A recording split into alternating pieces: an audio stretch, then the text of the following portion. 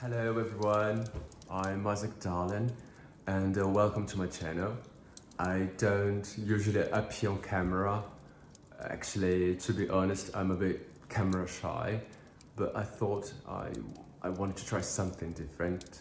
So over the past few months, we spent so many hours together reading through these books, and you've never really met the person behind the voice. I would like to introduce you to my little reading corner. And tonight we're going back to the First World War and to the Carpathian Winter War of 1915. And I'll be reading Blood on the Snow by Graydon A. Tunstall. I hope you enjoy. The Winter War of 1915 presents one of the most significant and, in terms of human sacrifice, most tragic chapters of World War I military history. The Winter Mountain battle that pitted Allied Austro-Hungarian and German armies against Russian troops was unprecedented in the age of total war. The Carpathian Krieg comprised 3 separate campaigns launched by the Habsburg Supreme Command from mid-January to April 1915. The Eastern Front operation, which ultimately engaged more than 1 million men on each side, could hardly have been conducted under worse conditions. The Carpathian theatre lacked the railways, roads, communication lines, and other important resources necessary for manoeuvring mass armies. Moreover, the contenders soon found themselves ensnared in an inhospitable mountain environment in wintertime. The 3-month campaign, which ended in spring 1915, left the Austro-Hungarian army under Chief of the General Staff Konrad von Hotzendorf in shambles. The Russians did not fare much better. Casualties on both sides surpassed those of the so-called blood pump battles of Verdun and Somme in 1916, earning the Carpathian Winter War the dubious title of the Stalingrad of World War I. Historically significant, though little known, in the United States virtually unknown, the Carpathian Krieg served as the background to the Gorlick-Tarnow offensive, the Central Powers' greatest victory of World War I. The months-long campaign saw some of the most brutal combat of the war. Before the last rifle fell silent, the blood of some 1 million Austro-Hungarian, Russian and German soldiers soaked the snowy Carpathian terrain. Countless others lost limbs to frostbite or suffered similar debilitating fates. Exhaustive archival research has unearthed detailed eyewitness accounts of the battles that raged on the Eastern Front. Major primary sources are deposited in the Feldakten and Nachlass, private donation collections of the Vienna War Archives, others in the Budapest War Archives. These archival documents, many written in current script, oftentimes contradict the official Austrian historiography on World War I, Österreich-Ungarn's Letzter Krieg. Of particular importance to this study is the extensive manuscript collection of the Vienna War Archives. Several manuscripts detail the events of key participants in the Carpathian Winter War, including those of the South Army, a combined Austro-Hungarian and German entity deployed to support the buckling Habsburg front lines. The conditions encountered by Hungarian troops, particularly Group Somme, are recorded and housed in the Budapest War Archives.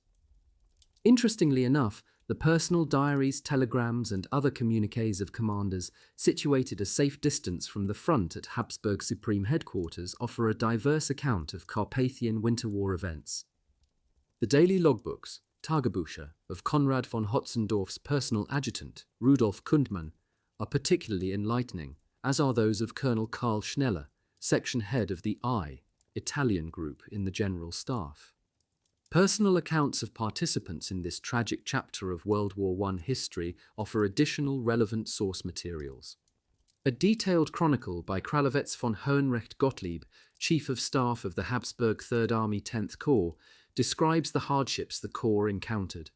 The Corps, one of the main offensive units deployed in all 3 Carpathian campaigns, was ill prepared for the winter weather and terrain conditions. Habsburg Colonel Georg Wyth, another key witness, describes in gut-wrenching detail the adversity his men encountered battling the Russian armies in the Carpathian hellhole. Wyth is cited in numerous important sources, including the Austrian official history of the World War.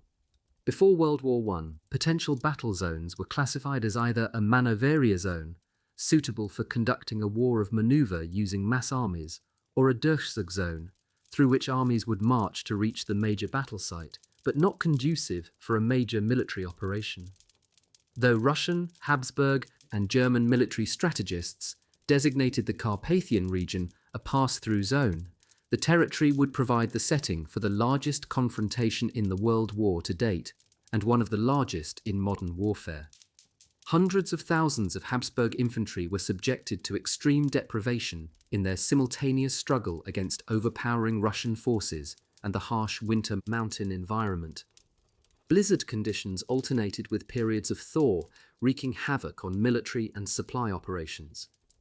The challenge to provide the front lines with a steady stream of food, supplies, ammunition, and artillery proved insurmountable.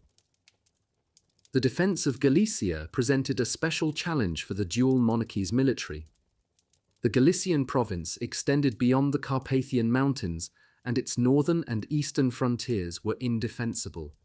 Though three major rivers traversed the province, the Dniester, the Moldova, and the Synonymous, none provided an effective defensive barrier. Thus, invading forces could attack from three directions. The extremely limited road and rail access to Inner Austria posed another major problem in securing the monarchy. Entree to the region required navigating 5 major Carpathian passes, a time-consuming undertaking. In winter 1915, moving troops and supplies into the Carpathian Mountains proved a serious challenge, one that Habsburg's Supreme Command failed to overcome during the Carpathian campaign. Roads that were easy to traverse in the summer months required several hours, often days, to navigate in winter. However, of all the Habsburg military's missteps, its blind adherence to the short war dogma is perhaps most noteworthy.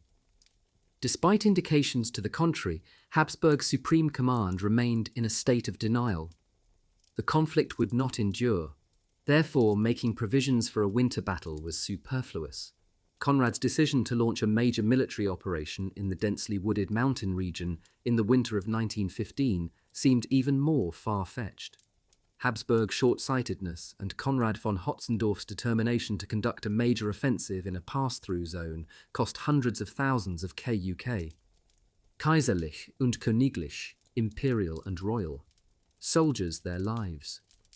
In the 3 months spanning the Carpathian Winter War, Habsburg's Supreme Command deployed infantry masses into the mountainous theatre with no provision for winter uniforms or suitable equipment. The men's boots, with soles constructed of cardboard, quickly disintegrated in the wet and snowy conditions. The more fortunate received winter clothing from home. Icy mountain slopes caused many to lose their footing and their lives slipping into the path of Russian sniper fire. Contrary to official Austro-Hungarian military reports, the majority of Carpathian War casualties were not related to combat. Hundreds of thousands of Habsburg troops fell victim to Der Weiße Tod, the White Death.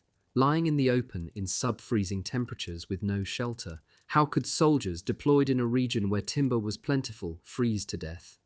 The answer lies in Habsburg Supreme Command's stubborn refusal to acknowledge the possibility that the war would extend into the winter months. Conrad's troops were sent to the Carpathian War Theatre without the most rudimentary winter provisions, including warm clothes, winter boots, and saws with which to fell trees for firewood. All 3 Habsburg offensives relied heavily on the element of surprise, a factor all too often compromised by poor weather and terrain conditions, which gave the Russians ample time to initiate countermeasures. Conrad's armies became easy targets for Tsarist troops situated on well-fortified positions on dominating terrain in late December 1914 and early January 1915. The Habsburg attackers were forced to strike uphill amid a volley of Russian gunfire. Moreover, Tsarist troops were better acclimated to the cold and adept at exploiting the winter weather conditions to their advantage, oftentimes attacking unsuspecting Habsburg troops during a snowstorm. The Carpathian mountain range, stretching in an arc from the Czech Republic in the northwest to Slovakia, Poland, Hungary, Ukraine and Romania in the east, and Serbia in the south, evokes legendary tales of werewolves and vampires, particularly the region of Transylvania. For participants in the Carpathian Winter War, life in the mountains became a terrifying ordeal, particularly at night. Wolves howled, wind whistled through the trees, and ominous shadows rattled the nerves of the most daring souls. While lying in the open with no shelter during the long winter nights, soldiers' fears of an enemy ambush intensified. Survival required the utmost physical and mental fortitude. In many respects, survival meant leaving the civilized world behind and relying on primal instinct. Veterans of the Carpathian Winter War later recalled feeling surrounded by death and a lingering sense of impending doom. Many were unable to cope and committed suicide. Mountain warfare, as characterized by the Carpathian winter offensives, produced a combat experience vastly different from the trench warfare of the West. Heavy rainfall and blinding snowstorms left little time for rest or relaxation. Discomfort became the order of the day as troops became susceptible to lung disease, exposure, hypothermia, and frostbite. Snow, ice, and the rugged mountain terrain made large-scale troop movement difficult. The Carpathian mountain terrain, which was considered unsuitable for large unit warfare even in the summer months, complicated military operations and supply efforts, and it placed increased physical demands and risks on the soldiers. The physically demanding daily routine of maintaining roads and reconstructing positions damaged by enemy action left Habsburg troops physically and morally weakened. Readers of this investigation will note the frequent depiction of Habsburg troops as utterly exhausted and increasingly apathetic. At the risk of sounding repetitive, the mental and physical condition of Habsburg troops is critical to understanding the Carpathian Winter War. The exhaustion experienced in combat under winter conditions is incomprehensible to those who have not suffered under such circumstances. Reading the daily logbooks of Habsburg units participating in the Carpathian Winter War, one would be hard-pressed to find an entry that did not include the words "ganz erschöpft," utterly exhausted. The men's physical and mental exhaustion was exacerbated by hunger. Food supplies often did not reach the front, and those that did were often frozen solid. The men began to hallucinate about food, driving them to near insanity. In the winter of 1915, not only did Habsburg Supreme Command decide to deploy massive armies into a region unfit for a major combat operation, but also it did so with no provision for the most basic of necessities: food, clothing, and shelter. Combat exhaustion became even more widespread when a shortage of reinforcements forced soldiers to man the front lines for months at a time with no rehabilitation. Such was the fate of hundreds of thousands of Austro-Hungarian soldiers in the Carpathian Winter Campaign. Few conflicts, including World War I and World War II, have recorded such debilitating experiences. As a recent study on the psychological effects of war explains, in war there's perhaps no general condition that is more likely to produce a large crop of nervous and mental disorders. The cumulative effects of exhaustion, hunger, and combat on a soldier are multifold. One is the physiological effect of battle stress on the human body. Sleep deprivation and too little food compound the effect, which natural elements, including rain, snow, cold, and the dark of night, then exacerbate. These factors in combination create a state of prolonged and great fatigue. Combat-induced stress causes the nervous system to alter its inner survival instinct. Bodily functions are similarly affected, often after the fighting has ended and the soldiers become weary. During combat, soldiers' emotions rise and fall in dramatic sequence. That the soldiers could not escape their fate or overcome the violence during fighting periods pushed them into states of profound emotional and physical exhaustion. The men often drew inside themselves, finding it extremely difficult to communicate with anyone who had not suffered the same experience.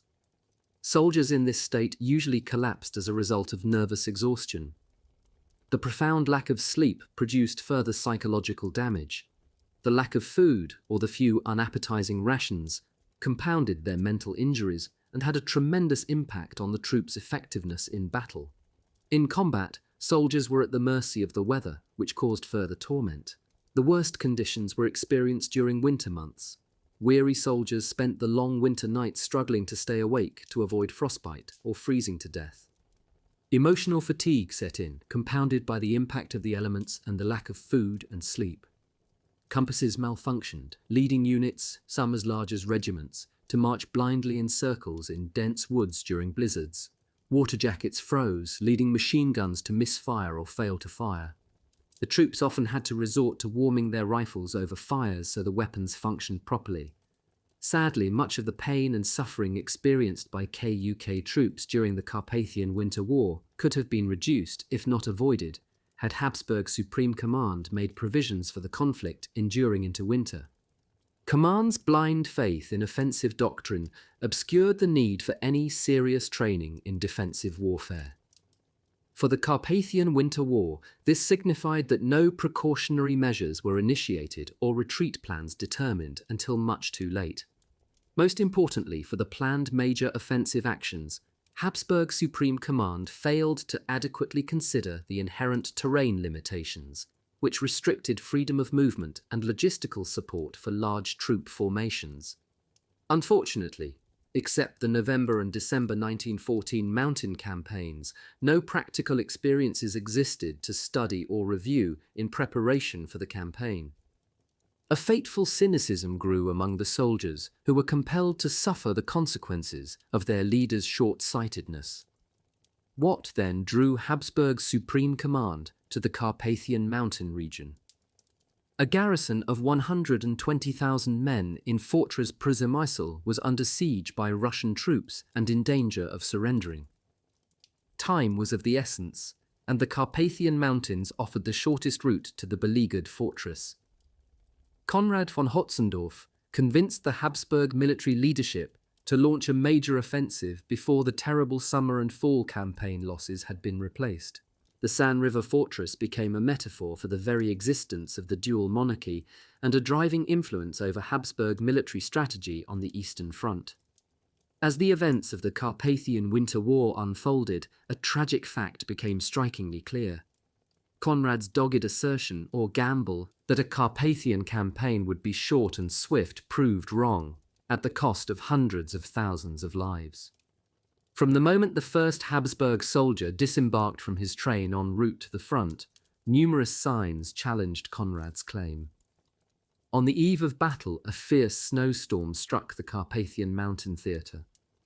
The attack order was given even though poor weather and terrain conditions had delayed the arrival of all the intended troops. Consequently, too few soldiers were deployed on too broad a front.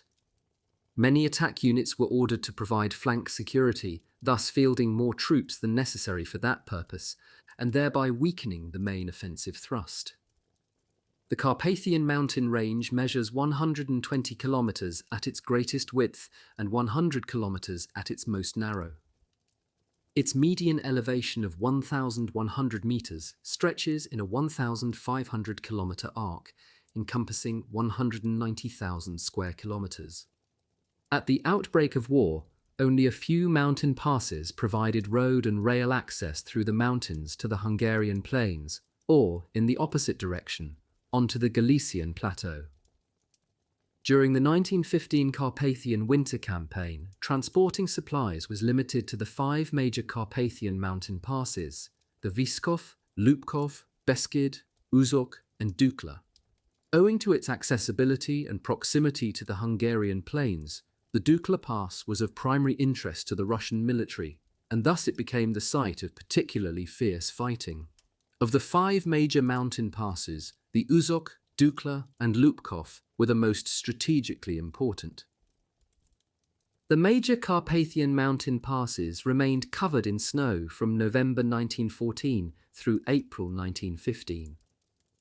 A sudden rise in temperatures turned snow to rain, resulting in widespread flooding in the valleys.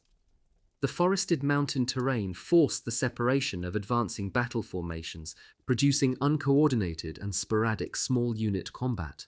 Units frequently became lost and were unable to rejoin their formations. The Uzuk Pass, some 45 kilometers southeast of the Lubkov Pass, featured steep roads and cavernous mountain ravines that provided access to the Dniester and Strij valleys, which were strategically important to the Habsburg Carpathian offensive.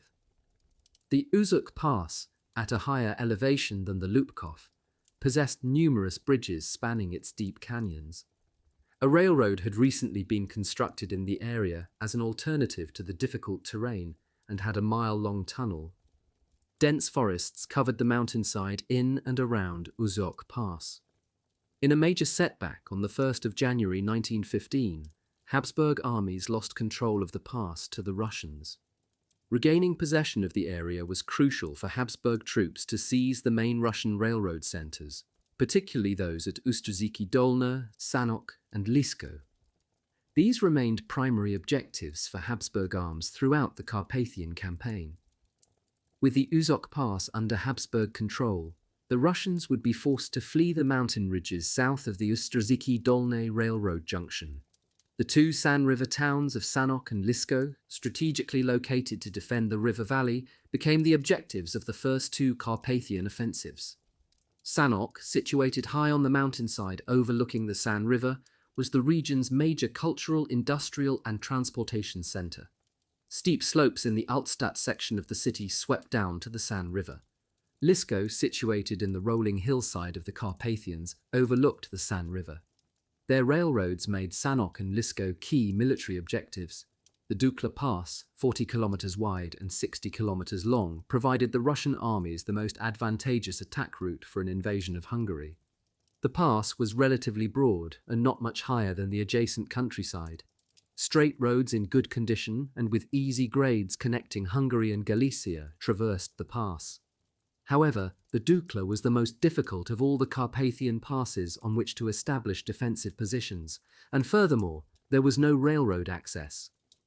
Early in the Carpathian Winter Campaign, the Russians had seized the two minor passes on either side of the Dukla and designated the pass a major jumping-off point for counterattacks once the Habsburg offensive commenced. Behind the Dukla depression, a railroad line led to Mezőlábok, a major communication center possessing the only double-track railroad into that key area. Thus, Mezőlábok became the brass ring both sides fought fiercely to possess, particularly when Russian General Ivanov launched a counterattack 3 days after the start of the First Habsburg offensive. The Lubkov was the highest and largest of the 5 main Carpathian mountain passes. Located some 20 kilometers southeast of the Dukla Pass, its access to both Fortress Przemysl and Hungary made the route strategically important. The Lubkov had a good road that crossed the crest 3 or 4 miles to the northwest, but zigzagged as a result of the steep slopes and ridges on both sides. The thinly forested pass featured no dominating heights.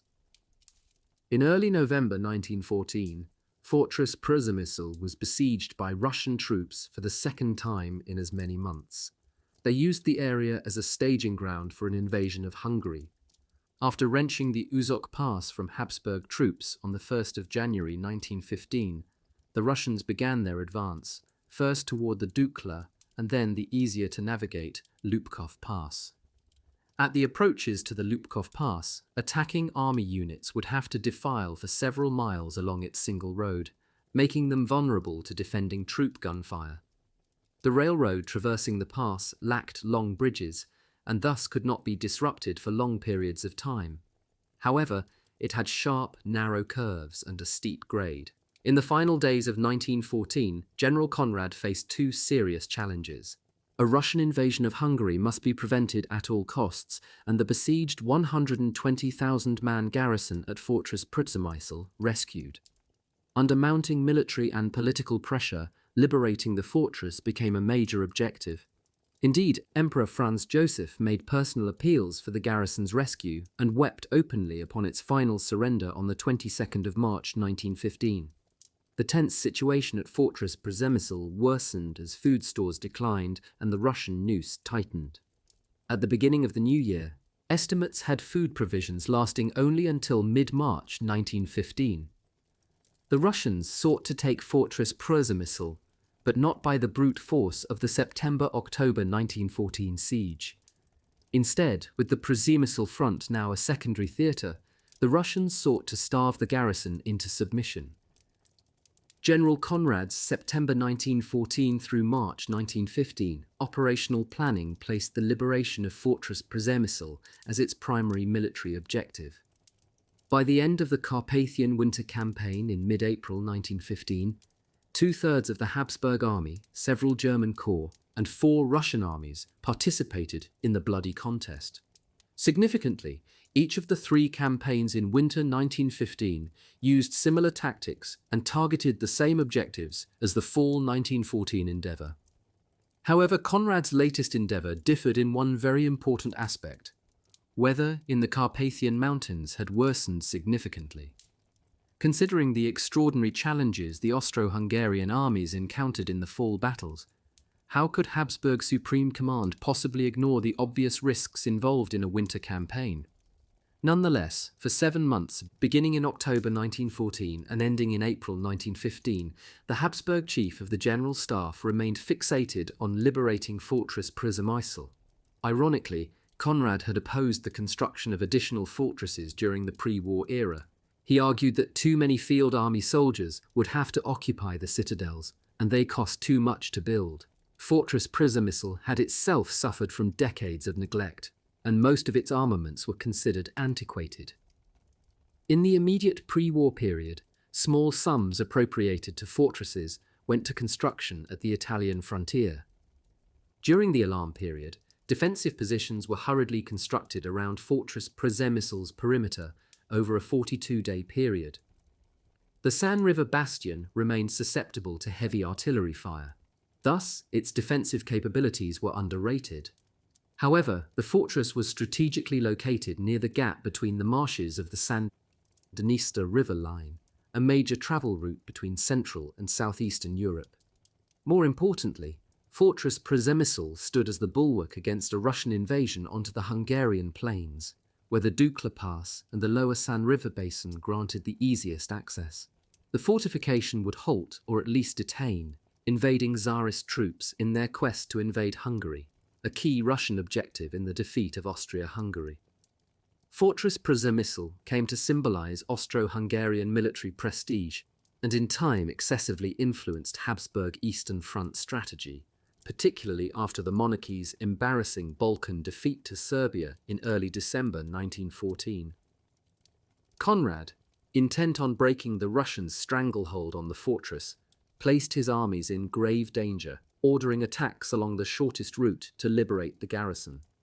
In each of the winter campaigns, Habsburg troops were ordered to launch uphill frontal assaults. Disregarding the fact that Habsburg troops had yet to recover from the severe bloodletting of the summer and fall 1914 campaigns, Conrad now ordered his badly shaken armies to undertake what amounted to a suicide mission. Not surprisingly, the Austro-Hungarian army incurred horrendous casualties and reduced the Habsburg army of 1914 to a militia, Miliz, or skeleton army. The severe loss of professional officers and soldiers in the early campaigns led to its designation as a Landsturm army. The astounding casualties early in the war necessitated the reorganization of the Austro-Hungarian army in October 1914 and again before the Carpathian Winter War. By fall 1914, the KUK army deployed when war was declared had largely been destroyed. The destruction of the dual monarchy's professional officer corps forced the need for retired and replacement officers to return to duty. These reserves and older soldiers were physically incapable of withstanding the rigors of mountain warfare, were unfamiliar with modern military techniques, and lacked the professional officer corps' leadership and language skills, critical for maintaining cohesiveness in a multinational army. Such deficiencies significantly influenced the monarchy's Eastern Front military operations. During the 1915 Carpathian campaign, the replacement of professional soldiers with inexperienced officers, along with poor strategic planning, led to ongoing battlefield defeat. The Carpathian Winter War proved significant for many reasons. It would be the final campaign for the once revered KUK army. In the chaos of the opening battles, the Habsburg army sacrificed 40%, 420,000 men, of its mobilized combat troops, 100,000 dead, 220,000 wounded, 100,000 prisoners of war. Only 404,000 professional officers, non-commissioned officers, and soldiers of the million-man army fought in the initial August-September campaigns. Thus, well over half of the Habsburg army was now made up of reservists or Landsturm troops, comparable to the US pre-Iraq War National Guard. Tons of war material, weaponry, food, 216 artillery pieces, and 15,000 railroad rolling stock and hundreds of kilometers of railroad tracks and locomotives were also forfeited in battle and subsequent retreat. Furthermore, in sacrificing Galicia, grain warehouses and important manpower were also lost. How could these be replaced? From a tactical standpoint, the Habsburg military leaders failed to incorporate the lessons of modern warfare and instead continued launching sacrificial uncoordinated infantry attacks without sufficient artillery support. Officer corps training was inconsistent, and candidates were not appropriately trained for the 1914 war conditions. Many were unable to meet the demands of modern war and lacked the necessary strong will. By the time the Habsburg military used more modern warfare tactics and updated its arsenal of weaponry at the behest of its German ally, it was almost too late. Waning confidence in Austro-Hungarian military leadership incited the Germans to increasingly impose their command influence on Habsburg Eastern Front operations. Major squabbles over command issues first arose during the Carpathian Winter Campaign, not the Brusilov offensive, as many have suggested. In retrospect, Austria-Hungary's calamitous defeat in the Carpathian Winter War can justifiably be attributed to the missteps of the Habsburg Supreme Command. Not once during the entire campaign did Conrad, or any member of his operations bureau for that matter, visit the front to assess the true situation.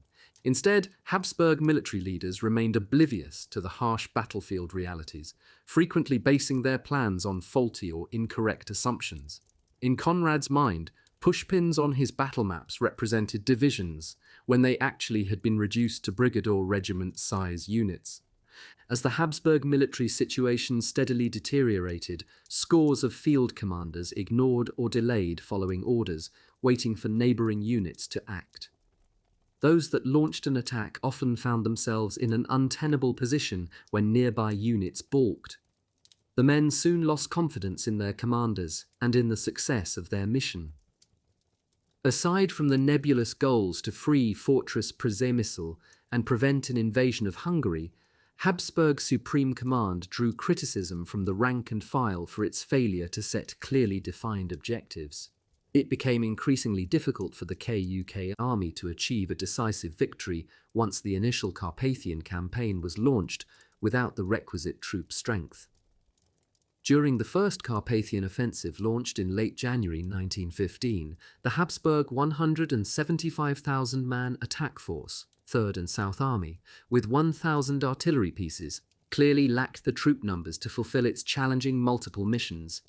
So why did Conrad insist on undertaking a grandiose military operation without the necessary troop mass? Had additional units been deployed for the initial offensive, as they would be later on, perhaps the campaign could have succeeded.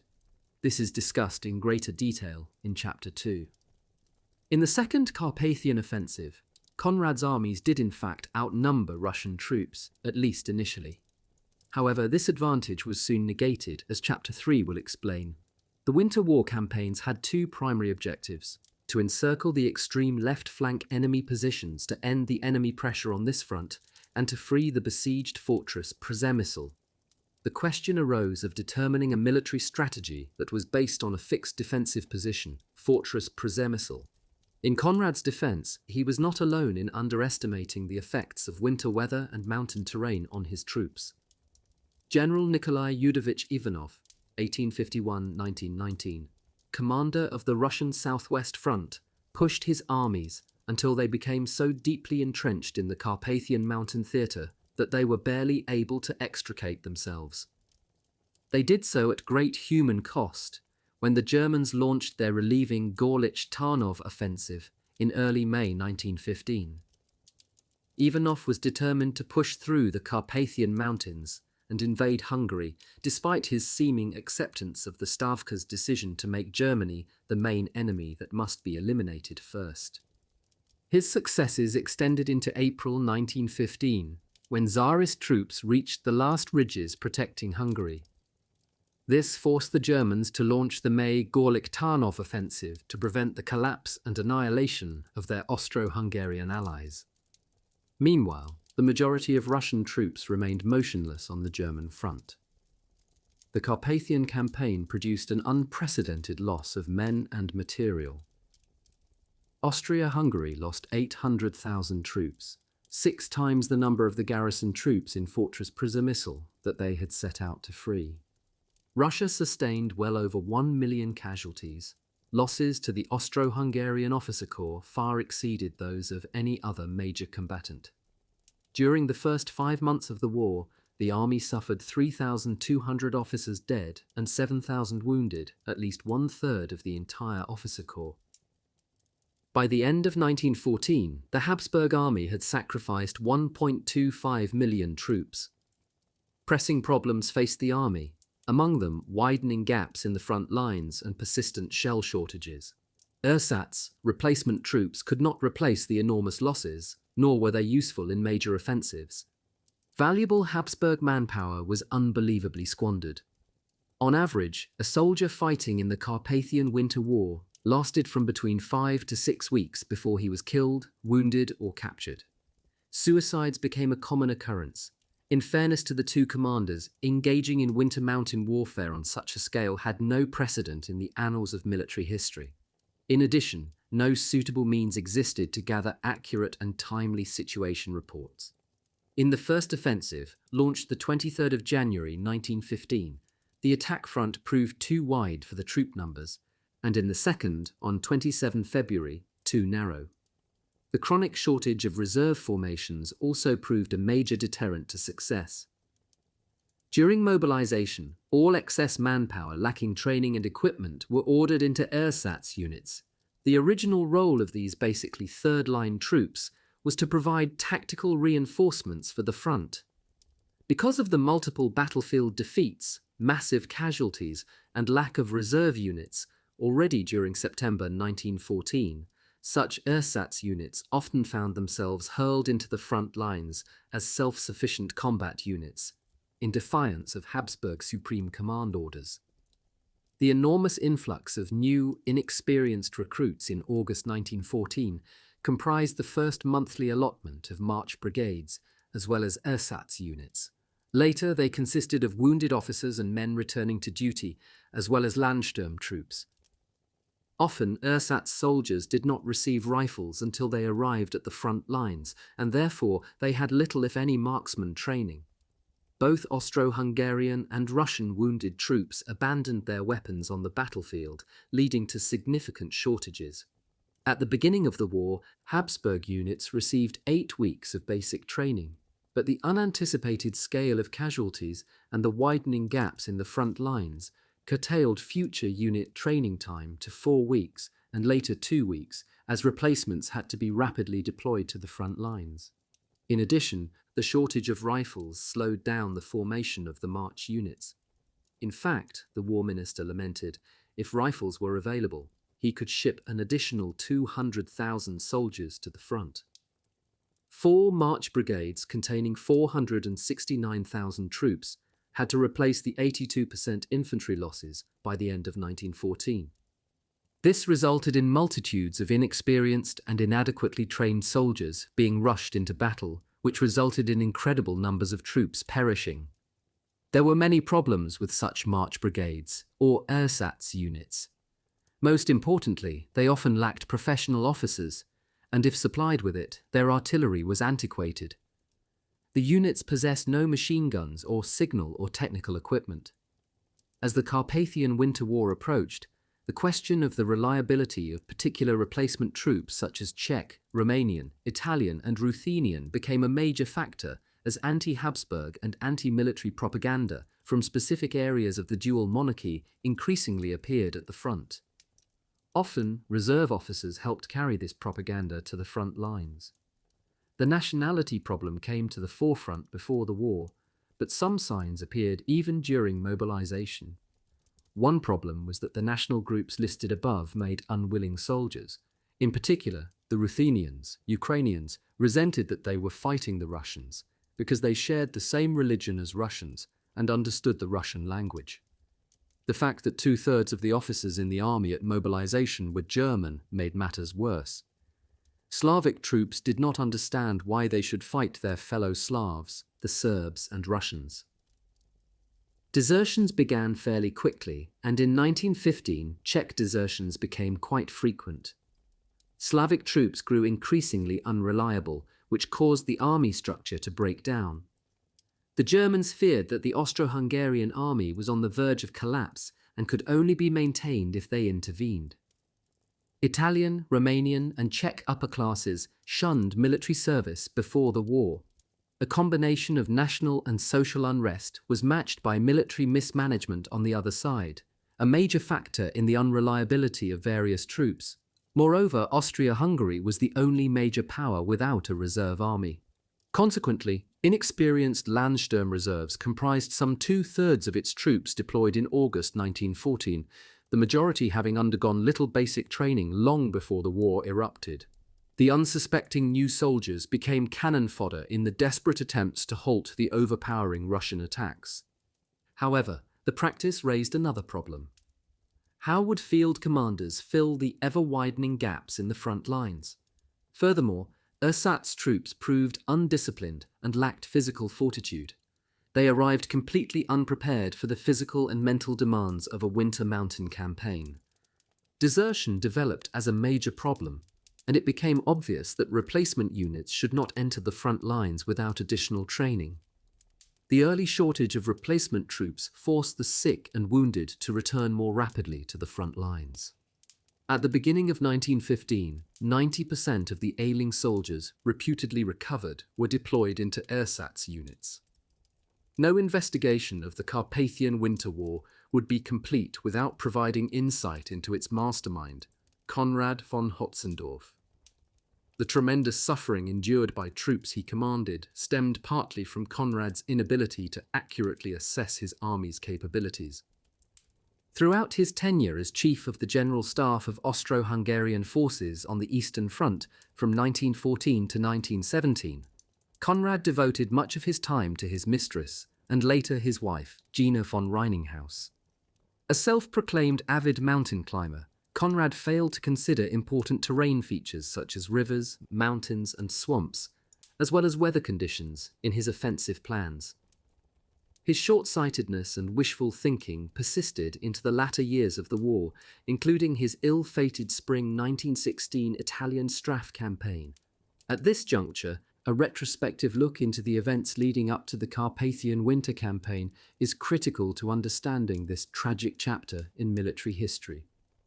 When the Central Powers declared war in July and August 1914, Austria-Hungary represented the least militarily prepared European great power.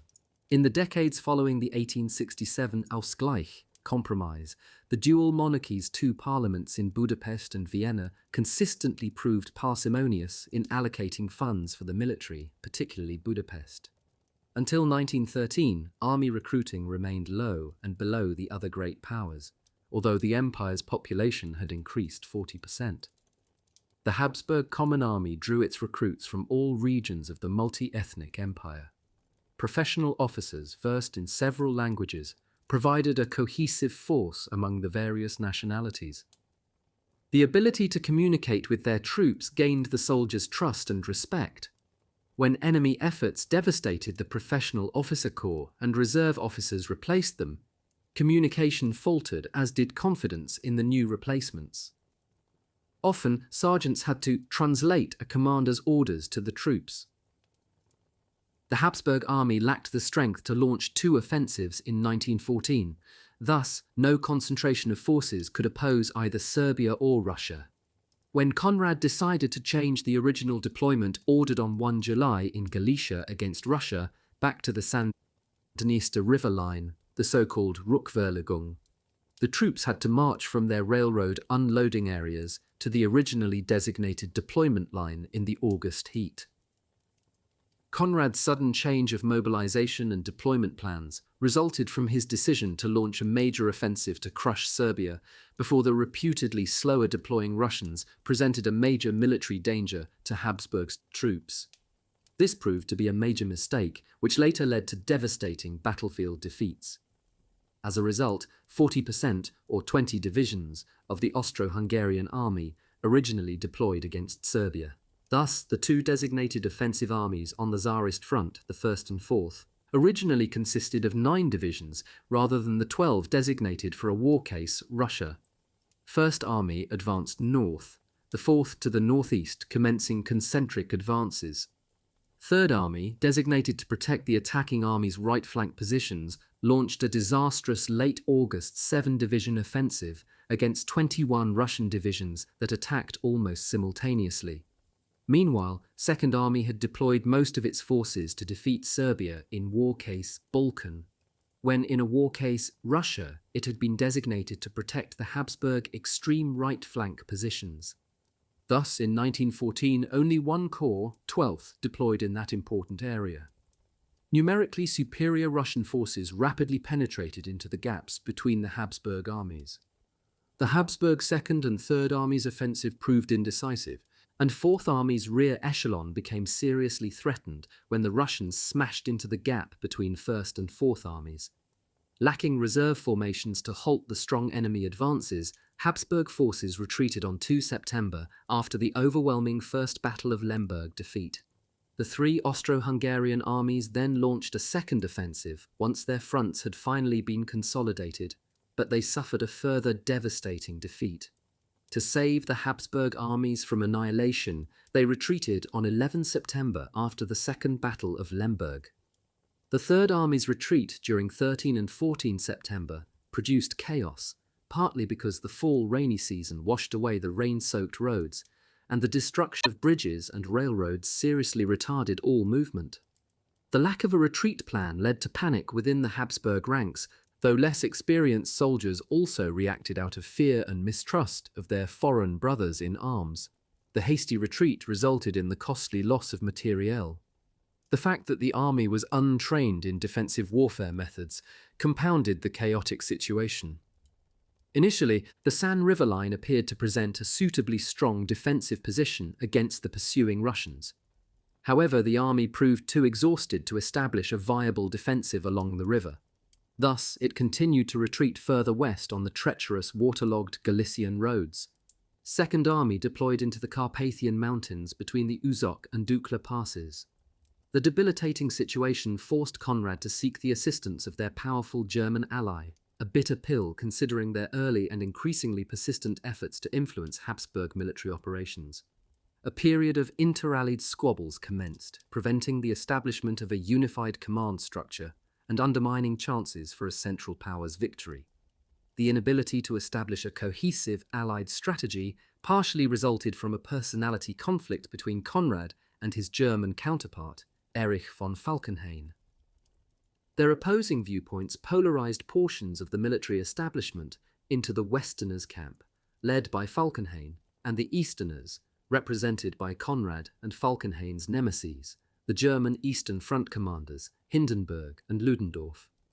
The Westerners believed that ultimate victory could only occur on the Western Front, but during December 1914, that front settled into trench warfare, with massive troop concentrations opposing each other along the lengthy battlefront, which stretched hundreds of kilometers.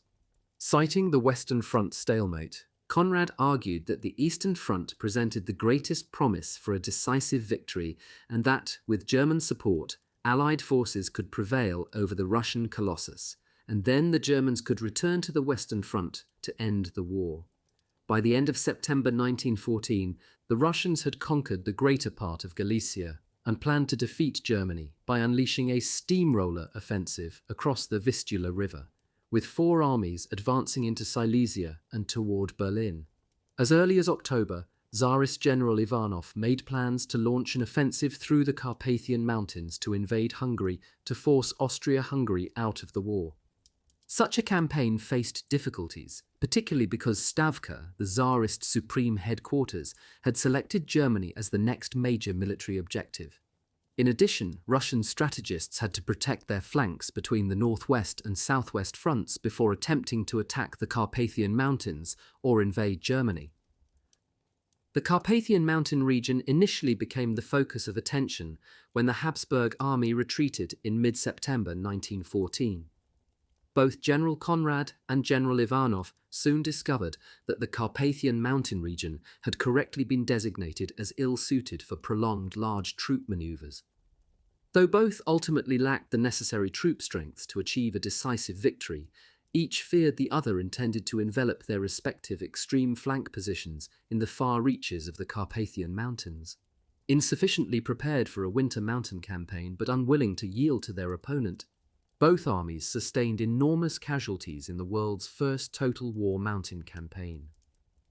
Both also rushed to launch an offensive in the inhospitable mountains, because Conrad and Ivanov believed that the first who seized the opportunity to launch an offensive would gain a critical advantage. But there was a major determinant of the Carpathian campaign.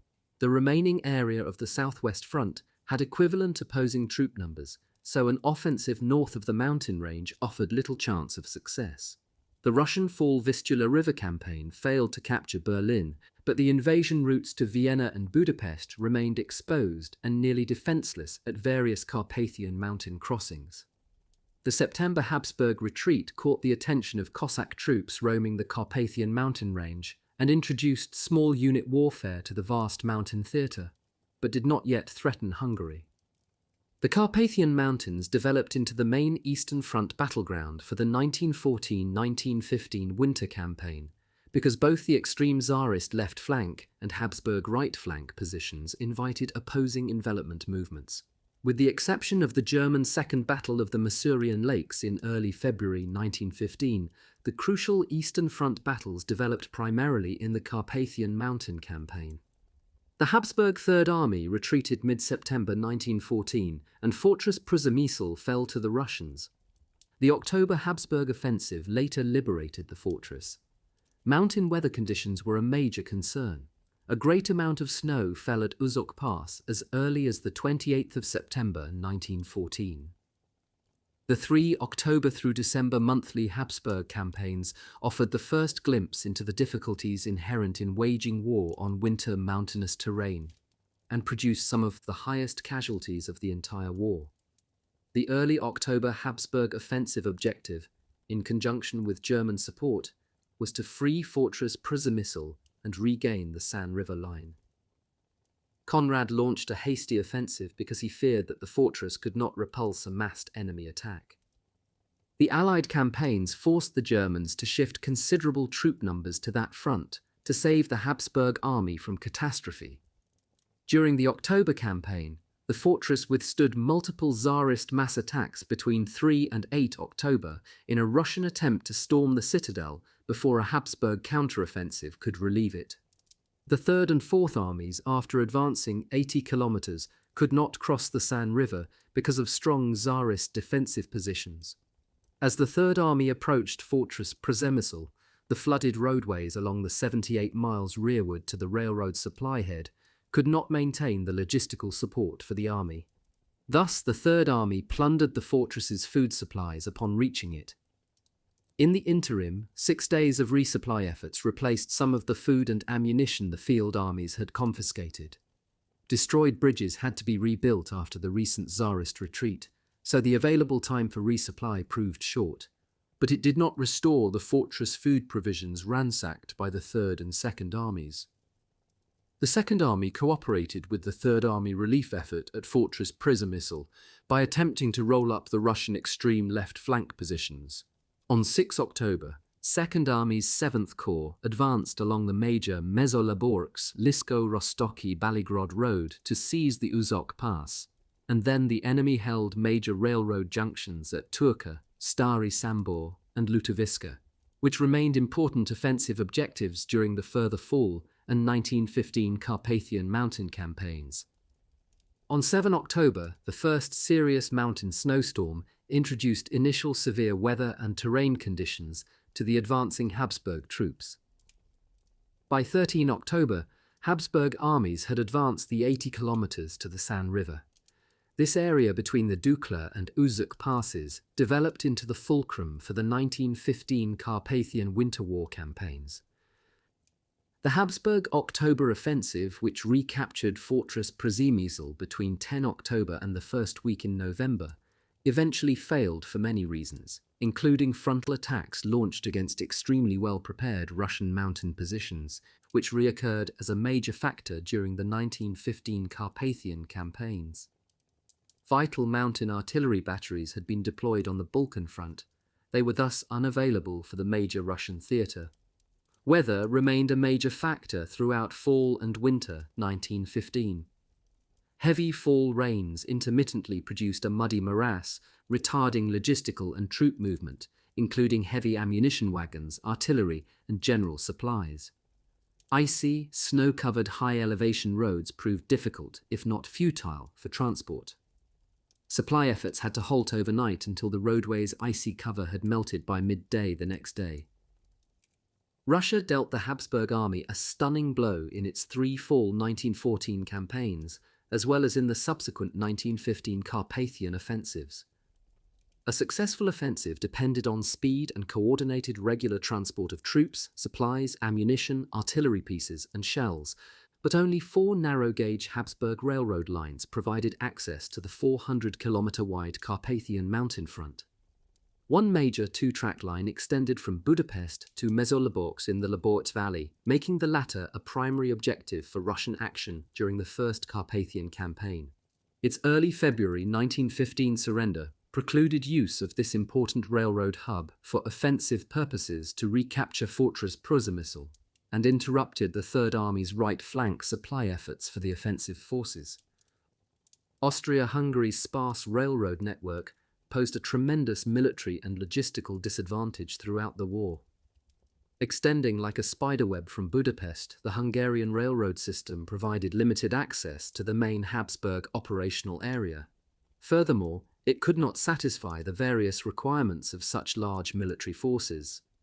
The huge number of troop transports overtaxed the low-capacity rail lines, delaying the arrival of troop units, reinforcements, and war material, as well as transporting the wounded homeward. Internal political bickering between Austria and Hungary had for decades led to political impasse. Consequently, few railroads, stations, or ramps had been constructed from Budapest to the Carpathian Mountain region, a severe military handicap during the Carpathian Campaign.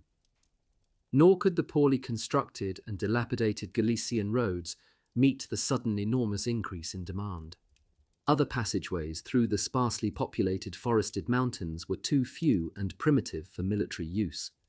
For each increase in rail troop transport intensity, there came a corresponding disturbance of ersatz, supply, and war material traffic. These factors disrupted the maximum technically feasible Habsburg rail traffic intensity, delaying all transport movement. 4 Habsburg armies and 42 divisions were ultimately transported into the wintry abyss. In early 1915, many units transferred from the Balkan and Galician fronts, the hinterland, and the German eastern and western fronts for the offensive undertakings. A total of 4,952 trains transported 168,080 sick and 26,240 wounded POWs from the Russian front to the hinterland.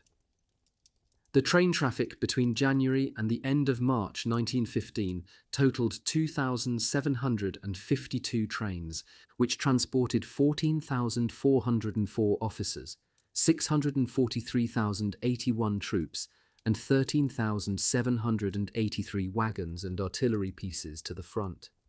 This encompassed 1 army commander, 10 corps commanders, and 42 divisions through 116 days and 2,547 trains. On average, 23 trains travelled per day and sometimes up to 54. The majority of units transferred to the Carpathian theatre arrived from the Russian front north of the mountains. These included 5 corps commanders, X, 18th, V, 4th, 11th, and 21 divisions on 1,288 trains. 3 corps commanders, 19th, 13th, 8th, and 7 infantry divisions were transported from the Balkan front in 615 trains.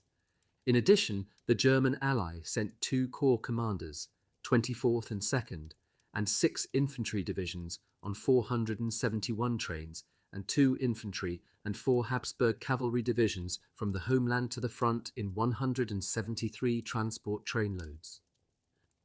Transport from the Russian front to the homeland during the same period included 346,829 sick and wounded and 92,600 prisoners of war. Tragically, Conrad could not replace the catastrophic 1.25 million losses incurred during the 1914 campaigns. By the end of December 1914, only 303,000 Habsburg troops remained between the Vistula River and the Romanian frontier to oppose the Russians. The San River fortress Przemysl citadel served as a guiding, or more appropriately, misguiding light for Conrad's Eastern Front strategy between October 1914 and April 1915. Rescue Przemysl became the Habsburg call to arms for the Russians' march to Budapest. The fortress had proven beneficial during the chaotic September Habsburg retreat, when it slowed the Russian pursuit at the fortress environs, preventing the Russians from invading Hungary and enabling the battered army to retreat unscathed from the San River line. Meanwhile, San River bridgeheads, hastily constructed to protect the northern flank of the fortress, surrendered, enabling the enemy to approach the fortress unimpeded. Conrad feared its loss, which he thought would represent the defeat of the army and the dual monarchy. Because of the lack of funding to upgrade the fortress before the war, all supply and building activities to make the citadel defensible occurred during the alarm and mobilization periods. Not until August 1914 did 27,000 workers provide preliminary preparations for the fortress mission to secure it against a preemptive Russian attack. That process terminated 42 days later. The fortress initially had to be protected against an anticipated mass Tsarist cavalry attack, and then secured against a possible siege. Pre-war planning had anticipated weeks, even months, to prepare the fortress for war, but by 1914, only a few weeks remained. Between 14 and the 18th of August 1914, the workers constructed new defensive lines, artillery positions, ammunition supply depots, and additional structures to plug the gaps between the various interval positions. By the time the Russians reached the fortress environs on 15 September, 7 new zones and 24 defensive positions spanned a 50-kilometer area. The fortress commander, General Kuzmanek, received his assignment just months before the declaration of war. The decision to deploy Habsburg Supreme Command headquarters within the fortress compounded his myriad problems, which interfered with fortress preparations and greatly increased its security problems. A series of 3 defensive lines consisting of concentric rings formed by 19 permanent and 23 smaller forts protected the fortress, which was 48 kilometers in circumference. The main citadel zones were completed, but secondary ones were only partially finished. The citadel's main weakness remained that it could not withstand modern heavy artillery fire. Fortunately, the Russians' heaviest artillery received priority for the German, not Austro-Hungarian front. Once besieged in September 1914, the fortress bound 9 Tsarist infantry and 2 cavalry divisions. After its second siege commencing on 4 November, the fortress became a secondary theatre, tying down fewer enemy troops, 6 infantry and 1 cavalry division. A German October offensive attempt to seize Warsaw at the lower Vistula River front initially relieved the pressure on the gravely threatened Austro-Hungarian lines. The German drive forced the Russians to retreat on the southwest front to the San River and Kirov area to protect their flank positions between the northwest and southwest fronts. Later in November, when the Germans had to retreat before superior Tsarist numbers, they resumed their westward advance against the Habsburg army and encircled Fortress Przemysl for the second time on 8 November. The Russians utilized inclement weather conditions to sever all rail and road access to the fortress. The besieging 11th Army consisted of 6 infantry divisions and 1 cavalry division, representing half the troops deployed during the first siege. The fortress mission remained to repel any enemy offensive efforts and disrupt its rearward communication lines by binding as many Tsarist troops as possible. The second loss of the fortress represented a major blow to Habsburg prestige.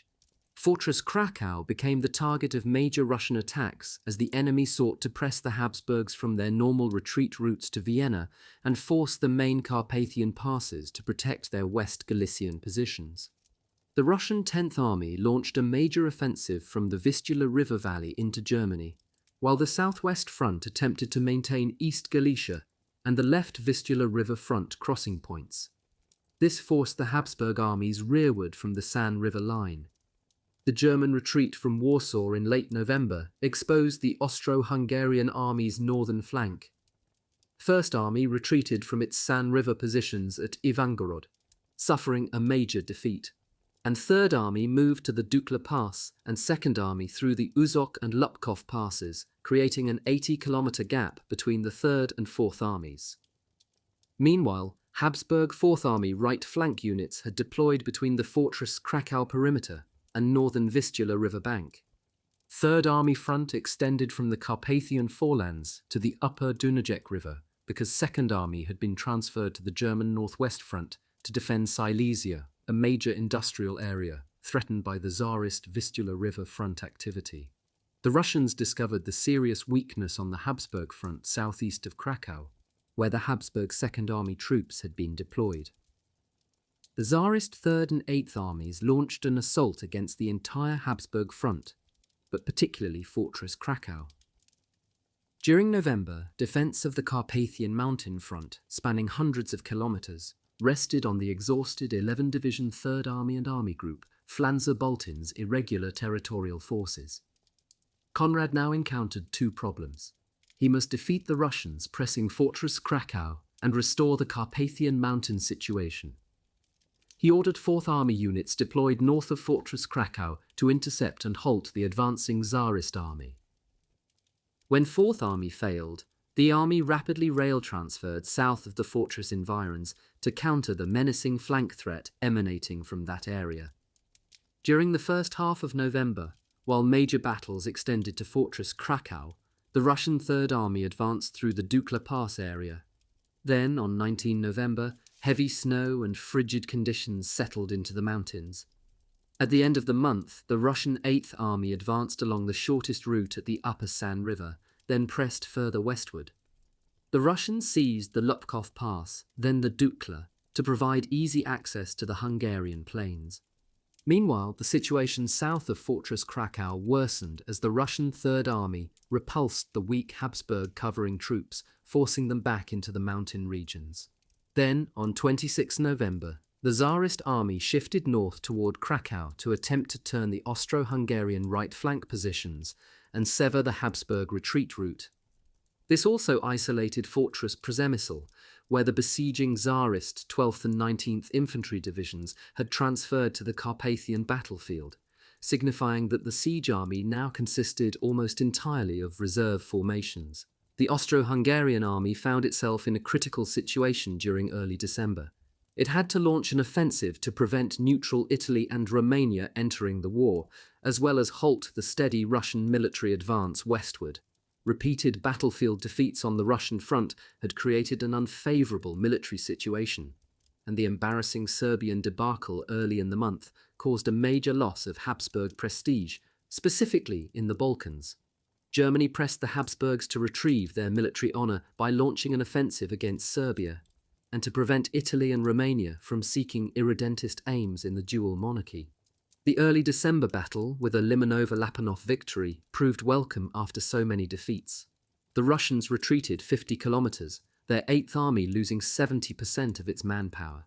The success temporarily prevented the Russians from invading Hungary, ended the threat to Fortress Krakow, and because of their threatened flank positions, it forced them to abandon a major campaign into Germany. At the height of battle in mid-December, the Third Army attacked the open Russian flank in the Carpathian Mountains. The assault forced Tsarist formations to retreat from the area and from the Fortress Krakow front, resulting in the Limanova-Lapanov victory, the first in the war for Austria-Hungary. At the same time, General Ivanov determined to transfer the mass of his armies into the Carpathian Mountain area as a prelude to an invasion of Hungary, because the road to Berlin lies through Austria-Hungary. During the ensuing late December campaign, the Russians secured their extreme left flank positions. After Limanova-Lapanov, Conrad ordered his depleted troops to pursue the retreating Russians, but that ended quickly on 17 December, mainly because of high casualties and an enemy counteroffensive that hurled Habsburg forces rearward into the Carpathian Mountains toward the main ridges.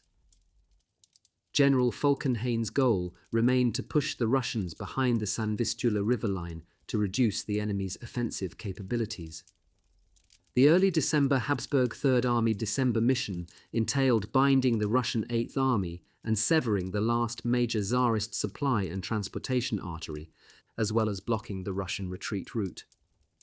In late December, when the Russians seized the critical Dukla Pass and created a defensive line extending from the Uzok Pass, they placed the Habsburg army at a great disadvantage. After Limanova-Lapanov, battle reports emphasized the enormous casualties and the extraordinarily strenuous physical efforts required to survive the inclement weather and harsh terrain conditions.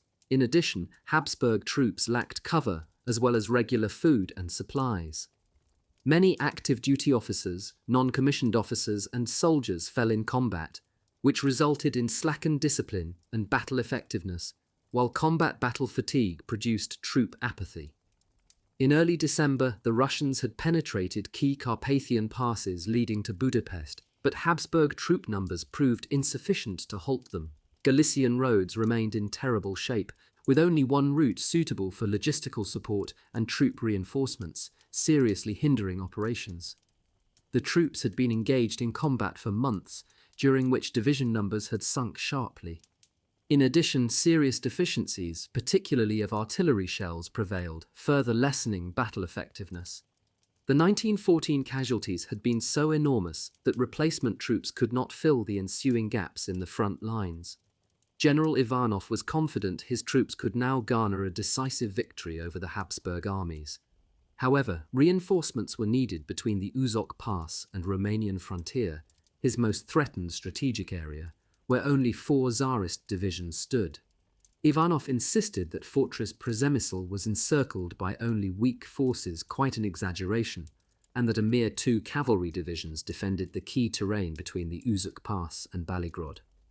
Tsarist reinforcements would have to transfer from the German Northwest Front, where the major Russian offensive had been scheduled. Ivanov planned for his troops to traverse the Carpathian Mountains to invade Hungary, now that his flank positions had been secured. Intending to strike at the point of least resistance, he concentrated troops near Mezőlaborc to occupy the main Carpathian mountain crossings. At the end of December, the Austro-Hungarian military situation appeared bleak, especially when considering the loss of professional soldiers. The army desperately needed time to recover from its ordeal and replace its enormous casualties. It also had to defend the major Carpathian mountain crossings against Russian advances, in particular because the Third Army had retreated far into the region and the Russians threatened to invade Hungary in early 1915.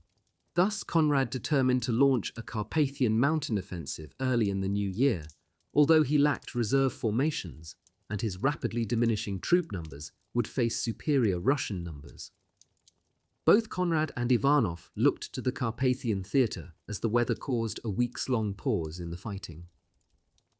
Chapter 1 traces Habsburg army preparations to launch the First Carpathian Offensive from early January 1915. Serious questions arise relative to the army's preparedness for a major military operation in such adverse winter mountain weather and terrain conditions. Further problems included the lack of artillery shells and difficulties deploying artillery on the rugged terrain, compounded by the difficult and unresolved logistical problems. Chapter 2 highlights the First Carpathian Offensive, launched on the 23rd of January 1915, and its catastrophic outcome. Chapter 3 describes the Second Carpathian Effort, launched on the 27th of February 1915. For the first time during the war, Habsburg forces initially outnumbered Tsarist troops. The chapter details their struggles to overcome 2 fierce adversaries, the overwhelming Russian forces and the terrible mountain conditions. Chapter 4 discusses the third and final Carpathian offensive in late March, scheduled to coincide with the breakout attempt from Fortress Przemysl, an objective of all three offensives, and the bloody April-Easter battle. With Russian troops on the verge of breaking through the battered Habsburg Carpathian Mountain defensive positions, an invasion of Hungary appeared imminent. The chapter concludes with the Gaulish-Tarnów offensive, the Central Powers' greatest victory of World War I, which spared the Habsburg army from final defeat and possible annihilation in the Carpathian War theatre. Chapter 1. Background to the battles. Those who do not know the conditions of mountains and forests, hazardous defiles, marshes and swamps, cannot conduct the march of an army. Sun Tzu, The Art of War. By January 1915, their Carpathian mountain exertions had left Russian and Austro-Hungarian troops exhausted. Weather conditions forced a pause in major operations, allowing both sides to rehabilitate. Localized isolated battles erupted when each sought to improve frontline positions, particularly those between Gaulish and the Uzuk Pass. Despite the relative quiet, neither side could rest, keenly aware of the considerable preparations necessary for upcoming battle. Habsburg troops prepared new defensive positions as they awaited the arrival of reinforcements. Air and cavalry reconnaissance monitored the location and concentration of Russian units while simultaneously identifying potential sites for positioning additional troops and artillery. Convinced of Russian intent to invade the region, Conrad planned a preemptive strike, and accurate intelligence was critical to the operation's success. Amid alarming diplomatic reports emanating out of Italy and Romania, Conrad staunchly advocated launching a Carpathian Mountain offensive. The region held the greatest promise for victory over the Russians, a win that would persuade Italy, Romania, and Bulgaria to remain neutral. Conrad's plan resurrected two of his earlier 1914 objectives, one defensive, preventing the invasion of Hungary, the other offensive, liberating Fortress Przemysl. The Dukla Hollow area thus became a key battleground for the operation. Habsburg Third Army Eastern Flank units, the major attack force, would strike in echelon formation toward the Lisko-Sanok railroads to sever the Russians from their major transportation centers. Initially, General Borowicz left flank forces, and neighboring Fourth Army's southern flank units were to assume a defensive stance. The success of the Third Army's operations hinged on regained control of Uzuk Pass and capturing the major railroads supporting the Russian troops along the San River. Deployed between the Romanian frontier and Vyškov ridges, Army Group Flantza-Boltin's mission was to protect the Third Army's extreme right flank. South Army troops, primarily Habsburg units, deployed into the Vald-Carpathan region east of Uzuk Pass between Third Army and Army Group Flantza-Boltin. From there, they had to traverse the Vereki Pass and Vyškov ridges and advance to the Strij River. If successful, South Army troops would either join the Third Army offensive or continue advancing eastward. Conrad's plan depended entirely on timing, surprise, and total cooperation among all participating armies. Under no circumstances should the operation falter and afford the Russians time to transfer in reinforcements. If everything went as planned, the battle would be short, and Habsburg troops would then be free to cross the Carpathian Mountains into Galicia. However, several aspects of Conrad's plan were flawed. The shortage of railroads in the Carpathian Mountain region slowed the mobilization and deployment of troop masses. Habsburg military strategists underestimated or simply ignored the significant demands placed on the troops. The severe weather conditions and rugged terrain left Habsburg troops exhausted and demoralized, making them ideal targets for insidious national propaganda. Reports of mass desertions among certain ethnic groups, most notably the Czechs, unnerved Habsburg's supreme command. Conrad committed grave, though perhaps unintentional, errors in planning his Carpathian campaign. The first late January 1915 offensive failed to adequately address the formidable logistical challenges inherent in winter mountain warfare. When the intended swift victory gave way to a prolonged winter confrontation, Habsburg troops had to battle superior Russian numbers without the benefit of a reliable support system. Positioned on higher ground, Tsarist sharpshooters gunned down Conrad's troops one by one as they slowly navigated through the deep snow, jokingly comparing it to a rabbit hunt. Many Habsburg soldiers took their own lives to escape the nightmare. Habsburg Third Army daily logbooks provide disturbing eyewitness accounts of the dreadful battle conditions, many of which diverge significantly from official post-war publications. Field commanders' pleas for additional rest and rehabilitation from the 1914 campaigns before the offensive's launch date went unanswered by Habsburg Supreme Command. Urgent requests for ammunition and additional troops can be found throughout the various Tagebücher. Habsburg military strategy focused on preventing a Russian offensive in the Carpathians for some time, with the notion that victory in that theatre would release some Habsburg forces for deployment elsewhere. The plan proposed that the Third and South Armies encircle Tsarist extreme left flank positions and then push them behind the San-Vistula river line, liberating Fortress Przemysl in the process. A Russian offensive could potentially neutralize Habsburg efforts and return the initiative to the enemy. In what would become the Second Battle of the Masurian Lakes in February 1915, the German Ninth Army attacked enemy forces over the Narev River, pressing the Russians behind the Vistula River. The resulting gigantic pincer maneuver, launched from widely separated Allied flanks, reincarnated Conrad's 1914 grandiose plan. This did little to endear Conrad to the Germans, who increasingly began to question his leadership abilities and the viability of the Austro-Hungarian armies. Mounting casualties, declining morale, desertion, and waning resistance power seemed to justify the Germans' concerns.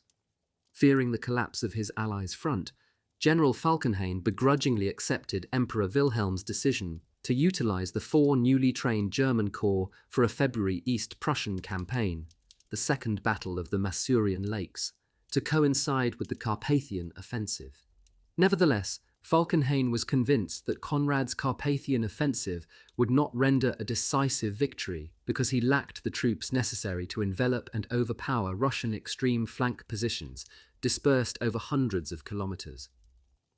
The South Army's need for mountain equipment for the upcoming offensive sparked yet another episode of Allied friction. In a 15 January telegram, General Ludendorff warned Conrad that he would withhold German assistance unless Habsburg Supreme Command agreed to provide the much-needed equipment. Ludendorff revealed that a number of German generals preferred that the South Army be deployed on more favorable terrain. Habsburg reconnaissance efforts intensified, despite inclement weather conditions.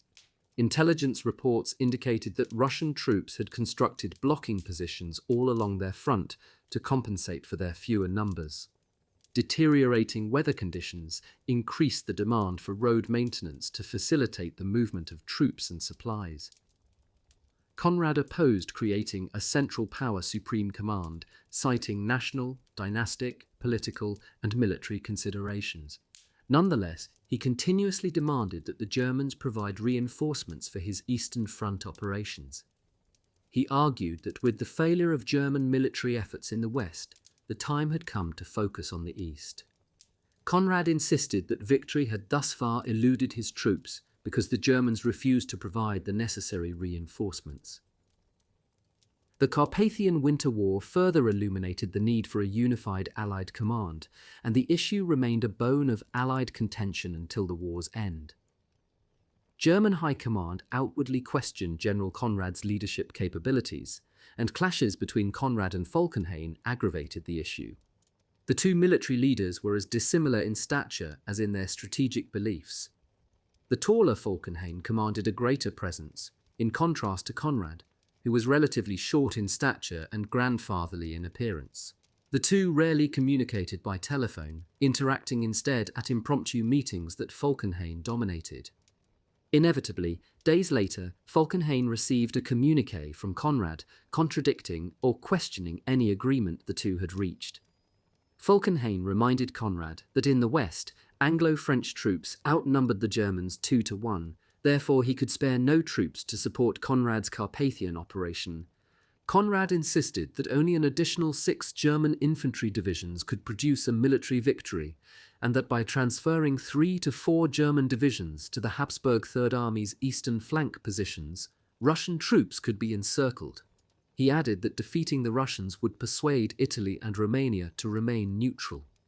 During their most recent exchange, Falkenhayn was surprised to learn that the Habsburg Third Army had been forced to retreat 50 kilometers into the mountains. When asked whether he could assure that the Habsburg armies deployed in the Carpathian Mountains could maintain their current positions, Conrad replied that he could not. Pressure to launch an offensive in the Carpathians also partially stemmed from bleak reports emanating from Fortress Przemysl. In early January 1915, Habsburg Supreme Command ordered the designation of a fortress minimal defending force, with the remaining garrison troops providing offensive punch for a future major breakout effort. The minimal defending force received orders to destroy important military objects within the fortress before joining any successful breakout effort. During the latter half of January, garrison forces reorganized in preparation for that breakout attempt. According to a 17 December situation report, the fortress could only hold out until 15 January. Horse feed would be depleted by 10 January. However, a later the 1st of January 1915 report estimated that the garrison could hold out until 18 February if 7,000 horses were slaughtered for their meat. Despite the reprieve, Conrad remained under intense pressure to take the initiative and rescue the fortress. The decision to slaughter horses to extend the fortress food supply naturally reduced the number of pack animals available for moving supplies and ammunition as needed, as well as transporting the sick and wounded to and from fortress perimeter positions. A 15 January report stated that slaughtering an additional 3,500 horses would extend the garrison's food supply to 7 March.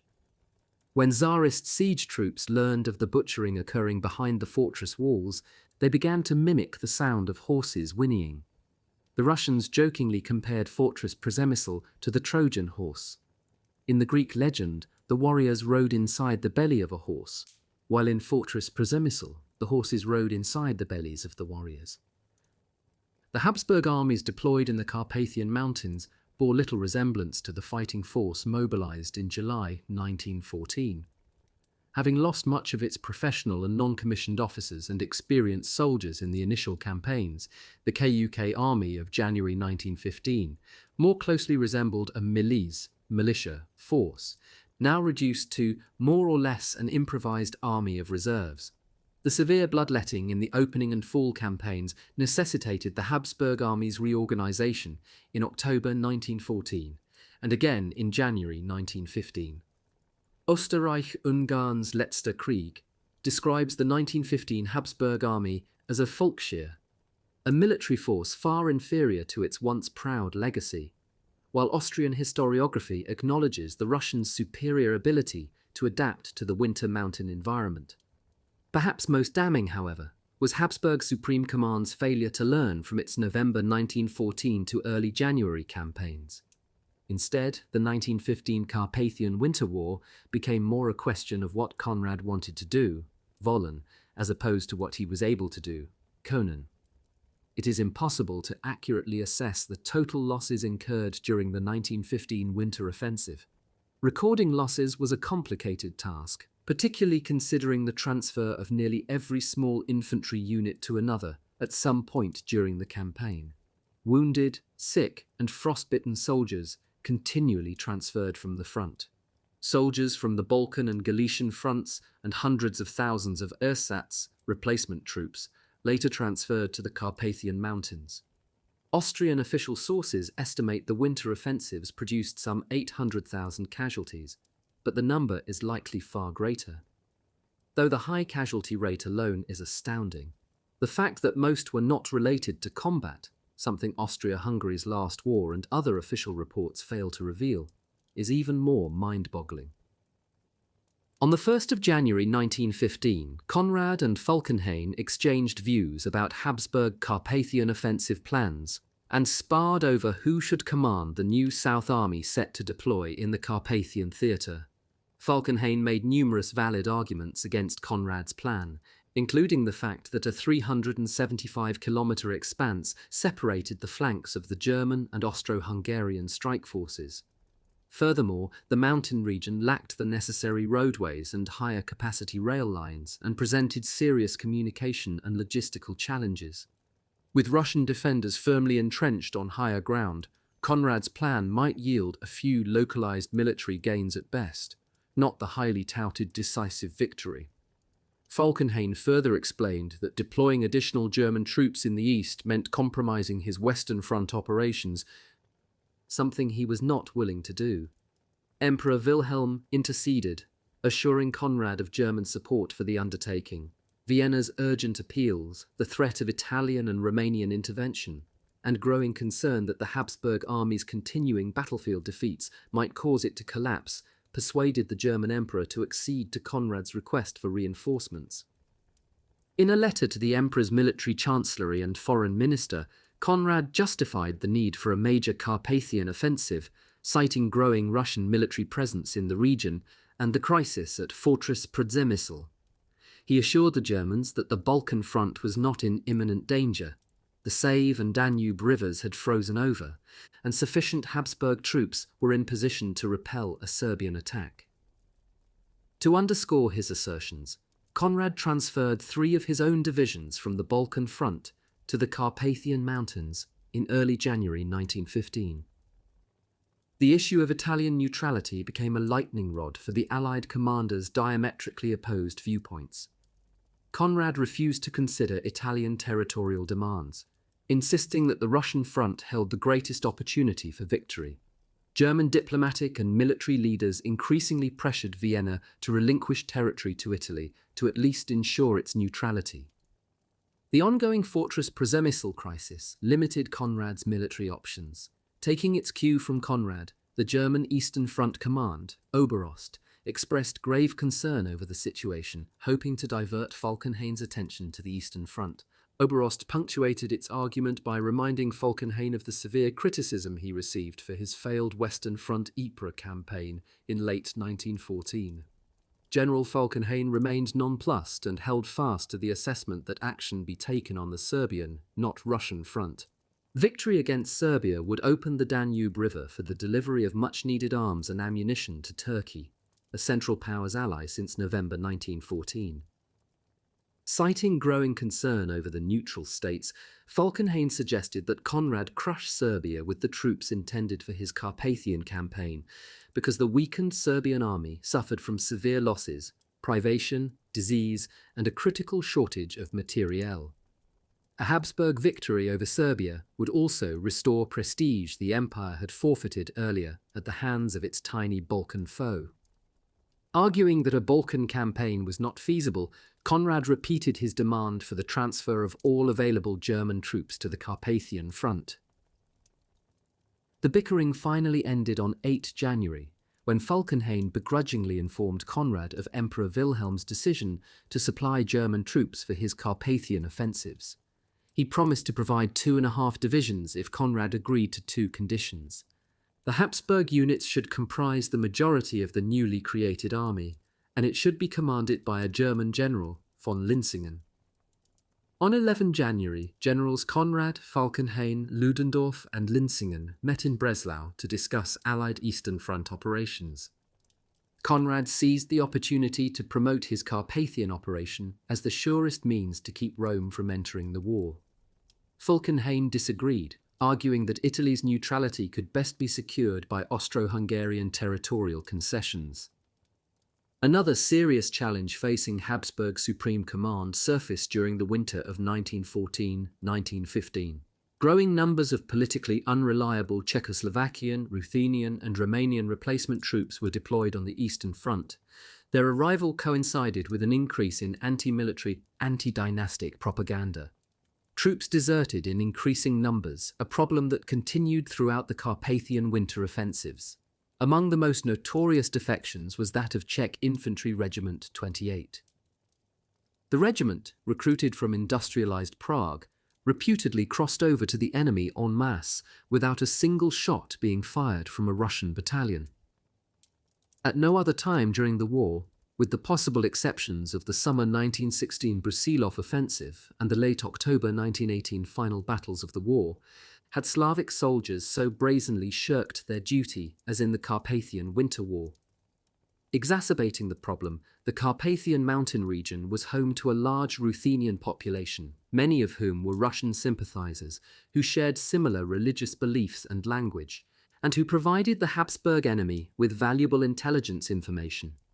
Not surprisingly, Austro-Hungarian troops deployed in the hostile region grew increasingly paranoid. Episodes of spy mania led to hundreds of civilians being charged with espionage and hanged. General Conrad concluded that only a swift and decisive action would prevent an enemy breakthrough of his thinning front lines. The Russian threat to the Dukla Valley and Uzuk Pass, gateway to Hungary, also must be neutralized. Conrad proposed launching an attack from Mezolaborch in the Lebuts Valley toward Lisko Ustrzyki Dolny Sanok. The objective was to seize the key rail connections located behind enemy lines and advance along the shortest route to Fortress Przemysl. In December 1914, Russian control of key Carpathian mountain pass positions gave Tsarist troops an important strategic advantage, one they utilized to deter advancing Habsburg troops. Efforts to outflank Tsarist positions required Conrad's troops to undertake long and strenuous maneuvers. Even so, the Russians skillfully avoided encirclement, retreating at the last possible moment to re-establish solid defensive positions. Few examples of major winter mountain battle existed before the Carpathian Winter War. Nonetheless, the problems Conrad encountered in the November and December 1914 campaigns should have remained fresh in his mind. Without exact timing, luck, and an efficient supply system, the Carpathian winter offensive was doomed to fail. Without any of them, it collapsed. On the Eastern Front in early January 1915, strong indications existed that Russia was increasing its Carpathian military presence. In the West, the Germans had settled into protracted trench warfare against the English and French after the First Battle at Ypres. Turkey established a front in the Russian Caucasus in late December and on the Middle Eastern Front. Its December victory left the Serbian army decimated and incapable of any large-scale operations. Russian military strategists, particularly General Ivanov, anticipated that an immediate attack could deal a death blow to Habsburg troops, which would persuade Italy and Romania to join the Entente. Situated close to railroad lines and on more traversable terrain, Russian troops were in an excellent position to carry out the plan. If needed, significant reinforcements could rapidly deploy into the mountains. General Ivanov obviously believed that a rapid offensive could best be launched against Austria-Hungary rather than Germany. This, however, raised a serious question. Once Russian forces broke through to the Hungarian plains, would they then be able to extricate themselves fast enough to avoid a possible major counteroffensive on their northern German flank? A campaign against Germany, Stavka acknowledged, presented a serious military challenge. German Eastern Front troop numbers had tripled since war was declared, and the efficient Prussian rail system permitted the transfer of large contingents to any battle zone. Russian maneuverability was much more limited on that front. Furthermore, if Tsarist troops deployed along the Vistula River attempted to invade German territory, their flanks would become exposed. General Ivanov's strategy in winter 1915 aimed to neutralize the threat to his extreme left flank Carpathian mountain positions before any attempt at invading Germany. Consequently, intense enemy attacks targeted Conrad's Third Army and endangered the neighboring Fourth Army to the north. Enemy action also threatened to isolate Army Group Flanzer-Boltin in the East Carpathian region. At a meeting in Seidlitz on the 17th of January 1915, Russian military leaders decided to launch a major offensive against Germany as a logical continuation of their 1914 Vistula River campaigns. A significant advantage of the plan was that many Northwest Front rivers, lakes and swamps would be frozen this time of year, facilitating troop movement. However, as so often the case, Stavka had divided counsel. The impasse led General Ivanov to focus on preparing for a Carpathian Mountain offensive, disregarding the decision that had made Germany Russia's primary target in early 1915. He began initiating steps to invade Hungary. Ivanov calculated that the action required only 14 to 18 days of preparation, including the transfer of troops and equipment. Maintaining a steady flow of supplies was critical. On the 13th of November 1914, Stavka's General Danilov requested that Ivanov prepare a detailed assessment of the Carpathian Front situation. Ivanov's Chief of Staff, General Alexeyev, responded to the request by offering explanations for the urgent need to transfer reinforcements to the Southwest Front. These included that Fortress Przemysl siege troops were too weak to sustain a forceful Habsburg attack, thereby requiring an additional 4 to 5 divisions worth of reinforcements. Alexeyev also noted that a mere 2 cavalry divisions defended key Uzok Pass and Baligrod positions, and that an invasion of Hungary necessitated additional manpower. He further insisted that mountain artillery was critical in view of the Carpathian terrain and weather, and he assured that, given the proper resources, the Southwest Front armies could garner important victories and thereby gain important political influence vis-à-vis the neutrals. In his closing argument, Alexeyev warned of a new German threat to the Southwest Front, even though, other than a 17 January telegram reporting the capture of a few Germans in the area, no evidence supported the assertion. The report, however, convinced Stavka to transfer 22nd Corps and 6 mountain artillery batteries to the Southwest Front, which impaired Tsarist 10th Army's efforts against the Germans at the Second Battle of the Masurian Lakes. When the war ended, Russian generals blamed General Ivanov's machinations for spoiling any chance of an early 1915 victory on the German front. Stavka's eventual support for Ivanov's plan attested to its weakness by allowing a front commander to interfere in major command decisions.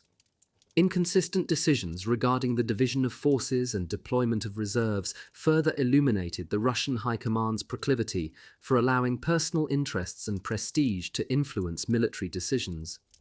In the final analysis, Tsarist Carpathian operations led to defeat on both fronts. Stavka's decision to pursue a Carpathian operation signified Russian awareness of the serious threat the Germans posed to Tsarist right flank positions. General Ivanov claimed that reinforcements were necessary because his insufficient forces could not withstand a Habsburg attack. He must launch an offensive to encircle Habsburg right flank positions in order to invade Hungary. Ivanov further demanded first-class troops, not unseasoned reserve formations, because of the excessive demands of mountain warfare. By 11 January, General Ivanov had deployed large troop concentrations near the Dukla Pass area, where Russian control of Uzok Pass helped further his intentions. On 20 January, final plans for a Russian invasion of Hungary determined that a frontal assault through the Carpathian Mountains toward Hungary would neutralize any Habsburg threat in the region. An unanticipated drawback of the plan was that it would draw Russian armies deep into the 250-kilometer Carpathian mountain front, making a rapid retreat difficult and increasing the threat to the northwest German front flank positions. In early January 1915, 35 Habsburg divisions faced 29 Tsarist entities on the mountain front. South of Fortress Przemysl, along a 140-kilometer line extending to east of Uzok Pass, 9.5 Habsburg divisions opposed 9 enemy divisions. Along the 250-kilometer-long mountain ranges extending from Uzok Pass to the Romanian frontier, 4.5 improvised 2nd and 3rd Line Army Group Flandzer-Baltin units countered 5 Russian National Guard divisions. At Fortress Przemysl, 3.5 divisions countered 4 infantry and 2 cavalry besieging divisions. Like their Habsburg counterparts, Russian troops deployed in the Carpathian Mountains could also be described as a trained militia force. They had encountered equally difficult weather and terrain conditions. This meant that by early 1915, 2 peasant armies deployed in the Carpathian War theatre sought in vain to defeat the other. battlefield disease resulted in serious losses to both sides. Intestinal typhus led to an order for Habsburg troops to boil all drinking water and milk. Implementation of an immunization program and the onset of colder weather helped contain the illness. On the 1st of January 1915, Conrad ordered that all wounded soldiers keep their rifles with them so they could later be given to replacement troops. As an added incentive, Fourth Army offered to pay any wounded soldier who carried his rifle and bayonet to field hospitals. For supply columns, smaller Panzer wagons and sturdy horses had replaced the more cumbersome military-issued wagons and larger draft animals. Hay proved difficult to transport into the mountains and was replaced by alternative feed sources. A feed shortage led to the starvation death of tens of thousands of horses. Battle raged at the Fourth Army's southern flank at Gorlice, and on 1 January, Russian forces captured Uzuk Pass. The serious setback endangered 3rd and 4th Army inner flank positions. The ensuing struggle forced the 3rd Army to retreat, exposing its flank positions as well as those of Army Group Flanders-Baltin. Between 1 and 15 January, 2,300 Habsburg officers, 121,000 troops, 20,000 horses and 3,300 wagons dispatched to the Carpathian front. During the month of January 1915 alone, more than 1,000 trains transported 5,500 officers, 260,000 soldiers, 39,400 horses, and 7,500 supply wagons and artillery pieces. Simultaneously, 62,000 sick and wounded Habsburg soldiers and 38,000 Russian prisoners were transported from the front lines. South Army consisted of some 350 officers and 24,500 soldiers. The troops defending Uzuk Pass suffered extreme exhaustion and lacked shelter from the harsh elements. General Flanders-Baltin could not prevent his battle-weary troops from abandoning their Uzuk Pass positions. Conrad sought to reinforce the army group, but the severe rail limitations to that theatre prevented rapid action. The situation stabilized when arriving reinforcements launched a counterattack. The 3 infantry and 1 Honved, Hungarian cavalry division that comprised Army Group Flanders-Baltin had received inadequate training and were commanded by inexperienced officers. Rain interrupted supply efforts as the badly needed reinforcements were in transport to the front. On New Year's Day, Russian troops attacked Uzuk Pass under cover of night. The surprised Habsburg troops withdrew in chaos to the Ong Valley, allowing Russian troops to advance against 3rd Army flank and rear echelons. Army Group Flanders-Baltin received orders to attack the advancing Tsarist flank, but the troops proved too exhausted and were only capable of fulfilling defensive missions. The only serious in early January 1915 engaged Army Group to Flanders-Baltin's flanks. Russian occupation of much of the province of Bukovina near the Romanian frontier demanded immediate countermeasures to prevent a collapse of the thinly manned Hungarian front. The 1st Army 5th Corps, under the command of General Paul Puhalo von Bralog, transferred from the northern front to secure the 3rd Army's endangered right flank area and participate in the upcoming operation. The Corps participated in all 3 Carpathian winter campaigns as a significant attack element. Its transport into the Carpathian Mountain Theatre commenced on 3 January. As Habsburg forces commenced preparations for the upcoming offensive, Russian 3rd Army forces struck the inner flanks of the 4th and 3rd Army and at Gorlice, where the 2 Tsarist fronts intersected. 3rd Army 3rd Corps and a newly formed 4 Cavalry Division force received orders to close the gap that had formed between the 2 armies. That breach continued to be a hot spot throughout the Carpathian campaigns. In early January 1915, little hope existed for the timely liberation of Fortress Przemysl. A 1 January muster report estimated that the garrison housed 128,000 soldiers and 14,500 horses, though their physical condition was rapidly declining. Russian siege troops utilized the pause in battle to construct a railroad around the fortress perimeter, which would allow them to more easily vanquish any breakout attempt. Flooded roads and dense fog slowed troop and supply movement as steady rainfall transformed the ground into a vast sea of mud. Sleds utilized to transport supplies in higher elevations and roads increasingly required maintenance. The effective use of artillery became extremely limited. Overall, the situation proved a harbinger of things to come. The constant stream of Fourth Army units being transferred to the Carpathian Mountain Theatre produced an unsettling situation. Furthermore, many of the new arrivals' homes were situated behind enemy lines. Paranoia and the threat of desertion, particularly among Ruthenian troops, increased.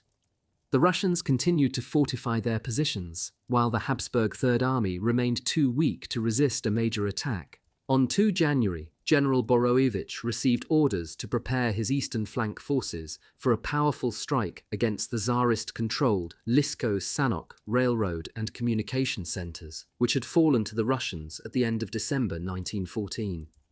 Third Army West Flank units would join the Eastern Flank attack force once it had gained momentum. General Borowicz planned to seize several critical railroad junctions. If Ustrzyki-Doln could initially be seized, the target railroad trunk lines at Lysko-Sanok would buckle, also threatening Russian positions near Fortress Przemysl.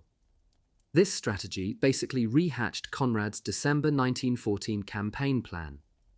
The same day, Conrad ordered Army Group Flanzer-Boltin to retake Uzuk Pass, but heavy snowfall disrupted the effort as hazardous road conditions, and the snow drastically slowed troop and supply movement. Much-needed mountain artillery remained on the Balkan front. The 10th Corps situation remained static in the Laberx Valley, a hotspot of the first two Carpathian offensives. The exhausted 2nd Infantry Division reported a severe loss of officers and horses. Habsburg Command ordered all units to maintain their positions and utilize the time to clear obstructed roads.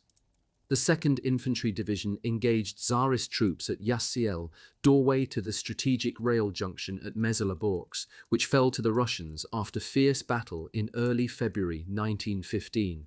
Only 4 10th Corps artillery pieces supported the Habsburg infantry in days-long battle against Tsarist troops. The inexperienced 10th Corps troops received orders to defend the key battleground. Their prolonged and difficult approach to the front forfeited the element of surprise, permitting the enemy time to institute countermeasures. Yassiel, defended by the Habsburg 2nd Infantry Division, again fell to the Russians on 7 January.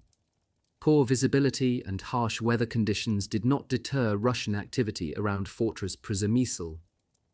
Numerous Habsburg communiques complained of the shortage of professional officers available for the upcoming offensive. A prevalence of less experienced reserve officers serving as field commanders would have serious repercussions for the military operation. On 3 January, an 18th Corps report revealed that the persistent harsh conditions were having a demoralizing effect on the troops. To make matters worse, Corps artillery batteries had not arrived. 18th Corps, under the command of General Heinrich Schürtzenthaler, nonetheless succeeded in taking the high ground northeast of the Baligrod Communication Center without serious battle. Schürtzenthaler had commanded the Habsburg 44th Infantry Division until December 1914, at which time he became commander of the 18th Corps, a position he held until March 1915. He later served on the Italian front in the Tyrol. Habsburg Supreme Command ordered intense reconnaissance missions in preparation for the approaching offensive. It was imperative that preventative attacks bind enemy troops to keep them from being transferred to areas designated for the upcoming offensive. Enemy pressure forced Army Group Flanzer-Boltin's left flank and 4th Army units rearward. The recent loss of Uzuk Pass forced Army Group Flanzer-Boltin's Corps Hoffmann to retreat between 3 to 5 January. Significant reinforcements were needed to retake the pass, future site of major battle. Habsburg 3rd Corps received orders to close the dangerous gap between the 3rd and 4th Army inner flanks by attacking at these positions. Conrad anticipated that the addition of 3 5th Corps infantry divisions and units from other fronts would be sufficient to produce a swift and decisive victory. Additionally, a Habsburg show of force in the Carpathian Mountains would keep the neutrals from entering the conflict. Amid growing concern over the crisis at Fortress Przemysl, Conrad ordered Fort Commander General Kuzmanek to devise a breakout plan by mid-February. At least 3 Tsarist reserve infantry and 2 cavalry divisions, supported by numerous third-line units, now besieged the fortress. The new year brought strict food rationing at the fortress, with bread servings reduced by 1/4 and animal feed being prepared for human consumption. The slaughter of horses had 2 positive effects. It provided additional meat to sustain the garrison and increased the supply of oats for human consumption. On the other hand, fewer horses were now available to perform heavy tasks, including moving artillery shells and ammunition, as well as transporting the wounded. Habsburg intelligence reports indicated that 11 infantry and 2 cavalry divisions of the Russian Third Army were deployed southeast of Gorlice, 12 infantry and 5 cavalry divisions of the Tsarist Eighth Army further southeast. 3 regular and 2 Cossack and third-line National Guard divisions had reportedly been deployed between the Uzuk and Vereki passes. 10th Corps received orders to prevent enemy excursions into the Labords Valley and to expand its reconnaissance efforts. Ensuing skirmishes with enemy troops reduced 10th Corps numbers as the launch date for the major offensive loomed. Significantly, control of the frontier ridges gave the Russians easier access to Mezo-Laborsk, where General Ivanov intended to mass Tsarist troops for his own offensive, set for 3 days after the 23 January Habsburg initiative. On 4 January, work began to improve and restore the supply transport routes and to construct a small-gauge railroad for 5th Corps supply trains. The following day, Conrad issued an order to all field officers forbidding the insertion of March Brigade replacement troops into combat as self-standing units and to transport artillery into the mountains. 5th Corps troops began taking position on the high terrain at the Third Army extreme right flank. While Russian forces remained mainly passive, both sides reinforced and improved their positions. General Borovich requested that Conrad supply him with additional troops to reinforce his army's right flank to spearhead the offensive. In the days leading up to the offensive, heavy rains and mud made it difficult for troops to remain in position and severely limited supply and reconnaissance efforts. General Conrad again admonished 10th Corps 2nd Infantry Division to prevent Russian troops from infiltrating the Laberx Valley. It was imperative that the division seize the higher ground to the west and intensify its reconnaissance efforts. Upon Conrad's request, German General Hindenburg agreed to transfer 2.5 Ninth Army divisions to the Carpathian Front. The move, approved by Emperor Wilhelm on 8 January, created the new South Army under German command and expanded Allied influence to the Habsburg front.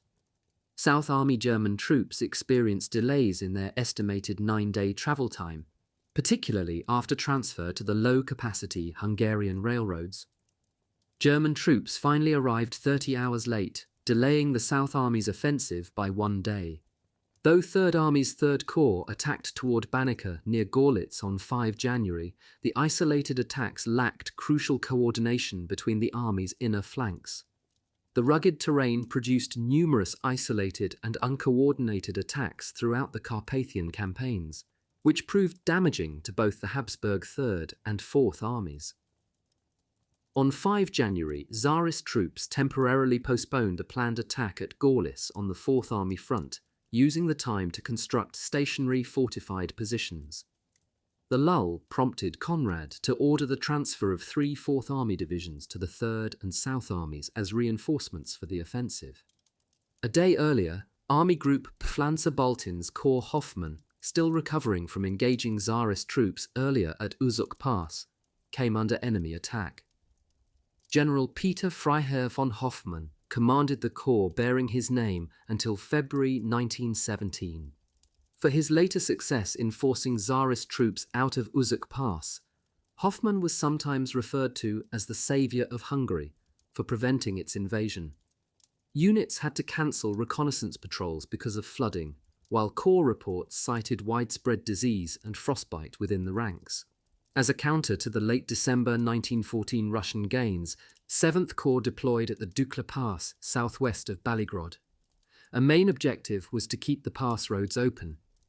Indicative of the serious casualties sustained in recent military actions, a 5 January 7th Corps report listed 95 dead, 227 sick, 235 wounded, 37 captured, and 36 missing in action as of the 3rd of January 1915. Reinforcements were desperately needed for the upcoming offensive. The crisis persuaded Balkan Theatre commander, Archduke Karl, to transfer 7 divisions to the Carpathian Front, including the 3-division 19th Corps. General Ignaz Trollmann Freiherr von Luschenberg served as commander of the 19th Corps in January 1915. He served under Attack Group Puhalo during the Carpathian campaigns. General Trollmann, like his fellow field commander, General Sandor Schurmay, acquired a tremendous amount of combat experience in the 3 Carpathian Winter campaigns. Embarrassment over the monarchy's December 1914 Serbian defeat still lingered, but the additional 7 divisions could produce victory on the Russian front. The Habsburg Third Army lost a third of its troops during its most recent engagement with the enemy. This prompted Conrad to request another 2 divisions from the Germans to support his Carpathian operation. Given the shortage of his own reserve troops, Conrad insisted that he needed 7 additional German divisions, 4 to protect the Italian frontier and 3 for the Romanian frontier. As Habsburg-Italian diplomatic negotiations dragged on, Conrad maintained that Rome's irredentist demands pointed to its intention to wage war against the dual monarchy, but he insisted that territorial concessions were out of the question. The Germans kept pressure on Habsburg leaders to accede to Italian territorial demands, further straining already tense Allied relations. Conrad asserted that the monarchy's erstwhile ally merely awaited a Habsburg defeat to justify entering the conflict. Thus, a swift and decisive victory over Russia would preclude a 3-front war. On 6 January, inclement weather conditions continued to wreak havoc on offensive preparations. Flooding conditions continued while labor crews worked feverishly to repair damaged roads. Snowfall continued in the higher elevations, where the lack of alternative supply routes created severe problems.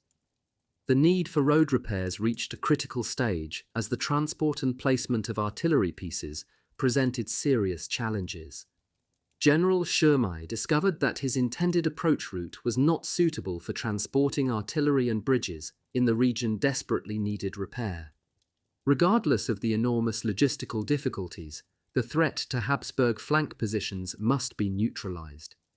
Regaining control of the Uzok Pass was critical for Third Army success.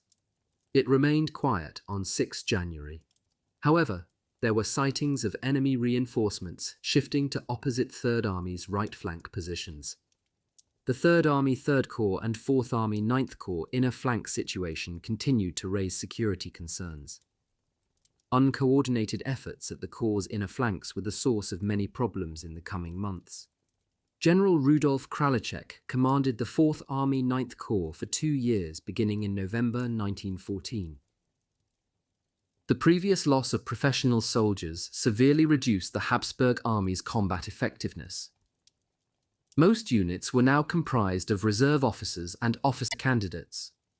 The 4th Army had sacrificed much of its offensive power, having relinquished numerous divisions to 3rd Army. Continued Russian occupation of the Bukovina intensified the need to immediately reinforce Army Group Flanzer-Baltin's front to rectify the situation. Enemy gains had also increased the potential for Romanian interest in the province of Transylvania.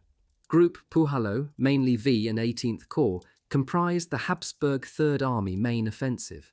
Group Joseph, essentially 7th Corps, received orders to hold the Dukla Pass, while Group Surmai was assigned to safeguard Uzok Pass and adjacent Borinia. Strong Russian forces occupied the intended Group Surmai and 18th Corps attack sites. Main roadways became closed to vehicular traffic, prompting the need for makeshift sleds. Preparing artillery firing positions continued to pose an increasingly difficult challenge.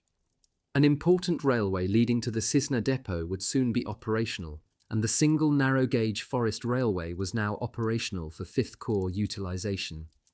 Horses collapsed from overexertion, and combat troops had to assist in road repairs. The operation came to rely heavily on pack animals, particularly at higher elevations, creating an urgent need for straw and hay to feed them. The animals had become easy targets for enemy snipers who recognized their importance. Injured horses were shot to put them out of their misery. Others died from starvation or exhaustion. The starving animals gnawed on tree bark but later died when, after drinking water, their bloated stomachs burst. Many lost their footing and broke their legs, attempting to navigate the icy mountain passes. On January 7th, Corps repulsed a Tsarist attack, while nearby the 10th Corps 2nd Infantry Division battled the enemy. General Conrad threatened the Germans with transferring his Second Army from the Polish front back to the Carpathian theatre, but he abandoned the idea as too time-consuming. However, Conrad used the threat to pressure German High Command into agreeing to supply additional troops to his Carpathian operation. As German 9th Army troops prepared to deploy into the Carpathian Mountains to join Habsburg units, forming the new South Army, General Freytag Loringhoven, the ranking German military liaison to Habsburg Supreme Command, voiced grave concerns over the hazardous terrain chosen for the German troop deployment. German soldiers were unaccustomed and ill-prepared for the rigors of winter mountain warfare and did not possess the proper equipment. Though General Freytag Loringhoven's arguments proved justified, tragically, they fell on deaf ears. Conrad, meanwhile, assured Falkenhayn that 2 good roads and a railroad line were located in the South Army deployment zone and that he would supply light wagons and draft animals for German use.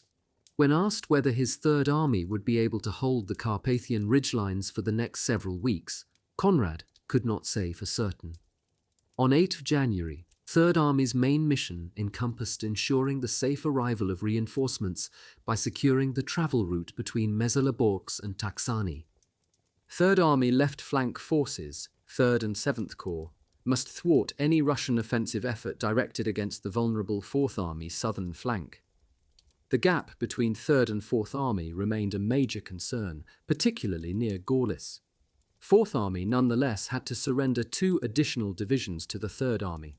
Snowdrifts obstructed the few traversable areas of the front. Many roadways were completely blocked. Situation reports indicated increasing losses due to illness and frostbite. An order to conserve artillery shells confirmed a persistent ammunition shortage that continued to plague Habsburg military operations. Numerous corps logbook entries bemoaned the urgent need for shelter and ammunition, particularly artillery shells. Artillery pieces, many of which had been lost or become irreparable, remained in short supply.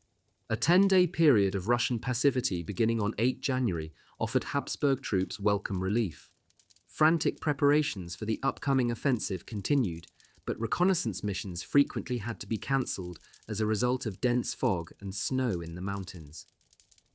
En route from the Balkan front, 19th Corps' 3 infantry divisions and a cavalry division received orders to secure the Meselaborsk-Taksany-Nagypolany rail line upon their arrival at 3rd Army's eastern flank. Once all 5th Corps troops assembled, it would support the effort to regain Uzok Pass. A major offensive launched in the direction of Uzok, Turka and Lutoviska was scheduled for 20 January. The 18th, 19th and a portion of the 10th Corps would seize the main objective of Lisko-Sanok. A preliminary attack the day before aimed to seize Uzok Pass and secure that flank area. However, this required Group Surmai's flank units to first advance forward. Army Group Flansa-Boltin would support the 3rd and South Army offensive by striking Russian positions. South Army consisted of 5 infantry and 2 cavalry divisions, which included 2 3/4 German infantry and 1 cavalry division, half the 3rd Guard Division, the 1st Infantry Division, the 48th Reserve Infantry Division, and the 5th Cavalry Division. 2 infantry divisions, 2 separate brigades, and 1 cavalry division, 19th and 55th Infantry Divisions, 12th and 131st Landsturm Brigades, and 10th Cavalry Division, represented the Habsburg portion.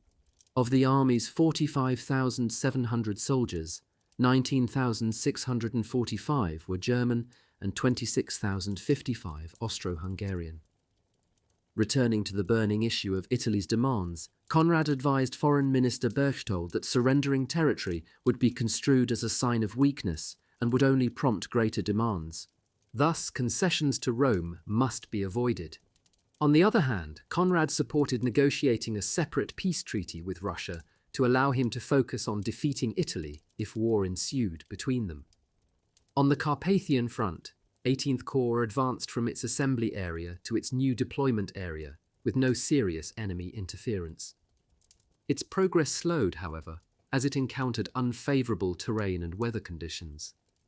Labour and technical units continued efforts to maintain supply and troop traffic flow, while overburdened railroad lines experienced multiple delays. Clearing snow-blocked supply routes received priority, but a shortage of labour crews hampered the effort. Enlisting the aid of combat units to maintain the roads became commonplace.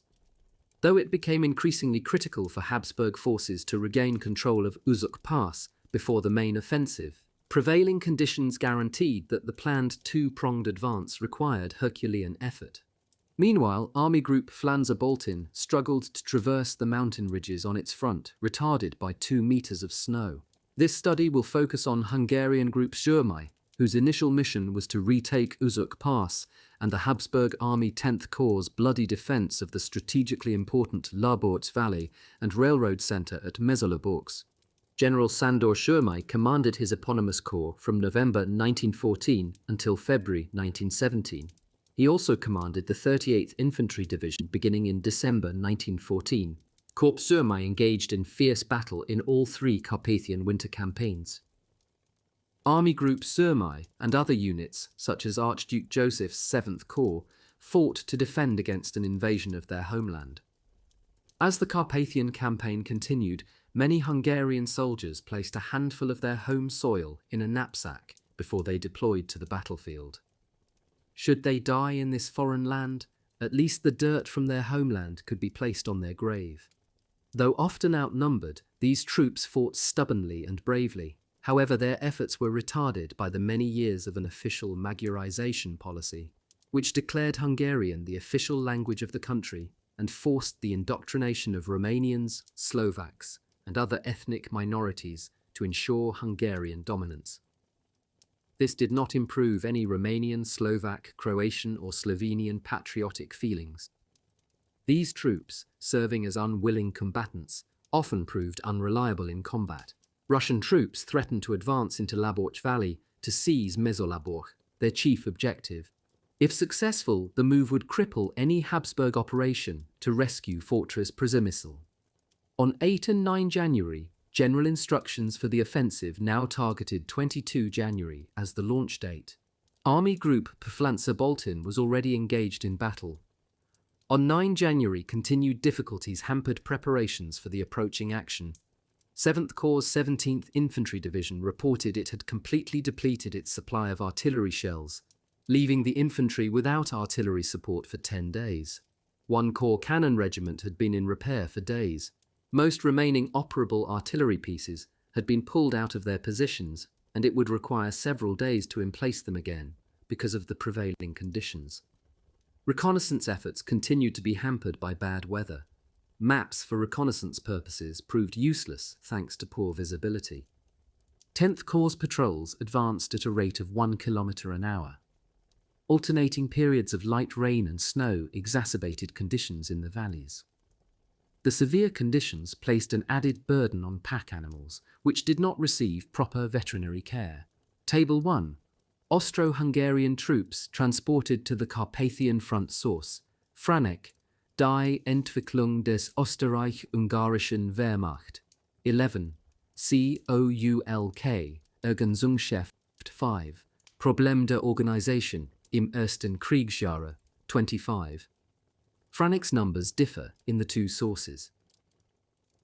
The threat of the Fourth Army coming under attack at Gorlice resurfaced.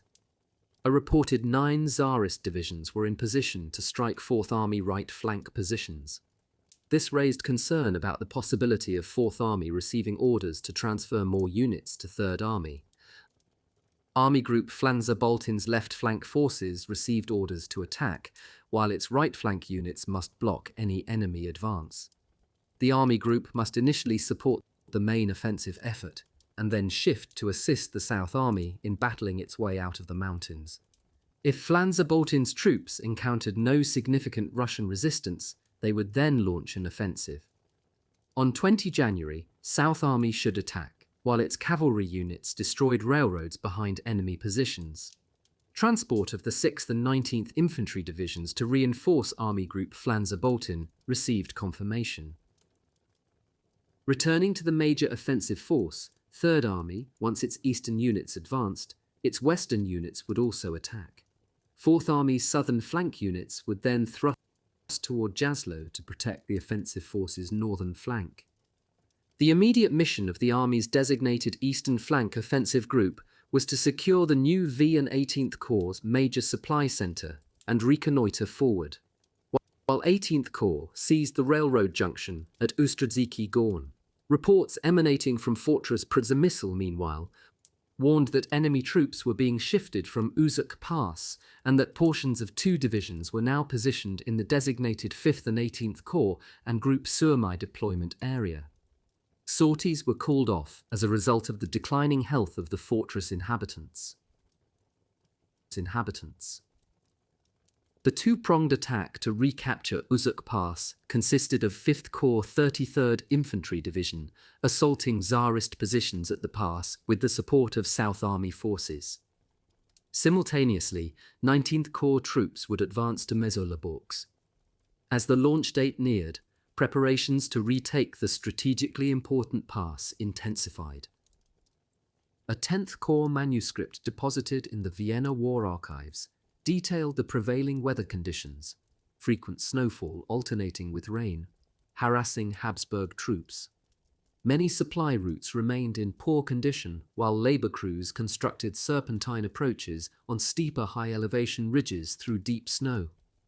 This would assist the movement of heavy ammunition and artillery wagons that could not be easily moved forward. Reports of lung and intestinal disease had become widespread.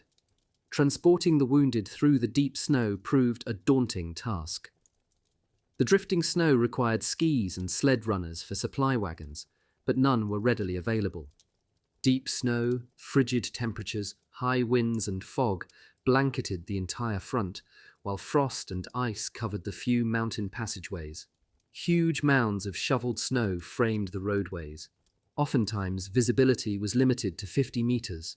Unit logbooks continued to emphasize the lack of troop shelter and the necessity for engineering units to assist in the construction of defensive positions.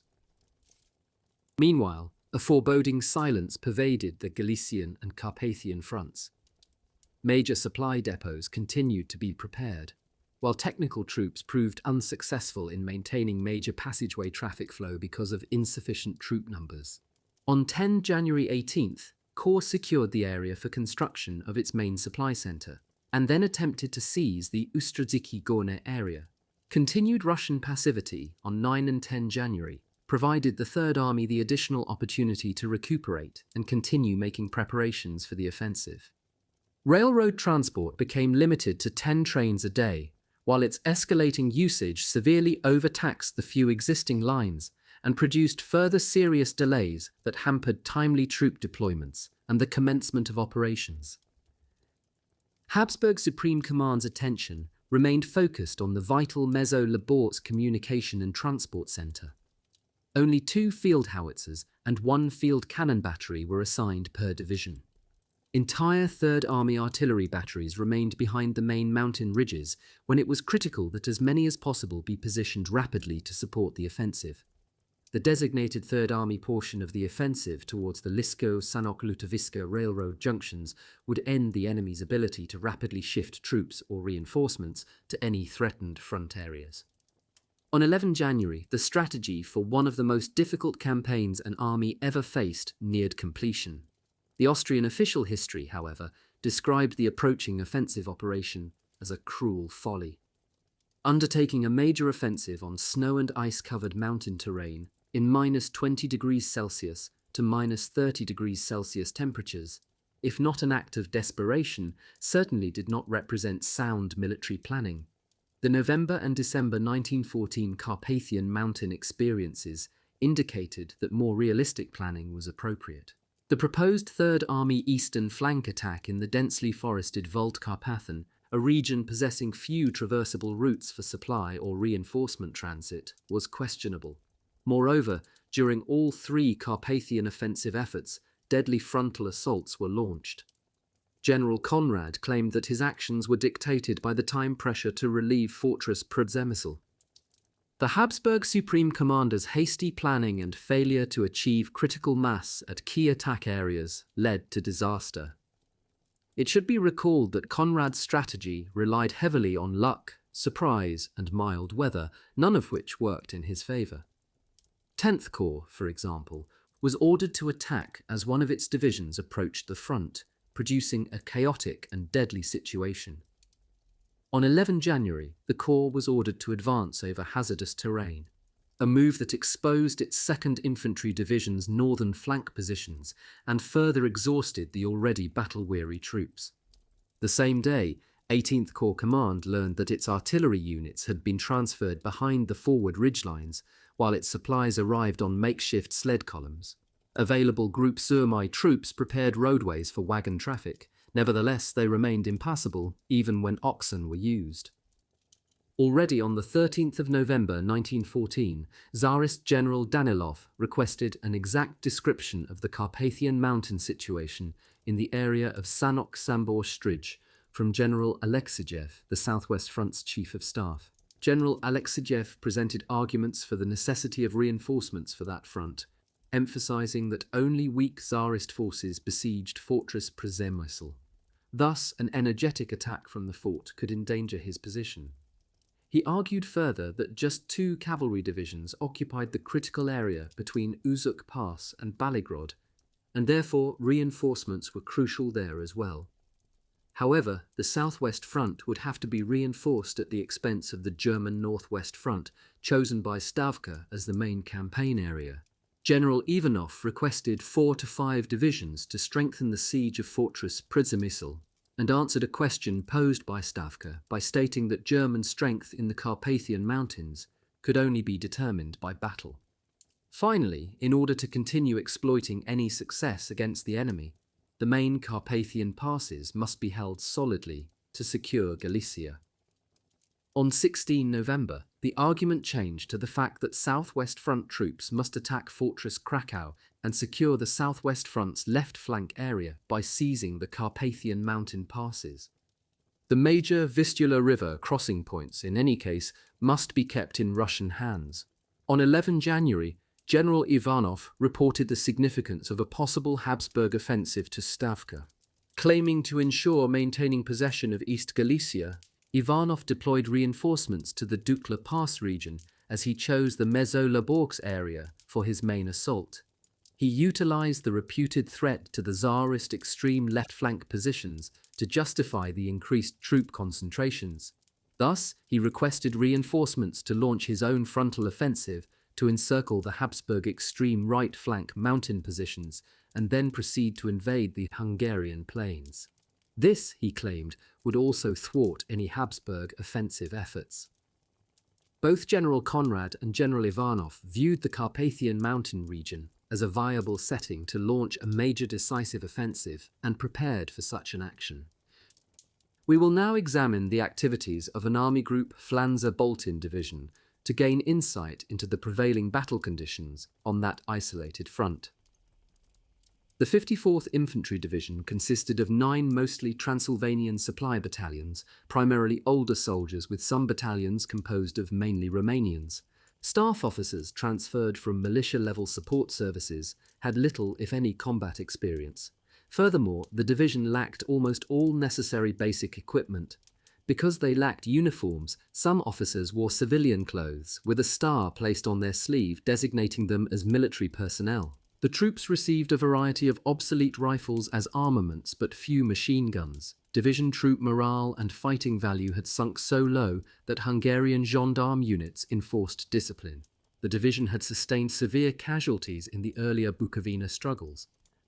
Between 10 and 15 January, smaller division infantry units, such as the Masoli Battalion, experienced enormously exhausting marches. They then launched attacks against Curly Barber, a key position situated on top of a rock formation, where one machine gun emplacement easily blocked the approach road. The ensuing division assault occurred without artillery support, while the advance march required constant shoveling. Movement remained greatly restricted by the deep snow, and a path had to be shoveled to the front before the attack. Thus, the battalion units advanced 1.5 kilometers, not the ordered 8. On 12 January, the forward attack group was repulsed by heavy enemy fire, while on 13 January, the deep snow hindered launching a full-scale assault. The attacking Landsturm troops' obsolete dark uniforms, regular troops wore a more suitable color, made them easy targets against the stark white snow backdrop. They thus sustained numerous casualties before being forced to retreat. Early on 14 January, the Mysoli battalion recaptured some positions. Since October 1914, Flánza-Boltin's forces had been conducting guerrilla warfare and small-scale actions against third-line Russian cavalry divisions to prevent an enemy incursion into Hungary. At the advent of the new year, the Russians seized control of some of the main Carpathian mountain passes, and with the Tsarist invasion of the Bukovina, their troops had to be halted because of the threat of Romania entering the war. Thus, during early 1915, the Army Group received a few well-equipped units, the 11th and 13th Corps, to enable it to participate in offensive operations. However, throughout the Carpathian campaign, Army Group Flánza-Boltin remained handicapped by the minimal railroad capacity to its theatre, which limited the rapid transport of significant troop numbers. This inadequate railroad network had negatively affected the 1914 mobilization and deployment, and during the ensuing campaigns, they could not be utilized to the extent Habsburg Supreme Command desired. Newly issued orders emphasized that if the Third Army's initial offensive efforts succeeded, Fourth Army must immediately attack the retreating enemy. In addition, on 22 January, a Group Surmai Brigade must assist 5th Corps 33rd Infantry Division in recapturing Uzak Pass and then jointly advance to Turka. Group Surmai's units maneuvered through meter-deep snow, which took a physical toll on its troops. General Borovich's revised Third Army offensive mission called for the seizure of the strategically important Ustrzyki Dolne transportation center to prevent the enemy from accessing its major Lisko and Sanok transportation hubs. Habsburg control of the Lutowiska Baligrod area would also threaten Russian 8th Army flank positions. A Habsburg offensive force composed of 10 infantry and 2 cavalry divisions would either advance north to seize the Uzok Pass Turka Stary Sambor area or northeast toward the Solinka and San rivers. Success of the Third Army's operation hinged on close cooperation of the neighboring South and Fourth Army's southern flank efforts. In the meantime, intelligence reports indicated that the Russians would be receiving a reinforcing corps in East Galicia and another in the Bukovina. Habsburg Fourth Army, although facing strong enemy positions and constantly transferring units to participate in the approaching offensive, received orders to block the transfer of enemy troops to Third Army's front. Artillery shells must be conserved for the forthcoming offensive, and thus should be utilized only to defend against an enemy attack. On 12 January, 10th Corps advancing artillery units proceeding into the mountains halted for an extended period along a stretch of mountain road. Additional batteries received orders to move forward to supplement the few already in position. 6 men of Infantry Regiment 29 had frozen to death, while 50 more suffered severe frostbite, an ominous harbinger for the forthcoming campaign. A partial mission of the main attack group Puhalo, in conjunction with Flánza-Boltin's Corps Hoffmann, was to reconquer Uzak Pass by launching the mentioned two-pronged attack. 5th Corps troops must be deployed by 12 January in preparation for the operation.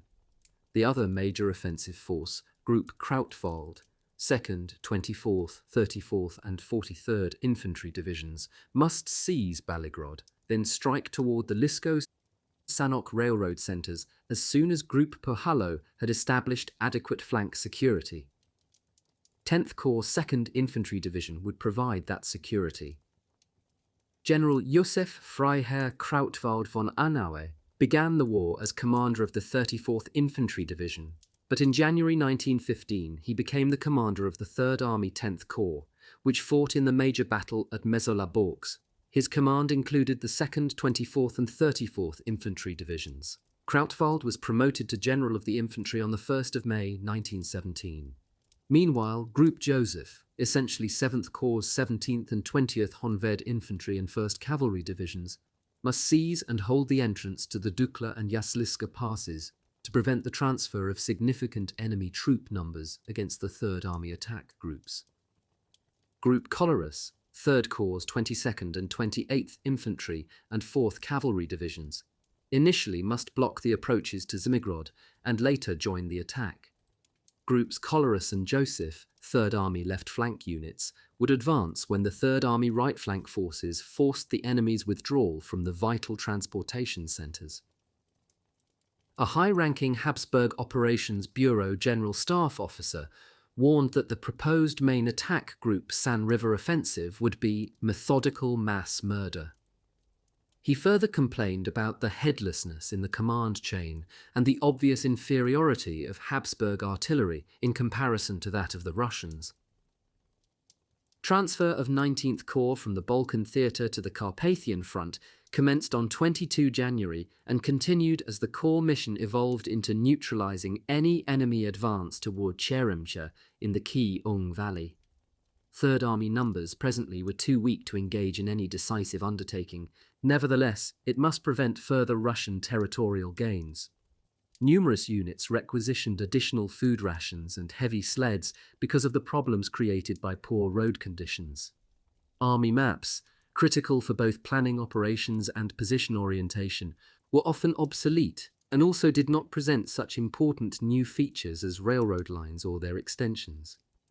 The failure of bridges and roads to be listed resulted from civilian authorities failing to inform the military of their existence. Maps of Hungary proved particularly misleading because general purpose and special editions did not coincide.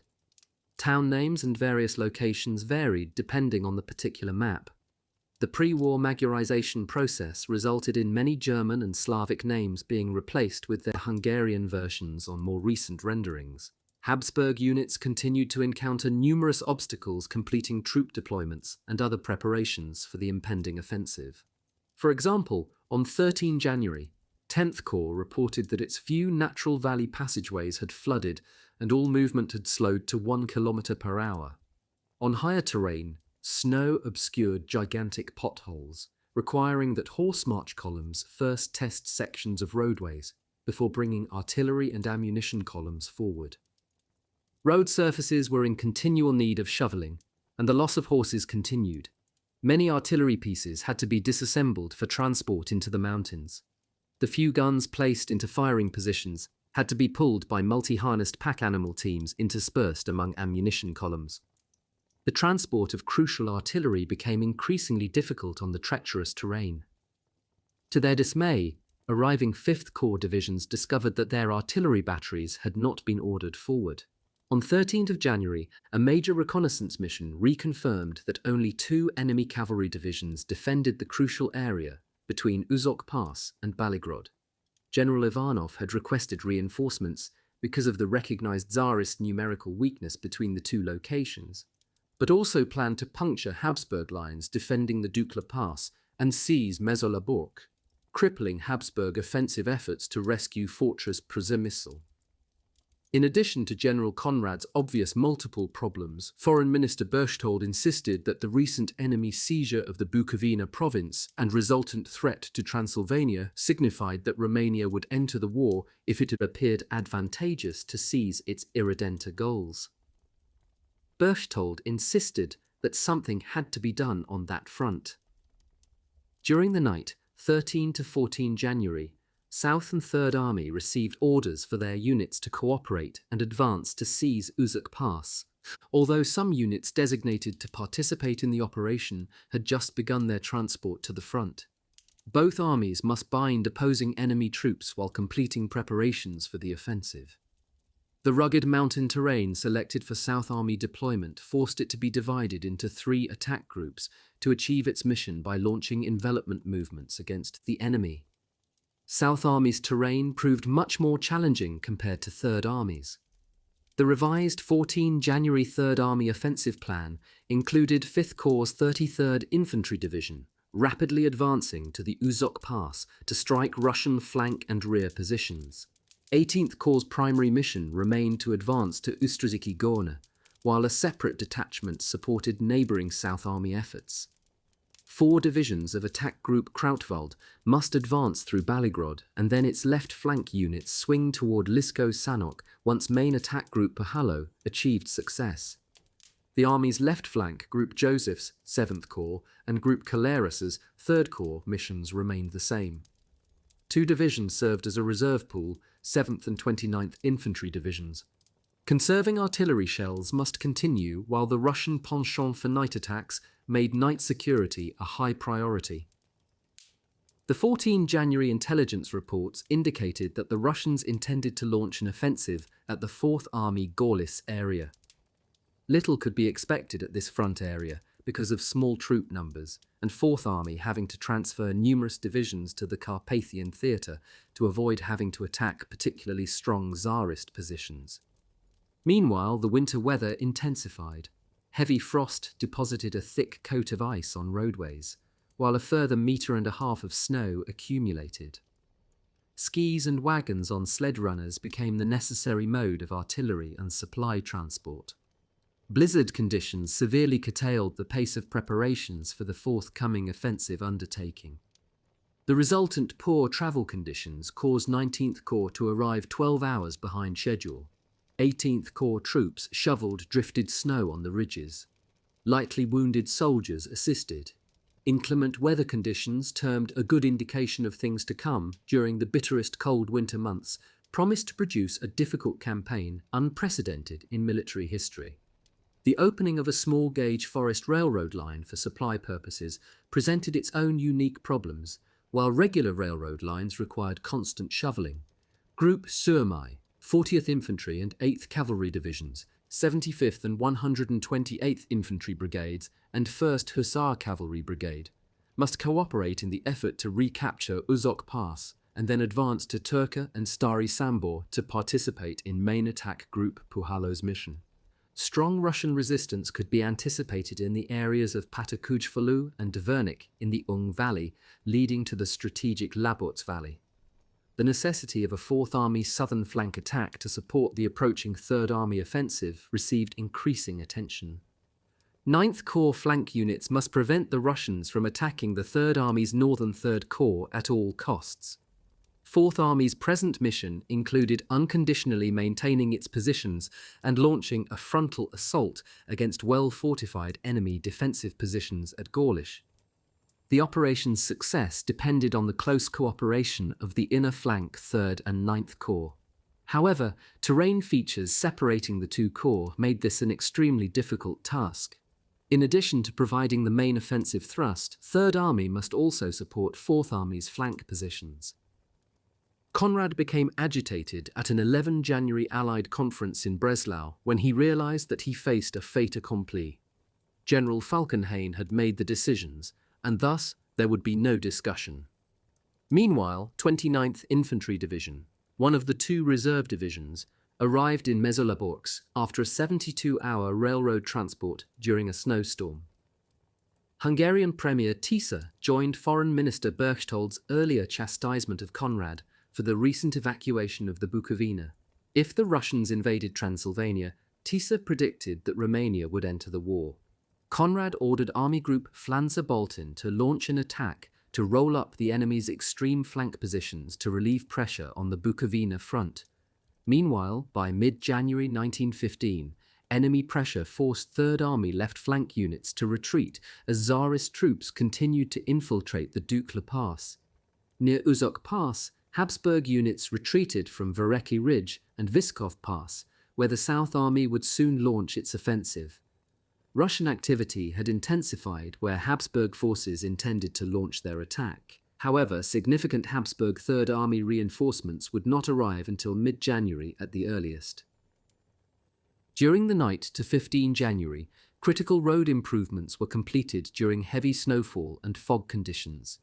Reconnaissance patrols shoveled their way through snowdrifts. The troops found themselves increasingly unprepared for the demanding circumstances. The proliferation of Slavic national propaganda produced an increasingly negative effect on troop morale, discipline, and the cohesion of certain units, particularly Czech. Troop units ranging from engineering to infantry performed critical road repairs and maintenance. 18th Corps utilized 700 hand-pulled sleds for supply transport, while 5th Corps possessed none. Snowdrifts blocked roadways, and dry wood for building sleds was in short supply, a problem made worse by the fact that labor crews had not been issued saws. Field officers complained that senior commanders, such as Conrad, were unaware of the situation at the front because they never visited it. Meanwhile, Conrad's offensive plans would prevent Russian troops from advancing into Transylvania from the Bukovina and preclude unnecessary compromise with Italy. Relative to Fortress Przemysl, a report indicated that if 3,500 horses were slaughtered immediately, the garrison could hold out until 7 March. General Kuzmanek, citing dwindling food reserves, inquired whether the fortress would be relieved in the near future or whether he should attempt a breakout effort. Conrad delayed his reply to the query. Foraging efforts before the fortress perimeter provided sufficient food for the garrison to survive another week. In the interim, 7th Corps, commanded by Archduke Joseph August von Alcsut, buttressed its security preparations for defending the Lebersee Valley, while 5th Corps units advanced into the Solinka Valley. The Archduke commanded 7th Corps from November 1914 for 2 years. He became notorious as the commander of the devastated Hungarian Fourth Army at the onset of the Brusilov offensive. 2 5th Corps divisions must occupy Ustrzyki Gorne and the nearby heights, while the 3rd established positions in the Ondava Valley. 13th Corps, scheduled to arrive on 28 January, would provide the impetus for Army Group Flanzer-Boltin's offensive into the Bukovina and protection of the neighbouring South Army flank position. On 23 January, part of the South Army mission was to advance east of Uzuk Pass, in unison with 3rd Army Group Szumai. Allied friction continued over provisioning concerns for the South Army German units. On 15 January, General Ludendorff threatened Conrad that unless German troops received the proper mountain equipment, he should not expect their assistance. Conrad, meanwhile, assured General Falkenhayn that the maximum number of forces had been designated for the rapidly approaching major offensive, a gross exaggeration. Significant Russian pressure continued against the Dukla Pass, the most favourable terrain to puncture the thin Austro-Hungarian lines defending Hungary. No significant Tsarist reinforcements had been detected in the Uzok Pass region, destined for a major assault effort. However, the Russians had reportedly begun creating an army composed of 4 to 5 reserve divisions, with 110,000 to 120,000 troops in preparation to invade either Transylvania or Hungary. This threatened South Army and Army Group Flanzer-Boltin offensive efforts because only Landsturm troops could deflect the new threat. On 16 January, a 10th Corps daily logbook entry stated that deficient preparations for the offensive are unavoidable. Additional Corps logbooks frequently noted the insurmountable difficulties encountered in attempting to maintain supply and troop movement through drifting snow. Less than a week before the launching of the offensive, important supply routes remained unusable. 10th Corps must conduct a long detour to provide the much-needed goods. Hand-pulled sleds and reserve draft animal columns transported the most crucial necessities over the steep mountain slopes. The 30 toboggans provided per division assisted such efforts.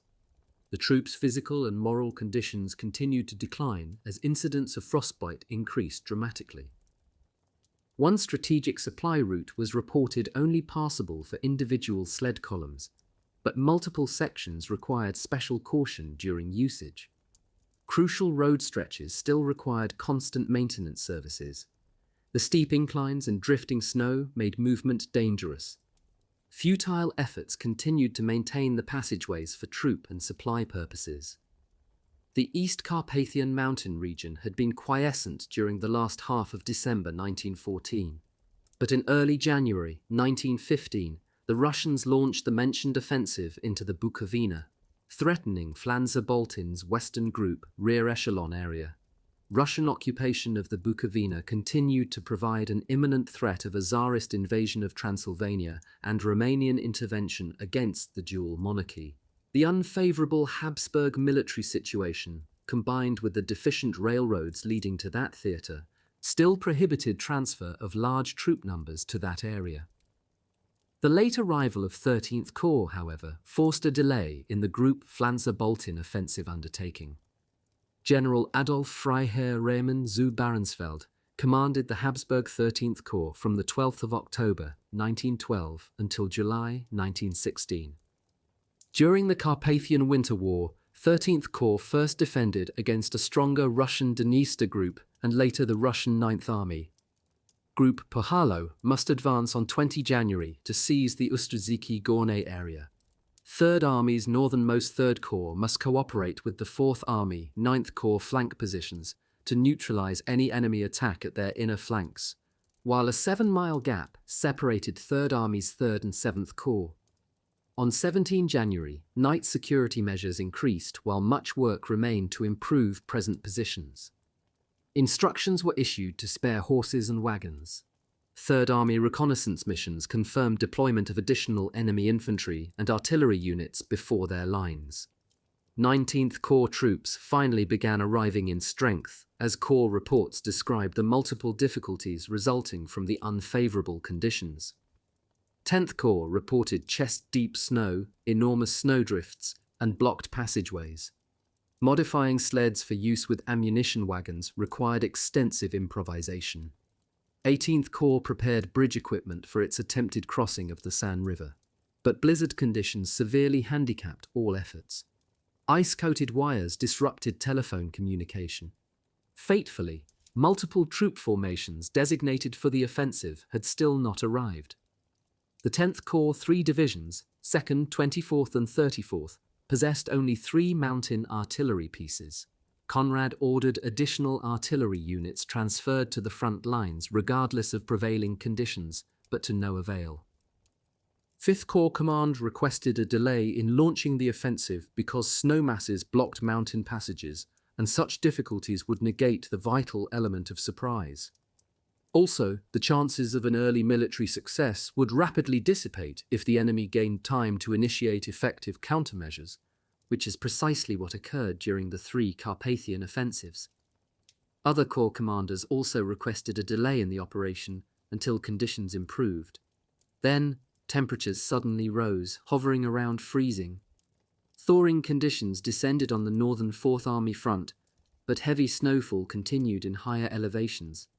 However, by 21 January, the mercury again plummeted, and an additional metre of fresh snow further hindered movement. A group Schirmei-Honved infantry division arrived and immediately began establishing security positions.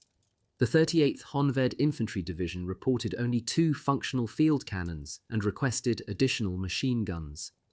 Responding to the supply chaos, 5th Corps Command ordered 2 cavalry squadrons to regulate and assist traffic flow between the major Taksani and Cisna supply centres. Troops had to improvise sleds for an entire supply column and requested the necessary tools. X and 18th Corps also began improvising sled columns, while the latter awaited the opening of a forest rail line. All the while, troops continued arriving. Confusion reigned as attack group Krautwald prepared for its offensive. 10th Corps 2nd Infantry Division received the order to protect the group's left flank positions while keeping strong enemy forces at bay.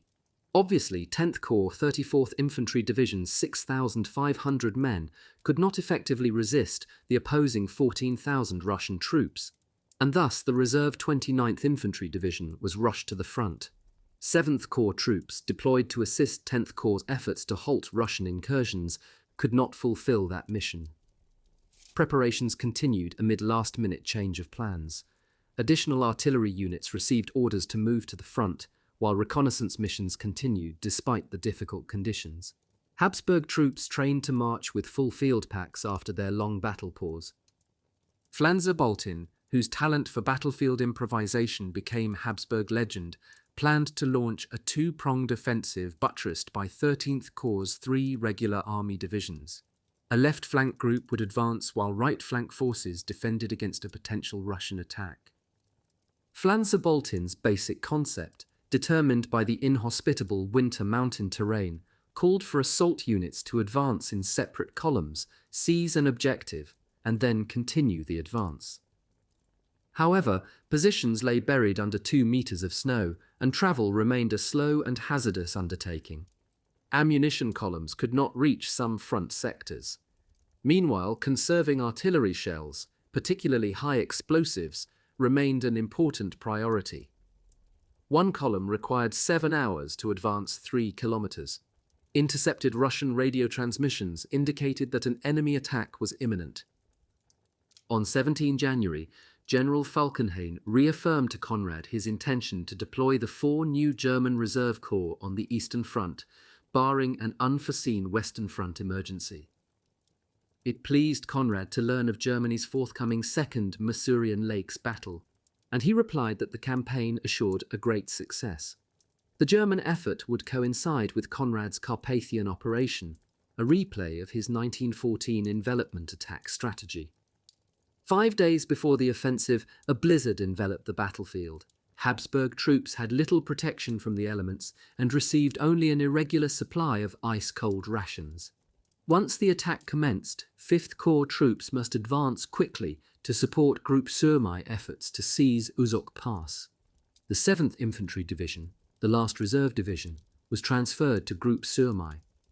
Despite Habsburg gains at Uzok Pass, the December 1914 battles demonstrated that controlling the key Uzok-Turka road became difficult once the enemy received reinforcements. Prevailing conditions did not bode well for a rapid Habsburg success. Cooperation between 3rd and South Armies remained crucial.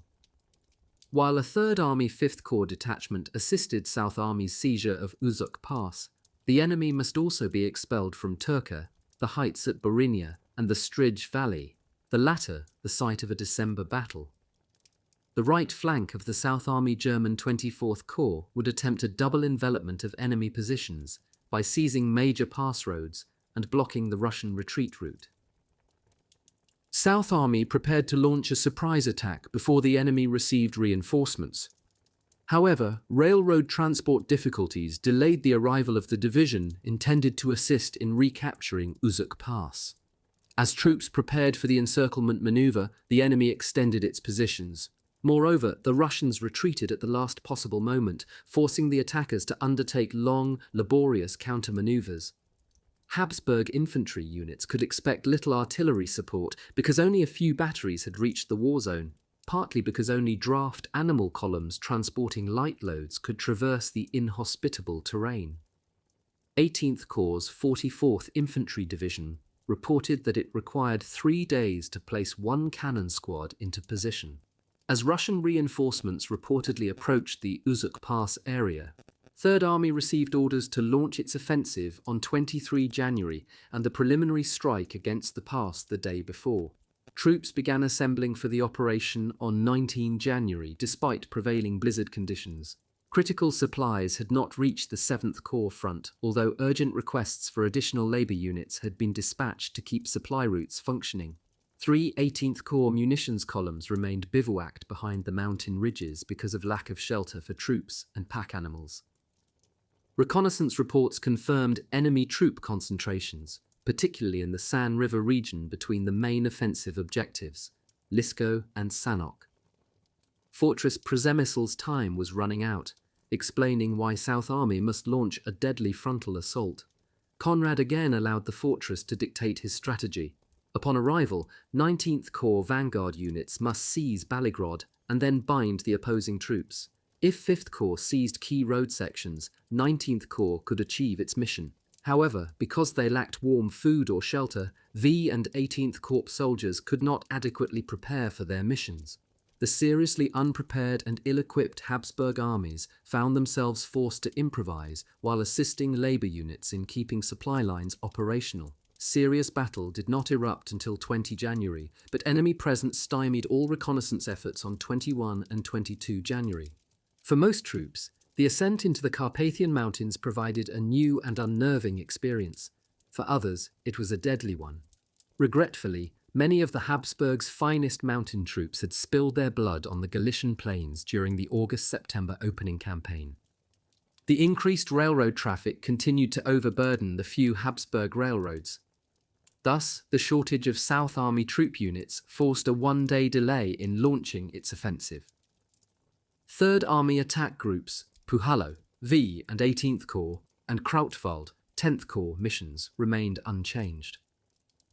After seizing Uzuk Pass, attack group Puhalo must advance to Lutowiska. Inner flank cooperation between 3rd and 4th Army remained critical, particularly once the 4th Army launched its frontal attack because dominating mountain heights separated it from 3rd Army's 3rd Corps. Despite deteriorating conditions on 21 January, 12 3rd Army divisions deployed on a 100-kilometer front extending from the Dukla Pass depression to east of Uzuk Pass, poised to attack.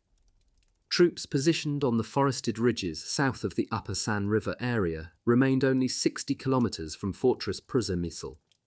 The stage had been set for the first example of massive protracted mountain warfare in the age of total war.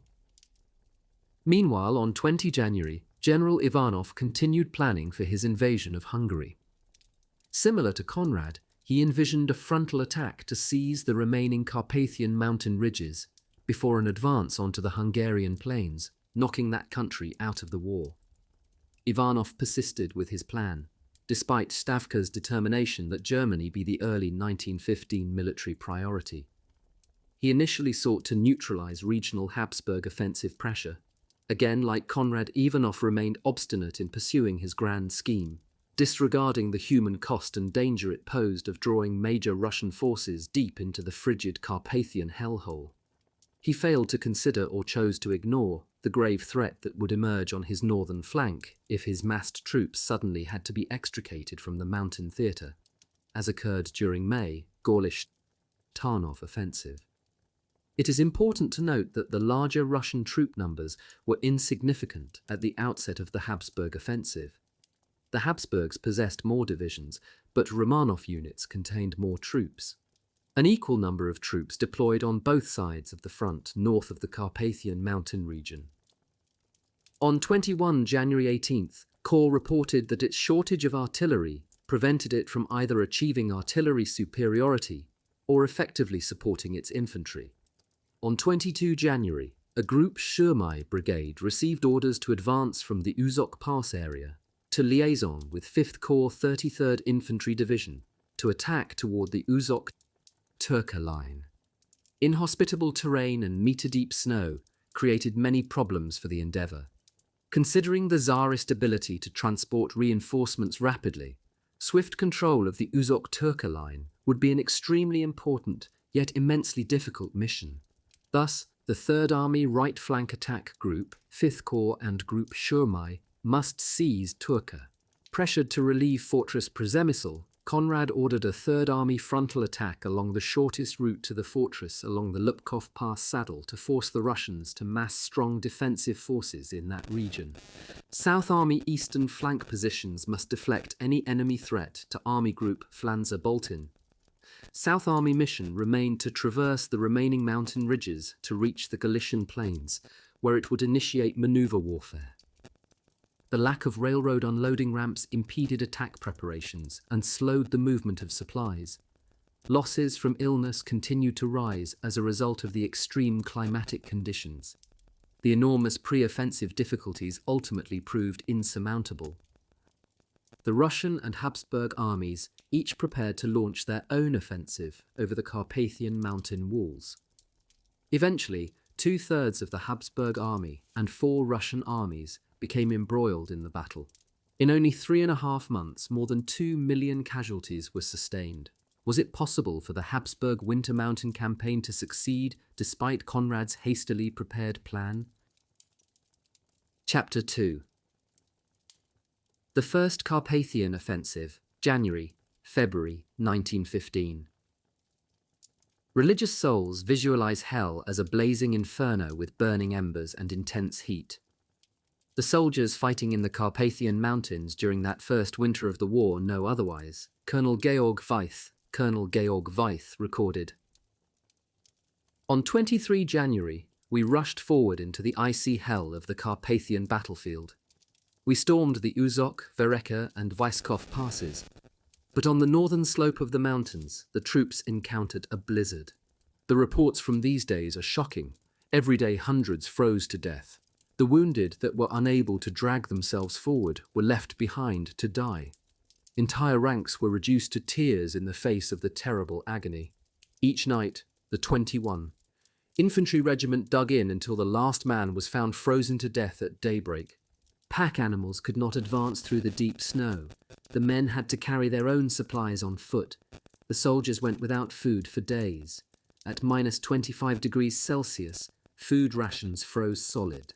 For 7 days straight, the 43 Infantry Division battled overpowering Russian troops with no warm food to sustain them. For a full 30 days, not one single man had any shelter. Hardly a battalion on the Habsburg front consisted of 200 men as lines grew thinner and thinner. Battle-weary front-line troops were continuously being wrenched from one position to another to plug a newly formed gap. Medics and those not seriously ill or injured were called into service. A constant state of mass confusion reigned, a tremendous detriment to any military command. Apathy and indifference were gaining a foothold and could not be contained. On 23 January, we rushed forward into the icy hell of the Carpathian battlefield. We stormed the Uzok, Vereka and Wyskov passes, but on the northern slope of the mountains, the troops encountered a blizzard. The reports from these days are shocking. Every day hundreds froze to death. The wounded that were unable to drag themselves forward were left behind to die. Entire ranks were reduced to tears in the face of the terrible agony. Each night, the 21 Infantry Regiment dug in until the last man was found frozen to death at daybreak. Pack animals could not advance through the deep snow. The men had to carry their own supplies on foot. The soldiers went without food for days. At minus 25 degrees Celsius, food rations froze solid. For 7 days straight, the 43 Infantry Division battled overpowering Russian troops with no warm food to sustain them. For a full 30 days, not one single man had any shelter. Hardly a battalion on the Habsburg front consisted of 200 men as lines grew thinner and thinner. Battle-weary front-line troops were continuously being wrenched from one position to another to plug a newly formed gap. Medics and those not seriously ill or injured were called into service. A constant state of mass confusion reigned, a tremendous detriment to any military command. Apathy and indifference were gaining a foothold and could not be contained. Conrad's armies faced an unfavourable tactical situation from the outset. The Germans grew increasingly alarmed over the rapid deterioration of Habsburg combat strength. A decline in morale, discipline, and physical stamina followed. Adamant that no time be lost, Conrad refused to postpone the attack, gambling that the current break in the weather would last. It was a gamble he would lose, for just as the operation got underway, a blizzard struck along the front. Now Conrad's armies became engaged in a life-and-death struggle against the Tsarist military foe and the forces of nature. In order to advance, Habsburg troops had to first clear a path through the deep snow or hack their way step by step along the icy mountain passes. Table 2. KUK troops transferred into the Carpathian source. Ratzenhofer, Aufmarsch hinter den Carpathen. 3rd Army right flank Group Surmai's pre-offensive attack on 22 January failed to achieve its main objective despite having captured some important positions. Terrain conditions wreaked havoc on Surmai's operational timetables, critical for the mission's success. Some units came to a complete standstill. Pack animals were useless on the slippery ground. At an alarming rate, frostbite and exposure claimed the lives of more Habsburg soldiers than enemy action. The 3rd Army expanded to 15 infantry and 4 cavalry divisions and, supported at its right flank by the South Army, struggled to execute Conrad's orders. The 175,000-man attack force was too weak to launch a frontal assault along the 160-kilometer wide front intended to envelop the enemy's extreme left flank positions and roll up its front. Insufficient troop strength combined with the expansive front resulted in units attacking in single file. Not surprisingly, the daring endeavour produced catastrophic losses. In all, 20.5 divisions participated in the Carpathian offensive, commencing on the 23rd of January 1915. On the Galician front, 41 infantry and 8 cavalry divisions opposed 38 Tsarist infantry and 15 cavalry divisions. The Third Army's front extended from Uzuk Pass to Gladysov, South Armies from Uzuk Pass to Army Group Flanzer-Boltin's front. The operation extended from the Dukla Depression to east of Uzuk Pass. Group Somme eventually seized Uzuk Pass, and the South Army, Vereki Pass. Somme then focused on his next objective, advancing to Turka and Sambor. At the extreme right flank, Army Group Flanzer-Boltin's ragtag forces advanced through deep snow into the Bukovina province, aiming to strike the enemy communication centres.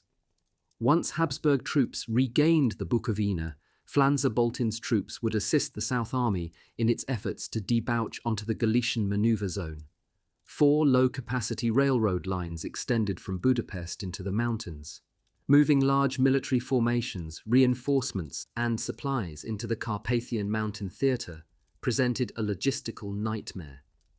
Excessive, unavoidable delays in launching the offensive gave the Russians ample time to initiate countermeasures. The attack on Tsarist positions on the northern slopes of the Carpathian Mountains under blizzard conditions became an exercise in futility and made excessive demands on the ill-prepared soldiers. Conrad's highly anticipated swift victory soon vanished when his armies were forced to halt at the mountain ridgelines.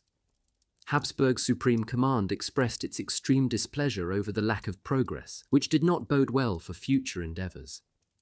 The atmosphere on the home front and on the battlefield grew tense when the ill-fated First Offensive commenced. Attention focused on the Carpathian Mountains, where the vast battlefront made it difficult to maintain control.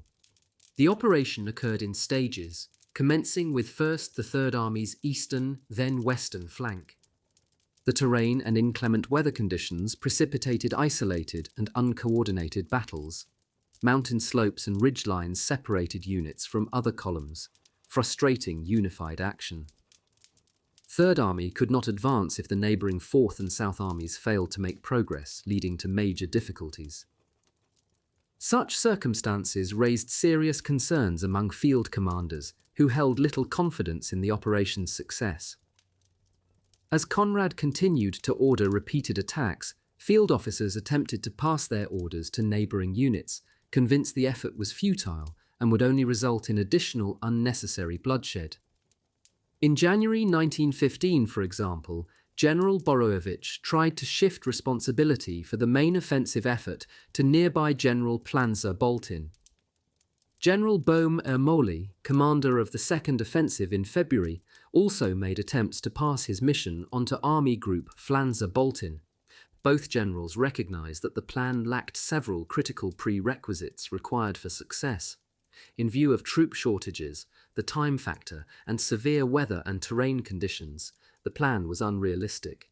Because of his obsession with liberating Fortress Przemysl, Conrad violated a fundamental rule of military leadership. A commander must know the capabilities of his fighting instrument. Such ineptitude helps explain the German High Command's refusal to allow its troops to be subordinated to Austria-Hungary. Increasing unrealistic demands on field commanders and their troops led to the growing lack of confidence in the Habsburg Supreme Command itself. Battalion and brigade commanders wasted no time expressing their serious concerns about the operation. Numerical inferiority disrupted the attack momentum and forfeited the essential element of surprise. In addition, Habsburg field commanders warned that the mountain terrain frustrated cooperation between neighbouring units, aggravated further by unreliable wire communication as a result of snow and ice on telephone lines. Moreover, Heavy snowfall impeded troop movement and caused soldiers to abandon artillery batteries behind the high mountain ridges rather than transport them to the front. With little and often no artillery support, advancing Habsburg infantry bore the full force of Russian firepower. Third Army sacrificed over 2/3 of its soldiers in its failed initial Carpathian offensive, many of whom succumbed to illness or froze to death. Separated attack groups often lost their bearing in the blinding snowstorms.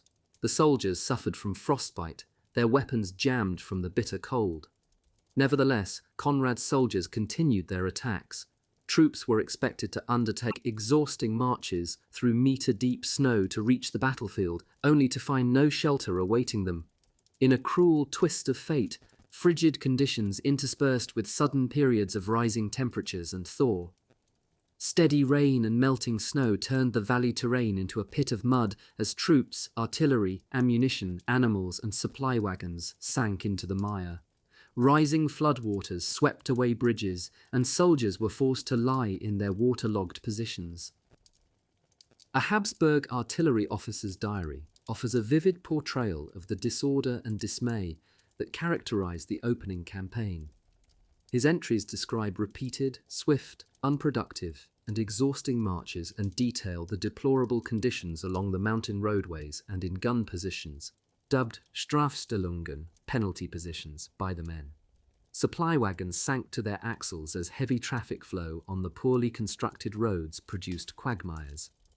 Adding to their misery, soldiers often had to help move heavy equipment. Even horse-drawn wagons with 10 to 14 harnesses could not navigate the muddy passageways. Troops gathered fallen branches and tossed them into the mud in an effort to stabilize road surfaces. Countless horse carcasses blocked the roadways and were likewise heaved into the muck. South Army German troops were unfamiliar with mountain environs. Their inexperience and general unsuitability for mountain warfare became a major disadvantage. Because they lacked the most basic winter attire and equipment, hundreds of troops suffered frostbite every day, and many succumbed to the White Death, der Weiss Tod. Weather and terrain conditions took a heavy toll on horses and other draft animals. Though map keys designated the Carpathian mountain region as maneuverable terrain, many mountain slopes proved too steep for the animals to traverse. German artillery units, arriving late at the front, likewise had no experience in mountain warfare. The few artillery pieces that actually arrived were limited to off-road passages and ineffective firing positions. Returning to the offensive undertaking, the attacking troops advanced slowly through man-high drifted snow, which exacerbated the terrain conditions. Forward movement of artillery and supplies proved time-consuming and tedious. The troops' physical condition had already deteriorated because of their prolonged stay in the trenches commencing in December. As 20 Habsburg divisions advanced toward the Dukla, Lupkov, and Uzok passes, they became exposed to the difficult Carpathian conditions. The attackers advanced in line formation with no reserve formations to continue if the attack proved successful. As losses mounted, the front lines became too extended for even the surviving troop units to defend. Major attack group Puhalo advanced northward to seize the terrain north of the Russian major railroad and supply center at Ustudziki Doln, encompassing the conquest of important Tsarist railroad and road connections. Its right middle flank advanced along both sides of Lutoviska and its valuable railroad connection, while its 43rd Infantry Division advanced toward Baligrod to connect with attack group Krautwald. General Puhalo's paltry 3-division force would advance into a critical 40-kilometer gap in the Russian lines south of Fortress Przemysl toward the Lisko-Sanok railroad lines. A weak defensive force of 2 Russian cavalry divisions defended this portion of the front, which offered the most rapid egress to Fortress Przemysl. There were many problems with the Third Army offensive action. The first day's mission was to reach enemy artillery positions, which proved elusive. The operation also lacked thorough planning and preparation. In an obvious blunder, artillery did not advance with the attacking forces because the snow-enveloped terrain hindered movement, making guns difficult to place into new positions. Conrad, having seized the initiative, envisioned a swift victory.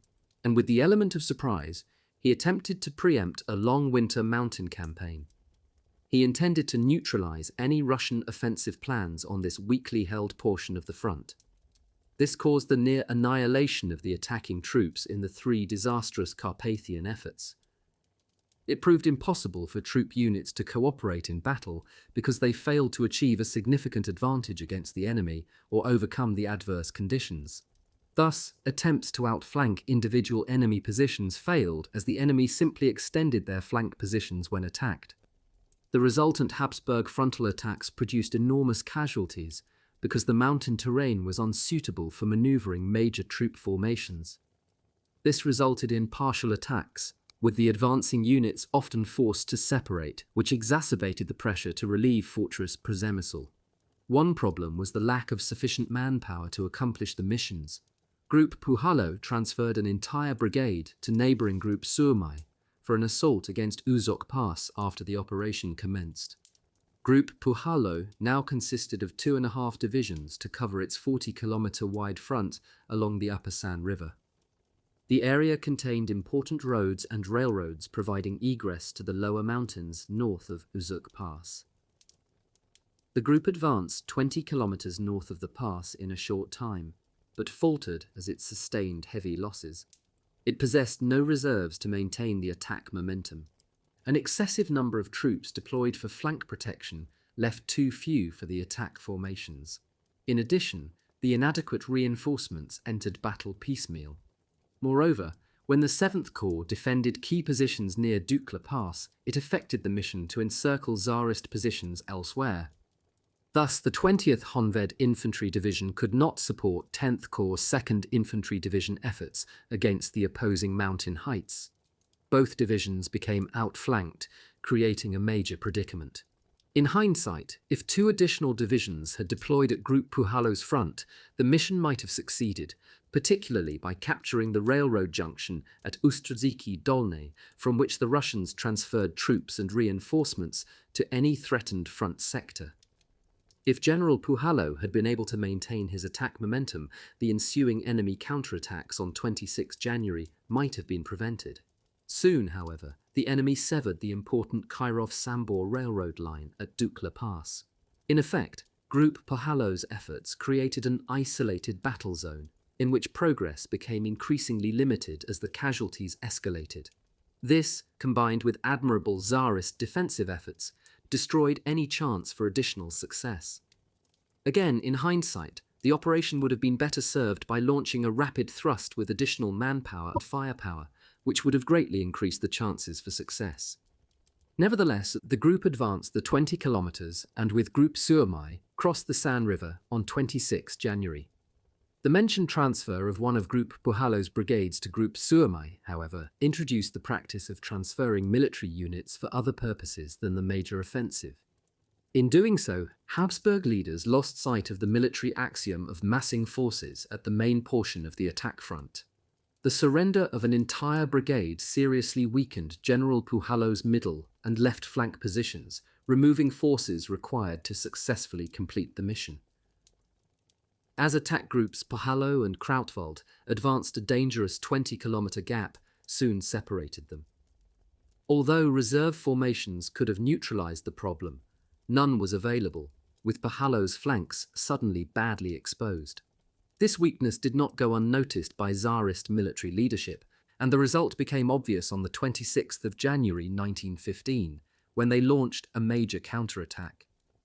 Meanwhile, Group Krautwald's mission was to strike the Russian 8th Army's eastern flank positions. 10th Corps, 2nd, 24th and 34th Infantry Divisions must advance through Baligrod.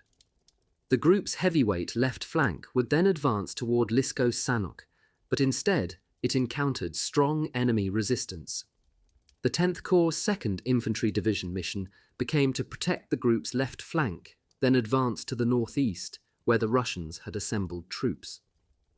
The 7th Corps' 20th Honved Infantry Division, ordered first to envelop the Tsarist positions in cooperation with the 2nd Infantry Division, failed. Yet the entire Carpathian offensive effort relied on 2nd Infantry Division's success. On 23 January, General Krautwald's forces encountered heavy resistance, which forced its left flank units to retreat to their original positions. By 25 January, the group received orders to hold those positions and, if possible, expand its right flank success.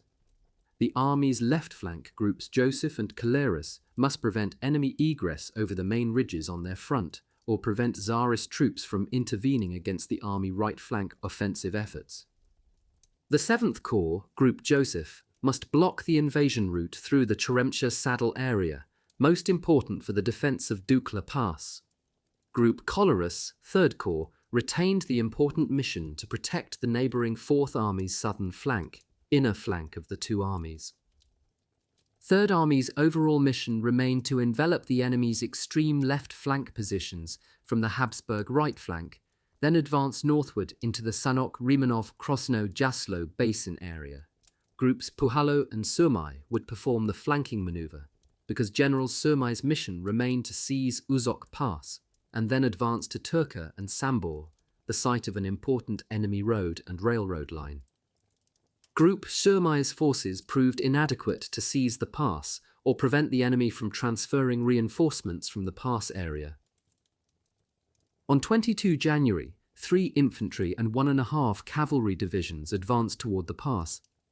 A neighbouring South Army left flank column was to advance and bind the anticipated opposing enemy forces to minimise the danger to Group Surmai's right flank as it advanced.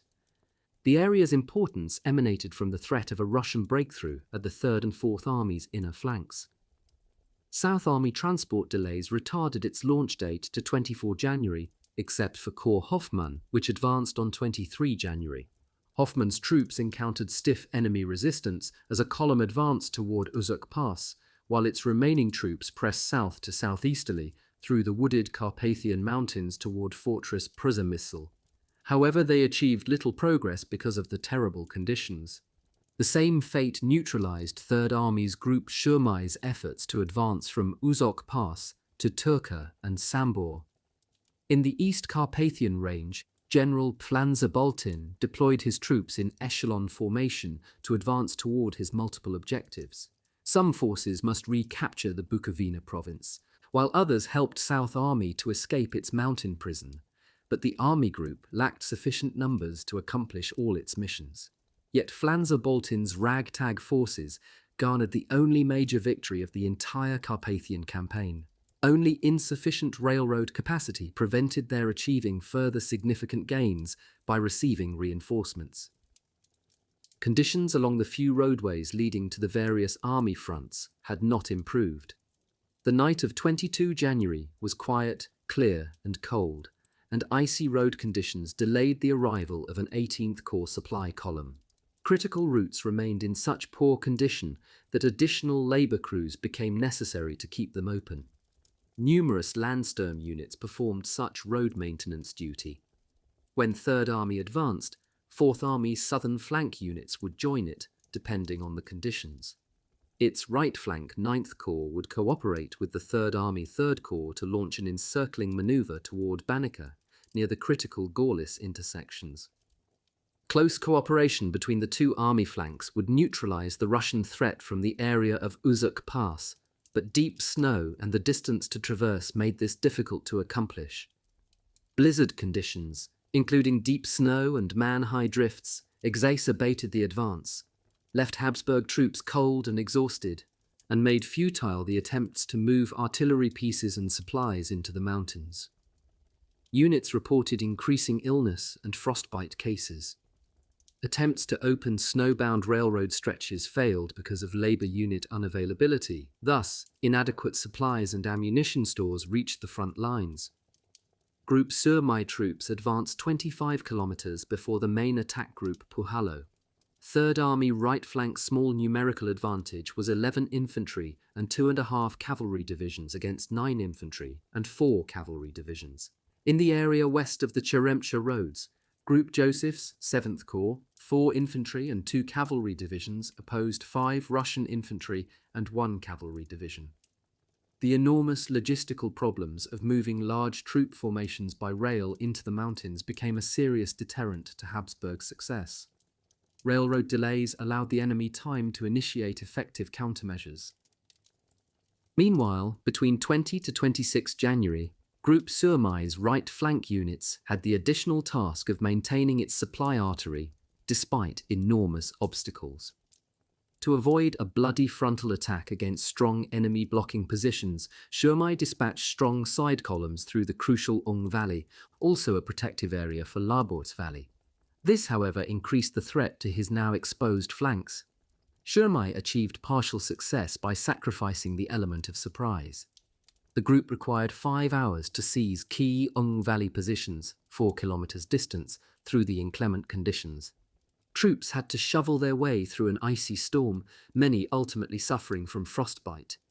The inhospitable terrain and blizzard conditions wreaked havoc with operational timetables, and Third Army advanced just 3 to 4 kilometers per day. Its slow progress caused Fourth Army to launch an attack from the southern flank to assist Third Army efforts. Meanwhile, Conrad planned to commence a new attack impulse. 7th Corps must continue to block the potential major enemy invasion route through Ducla Pass, protect 10th Corps' flank positions, and attack any enemy troop concentrations. The 17th Infantry Division Commander General Lebeau reported that artillery units were not in their ordered positions. His troops were endangered by their own artillery fire, and he faced an unfavorable tactical situation. The failure of the 20th Honved Infantry Division to seize high-terrain positions left both flank positions exposed. 7th Corps' inability to achieve notable progress against well-defended and entrenched Tsarist defensive lines between 23 and 29 January continued to threaten the 17th Infantry Division's flank position.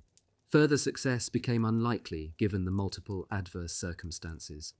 19th Corps' 34th Infantry Division, for example, lost 5,000 men in one day, while frostbite continued to plague the weary troops. On 24 January, 3rd Army again attempted to advance and recapture Carpathian passes, but in the early morning hours, fog and heavy snow prevented significant progress. Group Puhalo's 18th Corps' 44th Infantry Division advanced in column formation, its progress interrupted by weak enemy forces on 23 and 24 January, but the Russians retreated after a short battle. Although supply conditions remained unfavorable, the Corps regrouped to renew its attack on 25 January through a gap between the Russian 8th Army and its group Uzuk. 10th Corps reported that the increasing necessity to provide 3rd Army left flank security drained the main attack force. Numerous artillery units had just begun to arrive at the front, while Corps ammunition train columns stretched far back into the rear echelons. Forward movement remained a tedious job on the snow-draped terrain. The Corps advanced 22 kilometers to attack the well-defended enemy, but found itself in danger of getting lost in the thick fog and deep snow. Even with all available reserves inserted into the thinning lines, it failed to seize the opposing enemy positions. If 10th Corps retreated, it would endanger the entire offensive operation. Moreover, the shortage of officers, insufficient artillery support, the inclement weather, and disrupted communications hindered their effectiveness. On 24 January, 10th Corps' 2nd Infantry Division fought pitched battles to seize high terrain, with both sides suffering severe casualties. The division received no artillery support because of the snowstorm and dense fog, while having to shovel its way into attack position. Without reinforcements to replace the mounting casualties, 10th Corps witnessed ever-extended lines until available reserves moved into the forward battle area to assure their maintenance. When the adjacent 7th Corps 20th Honved Infantry Division retreated to its 22 January positions, it freed enemy troops for deployment elsewhere. A powerful Tsarist surprise attack launched in dense fog pummeled 10th Corps' 2nd Infantry Division. A delay in 10th Corps action compromised the crucial element of surprise. Meanwhile, 2nd Infantry Division's multiple missions far exceeded its capabilities, while it occupied a vital position on the front. 5th and 18th Corps and Group Surmai deployed along the upper San River line with the objective to drive the Russians from the San River Valley area to neutralize any threat to its rear and flank areas. On 23 January, the 5th Corps' 37th Honved Infantry Division, its troops exhausted from a difficult advance, failed to attain its objective. Frontline unit reports detailed the debilitating effects of the blizzard conditions on offensive efforts. 18th Corps' 43rd Infantry Division indicated that 1 to 2 meters of snow delayed its marches. In valleys, washed-out roads had turned into a sea of mud. Enemy troops barricaded the slopes along the valley leading to Baligrod, the division attack column's goal and a major objective throughout the Carpathian offensives. The Russians initially withdrew a short distance along a major portion of their upper San River front. However, inconclusive Habsburg successes reversed when they coincided with a wave of severe winter storms and a powerful enemy counterattack on 26 January. As Habsburg casualties reached crisis levels, the front lines became overextended. This dangerous cycle forced surviving combatants to brave the harsh conditions for weeks while awaiting reinforcements, which often failed to arrive. Repeated orders to resume attacks resulted in the meager reinforcements being hurled piecemeal into battle to fill the appearing gaps. Overpowering Russian counterattacks later added to the troops' misery. 10th Corps' 34th Infantry Division reported severe losses, including numerous frostbite cases, while Infantry Regiment 90 suffered when it attacked strong enemy positions. One infantry regiment lost 700 to 800 men during a Tsarist counterattack. Foggy conditions and close proximity of front positions, 200 to 300 paces, prevented artillery support. Troops had to shovel snow for supply traffic. On 24 January, General Ivanov reported to Russian High Command, Stavka, that reinforced Habsburg troops had attacked some of his weak positions and requested 4 to 5 infantry divisions be transferred as reinforcements as soon as possible. He claimed that enemy troops intended to retake Fortress Przemysl. The two Tsarist fronts, Germany and Austria-Hungary, resulted in the two front commanders squabbling over requests for troops, reserve formations, and additional supplies. General Ivanov pursued his cherished Carpathian offensive even though the Stavka had determined that the Russian 1915 priority was the German front. He would launch an overpowering counteroffensive against the unsavory Habsburg attackers on 26 January. Its major objective, Mesolaborsk, a key Habsburg communication center and railroad hub, witnessed bloody battle for the next 2 weeks. Meanwhile, the Habsburg Third Army left flank Third Corps would launch an enveloping attack to the northwest to block enemy approach routes and protect Fourth Army's southern flank Ninth Corps, inner army flanks. But Third Corps must await further Third Army right flank success to advance, which did not occur. This forced Fourth Army to attack at the two armies' inner flanks to assist Third Army forward momentum. Heavy snowfall and dense fog early on 24 January made it difficult to prepare for the next day's operation. Terrain difficulties continued to retard progress and exhausted the troops. Thus, forward momentum and operational success could not be restored. 5th Corps launched reconnaissance missions to ascertain suitable advance routes. Meanwhile, intelligence reports revealed that the Russians had strengthened their positions, including deploying heavy artillery at Borinia, critical for an advance from Uzuk Pass, and where a Habsburg assault had been planned. General Schirmei's efforts had already failed, and each rearward move threatened Third Army's right flank positions. Nevertheless, Habsburg troops continued their futile efforts to retake the main ridgelines lost in December 1914. The unfavourable conditions continued to cause a critical time loss and lack of artillery support for the unfortunate infantry.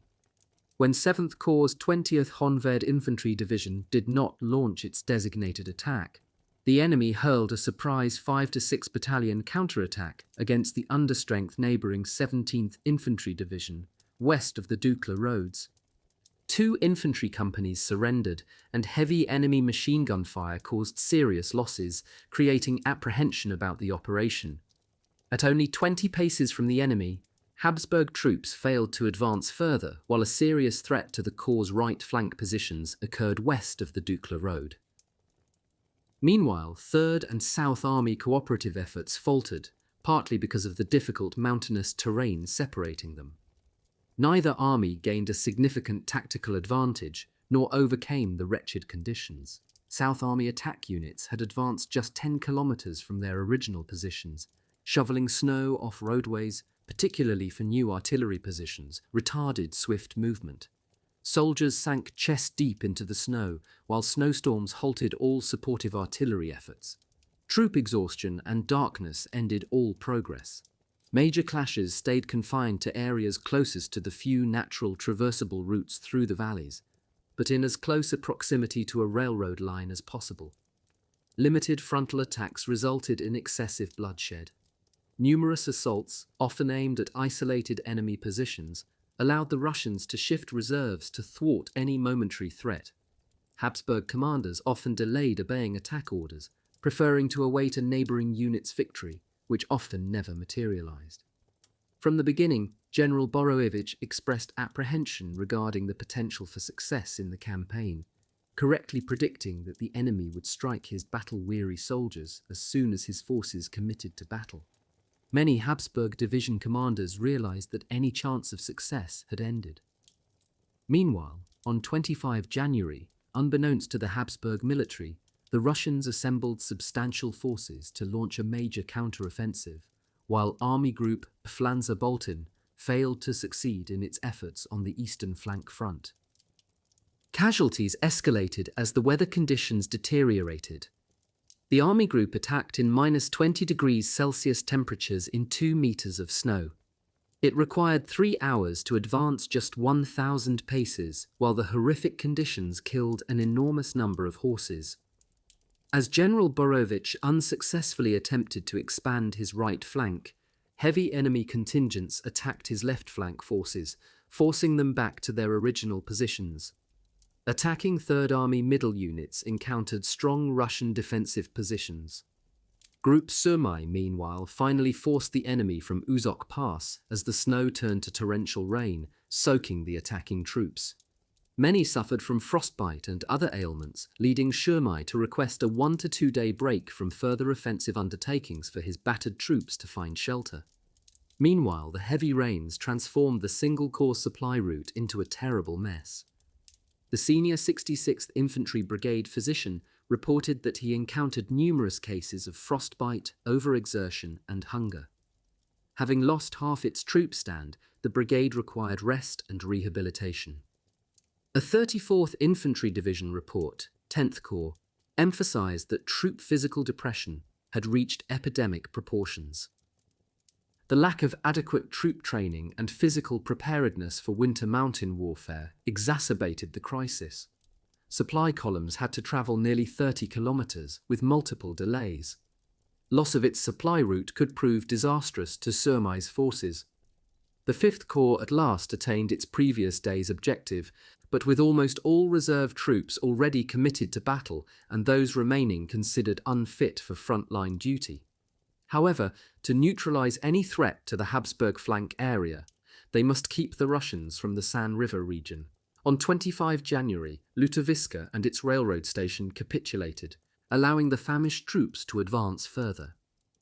Anticipating a clash with enemy vanguard units on 26 January, they actually attacked strong Russian positions. Significant terrain difficulties again prevented attaining the core march goals of Ustrzyki Dolne. When Third Army failed to achieve its decisive success, it received orders to hold to the last man and avoid unnecessary losses. Unbeknownst to Habsburg Supreme Command, the battle raging between the Dukla and Uzok passes had reached a turning point because the Habsburgs achieved no significant military success.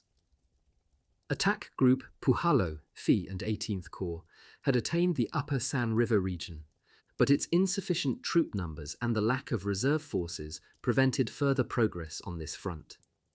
Nearby, 18th Corps encountered unexpected resistance as it attempted to advance with no hope of a timely deployment of reinforcements. Some 18th Corps troop units successfully crossed the San River, but during the process, the units became intertwined. When Conrad ordered the rapid movement of supply trains forward, food resources for the starving troops received priority over artillery shells and ammunition. Enemy counterattacks along the Dukla roads forced the 7th Corps to retreat, creating a threatening gap between it and 3rd Corps that introduced the danger of the enemy piercing the thin, overextended division lines, while also threatening the main Habsburg retreat route. 10th Corps' attack efforts resulted in fierce, bloody encounters with the enemy, but successful enemy flanking maneuvers and heavy frontal fire forced a corps retreat. Deep snow and low-lying fog curtailed progress and left the benumbed Habsburg troops without artillery support. They endured 4 days with no protection from the elements, as uniforms froze to their bodies.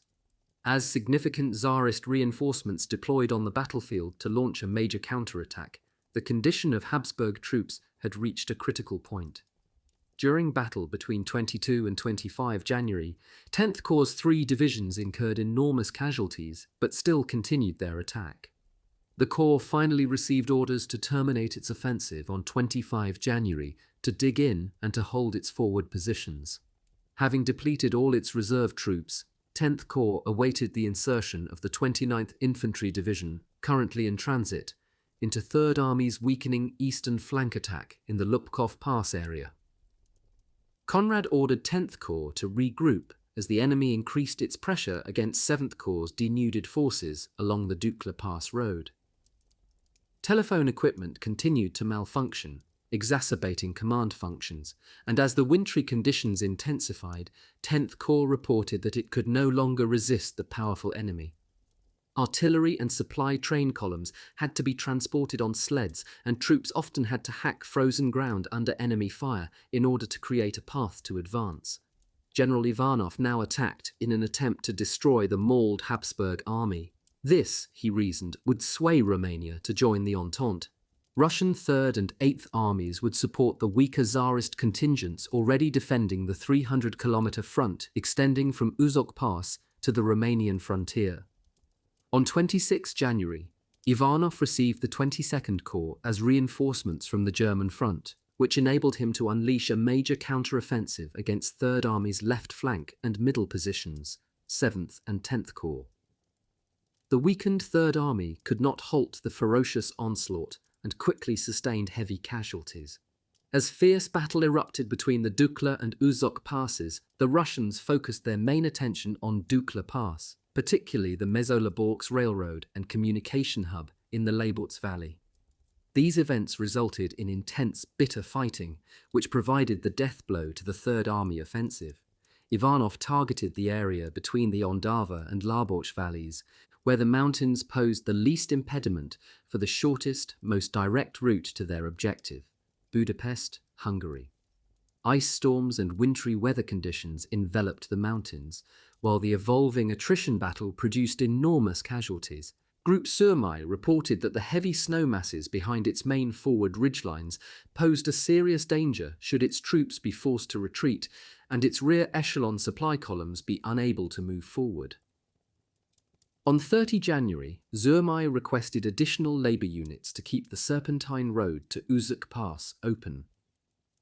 The Russians exacted a heavy human toll on the 3rd Army positions situated between the Dukla and Lupkov passes. 3 corps protected this obvious invasion route into Hungary along the 77-kilometer front extending through the Ondava and Labots valleys.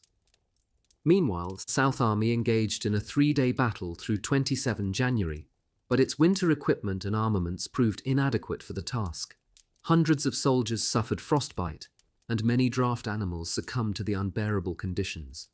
The South Army front fluctuated along the ice and snow-covered ridges. Artillery positions, often too distant from the front lines, could not support the infantry, and German artillery had been trained for flat terrain deployment, which proved of little worth in the elevated terrain. 3rd Army Command, in the meantime, ordered its battered troops to maintain their positions, but it lacked the reserve units necessary to halt the enemy onslaught. 5th Corps had attained its objectives when the Russians counterattacked their right flank positions, but Conrad ordered that the offensive be continued. 18th Corps' 43rd Infantry Division advanced north of Baligrod, but the reinforced enemy forces soon halted their retreat and put up ferocious resistance. Diminished troop numbers and the distended 30-kilometer corps front ensured that the troops could not be relieved from frontline duty. The excessive demands and terrible conditions often resulted in attack orders failing to reach the front. The condition of South Army troops had also deteriorated. By mid-March, daily sick call fluctuated between 400 to 700 soldiers, while later, between 11 and 23 March, the army lost 6,758 men to illness alone. The Russians launched their counterattacks along the critical Dukla roads in the most effective direction to devastate Habsburg troops. 7th Corps bore the brunt of the initial Tsarist thrust as the enemy penetrated into the defensive lines west of the Dukla roads. 8 to 12 battalions smashed into the 20th Honved Infantry Division positions several times before advancing toward the sensitive 3rd and 4th Army inner flank positions. Meanwhile, 8 to 10 battalions, 8,000 troops, launched 10 attacks against the 17th Infantry Division front, forcing it to retreat or face annihilation. 7th Corps sustained heavy casualties as the Russians repeatedly broke through its front. Without reserve troops, the Corps' situation rapidly became critical. Insufficient troop numbers and difficult terrain forced the left flank units to retreat. Further powerful enemy actions against the 7th Corps front widened the gap between it and the 3rd Corps. Russian prisoners of war alerted their interrogators to an impending strike against the reeling Habsburg lines, resulting in Corps Command ordering its troops to halt the looming enemy onslaught. After many days of marching over rough terrain, the few remaining reserves arrived at the front just as 3 Russian divisions launched an attack. Unable to resist, Habsburg troops withdrew. A 25 January South Army Corps Gerok report blamed the battlefront conditions for its lack of success. In addition to the normal difficulties, the pathless terrain traversed a primeval forest enveloped by at least a metre of snow. The temperature dropped to -23 degrees Celsius, further hampering supply efforts and causing an agonizing state for the troops. Many, on the verge of physical collapse, went without warm rations for days. The culmination of these circumstances reduced several Habsburg units to 30 to 40% of their original numbers. On the Third Army front, the enemy unleashed mass assaults during an ice storm. The Russians constantly deployed new forces toward the vital Mezolaborsk rail center. They also attempted to conquer the entire Dukla Basin region. The Tsarist assaults, which endured until 10 February, forced Third Army to retreat to its initial attack positions. When the Russians smashed into 10th Corps lines defending Mezolaborsk, it immediately created a serious crisis. The Tsarist forces intended to sever the major Homona Mezolaborsk rail connection and separate the Habsburg armies, which would neutralize main attack group Puhalo's successful advance. Table 3. Habsburg losses. During the first offensive, the Tsarist assault against 7th Corps in the strategic Mezoloborsk-Lubkov-Sisna area followed parallel mountain heights to conquer the Mezoloborsk railroad junction and extend the 10-kilometer gap between it and 3rd Corps. Habsburg defenders also suffered defeat and retreated from the Lubkov Pass area. Freezing temperatures, deep snow, and windy conditions prevailed in the mountains. The snow-packed roads, blanketed by a meter of fresh snow, proved almost impassable, resulting in multiple supply traffic stoppages. Civilians and troops alike labored on the most important road stretches. Commanders made frantic requests for the deployment of March Company reserve troops to the front as soon as possible, despite the long, difficult marches to get there. The ensuing days witnessed further serious reversals along the 3rd, 7th, and 10th Corps fronts. The Russian attack against 3rd Army West Flank Corps also disrupted the right flank offensive operations. 10th Corps retreated again after being pummeled by 2 overpowering enemy assaults, as 7th Corps established new defensive positions while launching futile counterattacks against the superior enemy forces. This consumed the troops' last vestige of strength. Half the troop stands consisted of inadequately trained and prepared Landsturm units, further decreasing Habsburg combat worthiness. 18th Corps' 43rd Infantry Division's offensive capabilities disappeared in just 5 days, while its troops became apathetic. The division commander described his unit as defenseless. Immediately upon arrival at the front, the 29th Infantry Division deployed to rectify the deteriorating 3rd and 7th Corps military predicament. The threatening loss of the Cisne depot and railroad junction had to be prevented at all costs because it would sever V and 18th Corps' supply route. In one day, 10th Corps 24th Infantry Division recorded 174 cases of frostbite and a fatality, as well as numerous lung-related illnesses. Unfavorable battlefield conditions also continued to affect South Army offensive efforts. Exhausted soldiers advanced through deep snow that blanketed the wooded terrain and ridges without artillery support. The Russians gave no indication that they intended to surrender their favorable positions. Therefore, they continued to attack. Meanwhile, the enemy gained valuable time to improve their defensive positions against South Army, which had lost 5 precious days. The Tsarist troops rapidly organized effective defensive resistance just a few kilometers behind evacuated frontline formations. Having sacrificed 2,800 7th Corps soldiers since 25 January, a surprise enemy assault captured the key Ung Valley Cheremcha position. The Corps possessed no troops to regain the lost terrain. Archduke Joseph noted on 27 January, "A new enemy arrived today, but a rather fair one because it hampers both the Russians and us. This is the enormous snow and terrible cold. Terrible reports have already been arriving, especially from the 20 Honved Infantry Division, about the numbers of frostbite cases, many of which are serious. In the evening it started snowing heavily, which may be good for us because the Russian supply, advanced far forward, would be difficult. A new enemy arrived today, but a rather fair one, because it hampers both the Russians and us. This is the enormous snow and terrible cold.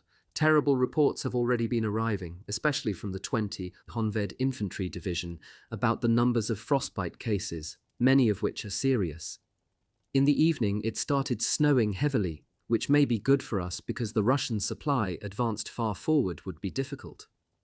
The critical battle situation and unrelenting winter storms that intensified after 26 January exacted a tremendous human toll. In 3 days, 7th Corps' 17th Infantry Division lost 1,700 men and the 20th Honved Infantry Division 2,000 on the first battle day. Sickness and frostbite continued to account for more casualties than combat. The night of 27 January witnessed further heavy snowstorms, strong winds, and sub-zero temperatures. Ill-prepared replacement troops, pressed into the front lines in a futile effort to stem the enemy tide, sustained serious losses. Artillery shell shortages exacerbated the Habsburg crisis, and some batteries withdrew from the battle zone when their shell supplies expired. The unrelenting Russian pressure in the Dukla Pass and Mesolaborsk areas forced a Habsburg retreat to the Hungarian frontier, while battle continued to rage at the upper San River Valley region and the Cisne supply depot. A letter by General Erich Ludendorff, written to General Moltke on the 27th of January 1915, bemoaned the Carpathian Mountain military situation and complained that the terrain difficulties had been anticipated. Ludendorff lamented the fact that the Austrians retreated at the mere appearance of a superior enemy force on the battlefield.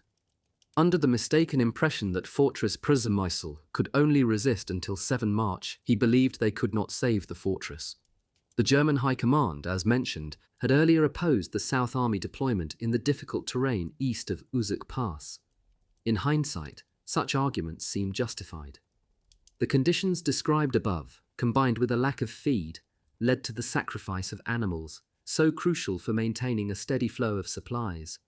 Increasing numbers of damaged supply wagons and animal carcasses blocked the supply routes. Train commanders received orders not to abandon supplies in the rear echelon areas. Herculean efforts proved necessary to sustain supply movement from the distant rearward railroad unloading stations to the front lines. Almost the entire Third Army front had now been forced onto the defensive. In retrospect, Attack Group Puhalo obviously lacked sufficient troop numbers for its ambitious mission and most likely needed twice its allotted strength to attain the objective, Lisko Ustrziki Dolne. With greater numbers, Group Puhalo may have forced the Russians back to protect their main railroad supply lines, instead of launching their successful 26 January counterattack. Regardless, the excessive demands placed on Puhalo's numbed soldiers left little hope for a decisive Habsburg success anytime soon, as troop apathy and battle fatigue became universal. As prolonged exposure to the harsh conditions caused mental breakdowns, the troops retreated to their original positions. However, information surfaced that the Russian fighting machine was also faltering as entire Tsarist units surrendered. The Austrian official history of the war concedes that the initial Habsburg territorial gains did not justify the tremendous bloodletting or the troops' physical and moral suffering.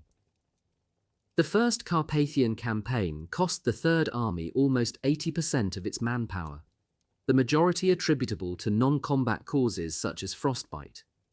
Major battle now focused around Baligrod and the Dukla Pass region. The overwhelming enemy assault against 18th Corps' 43rd Infantry Division almost destroyed its battle-worthiness. It is remarkable that General Borovich even maintained his lines because as his troop numbers declined, the enemy received reinforcements to launch further attacks. Third Army would not receive major reinforcements before mid-February. Could the Russians be kept at bay that long? Only 55,000 3rd, 7th and 10th Corps soldiers now defended the major invasion route through the Ondava and Laborch valleys into Hungary. The inadequate numbers, the extended front areas, and the lack of hope for the timely deployment of reinforcements made the Habsburg military situation untenable. Some units had sustained sacrificial bloodlettings, yet Conrad ordered his troops to hold their present positions to the last man. Fortunately for the troops, the enemy did not press its advantage. On 28 January, Group Przemysl encountered increasing difficulties. Its 71st Infantry Brigade lost some of its reserve forces and supply trains without battle. General Borovich, meanwhile, notified Conrad that his army could no longer undertake offensive action because of the horrendous conditions and escalating casualties. The inclement weather limited military action to brief flurries of activity. Escalating shortages of draft animals forced infantry sections to assist transporting ammunition, artillery, machine guns, food provisions, and battle baggage. Before battle, soldiers warmed their hands and weapons over fires to remove ice and snow to make them functional. The end of battle did not signify rest for the suffering troops. Casualties escalated as the surviving soldiers' mental and physical capabilities declined. Third Corps engaged in major combat, extending from the end of January until well into February. On 28 January, both its divisions, 22nd and 28th, retreated. Further Russian assaults against the Corps endangered the Fourth Army inner flank situation, but its retreat removed the basis for any Fourth Army offensive action to assist it. On 29 January, the Russians launched another major assault against the critical Laberts Valley Railroad junction at Mezőlabok. The attack continued until it capitulated on 6 February. Unrelenting Tsarist attacks in the Dukla Hollow and Laborch Valley consumed the reeling Third Army's offensive capabilities. As the army's means of resistance evaporated, the seemingly endless Russian onslaught continued against the defending 3rd, 7th and 10th Corps. Blizzard conditions continued to exacerbate the Habsburg supply situation. Supply trains halted when drifting snow obstructed their movement, but no labor crews were available to restore service. Group Przemysl 8th Cavalry Division required 8 hours to transfer its battle trains 4 kilometers rearward, exhausting its pack animals. Telephone service interruptions caused by frozen wires continued to delay transmission of orders, and soldiers discarded important material and equipment during their repeated retreat movements.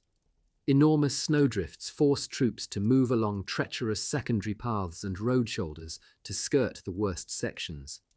Even the local light Polish Ponia wagons required 4 to 6 horses to move. The steepness of roads and their concomitant icy conditions made them almost impossible to utilize, often forcing single-file movement through meter-deep snow.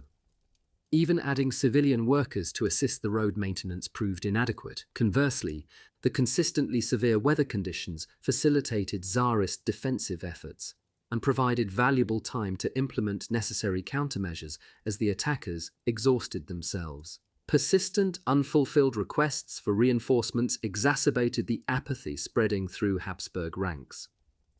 Many soldiers succumbed to the White Death, while others chose to end their suffering by standing up in their position to receive a Russian sniper's bullet. Nightfall brought no rest because of the fear of freezing to death or being attacked by wolves. The repeated collapse of Habsburg defensive lines forced the constant removal of weary soldiers from a non-threatened area to march them to the threatened section. They could not replace the escalating losses, but units still received the standing order to hold positions to the last man. An order that, in the present circumstances, held little meaning.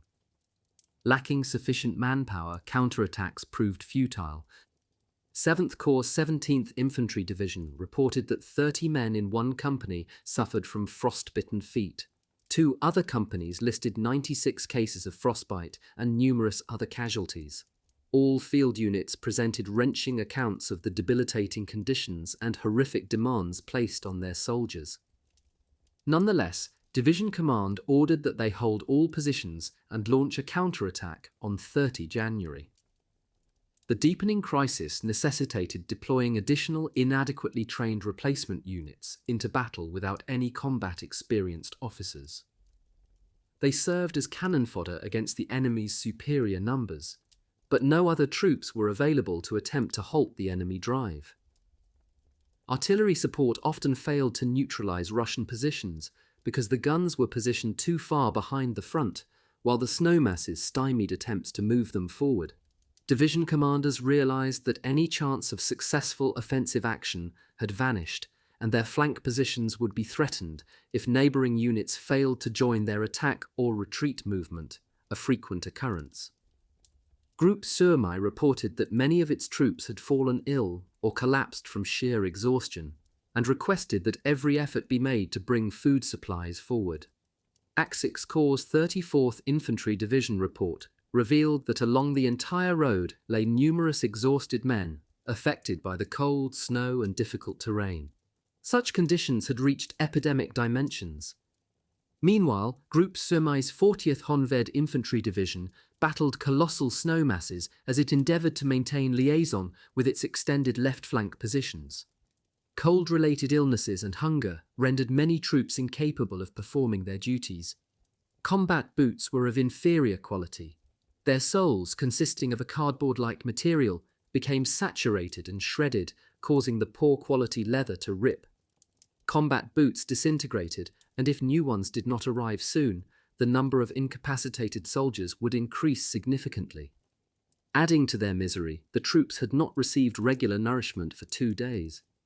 When it finally arrived, each platoon received an allotment of 5 pieces of bread per soldier. In addition to insufficient supplies, severe deficiencies in weaponry greatly inhibited the Habsburg army. The increasing scarcity of rifles, the result of loss on the battlefield, proved an insurmountable problem that affected the battlefield situation and the training of March Brigade replacement troops, who entered combat having only practiced with sticks. To diminish the shortage, special troop details collected the weapons of dead and wounded Habsburg and Russian soldiers. However, their efforts often proved futile. A persistent shortage of artillery shells also hindered the army's efforts by hampering artillery effectiveness, while the extreme effort required to transport them into the mountains compounded the situation. In fact, lacking transportation means, the recently arrived 29th Infantry Division had no ammunition column. Thus, the army paid particular attention to preventing the loss of artillery during the many retreat movements. On 30 January, as persistent enemy pressure forced a rapid Third Army retreat, General Borovich requested replacement troops to supplement the poorly prepared 6th March Battalion troops scheduled to arrive soon. He claimed that this would enable him to halt the unrelenting Russian attacks. As his situation deteriorated, Borovich requested a full-strength infantry division to alleviate the V and 7th Corps' dire situation. Conrad ordered 4th Army to either transfer another infantry division to the reeling 3rd Army or launch its own offensive to support its neighbour. The recent transfer of numerous 4th Army divisions to the Carpathian front signified that its own offensive endeavours must be launched with far fewer numbers against strong Russian defensive positions. As the 4th Army Tagebuch repeatedly recorded, any offensive endeavour would be an act of human sacrifice for the common good, as no chance existed of achieving success. A brigade formed from 4th Army Infantry Regiments 81 and 88 transferred to the 7th Corps to buttress its wavering front lines in that strategic area. In the meantime, enemy forces continued to pummel 10th Corps positions in the vicinity of the Mezolaborsk railroad junction, while 7th Corps' 24-kilometre front at Dukla Pass successfully resisted repeated enemy attacks. The presence of significant Tsarist reinforcements in the Dukla Pass area indicated that the enemy's major offensive effort remained in the critical Mezolaborsk area. As inclement weather conditions persisted, countless soldiers too weak to complete strenuous marches simply vanished in the frozen abyss. The heavy snowfall made travel on the few secondary roadways difficult and continued to affect the use of artillery in battle. A 30 January 8th Cavalry Division report indicated that dismounted cavalry troopers, prisoners of war, and civilians performed roadwork and maintained and repaired communication lines. General Szurmai placed priority on ammunition and food echelon deliveries along the Uzok Pass Serpentine roadway, forbidding train column stoppages except to feed horses. A Group Szurmai 66th Infantry Brigade report provides insight into troop morale. It described its troops as famished and exhausted, its numbers as seriously diminished. The brigade requested wagons to transport wounded to the rear echelons and reported that its artillery units ran out of shells. The 7th Infantry Division commander reported that Infantry Regiment 68 troops could perform only limited military action. In the eastern Carpathian mountain region, a metre of fresh snow covered Army Group Flanzer Boltin's positions, requiring ski patrols for reconnaissance missions. Gusty winds and blowing snow blinded the troops. Many units lost their way manoeuvring, and additional troops froze to death or suffered frostbite. Compasses proved worthless in the densely forested and snow-covered terrain. Similar conditions also affected 3rd Army's 5th Corps and Group Szurmai. Even 4th Army troops further north had to shovel through almost 2 meters of snow to advance. The 3rd Army's situation continued to worsen, partly because General Borovich inaccurately assumed that the Russians' offensive objective was only to neutralize his right flank offensive efforts. Snow masses also hindered Tsarist attacks, which often collapsed at the defensive barbed wire entanglements. South Army continued its slow, painstaking attacks toward multiple objectives. Its German troops now better understood Habsburg tribulations in this winter hell, but after 7 days of steady combat, all troops required rest. Artillery pieces sank into the deep snow once moved off the roadways and often became irretrievable. A shortage of draft animals forced troops to continue to assist moving equipment, as well as shoveling passageways and secondary routes. Individual soldiers often did not return from assigned missions. A succinct description of battlefield conditions. At the end of January, a sudden thaw and rain set in. Everyone was drenched to the bone, with no chance to dry off. Adding to this, the men's clothing froze to their bodies overnight like an icy suit of armor. Those that didn't have nerves of steel broke down. Then the Russian counterattack struck. The soldiers, already half mad before the ordeal, retreated in apathetic resignation to their original positions. By now, even the enemy had enough of the fighting. On their side too, entire units surrendered. Finally, the killing subsided. There we were, where we had begun in mid-January. But in the time that had passed, yet another army had perished. At the end of January, a sudden thaw and rain set in. Everyone was drenched to the bone, with no chance to dry off. Adding to this, the men's clothing froze to their bodies overnight like an icy suit of armor. Those that didn't have nerves of steel broke down. Then the Russian counterattack struck. The soldiers, already half mad before the ordeal, retreated in apathetic resignation to their original positions. By now, even the enemy had enough of the fighting. On their side too, entire units surrendered. Finally, the killing subsided. There we were, where we had begun in mid-January, but in the time that had passed, yet another army had perished. Night temperatures sank to -20°C and oftentimes lower. Prevailing conditions prohibited the placement of machine guns off the roadways, while icy slopes had to be hacked step by step under enemy fire. Ice-covered roadbeds continued to prevent nighttime travel or delivery of supplies. General Conrad planned to launch a Fourth Army southern flank counterattack, which he originally scheduled for 7 February, to alleviate the Third Army's crisis. 5 divisions, 10th, 11th, 13th, 26th and 45th, and the 11th Honved Cavalry Division would strike southward to relieve pressure on Third Army Third Corps positions.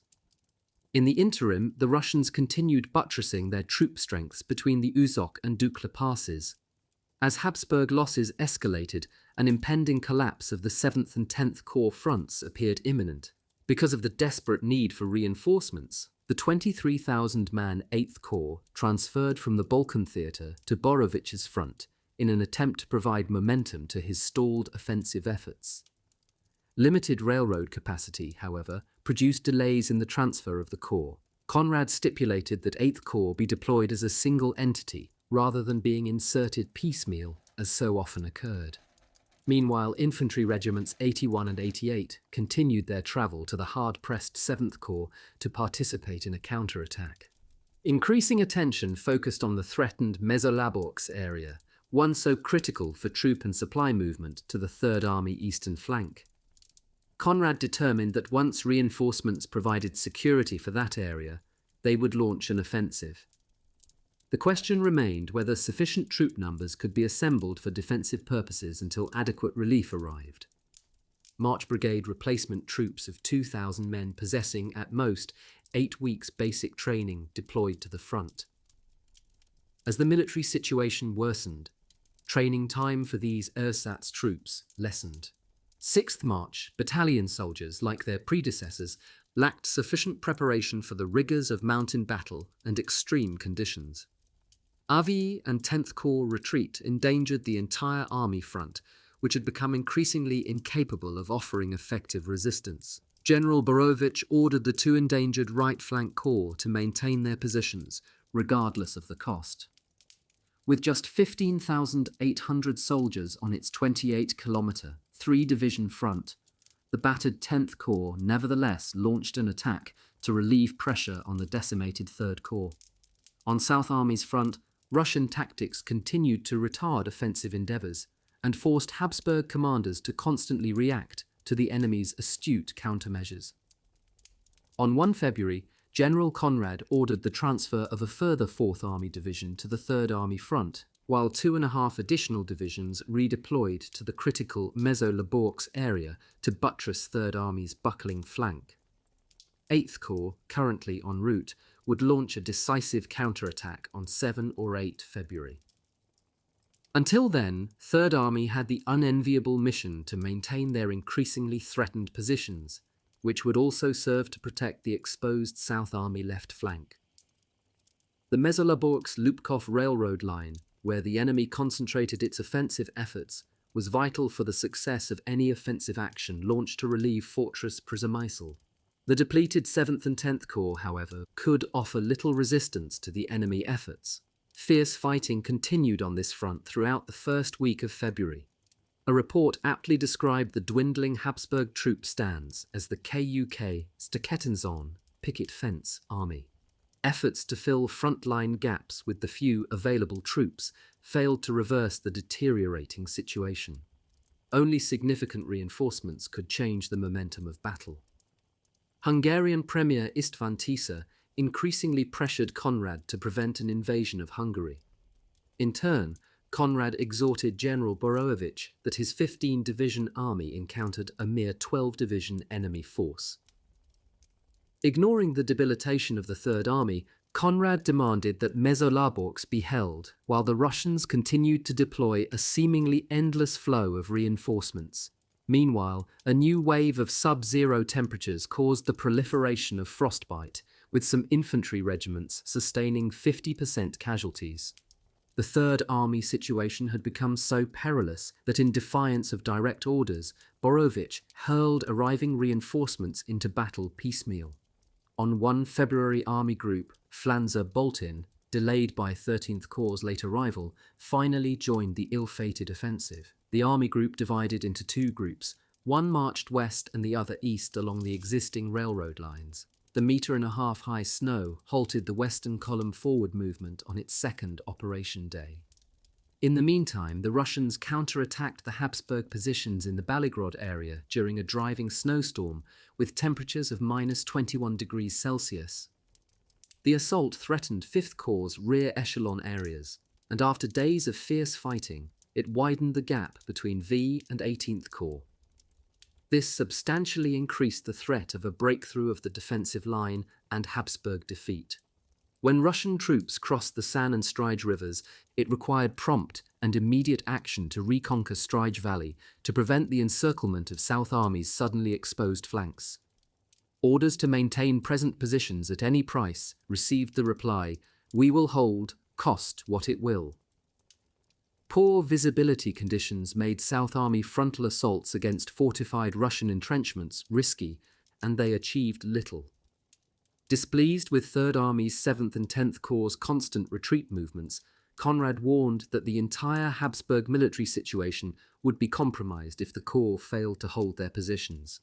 Generals Conrad and Borovich's divergent perceptions on strategy and tactics produced growing personal discord, inflamed by disagreement on how best to utilize in-transit reinforcements. Borovich argued that heavy snowfall had wreaked havoc on his battlefront and obstructed critical supply routes, while his undermanned Landsturm labor units simply could not maintain the supply roads. He also reported that he required another 6,000 troops just to maintain steady supply movements. The 37th Honved Infantry Division again reported that severe losses left its front lines untenable. In just 4 days, the 5th Corps unit sustained almost 80% casualties, 10,500 troops to 2,000, while on average 500 soldiers a day either froze to death or succumbed to frostbite. Also, in a matter of days, another Honved regiment reported 2 officers and 500 men dead or missing, 10 officers and 203 soldiers wounded, and 630 sick, many from frostbite and hypothermia. Because of the acute situation, medics, the wounded, and non-combat personnel had to charge into the front to stem the enemy tide. On 3 February, deep snow limited all travel to skis. On 4 February, the regiment endured a 3rd day of marching over the difficult terrain, with the demanding exertions leaving the troops exhausted and incapable of action. The loss of 32 front-line officers further diminished the unit's fighting capabilities. The division retreated without any apparent serious enemy pressure. To prevent a catastrophe on this portion of the front, 33rd Infantry Division was ordered to support the decimated division. 10th Corps' 2nd Infantry Division now defended a 5-kilometre snow-covered, densely wooded front with just 1,000 soldiers. On 22 January, the division numbered 8,150 troops. The 2nd and 24th Infantry Divisions together had declined to far less than half a full-stand division. The 2nd Division encountered fierce battle in 6 different defensive positions around Mesolaborsk. Division commanders warned Corps headquarters that as a result of the 12 days of battle, their troops could not resist another Russian night attack. Only retreating and allowing the troops time for rest and rehabilitation could prevent military disaster. When the 2nd Infantry Division retreated overnight to 1 February, it exposed the neighbouring 24th and 34th Infantry Division positions, forcing them to withdraw also, followed shortly by the 29th Infantry Division. Exhausted troops, many having marched through deep snow during the night, were hurled into battle at daybreak. Feeble attempts at launching counterattacks failed because of inadequate troop numbers and extreme troop fatigue. Group Zermai also sustained heavy battle losses.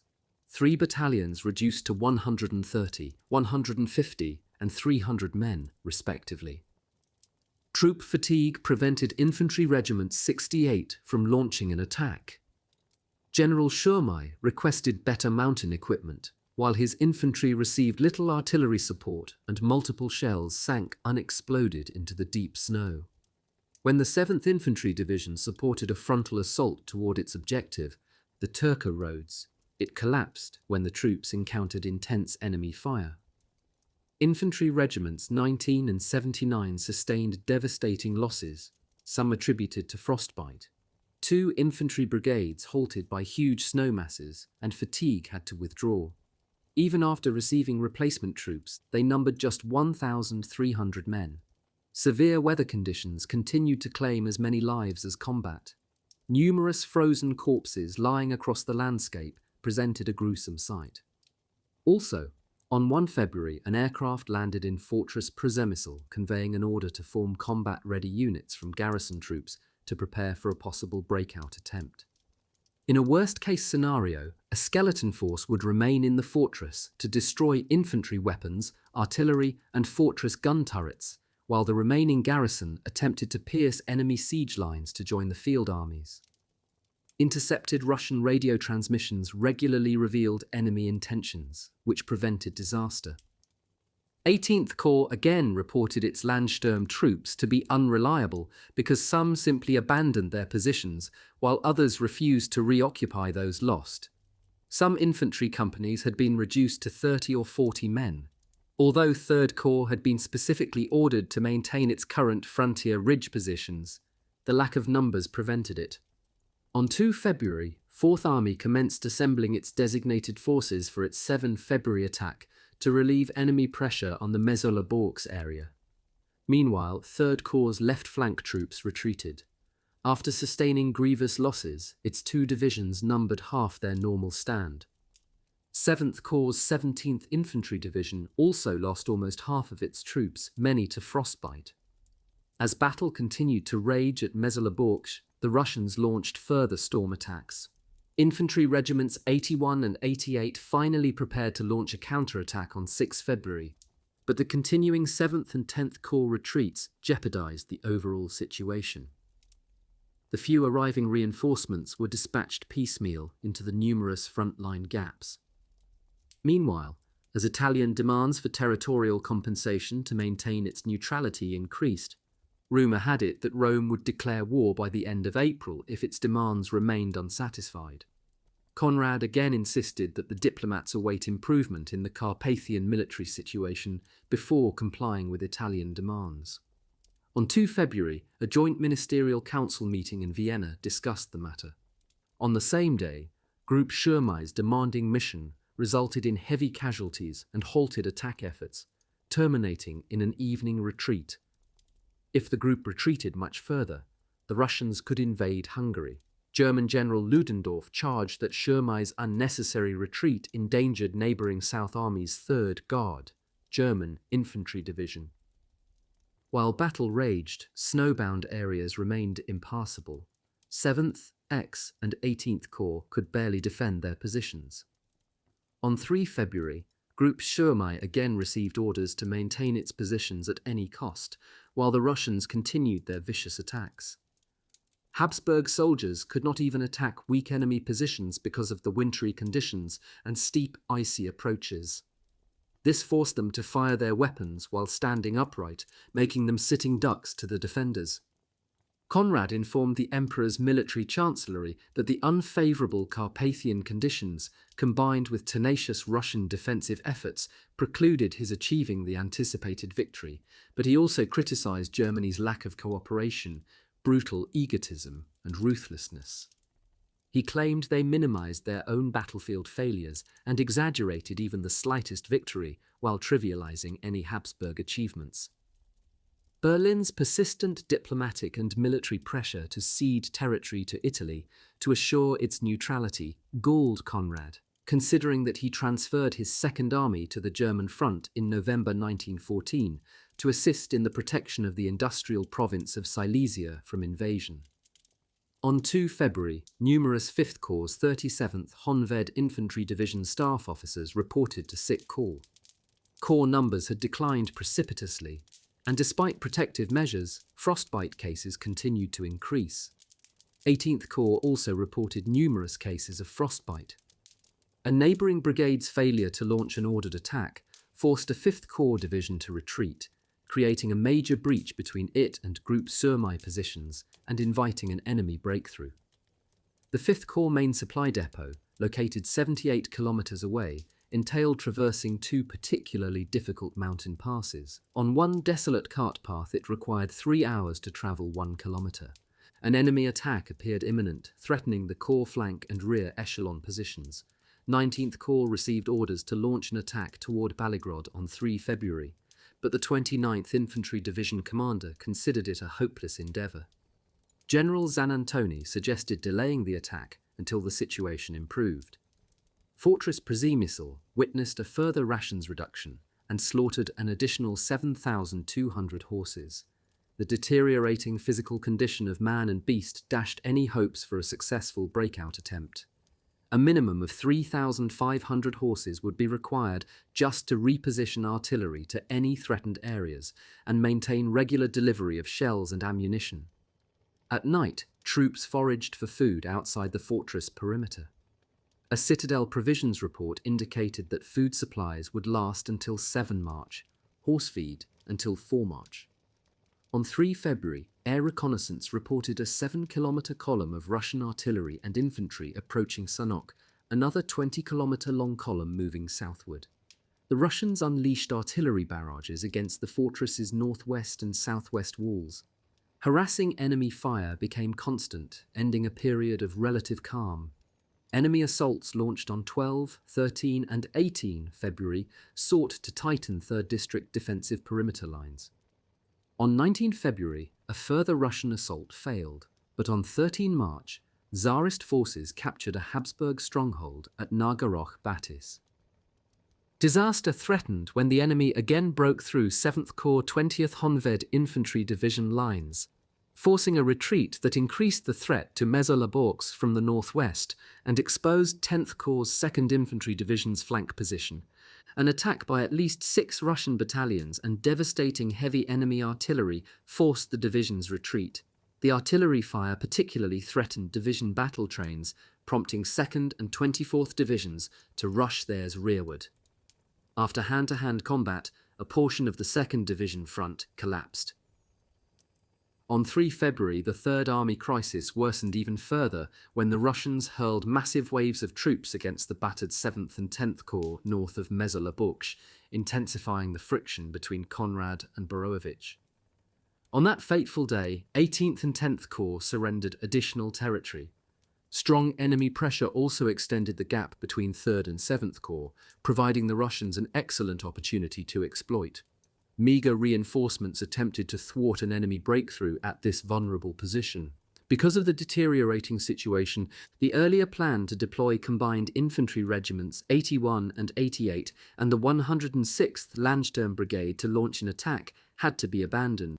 General Borowicz ordered his left flank corps units to defend their positions at any cost, while contemplating inserting the in-transit 8th Corps at his right flank to launch a powerful counterattack.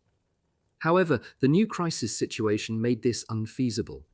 The transfer of the 8th Corps 10 days after the launch of the offensive raises the question why it was not utilized earlier to achieve better mass for the original attack. Meanwhile, overpowering enemy attacks threatened the entire Mezolaborsk area, which also endangered the abysmal Third Army supply situation. Even if the weather improved, it would require 3 to 5 days to reopen key transport arteries. Supply train stoppages continued unabated while extensive snowdrifting made the Lubkov Forest Railroad line inoperable. Overnight, fresh snowfall required further troop energy for shoveling paths before commencing any movement. Infantry regiments 81 and 88, participants in key future battles, experienced difficult approach marches to the front. On 3 February, the troops marched 6 and the next day 12.5 hours through dense woods to enter battle the next day. For 3 days, the exhausted and inexperienced infantry regiment 81 soldiers suffered from hunger, exposure, and frostbite. March brigade units returned both regiments, 81 and 88, to full strength before they entered battle, but both retreated after enduring fierce battle and sustaining excessive casualties. The Russians, contrary to their usual practice, proved relentless in their pursuit of the retreating troops, capturing many prisoners of war as entire units were cut off from escape routes. Also, on 3 February, 19th Corps Infantry Regiment 33 dwindled to 300 troops, having sacrificed 1,500. Corps troops must defend their positions. Otherwise, the Cisna transportation hub would become exposed to attack. The deteriorating Third Army troop conditions concerned Army Command because they could not anticipate any immediate improvement in the overall situation. General Borovich rushed any available replacement troops into his collapsing lines. He preferred to surrender terrain to avoid further unnecessary casualties while awaiting the arrival of reinforcements. But Conrad ordered that all lines be held whatever the cost, because he remained deeply concerned about 7th and 10th Corps' retreat movements and the widening gap between 3rd and 7th Corps. Major obstacles continued to hobble South Army in its offensive efforts, while complaints multiplied about the lack of artillery support. The rugged mountain terrain favoured the defenders. German artillery batteries still remained too far from the front to be effective. The overall situation required that South Army continue its efforts to encircle the enemy's main retreat route, as the Russians continued to threaten Habsburg positions in the San River Valley, specifically the single road connection to the 5th Corps rear echelon area. The few available reserve troops consisted of very young or older soldiers, many recovered from wounds or sickness. Under mounting pressure, Conrad ordered a gradual retreat until the 4th Army attack could assuage the 3rd Army's desperate plight. Meanwhile, heavy Tsarist artillery barrages drove 10th Corps battle trains away from the Mezelaborsk area. The Habsburg military crisis had plateaued. As dense fog continued hindering 3rd Army artillery fire, enemy troops pierced 10th Corps defensive lines, while exhausted 2nd Infantry Division soldiers fought hand-to-hand along their 5-kilometre defensive line during a driving snowstorm. When forced to retreat, the division began the movement under terrible conditions. Tsarist troops smashed through the stunned Habsburg troops, which sustained additional casualties they could ill afford. An 18th Corps retreat jeopardized the earlier 5th Corps gains. On Army Group Flanzer-Boltin's front, heavy snowfall sabotaged the 6th Infantry Division attack. Of 1,000 casualties, half resulted from illness, a quarter from frostbite. Sickness or frostbite struck 100 troops per day. On 4 February, the Russian assault on Mezelaborsk halted rail traffic to Lupkov, the main Third Army eastern flank supply line. Only the Tsarist failure to immediately pursue retreating Habsburg troops prevented a cataclysmic defeat. When Mezelaborsk finally fell during the night to 5 February, the victors paused to celebrate their bloody victory. On Group Surmai's front, 66th Infantry Brigade lost half its stand to frostbite and physical overexertion in less than a week. One 18th Corps unit dwindled to 50 to 60 men and 3 machine guns. Nevertheless, it received orders to hold its extended positions.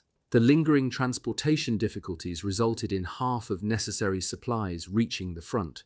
Essential railroad traffic became even more congested. The Russians also assaulted the defenders' flank and rear positions on the high terrain they had just conquered at Borinia near Uzuk Pass. Tsarist units, some neck-deep in snow, extended their attack at the San River area, forcing the hapless defending units across the river on 6 February. All able-bodied soldiers were thrust into battle in a desperate attempt to stem the enemy onslaught.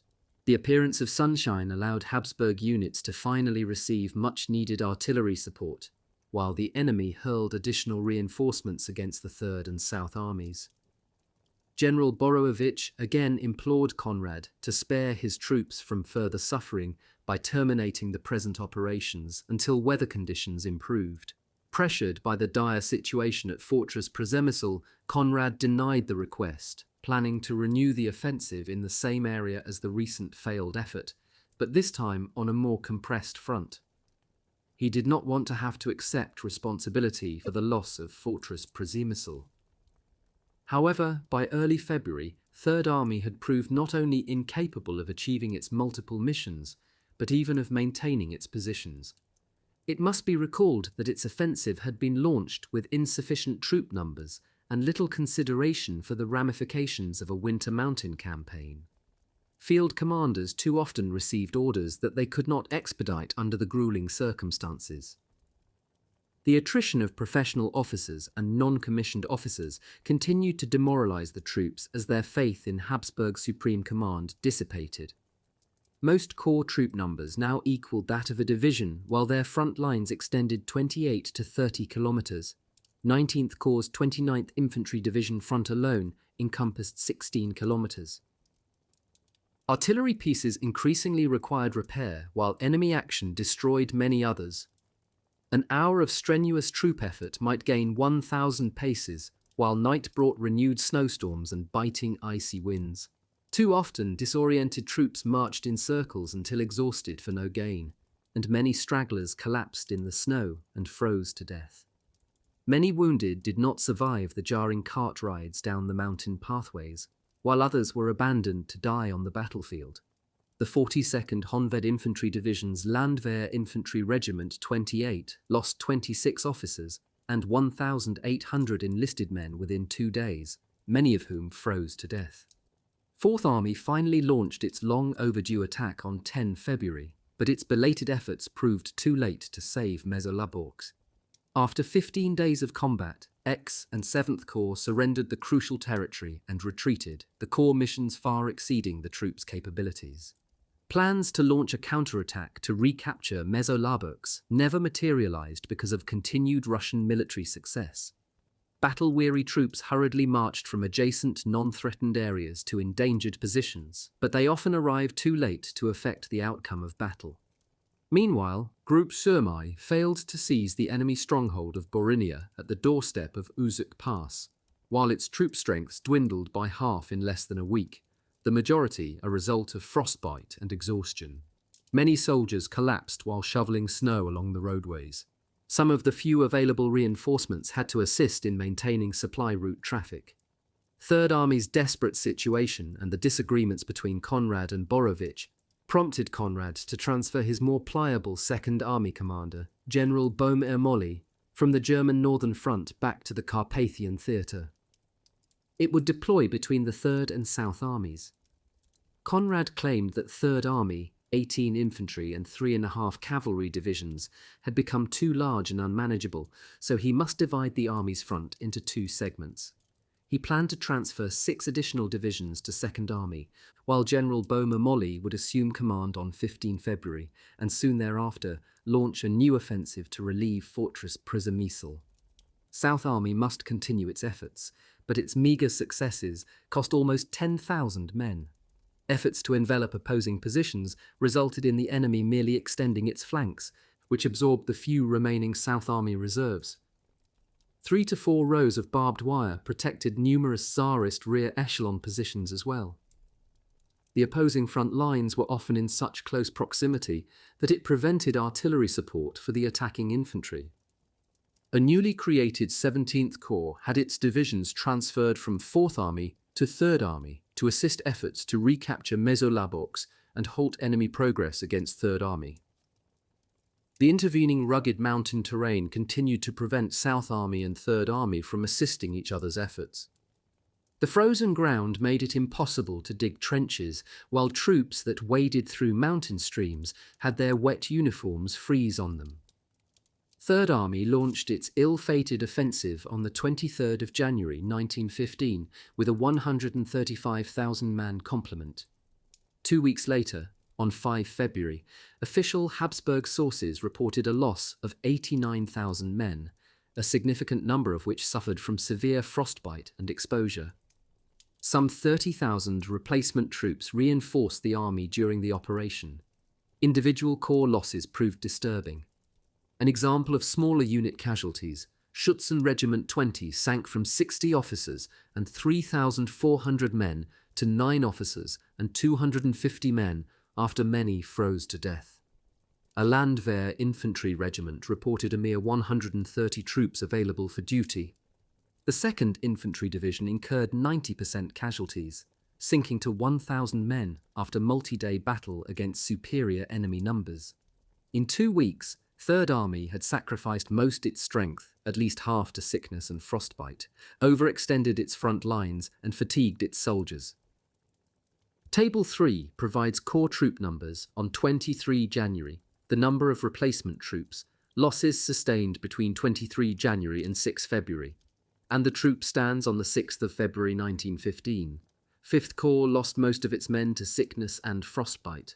The 37th Honved Infantry Division now numbered 2,000 troops, while 10th Corps' 24th Infantry Division sustained 40% casualties. The majority of Infantry Regiment 81 casualties were listed as missing in action or captured. The deployment of inexperienced and inadequately trained March Brigade recruits momentarily returned many units to near full strength. But this most recent allotment of cannon fodder, as with their predecessors, proved unprepared for the arduous physical tasks that confronted them. The condition of Infantry Regiment 101 was depicted as death-like. By midnight one night, blowing snow reduced visibility to such an extent that Russian troops approached the regiment lines undetected and launched a bayonet attack against the unsuspecting defenders. Entire companies simply vanished, forcing the meagre available reserves to rush forward. But fortunately, the Russians again failed to press their advantage. Conrad ordered his battered troops to maintain their positions until the 7 February 4th Army offensive, which after multiple postponements did not occur until 10 February. As conditions continued deteriorating, Army Group Flanzer-Boltin's officers openly complained of war weariness, a clear indication of the seriousness of the situation. The Army Group troops could not find shelter in the deep snow, and frostbite cases became rampant. No longer able to defend themselves, many soldiers surrendered to the enemy. As much as 90% of the Army Group troops had resided in mild climate regions before the war, and thus were not acclimated to the harsh winter weather. Worse, most had not been issued suitable winter uniforms or equipment. An interesting letter from General Krautwald, 10th Corps commander, to Conrad emphasized that corps troop numbers had sunk to a dangerous level during the brutal Mesolaborsk battle. The troops had no shelter to protect themselves from the elements, while officer casualties increased troop apathy and reduced unit battle effectiveness. Krautwald warned Conrad that his troops could no longer resist enemy attacks, and he further cautioned that the situation could only worsen if they did not retreat and rehabilitate. However, if the Corps continued its present retreat, neighbouring units would be threatened with encirclement. He also reported that many of his troops surrendered to the enemy. Between 6 and 16 February, inclement weather conditions continued to negatively affect military operations, and thus no major success occurred at Uzok Pass. During this time, the 106th Landsturm Brigade and 8th Corps' 21st Infantry Division arrived at the front after several railroad delays. 3rd Army intended to utilize these troops to launch a counterattack against the enemy. 7th Corps had sustained grave losses, while on one front sector, 2 Honved regiments opposed 9 enemy units. The worsening situation raised the pressing question of where to deploy in-transit 8th Corps troops to produce the most advantage.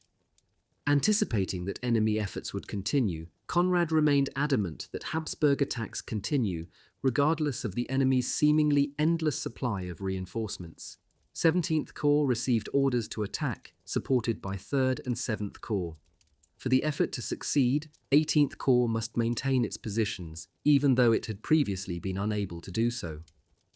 Meanwhile, 8th Corps endured a 48-hour railroad transport with multiple delays to reach the front. 3rd Army reported further alarming losses and the danger of its front collapsing as 19th and 7th Corps continued their bloody retreats. The meagre available reserves could not be brought into action quickly. On 8 February 8th Corps' 21st Infantry Division at last launched a counterattack against the enemy troops mauling the 7th Corps. The Corps' 25-kilometre front made it difficult for units to maintain liaison in the inhospitable, forested and snowbound region. Any Russian attack could garner easy success. Rising temperatures and melting snow produced flooding in lower elevations. Third Army Eastern Flank units received orders to assume a defensive posture until the reinforced Second Army deployed and launched a renewed offensive in the near future. Additional divisions should arrive in mid-month, but railroad troop transport continued to experience major delays and stoppages. Artillery shell shortages combined with the lack of regular logistical movement resulted in an order to spare shells. Many batteries simply ran out of them, particularly badly needed high-explosive shells, as deliveries faltered on the icy routes. This required artillery to fire the far less effective shrapnel shells against the entrenched enemy positions. Numerous inoperable guns continued to be shipped to the rear echelon for repair and returned still malfunctioning, while the extensive use of available weapons led to normal wear and tear to many of them. 5th Corps Command reported 14 of 45 pieces defective, while renewed snowfall halted all traffic to the front. On Army Group, Flanders-Boltin's front temperatures dipped to -29°C in the Bukowina, while deep snow continued to retard all attempts at movement. Telephone connections to its various units were almost non-existent, and the Army Group's few available but obsolete artillery pieces could not be placed into position. Lacking reserves or reinforcements, the group's Landsturm battalions melted away. The worsening situation also produced treasonous behavior among war-weary troops. For example, a Bosnian-Herzegovinian regiment, Infantry Regiment 1, had to be withdrawn from the front lines to be disciplined, while the brigade commander refused to accept responsibility for the regiment. Although combat fatigue partially explained the incident of surrendering to the enemy after 7 days of constant battle, the regiment nevertheless was transferred out of Flanders-Boltin's ranks. A report relative to the earlier Bosnian-Herzegovinian Infantry Regiment 2's serious losses in battle cited professional officer losses replaced by unqualified reserve officers to explain the serious casualty rates. Numerous self-inflicted wounds and the unit's debilitated state prompted a request for 10 to 12 competent officers to restore its combat effectiveness. On 9 February, warmer temperatures caused mud to replace ice as the main obstacle on supply routes. 2 additional 4th Army divisions were transferred to the Carpathian front as 17th Corps prepared to launch an attack on 10 February. Also, South Army German troops at long last captured the Zwinin Heights objective on 9 February, then repulsed a strong Russian counterattack, both sides sustaining considerable losses. One Habsburg regiment counted just 175 survivors. The threat of an Entente naval campaign against the Turks at the Dardanelles also affected the situation. German diplomatic and military pressure on the Habsburgs increased to maintain the neutrality of Romania, Bulgaria, and Italy, even at the cost of surrendering territory to ensure Italy's neutrality. Conrad, however, maintained his position that no territory should be surrendered to Italy pending the successful conclusion of the Carpathian campaign. On 10 February 17th, Corps' belated attack encountered strong Russian resistance after achieving initial slow, painful progress. The failure of adjoining units to provide adequate support for the attack caused the Corps to incur heavy casualties as it engaged the enemy in isolated skirmishes between 10 and 14 February. Simultaneously, fierce Tsarist counterattacks racked the V, 18th and 19th Corps, which resulted in the acceleration of 4th Corps' 31st and 32nd Infantry Division's timetable for the 2nd Army offensive rail transport. When the 10th Corps' 2nd Infantry Division flank again suddenly retreated, it exposed the 7th Corps flank and rear areas. Many of these exhausted soldiers remained in their positions to await capture by the enemy. The Russians pursued the reeling Habsburg troops, an unusual occurrence, capturing many who became cut off or surrounded. These famished troops received no food, and many suffered from severe frostbite. Continued Tsarist battlefield successes negated any Habsburg Third Army efforts to rectify its situation before Second Army's offensive operation scheduled for late February. South Army and Army Group Flanders-Baltin, however, continued their efforts to wear down Russian resistance power. The enemy's supply of manpower appeared inexhaustible as Tsarist troops launched incessant mass assaults against the hapless defenders. 3,000 exhausted 18th Corps troops were nearly surrounded while defending a critical 14-kilometer front, forcing them to join the retreat. 18th Corps lacked any reserve formations necessary to counterattack, but Conrad ordered the rattled 3rd and 9th Corps troops, 3rd and 4th Army inner flanks, to launch an attack on 15 February to support a renewed 17th Corps offensive effort. A questionable assumption remained whether 3rd Army's reeling eastern flank troops could maintain their positions much longer. After 18th Corps right flank position units had retreated, 5th Corps surrendered its main supply centre, seriously compounding its logistical woes, and relinquished some of its San River positions. Renewed enemy pressure at its flank and rear echelon positions threatened to envelop them, and after an overnight retreat, the Corps' supply trains withdrew further rearward. It was essential for the overall military situation that 5th Corps maintain its positions, but when enemy troops successfully encircled its flank, it also caused the centre to buckle. The troops' resistance capabilities had been so weakened that any enemy attack forced the defenders to recoil before it. As Russian artillery fire continued to batter Habsburg defensive positions, they requested the immediate dispatch of any available March Battalion replacement troops. Renewed heavy battle at the Uzuk Pass area underscored the necessity for reinforcements. On 10 February, General Kusmanek reported that if they slaughtered an additional 3,500 horses, the fortress garrison could hold out until 13 March. Approval was granted, but with the proviso that the fortress maintain its offensive capabilities. By 11 February, however, just 600 of the remaining horses could be harnessed to pull artillery, sufficient for just 4 batteries. The Fortress Requisition Commission seized any hidden provisions it could discover, while foraging outside the fortress perimeter yielded another 10,000 grams of sugar beets, 2,000 grams of root vegetables, and 100 grams of cabbage and other edibles. With Fortress Przemysl's situation deteriorating, Second Army's mission became to liberate the fortress with 52,000 of its soldiers attacking an estimated 37,000 Russians. 7 divisions, 4 from 4th Army, bolstered the 3rd and South Army's inner flanks, while 4th Army's mission remained to bind opposing enemy forces. Conrad expected Army Group Flanders-Baltin to launch a major offensive, but without receiving sufficient reinforcements. Despite the importance of the Army Group's mission, it received just 1 machine gun and 1 artillery battery for support. Commanders would have to make do. Improvisation ruled. On 12 February, General Bohm-Ermolli arrived at his new headquarters.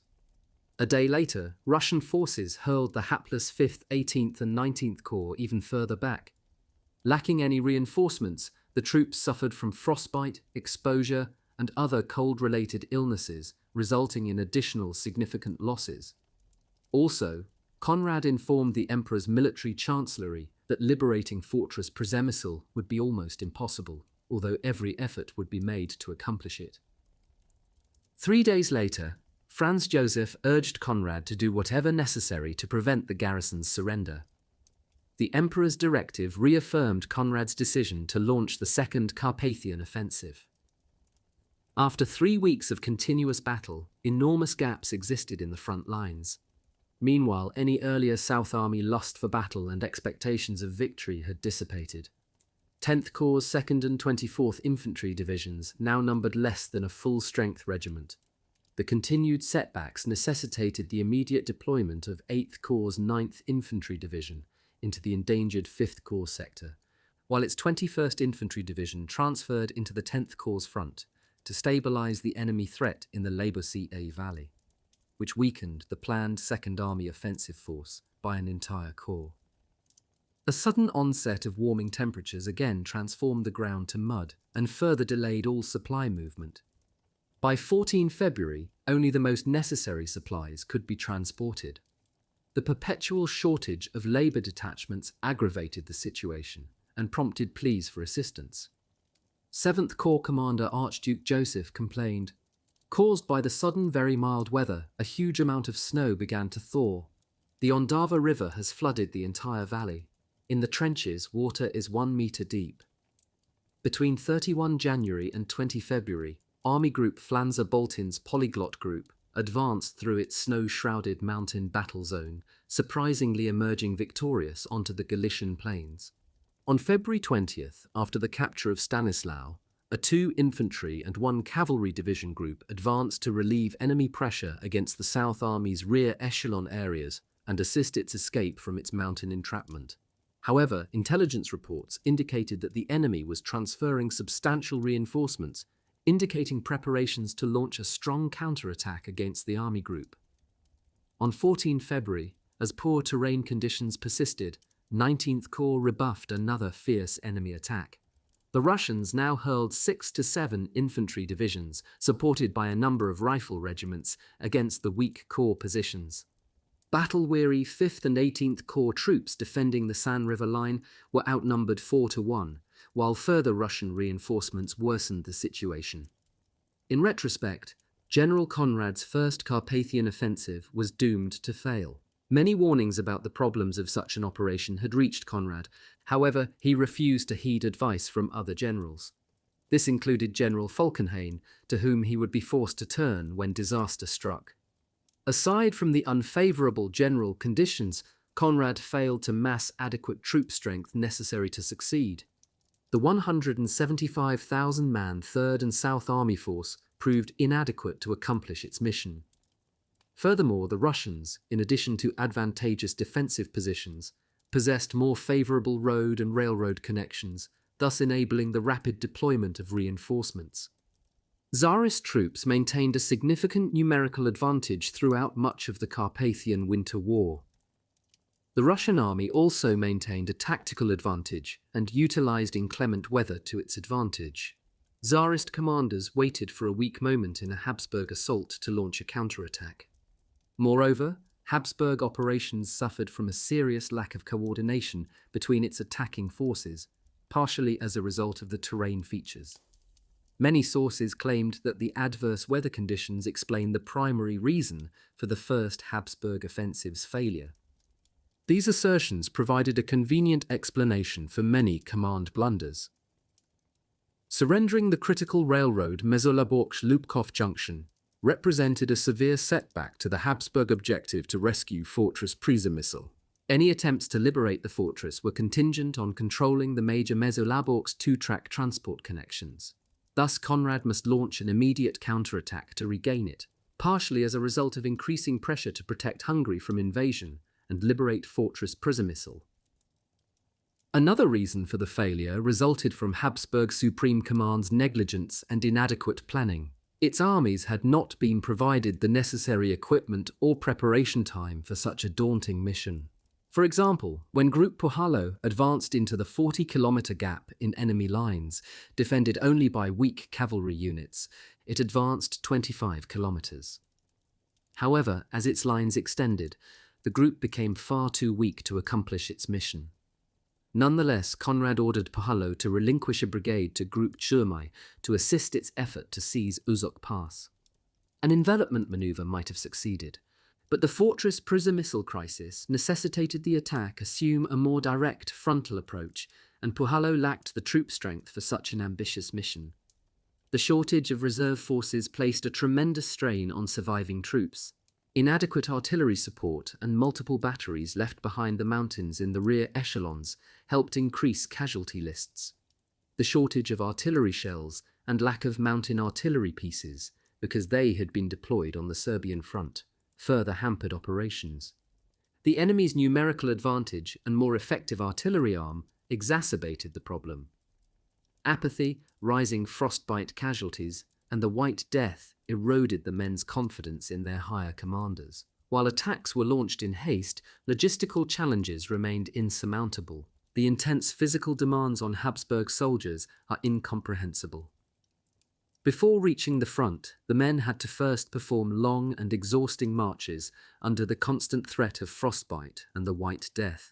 Lacking food and sleep, and in near constant battle with both the elements and a forceful enemy, Habsburg troops suffered severe psychological and physical stress. With the devastation wrought by the First Carpathian Offensive fresh in our memory, we now turn to Conrad's second undertaking in late February 1915. Chapter 3. The Second Carpathian Offensive. Late February, mid-March 1915. Every mile is two in winter. Emily Dickinson. The recent failure of Third Army offensive efforts should have cautioned Habsburg's Supreme Command against renewing its Carpathian Mountain winter campaign. By all indications, continuing the operation would further debilitate its already weakened army. Persistent adverse weather conditions assured that maneuvering in the mountains would be dangerous and reduce troop morale. Despite the dreadful outcome of Habsburg military operations in December 1914 through mid-February 1915, General Conrad insisted on pursuing another Carpathian offensive. What justification did the Habsburg chief of the General Staff offer for his lofty plan? Was it the threat of a Russian invasion into Hungary, the liberation of Fortress Przemysl, or mounting political pressure to prevent Italian and Romanian intervention? In actuality, all three factors led to Conrad's fateful decision to launch a second offensive on some of the same terrain, though on a much more limited front. The ill-fated effort would bring the KUK army closer to the brink of annihilation. In early February 1915, severe winter weather continued to wreak havoc on Habsburg military operations. In a cruel twist of fate, blizzard conditions alternated with periods of sudden thaw, leading one exasperated Habsburg field commander to remark, "It's as if the heavens are against us." Habsburg army orders and daily corps log entries describe the deplorable travel conditions that prevailed throughout the month of February 1915. Heavy snowfall in the higher elevations blocked key mountain passes. From 20 to 25 February, snow mixed with rain, creating hazardous travel conditions. Numerous major roadways were completely washed away or transformed into pits of mud. Circumstances did not bode well for the movement of troops, supplies, and ammunition, basic requirements for any military operation's success.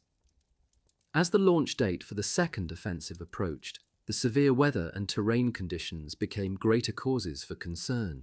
Trenches filled with stagnant rainwater and melted snow became the perfect breeding ground for disease. Infantry columns struggled to make their way forward through the mire. Horse-drawn supply trains sank to their axles, and horse cadavers and broken-down wagons blocked the travel routes. Oftentimes, conditions forced entire supply columns to a complete standstill. The entire Habsburg supply system had collapsed before the Second Army received its orders to attack. In the valleys, unseasonably warm daytime temperatures often fell to below freezing overnight. The extreme temperature fluctuations took their toll on the single-lane roads and trails. The four mountain railroad lines and inadequate Galician roads further slowed the movement of supplies to the troops. In one area of the front, a solitary transport artery was to supply 4 corps. This shortcoming would have a decisive impact on the outcome of the Habsburg second offensive. Supply routes required constant maintenance. Enormous snowbanks lined both sides of the mountain roads, which prevented the use of side columns for movement. Roads turned to sheets of ice overnight, making travel risky for pack animals and infantry units. The dire conditions forced Habsburg Supreme Command to postpone launching the Second Army offensive for a few days. The delay cost the Habsburg army the crucial element of surprise and granted sufficient time for an effective Russian counterstroke. The Second Army commander, General Edward Bohm-Ermolli, disagreed with Conrad's decision to launch the offensive without delay. Like his predecessor, General Borovich, he favoured postponing the attack until weather conditions improved. General Borovich had also advised against taking further offensive action until the critical need for reinforcements had been met and the required troop numbers systematically assembled. This, Borovich explained to Conrad, would prevent unnecessary casualties, something the Habsburg cause could ill afford. it would also provide additional time to improve logistical preparations. Despite these valid arguments, General Conrad insisted the offensive continue as planned. He simply could not risk denuding other war theatres in order to provide additional troops for his offensive endeavour. General Borovich's doubts about Conrad's operational plan were evident from the outset. Experience had taught the wily army commander that if neighbouring armies did not advance simultaneously with the main attack force, the outcome would be limited to transitory territorial gains. With the Second Army offensive looming, daily South and Third Army situation reports warned that under the present adverse conditions, military action would be severely impeded. Artillery support for the infantry attacks, the Achilles heel of all three Habsburg Carpathian offensives, remained inadequate and was further hampered by gross transportation and terrain limitations. Improper transport means and poor positioning further reduced the effectiveness of artillery support during the January offensive, while the lack of sufficient artillery batteries had a decisive and negative impact on the outcome of battle. At the very least, greater artillery presence would have had a positive psychological effect on attacking Habsburg troops. However, transporting artillery and ammunition into the mountains became a near futile effort, leading some field commanders to question whether it was worthwhile. Soon, numerous unit commanders would opt to leave some artillery batteries behind the mountain ridges in favour of transporting shells for the available guns. The shortage of suitable wagons and harnesses further limited artillery use. Increased heavy traffic left roadbeds a bottomless pit of mud. Artillery batteries that reached the front lines often remained idle for a long time because poor visibility rendered them useless. To make matters worse, shell supplies often ran out. On one particular day, a wounded Russian soldier fluent in German was taken prisoner. During interrogation, he was asked his opinion of Habsburg artillery. The Russian POW replied, "Pretty awful. Our artillerists are always joking about how the famous Austrian artillery is only being used as a shield because that's all it's good for." The Habsburg army's inability to rapidly maneuver artillery once it was placed into firing position further stymied efforts to support the infantry and increased the danger of batteries being overrun if retreat suddenly became necessary. Moreover, Habsburg artillery often proved unreliable and in need of constant repair. Many guns that presumably had been repaired were returned to service still unworkable. Habsburg's Supreme Command continued to receive disconcerting reports regarding the poor combat performance of replacement March Brigade units. In critical battle moments, the fighting and resistance power of these ill-prepared troops too often melted away. Meanwhile, once critical reinforcements arrived, Second Army would assume command of present Third Army right flank units for the second offensive campaign. The tenuous military situation led to growing concern over the reliability of certain nationalities in the Habsburg ranks. As a consequence of the growing demand for replacement troops, soldiers were now being transferred out of their normal regimental territorial districts to other frontline units. Entities that once shared a common ethnicity became mixed with troops of diverse nationalities. This had a progressively harmful effect on Habsburg army morale and cohesiveness. The myriad of languages spoken at and below the regimental level reduced communication among the officers and their men. This became particularly evident with the arrival of reserve officers who lacked the language skills of the professional officers they replaced. This often created a volatile atmosphere of mutual mistrust and disrespect. Habsburg's Supreme Command received reports of the increasing unreliable performance of once trustworthy Landsturm units on the battlefield. In growing numbers, battalions and regiments began deserting en masse to the enemy. Czech soldiers were particularly suspect, especially to General Conrad. Czech deserters now serving in Russian intelligence units encouraged fellow nationals to desert. Adverse weather conditions did not bode well for Conrad's second offensive effort. Torrential rains on 18 February produced rapid melting of snow and ice. Deteriorating roads and bridges prompted an urgent call for repairs. Field cannon regiments, unable to be positioned behind their respective units, were transferred to rear areas. Valiant efforts to provide field armies with a continuous flow of supplies failed. Extended periods of heavy rainfall caused rivers to overflow their banks. At some river crossings, high water levels forced troops to cross at bridge overpasses under the threat of enemy fire. Major terrain obstructions caused infantry formations to maneuver at greater distances. At the lifeline of the arriving 4th Corps, artillery units and supply trains became stuck in the mud. A 12-kilometre section of the key supply route was rendered impassable. Similar conditions were soon reported along other connecting routes. Supply trains could no longer advance on a regular basis.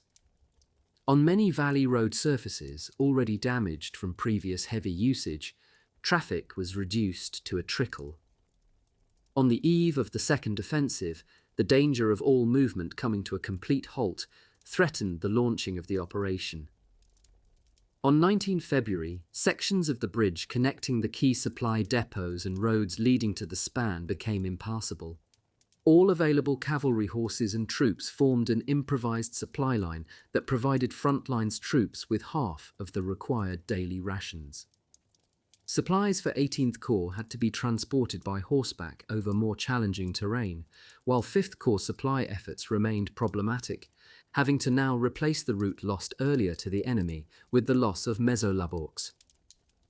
Transporting the sick and wounded to rear echelon areas came to a near standstill.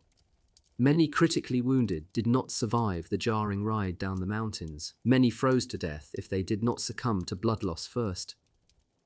Unit reports to Habsburg Supreme Command through 20 February described the enormous time and effort given to rectifying the supply crisis. More than 7,000 civilian workers and prisoners of war assisted in repairing major roads to keep traffic moving. Field commanders cautioned that the offensive should be postponed until the weather conditions improved. Their warnings fell on deaf ears. The liberation of Fortress Przemysl demanded immediate action. On 23 February, an artillery officer observed, "There is no apparent railroad organization and no preparation. Troops are starving and continue to be mistreated. Trains are not where they are supposed to be, indicative of the constant, senseless shifting of rail cars." Simultaneously, surprising Army Group Flandzer-Boltin victories prompted General Conrad to consider transferring substantial reinforcements to this extreme right flank area to expand the successful advance. However, a single low-capacity railroad line led to this portion of the front with a daily limit of 12 trains. Assembling sufficient troop numbers there would be time-consuming and would require long, exhausting marches through deep snow. Throughout the night into the morning of 21 February, heavy rains fell again, prompting new orders to restore the roads to operating condition. The main road to the Cisna area was in particularly poor condition and endangered provisioning for the 27 February offensive undertaking. Returning to Second Army planning, General Bohm-Ermolli determined to launch his offensive with Third Army units placed under his command. The Second and Third Army's offensive objective was to recapture Lubkov, thereby regaining access to its narrow-gauge railroad to expedite supply movements and to recapture the transport and communication junction of Mezőlabocs. The main offensive thrust would be launched northwards toward Baligrod by an attack group under the command of a Hungarian general, Tersztyánszky. The Second Army offense direction must coincide with Third Army attempts to recapture Mezőlabocs. Until the offensive launch date, newly designated Second Army units, the former Third Army right flank troops, remained in their positions, while 6.5 additional divisions received orders to move behind the present front lines. Once combined, these forces would launch a frontal attack against the well-fortified and well-positioned Tsarist defensive positions, preventing egress to the most direct route to Fortress Przemysl. Increasing reports that the Fortress Przemysl garrison resistance was on the verge of collapse helped spur the decision to launch the second offensive along the shortest route to the fortress. Once the offensive commenced, not a day could be sacrificed. Despite the unfavorable conditions, the besieged garrison must be freed. What little progress 3rd Army's 7th and 10th Corps achieved toward regaining Mesolaborsk between 15 to 18 February came to an end when 17th Corps' offensive efforts failed and the Corps was forced to assume a defensive posture. Meanwhile, Army Group Flánza-Boltin's inadequately armed and trained 2nd and 3rd line military units surprised the weak opposing Russian forces in the Bukovina and in southeastern Galicia. In the process, Kolomea fell on 16 February. Czernowitz, the capital city of Bukovina, followed on 17 February. Stanislau on 20 February. After capturing Stanislau, Flánza-Boltin's left flank group shifted to relieve enemy pressure against the South Army's rear area and to assist its escape from the mountains. Indications abounded, however, of the enemy assembling strong forces nearby, signalling the preparation of a Tsarist counterattack. The enemy quickly reacted to the military threat posed by Army Group Flánza-Boltin's successes by assembling a new 9th Army to retaliate. The superior Tsarist railroad lines enabled the rapid transfer of significant troop numbers to reinforce threatened Russian positions. The Habsburgs' limited railroad situation and extreme time pressure relative to Fortress Przemysl forced General Conrad to transfer troops to the 3rd Army right flank area, rather than Flánza-Boltin. One of their offensive missions involved drawing additional Russian forces into the mountains to enable Flánza-Boltin's successful efforts to continue. 2nd Army Headquarters requested the attack set for 22 February toward Lubkov be postponed because deteriorating roads interfered with the 3rd Army's assault toward Mesolaborsk. On 22 February, instructions to attack Group Tershtiansky emphasized that the threat to Fortress Przemysl made a military success imperative. 2nd Army must attack and cooperate with a simultaneous fortress breakout effort toward it. The serious time constraints forced the launching of the offensive before all designated units had assembled. The Habsburg army would have neither the materiel nor the manpower necessary to accomplish its mission. Severe weather warnings went unheeded, causing undue suffering for the war-weary soldiers. Not until 24 February would heavy artillery batteries be ordered forward, but few were actually moved to the high mountain front. On 22 February, a key half-kilometre stretch of road was washed away, preventing the 27th Infantry Division units from reaching their designated deployment area. The following day, the road to Taksany, a major supply depot, closed, forcing the 41st Honved Infantry Division to utilize a detour march route. Horses sank in the mud, many died from exhaustion while attempting to extricate themselves. Carts and wagons bogged down to their axles. Constant stoppages forced units to halt for long periods of time. In preparation for the impending attack, ultimately postponed until 27 February, new infantry units advanced only 6 kilometers on 22 February, followed by 12 over the next 2 days. Some units received orders to leave supply wagons in rear echelon areas, except those transporting food provisions. In view of the calamitous supply situation, the General Staff Railroad Bureau commenced closely monitoring supply train movement along the routes most crucial for the impending offensive. 1 meter of new snow fell in higher elevations. Then, on 24 February, a Railroad Bureau expositor report warned that the Taksany-Zemplina-Rossi supply route, particularly at a serpentine section of the road, was impassable and would be unusable for days. The Railroad Bureau complained that the number of road maintenance crews were inadequate to perform the Herculean task. If additional workers were not available soon, combat units would be utilized to perform emergency road maintenance. The success of the campaign hinged on the maintenance of supply routes. Meanwhile, the Germans planned their own preemptive strike against the massed Romanov armies on the northwest front. The entire German strategic reserve consisted of 3 reserve and 1 regular army corps transferred from the Western Front. By the end of January 1915, the Teutonic 8th and 9th Armies had established defensive positions in Poland. The ensuing Second Battle of the Masurian Lakes commenced during an intense day-long blizzard. Meter-deep, wind-whipped snow created man-sized snowdrifts. As with the Carpathian campaign, most German supplies and reserve ammunition remained rearward, snowbound at railroad depots. Yet because of the severe weather conditions, it proved a perfect time to launch the attack, as it caught the Russians by surprise. The ongoing Habsburg military crisis prompted the German decision to concentrate their strategic reserve in the east for a major offensive against the Russians to relieve the pressure on their ally. Intercepted Russian communications alerted German Eastern Command of the enemy's intention to invade Prussia and create a new army somewhat further south. The Germans thus advanced their timetable to disrupt the Tsarist intentions. The immediate German objective became to neutralize the Russian 10th Army, presently deployed forward of the Angarap Lake line, which had become isolated from its neighboring units. Between 6 and 7 February, Tsarist 10th Army forces, oblivious to the impending attack, shoveled snow from their positions. On 7 February, a German 10th Army hammerblow drove the startled Russian covering forces rearward, threatening its potential retreat route to the Augustov forest. The Germans then struck the Tsarist flank. The Second Battle of the Masurian Lakes attained its primary objective of purging East Prussia of enemy presence. Another Russian army had almost been destroyed and significant troop numbers taken prisoner. The military success, though a tactical one, did not produce the required strategic victory and depleted the German strategic reserve. German forces, bogged down by the weather conditions, terminated the offensive effort because of the breakdown in communications, the serious supply problems, and general troop exhaustion. The troops had reached the end of human endurance.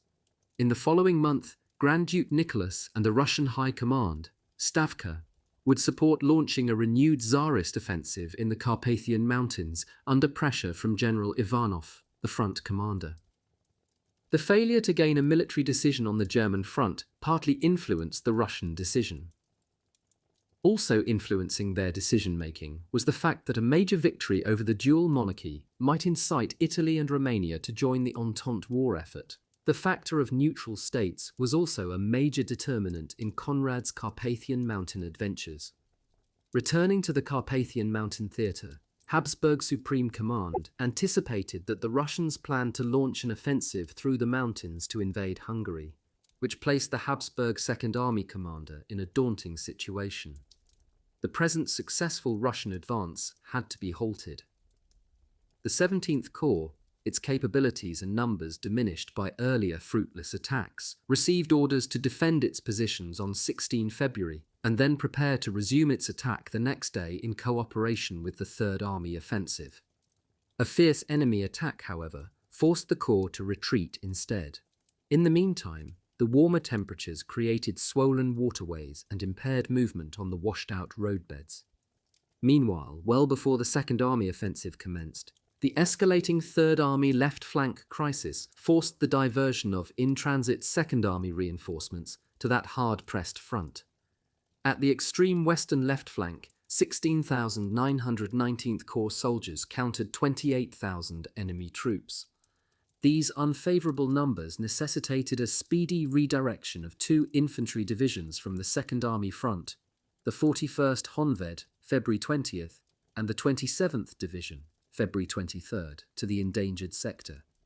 Renewed enemy assaults in the Cisna-Baligrod vicinity resulted in further serious battle. The enemy continued its onslaught against the 19th Corps along both sides of the vital Baligrod-Cisna roads, steadily intensifying its desperate tactical situation. The Corps became incapable of warding off further Tsarist attacks. Its divisions retreated without any serious enemy pressure. Between 12 and 14 February, the Corps reported 27 officers and 1,138 troops sick or wounded. 43rd Infantry Division reported only 2,820 troops remaining, and the 34th, 3,200. General Baume Ermolli's First Order exhorted the faltering 19th Corps and Group Surmai to maintain their positions. He then ordered V and 18th Corps to retake their previously occupied positions south of the San River, once sufficient reinforcements had arrived.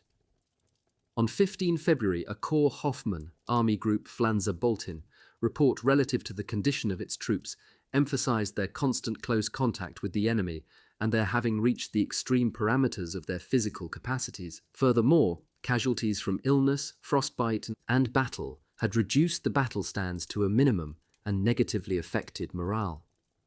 Officer and non-commissioned officer losses led to their lesser presence at the front. Many Landsturm and reserve troop units lacked effective leadership, and some were no longer capable of offensive action. By 16 February, General Przemysl concentrated on consolidating his battlefront and avoiding piecemeal insertion of reinforcements into the front lines. March, replacement, formations received transport priority over new troop entities. General Przemysl, in an attempt to rectify the serious numerical deficiency in artillery, ordered the numerous batteries behind the main mountain ridgelines be brought forward. He set 19 February as his offensive launch date.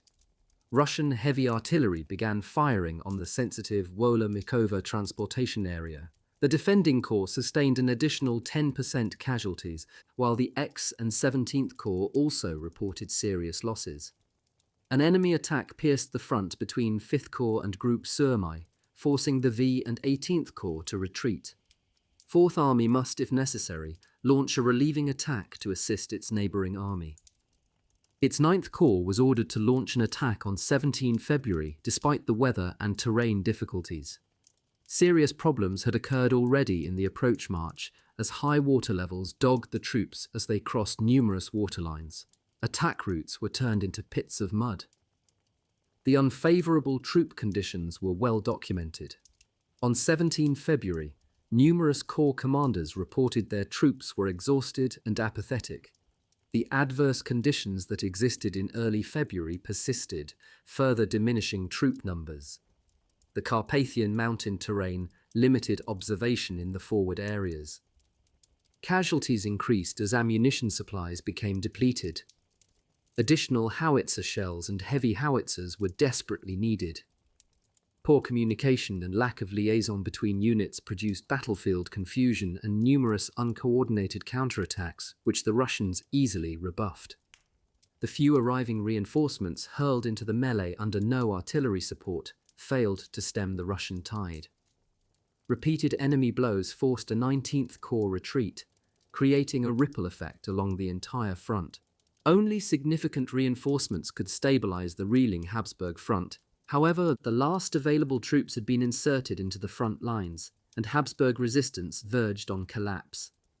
The multiple communication problems supported the argument to reduce the scope of the Second Army offensive to both sides of the Baligrod roads. Narrowing the width of the attack front also provided the advantage of the San and Salinka rivers, forming protective flank barriers for the advancing troops. It also appeared to offer more favourable ridgeline objectives for the advance.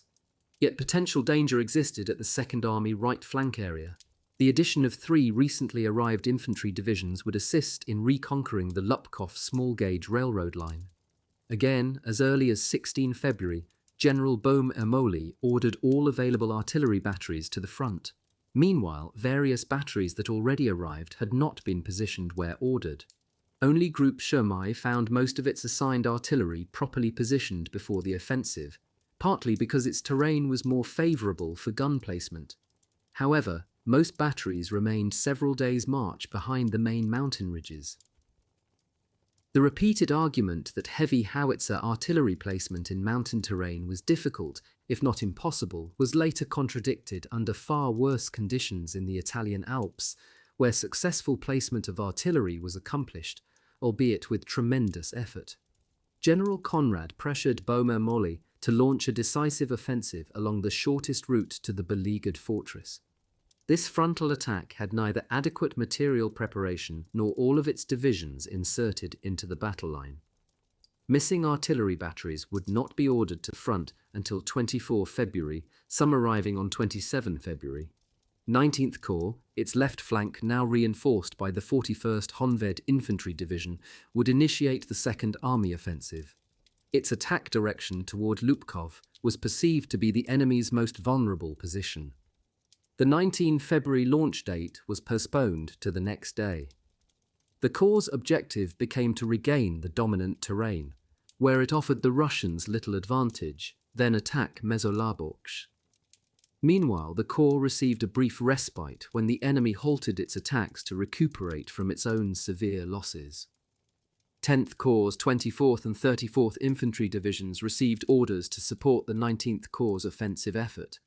Wary of the escalating danger of an enemy breakthrough between the 5th Corps and Group Surmai's northern flank, 7th Corps must continue to bind enemy forces and attack to seize terrain. But the Corps failed to advance. X and 7th Corps had the mission to seize the Lupkov area. 3rd Corps must demonstrate to draw enemy attention from the main battle area. As the 27th, 32nd and 38th Infantry Divisions arrived to reinforce Second Army efforts, 4th Army's 9th Corps, 13th and 26th Infantry Divisions' planned attack achieved slow, insignificant gains against strong enemy positions. Multiple units requisitioned additional artillery and shells, requesting that their attack await proper artillery support. Numerous batteries reported that many guns had ceased to function and that howitzer shells were necessary to neutralize enemy defensive positions. Conrad ordered that reserve forces be utilized to maintain attack momentum once the offensive was launched, and that Second Army should not await the late arrival of supporting infantry division units before launching its effort. Such pressure stemmed partially from intelligence reports that indicated that 4 Tsarist siege divisions had been transferred from the fortress Przemysl arena to the Carpathian front. Further slaughter of fortress horses extended food rations a few more days. Any additional decrease in food portions would not only endanger the troops' physical well-being, but further reduce their ability to perform their duties and, as a result of the horse slaughter, lessen the fortress's remaining maneuver capabilities. Early February witnessed a sharp decline in garrison combat worthiness. Sickness had become rampant, and deaths caused by severe exhaustion escalated. Fortress food supplies would last until 16 March, a fact that increased the pressure to launch a relieving offensive as soon as possible. However, the time of year was obviously not conducive for such a military endeavour. General Metzger, chief of the Habsburg Operations Bureau, discussed the approaching offensive via field radio with the Second Army Chief of Staff, General Bardolph. Metzger claimed that pressure to attack did not result from the critical Fortress Przemysl situation, but nevertheless the offensive should be launched as soon as possible.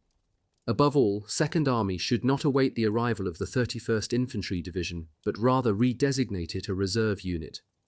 The Second Army offensive launch date depended on the military situation at Lupkov, therefore its attack front was extended to include the 18th Corps middle and right flank forces and even 5th Corps. Argument held that if the offensive did not also include Lisko, Ustrzyki Dolna and Fortress Przemysl, the enemy could attack the isolated South Army and Army Group Flanzer-Boltin. The obsession to liberate Fortress Przemysl bestowed on the Second Army the formidable task of launching an offensive on a constricted 12-kilometre front and attempting to seize the enemy's most developed defensive positions on the dominating terrain at Zeebrach and Kristscharte. Bitterly cold nights combined with wet conditions took a heavy toll on the troops' health. Every day thousands fell ill, suffered from frostbite, or succumbed to exposure. Losses to illness doubled.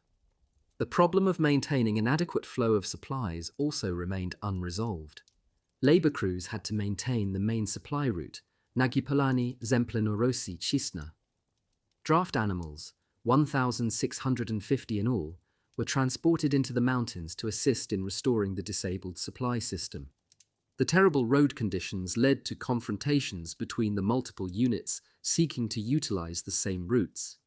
The 31st, 32nd and 38th Infantry Divisions were delayed in reaching the Second Army front and were unavailable to participate in the initial phase of the campaign. Meanwhile, the enemy extended powerful attacks to the Third Army front and Beskid ridges. Reinforcements were a dire necessity, but why had they not been dispatched earlier? On 19 February, South Army's 19th Infantry Division reputedly could not conduct offensive operations. Low troop morale resulted from soldiers suffering from extreme exhaustion verging on physical collapse. Casualties, illness and frostbite cases had taken a heavy toll after 6 days of uninterrupted battle. The division's capabilities had declined so disastrously that it could not repel a serious enemy attack. The order to launch the 20 February offensive emphasized that Third Army must participate for Second Army to succeed. Third Army's mission remained unchanged, while the main Second Army offensive forces would attack along the Baligrod roads toward Lisko. The initial military objective remained the area of Lisko-Ustrziki-Dolna to interrupt the crucial Russian east-west railroad line. Advancing Habsburg forces should draw numerous Tsarist troops, preventing increased Russian numbers from being deployed against South Army and Army Group Flanders-Boltin. These two armies would join the offensive action once they had received adequate reinforcements. Fourth Army's 11th Corps, 15th and 30th Infantry Divisions, and First Army's 5th Infantry Division were transferred to Army Group Flanders-Boltin, whereupon the group commander shifted 2 infantry and 1 cavalry division to assist South Army efforts to extricate itself from the mountains. The Russians, perceiving Habsburg intentions, hurled significant formations against South Army, while the new Russian 9th Army deployed against Army Group Flanders-Boltin to halt its victory train. South Army remained entrapped in the mountains, and the Army Group's efforts soon became crippled by strong enemy countermeasures. The Second Army offensive, now postponed until 22 February, would drive a wedge deep into the enemy front. However, a major disadvantage appeared once progress had been achieved. Both flanks became more exposed to potential enemy activity, particularly in the Oslava Valley and Wolomichowa area. Thus, a swift enemy counterstroke to cripple any progress must be expected. Second Army priority remained to prevent a fortress Przemysl capitulation. 19th Corps must reconquer Lubkov by 22 February, while 41st Honved Infantry Division defended the critical left flank area, where the enemy posed the greatest threat to the operation. The Honved Division launched an attack without artillery support because of rain and poor visibility. At the opposite Second Army flank, the gap between the V and 18th Corps had been sealed. Coinciding with the arrival of replacement troops, a 5th Corps Division, 37th Honved Infantry Division, attained the San River and re-established contact with 18th Corps' right flank units. Any Third Army chance of reconquering the Mezolaborsk-Lubkov area disappeared when the enemy unexpectedly launched a general offensive against the army, again battering 10th Corps. If Third Army had no chance of regaining the crucial Mezolaborsk area, it served no purpose to launch a Second Army attack because it would invite swift enemy retaliation before Habsburg reinforcements could intervene in the battle. General Borovich informed Bohm-Ermolli on 20 February that he thought it doubtful that his forces could reach Mezolaborsk, partly because of the impassable conditions on the sole connecting road, whose side arteries had deteriorated so badly that his army could not launch its assault because it could not be resupplied. This upset Second Army Command because Borovich's effort was vital for achieving military success. Bohm-Ermolli favoured postponing the offensive until better weather conditions prevailed. However, General Conrad, cognizant of Fortress Przemysl's deteriorating situation, demanded that the offensive be launched without delay. Realizing that a Third Army attack was no longer feasible, he proposed to launch a left flank attack toward Kryssata to seize the railroad stretch north of Lubkov to threaten Russian rear echelon formations and force a Tsarist retreat. Unfavourable conditions continued on 21 February, as Second Army accelerated preparations for its offensive, and 19th Corps commenced its advance. Second Army logbook entries revealed that on 21 February, Field Cannon Regiment 24's movement into the mountain terrain was hampered by the poor condition of the overused roads. 18th Corps requested modern 15-centimetre howitzers or 10-centimetre cannons to counter the effects of superior enemy artillery. But, as with so many such requests for additional artillery units, they fell on deaf ears. The Corps logbook also revealed that 5 artillery batteries and several major supply train sections remained below the mountain ridges. Multiple Corps logbooks continued to record complaints about the lack of sufficient artillery. Excerpts from a 10th Corps manuscript in the Vienna War archives provide a glimpse into the events leading up to the Second Carpathian Offensive. The author, the Chief of Staff of the Corps, wrote, "It is always the same events. In the beginning there is an attitude of hooray. Then neighbouring units balk, followed by the inevitable reversals, retreats and rehabilitation, demoralising the neighbouring units.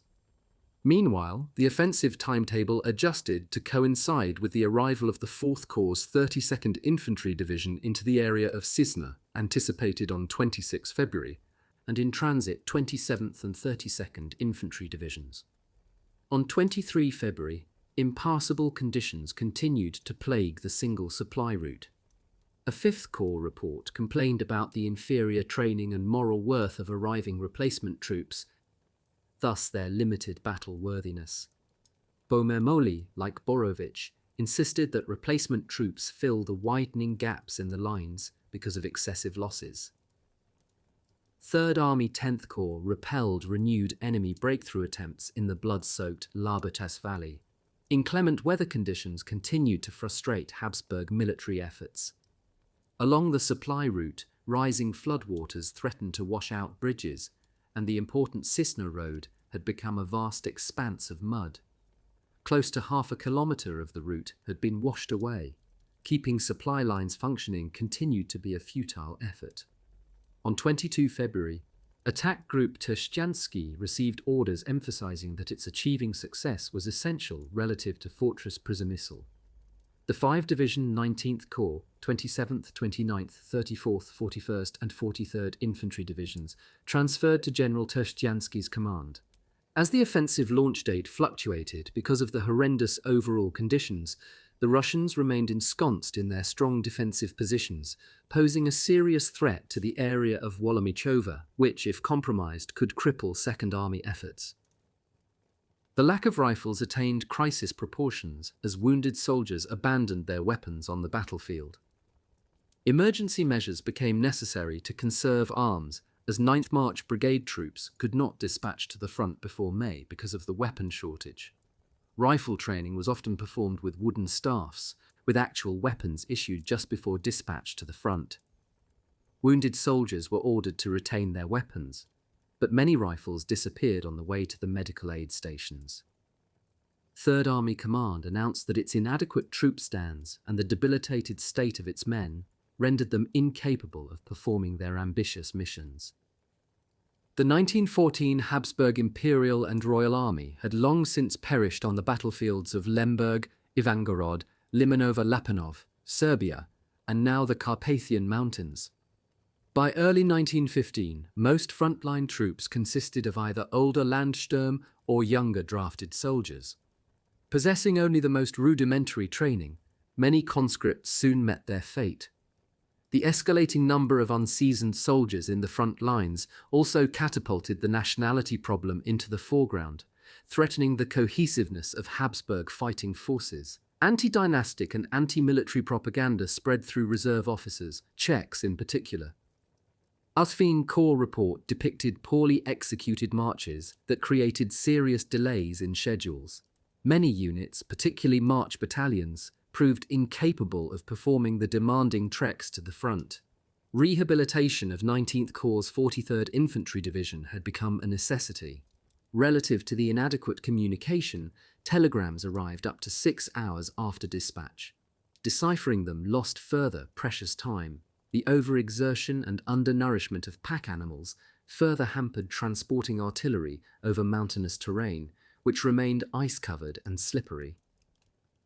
Only heavy-caliber guns could penetrate the well-dug-in Russian emplacements, so numerous batteries were ordered forward as fast as possible. Key road stretches continued to pose serious problems for efficient traffic flow. Some batteries arrived by 26 February, but too late to support the initial offensive action. In pre-offensive planning, artillery preparation and gun emplacements had been scheduled for 25 February. With all batteries placed into firing position by the night of 26 February. Supporting barrages would begin at daybreak on 27 February, when the offensive commenced. Arriving at the front just 36 hours before the operation, Attack Group Commander Trzcianski witnessed the supply road's wretched conditions. Multiple supply train wagons were stuck in the mud. Horse carcasses littered the long road. Thousands of exhausted labourers worked feverishly to maintain the ravaged roadway. Many improvised methods were utilised in an effort to improve the dire situation. The following day, a mixture of rain and snow further inundated the valleys. Sections of the Kisna roadway remained eroded or washed away. At one location, 1.5 kilometres of roadway had been destroyed. Multiple dispatches emphasised the critical supply situation. Meanwhile, the final offensive disposition was issued on 24 February. 19th Corps must attack toward Lubkov on 26 February, while the major Baligrod Roads operation would commence on 27 February. On 23 February, 3rd Army issued directives that 10th Corps' 24th Infantry Division advance toward Mezoloborsice, while its right flank units maintained liaison with 2nd Army's left flank 34th Infantry Division advancing toward Lubkov. Group Krautwald, 10th Corps, 2nd, 21st and 45th Infantry Divisions would attack on 25 February in the Labicha Valley. Group Joseph, 7th Corps, would advance while Group Kretek, 11th Infantry Division and Group Burnt Cavalry Forces, and 3rd Corps maintained their present positions.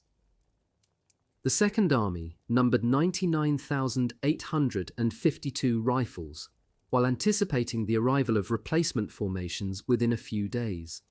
Its troops' physical condition, however, had deteriorated. 3 times the number of veteran troops reported to sick call as just-arrived soldiers. Army health reports indicated the preponderance of bronchial and intestinal illness and frostbite cases. General Terstyansky's orders for the campaign provide an interesting insight into the mounting pressure to launch the offensive. The urgency of liberating Fortress Przemysl remained paramount, but the increasing threat of Italian intervention also demanded a rapid military victory over the Russians. Urged on by the battle cry "Free Przemysl" and unrelenting Habsburg Supreme Command pressure, the troops were driven to the limit of physical and mental endurance even before the campaign commenced. A swift offensive stroke must prevent the enemy from transferring reinforcements to the battlefront, while a Fortress Przemysl report estimated that the fortress's food stores would last until 12 March, increasing the urgency for its immediate rescue. In addition, the surrender of Fortress Przemysl would free Russian siege troops for transfer to the teetering Carpathian front, as well as representing a major military defeat. Numerous documents from the last 2 weeks of February 1915 emphasized that a military action must begin before the onset of the spring rainy season. The fortress remained 100 kilometers away, which explains initiating the offensive before assembly of the entire attack group had been completed.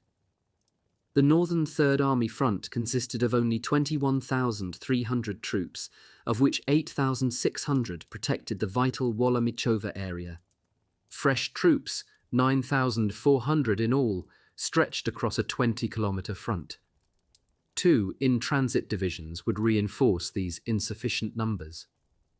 With the offensive launch date rapidly approaching, General Staff Railroad Bureau officials' priority was to transport the 5 infantry divisions designated to reinforce the main offensive group, while facing the typical problems associated with maintaining a regular supply movement. The 5 divisions, 13th, 27th, 31st, 32nd and 38th Infantry Divisions, however, did not reach their deployment areas in time to participate in the operation. As the 13th and 38th Infantry Divisions detrained in their staging area, 32nd Infantry Division vanguard units began arriving, while 27th Infantry Division remained in rail transit, with the 31st Infantry Division also arriving into its rear echelon area. To compound pre-offensive difficulties, the arrival of these divisions in the army's rear echelons created chaos. Meanwhile, intelligence reports indicated that significant enemy troop concentrations had deployed at the extreme Second Army left flank positions, while Flanzer Boltin reported that his group also encountered large enemy formations. Weather conditions continued to delay offensive preparations, which were already 2 days behind the original scheduled jump-off. An additional metre of snow fell on high terrain. Thus, launching the offensive on 24, 25 or 26 February proved impractical. These difficulties would have made any offensive attempt at that time a catastrophic sacrifice. A lack of engineering technical crews had a negative effect, and after 14 days of deplorable road conditions, transport difficulties only worsened. An unimaginable number of horses collapsed from sheer exhaustion and starvation because hay supplies had been depleted. Oats would soon follow. The abominable conditions caused traffic directed toward the Taksani depot to grind to a halt. The critical roadway segment between two villages remained impassable to the frontier ridges for days at a time, and the route to Cisna was barely usable. Combat troops had to transport ammunition and provisions. The offensive's success depended on regular traffic flow on the Taksani-Baligrod roads. Flooding and concomitant bridge damage continued to negatively affect operations in the Ondava and Labort valleys. Material preparations for the offensive were described as downright pitiful.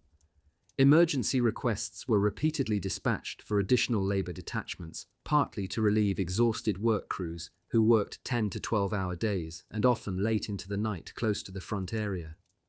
Fatigue had long been the norm for such workers, causing a corresponding decline in health and physical conditions. Daily status reports indicated an average of 40 to 50 incapacitated men from a total of 320. Thousands of civilian workers and prisoners of war worked in non-endangered areas.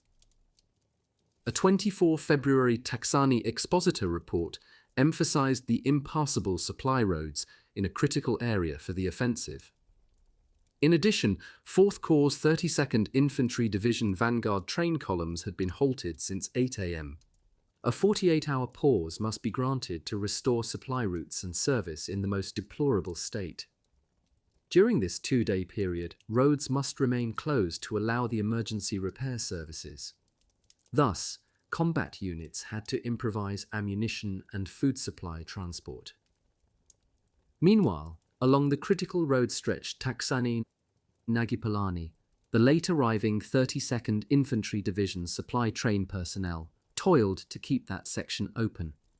A report indicated that some improvements had been accomplished along the vital supply routes, which caused Conrad to urge launching the offensive as soon as possible. Attack Group Commander Terstiansky, however, insisted on testing his repaired supply apparatus for an additional day because of the recent supply difficulties and availability of a mere 3-day accumulation of supplies. On 25 February, as the designated attack formations fine-tuned final adjustments for their mission, they still lacked 3 infantry divisions. Just the 13th, 31st, and 32nd Infantry Division vanguard units were available. 17th Corps 45th Infantry Division's delay resulted from march difficulties. At this optimal point, General Boma Moli discovered the absence of sufficient artillery battery emplacements for a successful offensive. At the last moment, he demanded that additional units be transported forward, particularly to the army's western flank positions. Thus, on 26 February, several batteries were ordered to advance to Cisna by 1 and 2 March, but multiple batteries remained idle while a shell shortage persisted at the front. Because heavy howitzer batteries remained in rear echelon areas, enemy artillery dominated the battlefield, and the solid Tsarist positions remained untouched. Units had to continue to utilize their own means to transport ammunition supplies to their front. All activity on the major offensive supply thoroughfare ceased from 1800 hours on 26 February to 1800 hours the next day. Thus, when the roads could again handle two-way traffic on 27 February, the Second Army offensive was ordered to commence. Meanwhile, on 26 February, Third Army Commander Borovich announced that its attack must be delayed, and thus the main endeavour was rescheduled for 28 February. On 27 February, Third Army would demonstrate along its front. X and 7th Corps with a 17th Corps division would launch an attack. Army reports indicated that 66% of the Army's manpower and 75% of its horses remained without cover. South Army launched a corps-size 24th enveloping attack against strong opposing enemy positions, and the 4th Army prepared to initiate a right flank advance. Also on 26 February, General Terstiansky assumed command of the 19th and 18th Corps deployed in the 2nd Army right flank area at the Salinka River. A 3rd Army advance along the Beskid and Magura ridges would have assisted 2nd Army left flank unit efforts to regain the Lupkov railroad line. The 5-Division 19th Corps must seize the heights of the narrowed Zial ridges and Beskid mountain crest, with its initial efforts requiring close cooperation with 3rd Army 10th Corps. However, little consideration was given to the fact that 10th Corps remained in a weakened condition. Its 2nd Infantry Division numbered 1,778 men, and 24th Infantry Division 2,884 troops. Thus, the two equaled 1/3 of a full-stand division. Ultimately, 2nd Army's offensive failed because it lacked sufficient numbers to assure success. Although on 25 and 26 February March, brigade replacement formations arrived, and half of the scheduled 7th March battalions were scheduled to arrive on 1 March. The final offensive grouping would be completed when much of the 27th Infantry Division and a portion of the 32nd and 43rd Infantry Divisions moved into the front lines. Contingents from the 13th and 31st Divisions arrived after multiple rail delays. Their remaining units would arrive with the remainder of the 27th Infantry Division on 1 March. Conrad pressured 4th Army to launch an attack to relieve pressure on the 3rd Army northern flank. But 4th Army staff argued against striking in the Gorlice area because the troops would encounter strong Tsarist fortified positions and sustain enormous casualties. Then, during the next 2 weeks, the Russians launched forays into the sensitive inner flank area of 3rd and 4th Army, which smashed those defensive lines until they almost collapsed. Both 2nd and 4th Army commanders attempted to convince Conrad to transfer reinforcements to Army Group Flanzer-Boltin's front to supplement his heretofore successful campaign, thus transferring the onus to achieve success to him. Conrad responded that the Army Group could neither be reinforced nor advance quickly enough. In addition, the Russians continued to reinforce their vulnerable flank area against the Army Group, threatening its continued progress. On 27 February, a weak 6th Division assault force commenced its difficult mission. However, the return of warm temperatures again transformed the single available supply line into a sea of mud, hampering normal supply efforts, and 2nd Army soon encountered strong enemy resistance. Various units became separated in wooded valleys and along mountain slopes, resulting in numerous uncoordinated and isolated battles.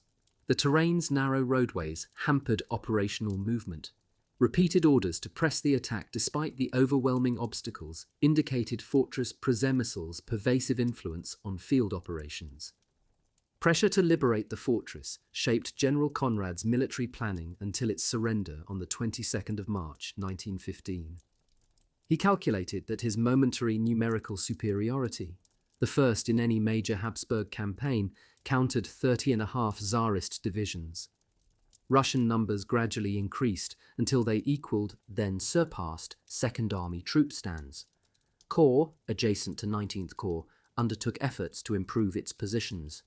5th Corps launched short assaults, while a detachment prepared to cross the swollen San River.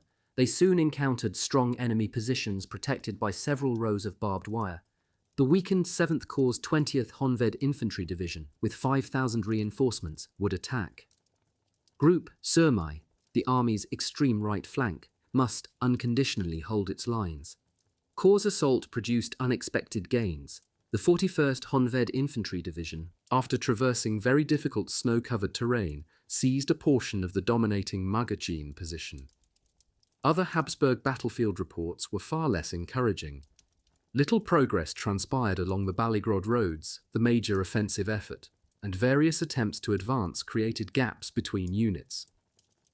Corps Schmidt commenced its advance with only brigade-size units of the 27th and 32nd Infantry Divisions, insufficient to render a notable success.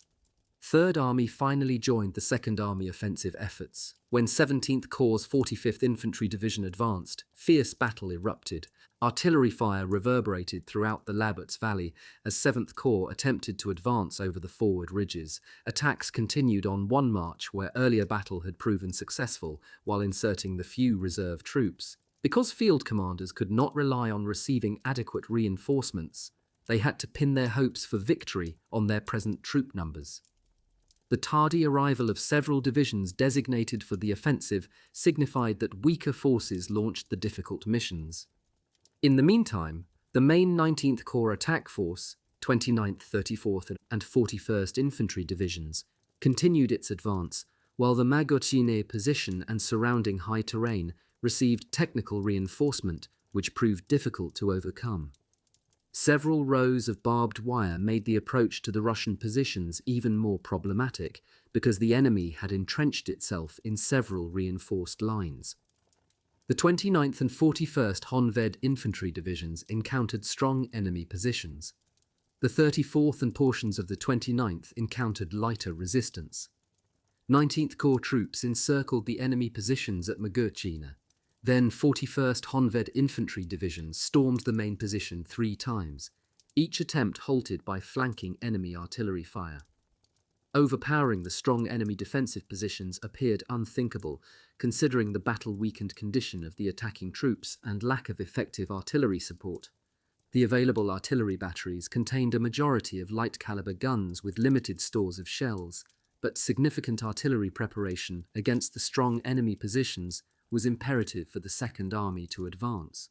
Without it, the infantry again made the ultimate sacrifice. 19th Corps, for example, counted just 3 cannon batteries in the combat area. Table 4 lists artillery pieces per kilometre of front, showing just how little support was available for the infantry. Table 4. Artillery pieces per kilometre of front source, KAN, B and 23, Mayern 2. Armee im Carpathenschlacht. Terrain and supply traffic difficulties continued to affect operations. The supply route between Rostoki Gorny and Nagypolany finally became capable of two-way traffic. But this was negated in part by the pressing necessity to repair other supply route sections. Nevertheless, the offensive continued. Second and Third Armies reported limited progress, while the Fourth Army's anticipated attack to relieve enemy pressure against Third Army's northern flank was cancelled. Fourth Army launched a diversionary strike from the Second Army main effort on 6 March, over a week later than planned and too late to affect Second Army efforts. One participant in the events explained, "On March 1, fog and heavy snow is falling. We are losing all sense of direction. Entire regiments are getting lost, resulting in tremendous casualties." On 6 March, there was a complete change in the weather. Clear skies, thaw during the day, and minus 20 degrees Celsius overnight, causing the slopes to ice over. The Russian High Command had meanwhile ordered reinforcements to its threatened left flank area. On 1 March, the newly created Russian 9th Army launched an overwhelming 4-corps attack against Army Group Pflanzer-Boltin's right flank positions, forcing its troops to abandon them. The reinforcing 11th Corps, set to arrive on 4 March, needed to cement a new defensive front. The enemy advanced into the northern Bukovina as far as the Pruth River. Thus, as Second Army launched its offensive, the previously victorious Army Group's success had been halted. When the enemy changed its Krifra, decipher key, the Army Group broke it and could ascertain Tsarist intentions beforehand and react accordingly. The recently deployed 13th Corps on Pflanzer-Boltin's front discovered superior enemy numbers opposing it. General Lechitsky's 9th Army launched a general attack to protect its threatened extreme flank area and expedite a major attack launched further west. The Russians intended to sever General Pflanzer-Boltin's forces from the Carpathian Mountains and catch and destroy them. The Tsarist 17th and 30th Corps assaulted westward, while 11th Corps advanced southward. Meanwhile, Habsburg 13th Corps northern flank positions were attacked as a major force struck the flank and rear of Corps Chibulka, threatening to cross the Dniester River. General Flanzer-Boltin prepared a middle group of 2 infantry and 2 cavalry divisions to disrupt Tsarist railroad lines, particularly in the Stryj River area, and prevent an enemy crossing of the Dniester River. On the opposite flank, the battered 13th Corps defended the Lomnica River line. The newly formed Habsburg cavalry group Marshall's intended offensive at the 13th Corps' northern flank was delayed on 27 February. Meanwhile, Russian pressure forced 13th Corps defenders north of Stanislaw to retreat. Another enemy column crossed the Lomnica River and broke through Corps Chubolka and Group Marshall fronts on 28 February. Army Group Pflanzer-Boltin's situation had also become critical. Its commander doubled his efforts to prevent a Russian crossing of the Dniester River, although his defending troops' flank and rear positions were threatened. 11th Corps vanguard troops would soon arrive, followed by the German 5th and Austro-Hungarian 6th Cavalry divisions. An example of problems encountered on the mountain front may be seen from the following artillery captain's diary excerpts. His guns had to be transported over mountain terrain, blanketed by a meter of drifting snow. When snow melted, the few navigable roads became swampy. Weakened and exhausted horses and artillerists traversed the wretched, inhospitable terrain. The steep, snow-covered slopes raised the threat of possible avalanches. Multiple supply route segments were too narrow to allow artillery passage, while others traversed deep segmented brooks with ice-covered banks without bridges. Travel required ropes because wagon wheels became suspended over precipices. 14 horses were necessary to pull 1 gun or an ammunition wagon. When the artillery unit arrived in Lopienka, men and horses immediately collapsed. All sank into the snow and drifted into death-like sleep. It had required 48 hours to traverse 40 kilometers. The first 12 hours entailed 25 kilometers to Cisna, the remaining 9, 24 hours. There had been no sleep for the men for 10 hours. When the artillery unit arrived in Lopienka, men and horses immediately collapsed. All sank into the snow and drifted into death-like sleep. It had required 48 hours to traverse 40 kilometers. The first 12 hours entailed 25 kilometers to Cisna, the remaining 9, 24 hours. There had been no sleep for the men for 10 hours. Company losses included 3 dead, 9 wounded, 27 with dysentery, 12 with typhus, 57 with severe diarrhea, and 3 with frostbite. Yet the infantry suffered more than any other troops and remained barely battle-worthy. The soldiers ate half-cooked meat and cold preserved canned food. They drank melted snow that trickled down from a cemetery above them, causing a sudden onset of intestinal sickness. From the original 4,000 men, 200 survived after a few days of battle. A large number of casualties resulted from frostbite cases. In one emotional passage, the author, a horse lover, described how few of the remaining animals could be utilized. At best, just 1/3 of the horses could march. Many fell ill, struggling against the daily adversities, and were shot when no longer able to perform their duties. The author then related his own personal tragic experience. My horse, which so often saved my life, should neither be set free to die in misery from hunger along the roads, nor be sent to the so-called recovery horse hospitals to then be harnessed to a wagon and driven to death. The course of action that must be taken was quite obvious, but no shot fired in the entire campaign would be as difficult as this one. I readied my pistol. My hand wavered. My thoroughbred, a most noble creature, lay exhausted on the ground. He greeted me with a faint whinnying. I dropped my pistol, but the horse whinnied again, so I raised my weapon and fired. Collapsing in the snow, for only the second time in the war, I wept. My horse, which so often saved my life, should neither be set free to die in misery from hunger along the roads, nor be sent to the so-called recovery horse hospitals to then be harnessed to a wagon and driven to death. The course of action that must be taken was quite obvious, but no shot fired in the entire campaign would be as difficult as this one. I readied my pistol. My hand wavered. My thoroughbred, a most noble creature, lay exhausted on the ground. He greeted me with a faint whinnying. I dropped my pistol, but the horse whinnied again, so I raised my weapon and fired. Collapsing in the snow, For only the second time in the war, I wept. Typical of his diary accounts is the following passage. There were only 250 Landsturm troops and 70 horses remaining. We had to traverse to the next pass, about 3 kilometers away. Following ceaseless exertion, which brought us to the edge of collapse, the artillery battery arrived at Cisne. We were at the limit of our resistance capabilities and half starved. To our surprise, there were neither quarters nor food available for us. There were only 250 Landsturm troops and 70 horses remaining. We had to traverse to the next pass, about 3 kilometers away. Following ceaseless exertion, which brought us to the edge of collapse, the artillery battery arrived at Cisne. We were at the limit of our resistance capabilities and half starved.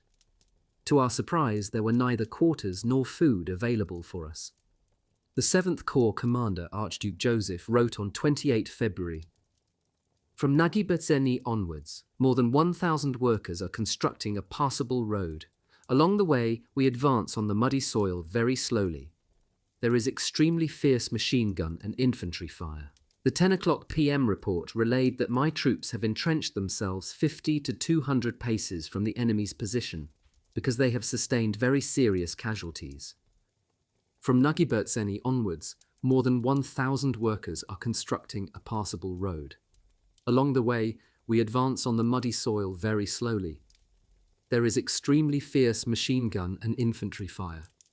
The 10 o'clock p.m. report relayed that my troops have entrenched themselves 50 to 200 paces from the enemy's position because they have sustained very serious casualties." Despite the unrelenting weather conditions, the Second Army offensive continued until 5 March. The 50,000-man assault force achieved little initial progress, even though they possessed a numerical advantage. The effort soon appeared doomed, partly as a result of the chronic lack of artillery support. The enemy also sustained enormous losses, which led General Tersztyánski to speculate that perhaps he could penetrate the Russian defensive lines. He later realized that the 12-kilometer attack front was too confined to achieve a breakthrough because the enemy rapidly reinforced its front. In addition to a lack of proper protective uniforms, including their cardboard-soled boots, a repeated complaint emphasized that field overcoats contained a substitute material that inadequately protected against cold, dampness, or wind. Soldiers' extremities became increasingly susceptible to frostbite, while the White Death relentlessly claimed many additional lives. On 6 February, for example, Infantry Regiment 7 reported that more than half of its casualties had succumbed to cold-related illnesses. Jaeger Battalion 9, with 490 infantry remaining, lost 510 men, 45 to frostbite, and 115 reported missing, presumed frozen to death. Bosnian-Herzegovinian Regiment 2, with 2,750 soldiers, lost 530, including 100 to frostbite and 100 missing in action. Unit logbook entries recorded widespread frostbite. In early February, frigid sub-zero temperatures claimed the lives of 26 officers and 1,800 men of the Croatian 42nd Honved Infantry Division in just 2 days. Half the losses resulted from frostbite, another 25% succumbed to the White Death or were listed as missing in action. The 6th Infantry Division incurred 1,000 casualties between 30 January and 4 February, half of which succumbed to cold-related illnesses. Others froze to death. These conditions created escalating bitterness toward the hinterland, except toward individual soldiers' families. Many of the Second Army units, formerly the Third Army Eastern Flank, suffered from extreme battle fatigue. During the first offensive, Habsburg Third Army divisions had diminished to regiment size and smaller. 10th Corps continued its attempts to regain the critical Lupkov railroad station, but attacking along the steep, unforested southern slope ridges proved exceedingly difficult. With Fortress Przemysl defenders on the verge of starvation, Viennese diplomats voiced concerns relative to Italy entering the war, which could spell disaster for Austria-Hungary. Early March, Tsarist counterattacks forced General Conrad's attention to the Dukla Pass area. He ordered Third Army to seize the pass, while 4th and 3rd Army inner flank troops pressured the enemy. While reinforcements were necessary to sustain the Second Army attack on one march, multiple 13th and 31st Division units had not arrived on the front. Third Army efforts floundered when its 10th Corps attack encountered strong Russian positions on the Magura Heights, where flanking enemy artillery and machine gun fire produced heavy casualties. Thick fog blanketed the battlefield until noon.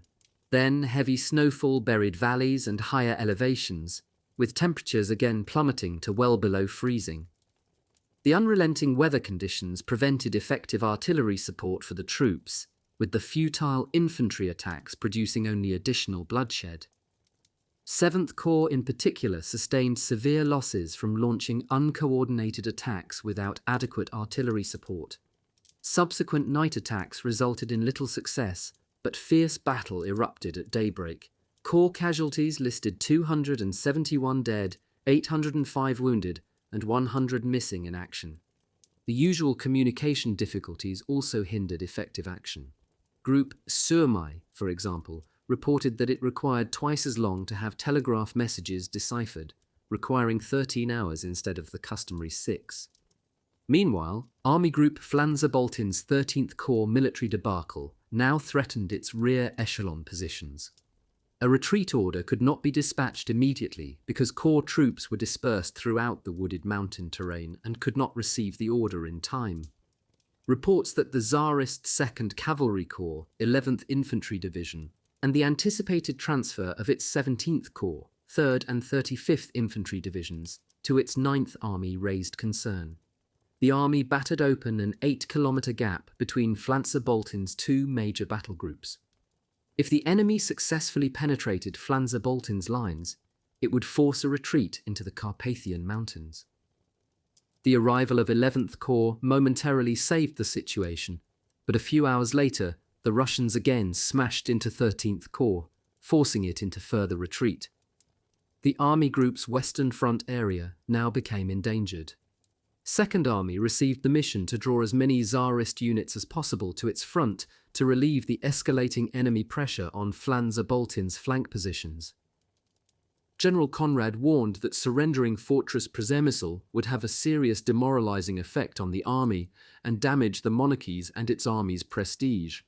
He goaded his freezing, combat-fatigued armies that their duty remained to liberate the fortress, and not one day could be lost in that effort.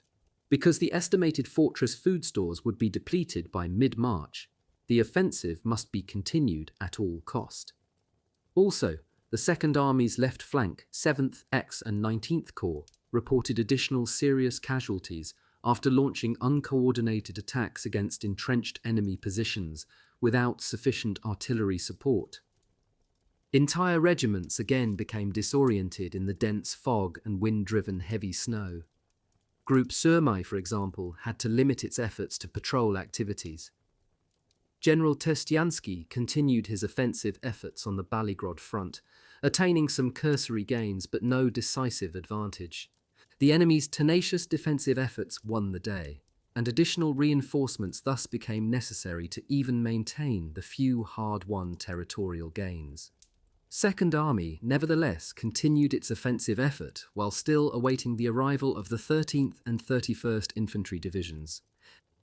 A 10th Corps' 24th Infantry Division 1 March battle report cited the various difficulties aggravating accurate position orientation. Enemy fire from 3 directions on the condensed front produced severe losses. Troops became entrapped 100 paces before enemy defensive positions, with the attack collapsing before the second row of Tsarist barbed wire. A night retreat avoided further unnecessary losses and a possible debacle. Worse, the division could not count on neighbouring 34th Infantry Division support because it was presently fighting against the main enemy position at Lupkov and sustaining significant losses. Fortunately, the enemy did not press its advantage. Troops also suffered from frostbite and dysentery. The division fought on rugged terrain after the attack had commenced late because of dense fog. Its left flank forces sustained 233 dead and 922 bloody casualties. Thus, 41st Honved Infantry Division, bearing the brunt of an attack, had to retreat, sustaining heavy casualties partially as a result of effective enemy artillery fire. 18th Corps suffered defeat south of Wettlina, its 101th Landsturm Infantry Brigade sacrificing 1,200 men. The most recent replacement troops had insufficient training, proving unfamiliar with the basics of weaponry. Furthermore, the language difficulties encountered with Romanian and Ruthenian recruits, combined with their lesser battle worth, further exacerbated the brigade's situation while casualties mounted. Having participated in battle since 25 January also took its toll. Between 1 and 15 February, the brigade lost over 1,000 men. On one march alone, 271 troops died, 805 were wounded, and 100 were reported missing in action. In view of battle reports citing troop demoralization, the brigade was almost disbanded. Nevertheless, Conrad and Bohm Amoli continued to seek a military decision, calculating that by early March, in-transit reinforcements would buttress the critical Second Army left flank area. However, losses also accelerated for the Third Army 3rd, 7th and 10th Corps. 7th Corps, involved in intermittent fierce battle, reported that between 1 and 4 March, 1,123 soldiers were dead, 2,167 wounded, and 602 missing in action. Low morale became prevalent. 4th Army received orders to transfer an additional infantry division, the 14th, to 3rd Army and launch its own offensive along the Gorlice roads. Further examples of casualties. 17th Corps sustained severe losses during sporadic night and day battle. Between 1 and 15 March, 19th Corps sacrificed about 1,000 men each day. The 32nd Infantry Division numbers sank to almost half. Infantry Regiment 41 combined its remaining 5 companies into one. The enemy also sustained frightful losses. By nightfall of 2 March, it became evident that victory could not be achieved because each renewed effort was countered by powerful Tsarist counterattacks that sought to reconquer any lost territory. Meanwhile, the Russians struck both 2nd Army at the Baligrod roads and 3rd Army X and 7th Corps in the Labors Valley, resulting in costly casualties. Many commanders hoped that the Russians would wear themselves out with the repeated counterattacks, but enemy efforts continued until 10 March, although Habsburg forces launched another futile endeavour on 6 March. While 2nd Army 19th and Corps Schmidt continued their offensive efforts on 3 March, the enemy struck the key position at elevation 906 multiple times from 3 directions. All 2nd Army troops had been deployed, but the army had lost its numerical advantage. At its decisive left flank, 13,000 troops battled 21,000 to 28,000 fresh enemy troops. The 2nd Army had bled and frozen white. The weather remained a major factor. Frontline troops had long recognized the futility of continuing the bloody effort. The following quote summarizes the feeling of innumerable officers concerning the offensive. The operation in East Galicia appears to have begun again without sufficient forces. Why can't we strike the Russians as Hindenburg did, overpower them right away at the onset, so they are given no time to reinforce and dig in? What was needed most was not false geniuses, but simply well-trained officers with human relation skills and good judgment. Where are they? The operation in East Galicia appears to have begun again without sufficient forces. Why can't we strike the Russians as Hindenburg did, overpower them right away at the onset, so they are given no time to reinforce and dig in? What was needed most was not false geniuses, but simply well-trained officers with human relations skills and good judgment. Where are they? With the arrival of the 31st Infantry Division, Attack Group Terstiansky numbered 75,000 troops deployed on a 34-kilometer front extending from the Beskids to the Solinka River. Nevertheless, no major Habsburg gains occurred once the Russians launched their fierce counterattacks along the Baligrod roads. On 3 March, the attack group nevertheless persevered in its attack efforts. In a clever tactical maneuver, Tsarist troops utilized the dense fog cover and a driving snowstorm to attack the 41st Honved Infantry Division, 19th Corps, at Manilova, but the division repulsed 24 enemy assaults. The 29th Infantry Division launched an uncoordinated attack, but extreme weather conditions soon halted an attempted flank advance. having to cooperate with the 41st Honved Infantry Division robbed the Division of Freedom of Movement north of the Oslava River. Overpowering Tsarist fire halted an 8-battalion assault against Elevation 704. The division commander recorded that this was another example of attempting to launch a coordinated thrust, but too many cooks spoiled the soup. The increasing number of Russian prisoners of war confirmed the enemy's continuing rapid transfer of significant reinforcements for their repeated counterattacks. Habsburg 18th Corps failed to penetrate enemy lines and thus retreated, but the Corps' mission remained to bind enough enemy forces to assist Second Army offensive efforts. The Carpathian campaign was vicious. The struggle to conquer the Manilova Heights proved no exception. An eyewitness account related that a Honved infantry regiment received an order to seize Manilova's key heights. 40 officers and 2,038 men with 10 machine guns launched a surprise attack to seize the treacherous steep slopes in a region heavily forested and shrouded with deep snow, retarding movement.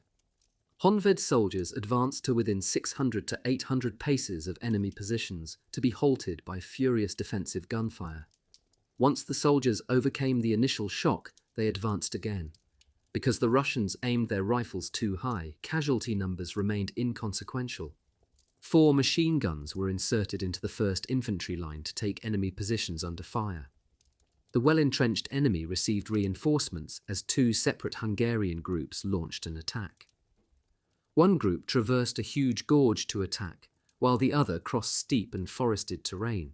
Fallen trees retarded the advance. When Honved troops came to within 300 paces of the main enemy positions, they encountered heavy defensive fire. However, the wooded terrain and deep snow camouflaged the attacking soldiers and again kept casualties to a minimum. The troops were difficult to observe when they advanced in a crouching position. The assault halted 20 paces from the main enemy lines as a result of enemy infantry fire and the attackers' physical exhaustion. When the fighting recommenced, it turned brutal. Russian soldiers refused to surrender even when Honved troops broke into their lines. The Honved order of the day emphasized that they must show no mercy and take no prisoners, which produced desperate battle. No orders could be dispatched in the melee. Hand-to-hand combat determined the outcome. The enemy finally retreated from its main positions, but then unleashed its customary counterattack against the most threatened Honved flank when they failed to solidify their newly captured positions. Nevertheless, the victors successfully warded off enemy attacks, but the situation remained critical. The Russians attempted to recapture Manilova at any cost, while the Honved troops could not continue their attack because of severe casualties and lack of reserves. Ammunition resupply occurred at night, and the wounded evacuated and new defensive positions prepared. A renewed Russian attack hurled the defenders out of their positions, followed by a general attack that surrounded the Honved positions. Bayonets halted the massed Tsarist troops during a heavy snowstorm.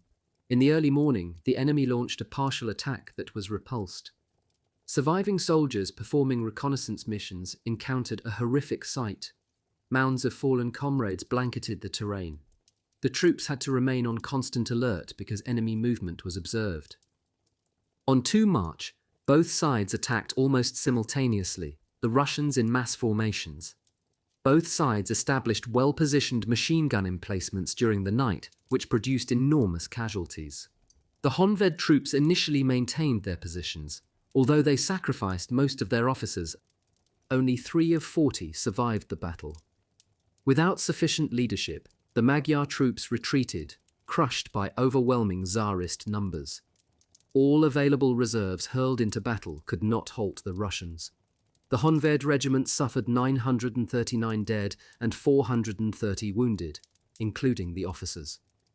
Prisoners of war stated that Russian Infantry Regiment 137 had been almost destroyed, and Regiments 49 and 50 had sustained such heavy losses that they had to be withdrawn from the front lines.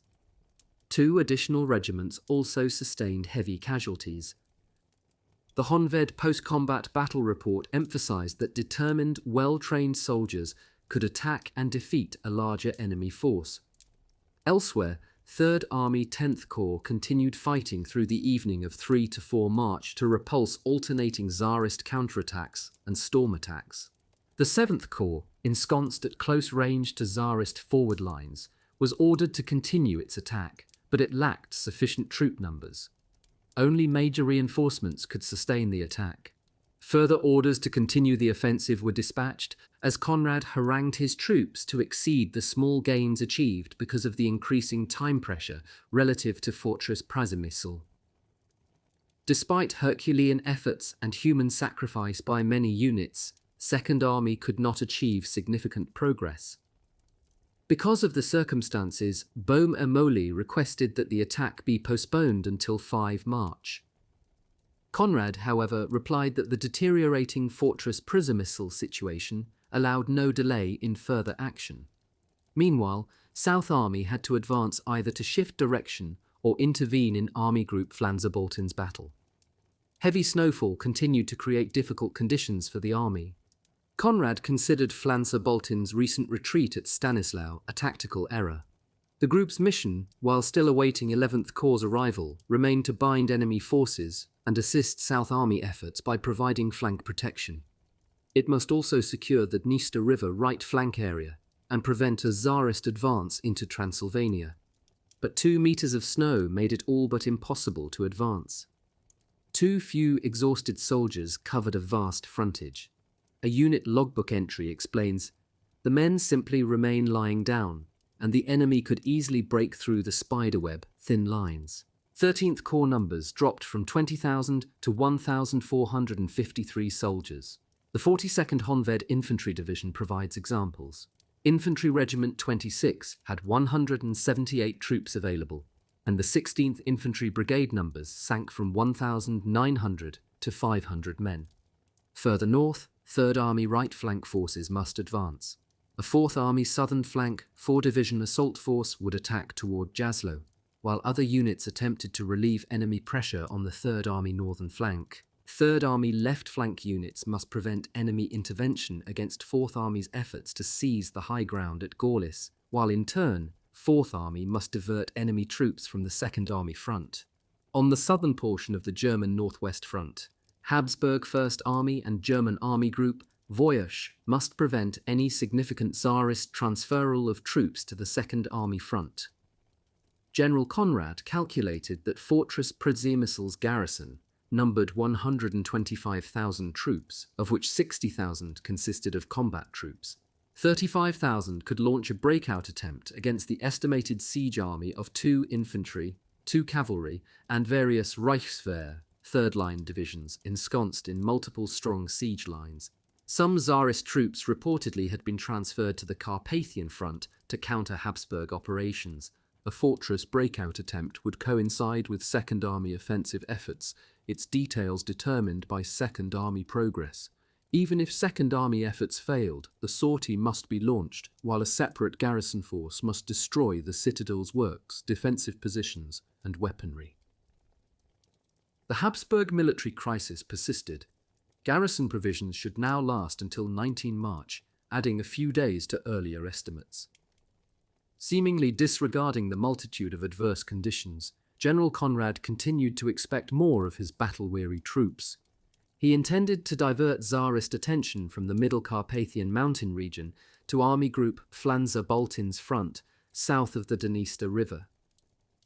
On 4 March, General Terstiansky renewed his offensive efforts after deploying the late-arriving 13th Infantry Division between the 27th and 31st Divisions. Although the division was decimated rapidly, its action enabled Corps Schmidt to attack Manilova again. 19th and Corps Schmidt continued their efforts, while X and 7th Corps regrouped in preparation for a further advance on 5 March. 5th Corps and Group Somme continued attempts at the San River, but the bitter cold and new meter-deep snow continued to create poor visibility conditions, halting fighting because it proved impossible to advance. Activity had to be suspended, except for patrolling and shoveling paths to deliver ammunition, food, and replacement troops. The 18th Corps, whose earlier supporting endeavours had failed, joined the San River undertaking. On the 3rd Army front, 10th Corps continued to bear the brunt of fierce enemy attacks. Despite recent devastating losses, 7th Corps was ordered to launch decisive attacks, which faltered because of Tsarist counter-efforts, although all available troops had been inserted into the front lines. As a result of its losses, 7th Corps had to rehabilitate its troops while simultaneously defending its positions. Fighting continued at close range to enemy lines, while the persistent blizzard conditions assured that the infantry received no artillery support. Group Surmi troops sustained further substantial losses as a result of frostbite.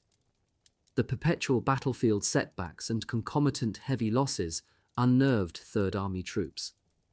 7th and 10th Corps commanders realized that any attack against the strong enemy positions had little chance of success. Further examples of the substantial casualties abound. 10th Corps' 45th Infantry Division had 1,500 men, and Infantry Regiment 89 lost 1,200 between 28 February and 4 March. By 5 March, 7th Corps had suffered 60% losses. At the San River front, 5th Corps surrendered terrain because of casualties and enemy numbers.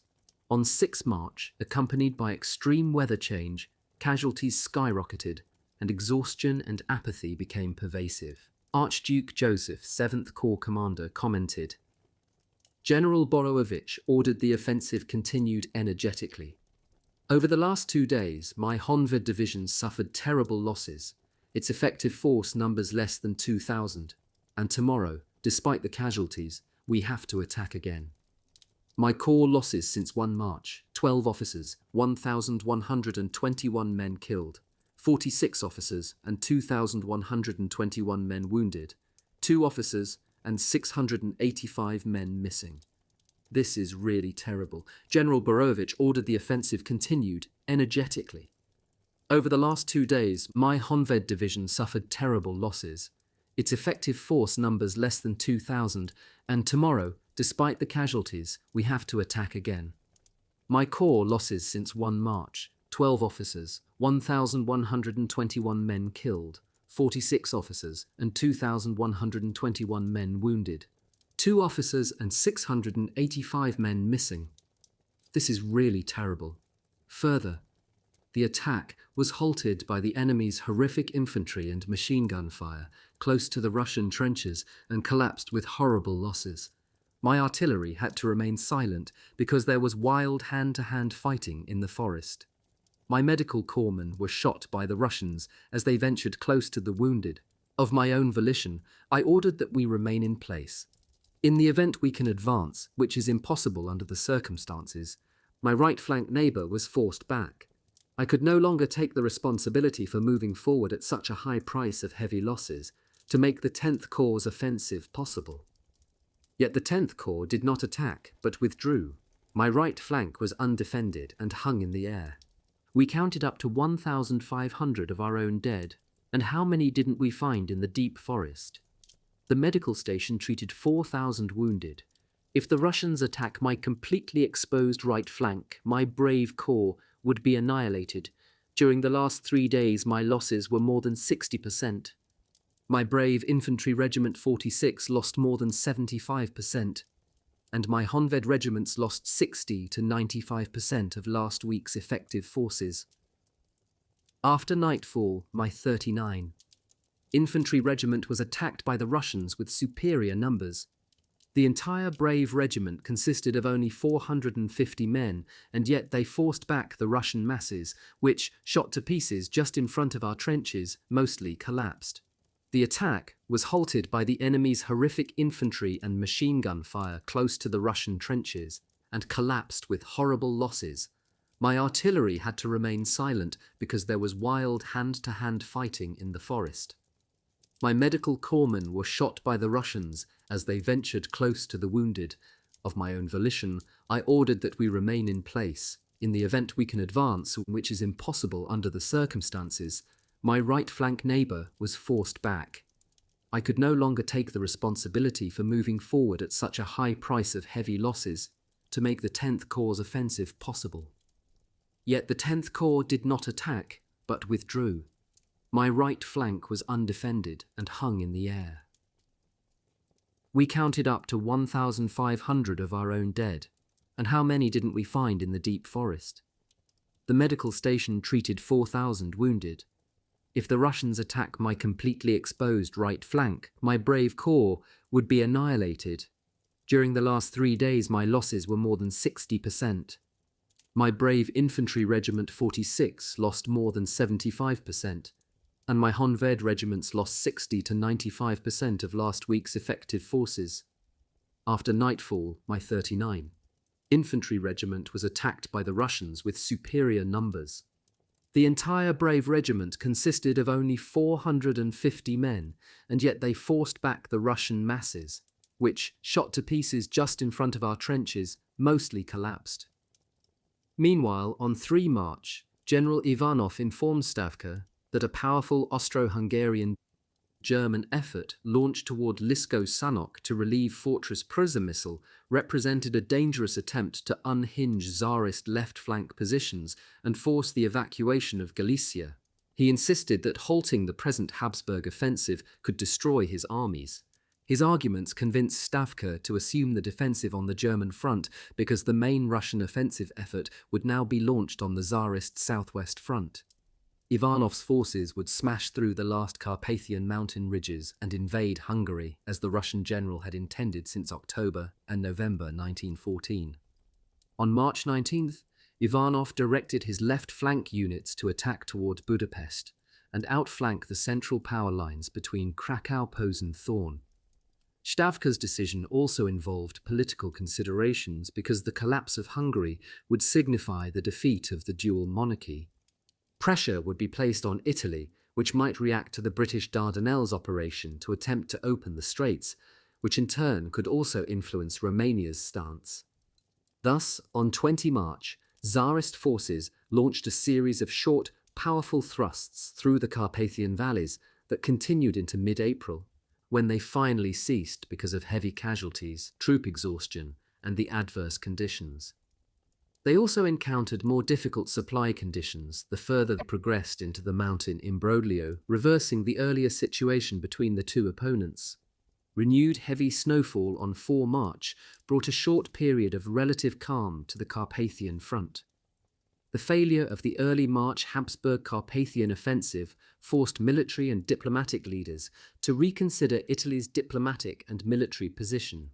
Count Istvan Burian, Habsburg foreign minister since early January 1915, expressed growing concern over Italy's ultimate intentions. Meanwhile, General Falkenhayn again urged that an offensive be launched against Serbia to provide ammunition supplies to the Turks, allies since November 1914. General Conrad maintained his position that no Habsburg troops could be spared from the Russian front, and that a Serbian campaign would provide Rome an excuse to go to war. Before the 6th March Habsburg renewed general offensive, no significant progress had been achieved after a week of effort. The critical element of surprise had again been compromised. Much time was squandered during the futile attempts to reinforce the threatened Cisna front. Constant interrupted heavy logistical traffic along the single supply roadway created sufficient delay, enabling the Russians to transfer reinforcements to counter any Habsburg offensive efforts. All Habsburg units reported significant losses resulting from sickness and frostbite. 5th Corps' losses resulted from attempting to fulfill impossible multiple missions that included crossing the San River, binding enemy forces, and breaking through the enemy positions across the river. The Corps suffered, as did so many others, from the combined effects of dwindling numbers and enemy numerical superiority. 2nd Army lost 40,000 soldiers to frostbite alone in the first 5 days of March. General Conrad dispatched a revealing letter to the Emperor's military chancellery on 5 March to justify the 6 March renewal of the stalled 2nd Army offensive effort. Conrad reiterated that the Carpathian operation objective remained to liberate Fortress Przemysl and drive the enemy from western and middle Galicia. Thus, 2nd Army's 16 divisions had attacked along the shortest, most direct route to the fortress towards Sanok.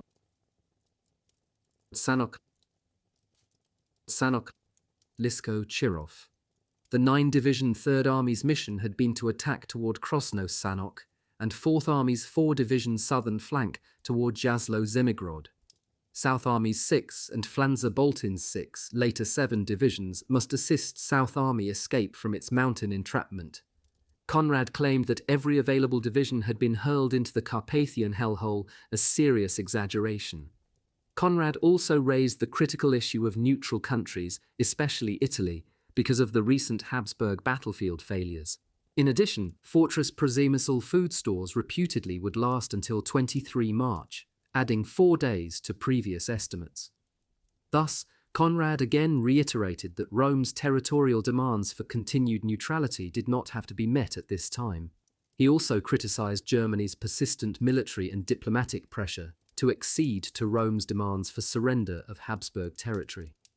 Denouncing his allies' brutal egotism, Conrad suggested negotiating a separate peace treaty with Russia and insisted that Berlin must participate in any territorial sacrifice to Italy. He further urged that the decisive Carpathian military operation could still achieve a major victory.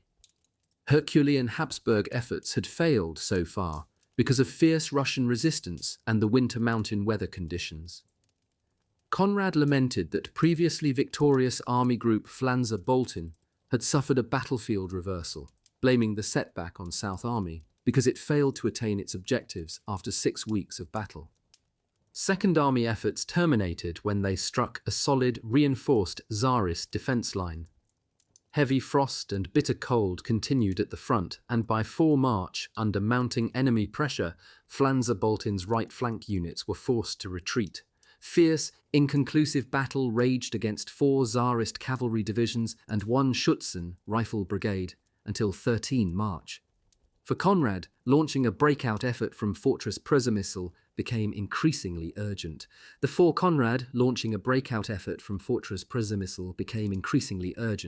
perpetual inclement weather increased the number of sick and frostbitten troops.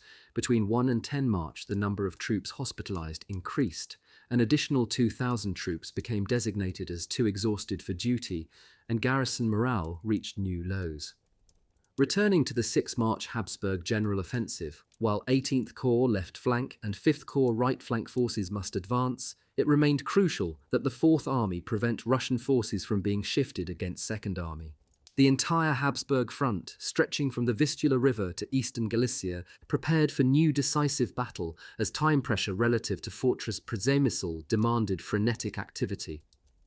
Stavka perceived the possible danger emanating from the Habsburg operation against their extreme left flank positions, the most sensitive portion of their front. Indications that Army Group Flanzer-Boltin prepared to renew its advance raised serious concern about the threat to disrupt the major Tsarist transportation and communication links connecting eastern Galicia and Russia. This resulted in reinforcements being sent to counter the enemy threat. General Tystyansky, meanwhile, blamed the failure of his attack efforts on overall conditions and the fact that multiple artillery batteries remained behind the Carpathian ridgelines. However, he himself had left 27 batteries in the rear echelon areas, and the Russians often utilized inclement weather conditions to launch attacks. Field commanders cautioned Conrad that no further progress was possible without significant reinforcements. The deteriorating battle-worthiness of Habsburg units made even maintaining present lines questionable. On the first day of the new Third Army offensive, severe casualties forced termination of the operation. 2 potentially dangerous enemy tactical options threatened Habsburg efforts. The Russians could transfer troops from the Habsburg Second Army front to the Third Army theatre. Also, if Third and Fourth Armies remained passive, additional Tsarist troops could be deployed against the hapless Second Army. The operation's success hinged on preventing the Russians from rapidly reinforcing their armies countering Second Army. Meanwhile, the beleaguered Third Army, 7th and 10th Corps faced insurmountable problems, while 17th Corps failed to crack Russian resistance. Once again, the weather conditions and close proximity of friendly forces to Russian forward positions prevented artillery support. Habsburg troops continued to sustain enormous casualties. Nevertheless, the battered 3rd and 7th Corps received orders to launch another futile attack effort that produced further unnecessary bloodshed. Despite the insertion of all available reserves, 7th Corps defensive efforts against Russian attacks failed to halt enemy advances. 3rd Army's inability to maintain attack momentum and 4th Army's delay in launching a relieving offensive resulted in 2nd Army bearing the brunt of enemy assaults. 3rd Army at first repulsed attacks against its eastern flank positions, but once forced into a defensive stance, the stage was set for impending military disaster. Meanwhile, Conrad prodded General Borowicz to bind opposing enemy forces. However, 3rd Army's situation had deteriorated so quickly that it could not render serious opposition to the enemy. Aware of the 3rd Army's situation, the enemy transferred numerous units against the battered 2nd Army, precisely what Conrad hoped to prevent.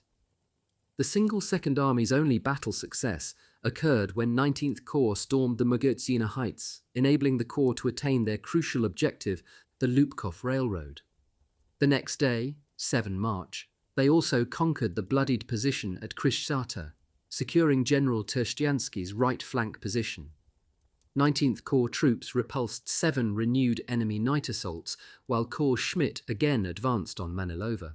Through its sacrificial efforts, 2nd Army succeeded in driving a 16-kilometer-wide wedge into enemy lines, but it was too weak to maintain momentum and garner a decisive victory. Meanwhile, the enemy reinforced its fronts against Group Terstiansky and the 18th Corps. General Terstiansky ordered his officers to ruthlessly exert their authority over their battle-fatigued troops, while division commanders must move to their headquarters closer to the front for better control of their units. One was reported over 40 kilometers from the battlefield. In the meantime, General Terstiansky's attack groups, Corps Lutgendorf and Schmidt, awaited an Army Group Flanzer-Baltin feint attack to distract enemy attention from the critical Baligrod-San River line, where 2nd Army's offensive would be renewed along its entire front. However, the steep ridgelines were so covered in ice that they proved difficult to traverse. A 5th Corps effort north of the San River failed to achieve the intended impetus for the 2nd Army endeavour. Heavy enemy artillery crossfire and the futility of defending positions forced 5th Corps to surrender a key position. In spite of receiving reinforcements, the 41st Honved Infantry Division could not advance from Kryszata, and the offensive thus rapidly collapsed. 2nd Army success had been dashed by the same circumstances as the first endeavour, such as when adjacent armies launched attacks but failed to bind significant enemy units. Meanwhile, 4 new Tsarist regiments, 137th, 138th, 229th and 230th, appeared on the 2nd Army front. The mission to rescue Fortress Przemysl had become a palladium for the Habsburg army. Nevertheless, General Conrad continued to anticipate a 2nd Army left flank success because it appeared to possess a relative numerical superiority over opposing troops. However, excessive losses brought the supporting 18th Corps advance to a halt, as extreme weather conditions made it impossible to prepare defensive positions on newly acquired terrain. The offensive effort continued on 7 March, but urgent requests for additional artillery batteries to support 5th Corps' San River battle went unanswered because none was available. Nevertheless, some infantry units successfully crossed the river in an attempt to pierce enemy positions and threaten Tsarist flank areas. The 4th Army's long-anticipated attack to relieve pressure on the northern 3rd Army flank was again postponed because of unpredictable weather, although the operation was essential for 3rd and 2nd Army success. When finally launched, after achieving some inconsequential initial successes, it failed to penetrate the seemingly impregnable enemy lines because of insufficient troop numbers and artillery support. General Conrad recognized that the Gorlice area represented the Achilles heel of the Tsarist northwest and southwest front positions, where it formed the hinge that connected the two enemy fronts, but he lacked the necessary troops to take advantage of the situation. The Germans deployed the requisite troop strength in early May to launch an offensive that subsequently won the greatest central power victory of the war at the Battle of Gorlice-Tarnów. On the same day, 7 March, South Army launched a new offensive effort along its entire front to envelop Tsarist positions. However, dense fog precluded artillery support for the infantry, who struggled as a Siberian cold wave struck the mountains, with temperatures plummeting to -23 degrees Celsius and more than 2 meters of snow falling. The army's attempted double envelopment of Vyskov and seizure of the dominating area heights failed to achieve significant progress. Battling the mountain blizzard conditions, all attacks ground to a halt. Only the army's right flank 24th Corps advanced, but it failed to achieve significant progress. Strong enemy forces attacked 3rd Army when it attempted to advance again. 10th Corps parried night attacks until 8 March when it retreated. Then multiple reports of enemy troop concentrations at the Army right flank and 3rd and 17th Corps fronts resulted in the order to hold all positions. Blizzard conditions prevailed until mid-month, transforming mountain slopes into a treacherous glaze of ice and providing the enemy significant protection. The unbearable conditions wore down the soldiers' will to resist as they vainly sought shelter from the bone-jarring cold. This introduced an insidious disintegration process, which gradually spread among all Habsburg armies. Conrad had good reason to fear that the next serious military defeat could result in the total collapse of his army. Sub-zero temperatures caused machine gun water jackets to freeze, rendering many useless in battle. The exhausted and starving troops struggled to remain awake, fearing that sleep would bring the White Death, while frostbite cases continued to escalate. Delivery of food to the front was only attempted at night, and thus the meagre rations were frozen solid upon arrival. Often the food carriers succumbed to the horrible conditions. Interestingly, enemy snipers reportedly never shot at food servers. They often even knew their names. Frontline troops had to transport their own field kitchens. Drifting snow halted movement near the front, while the transport of wounded soldiers rearward came to a complete halt. 2nd Army sustained serious losses between 1 and 5 March. 19th Corps lost 5,400 men. In 4 days, the 32nd Infantry Division lost 50% of its manpower. Nevertheless, the Corps received orders to maintain its gains and rehabilitate its badly shaken troops. The 29th and 34th Infantry Divisions' combined troop stands equaled 1/3 of a full infantry division. 5th Corps also sustained severe losses. Its 37th Honved Infantry Division lost an average of 250 soldiers a day. After 19th Corps' seizure of the crucial heights at Kriegszate, during all-night battles 7 to 8 March, a fierce enemy counter-assault supported by overwhelming firepower forced its evacuation. The high terrain became a field of corpses. The exhausted 18th Corps meanwhile seized some territory at the Wetlina River, while 5th Corps and Group Suumai reported severe losses of officers and horses at the flooded San River. The Habsburg military situation reached crisis proportions as 2nd Army exertions achieved little.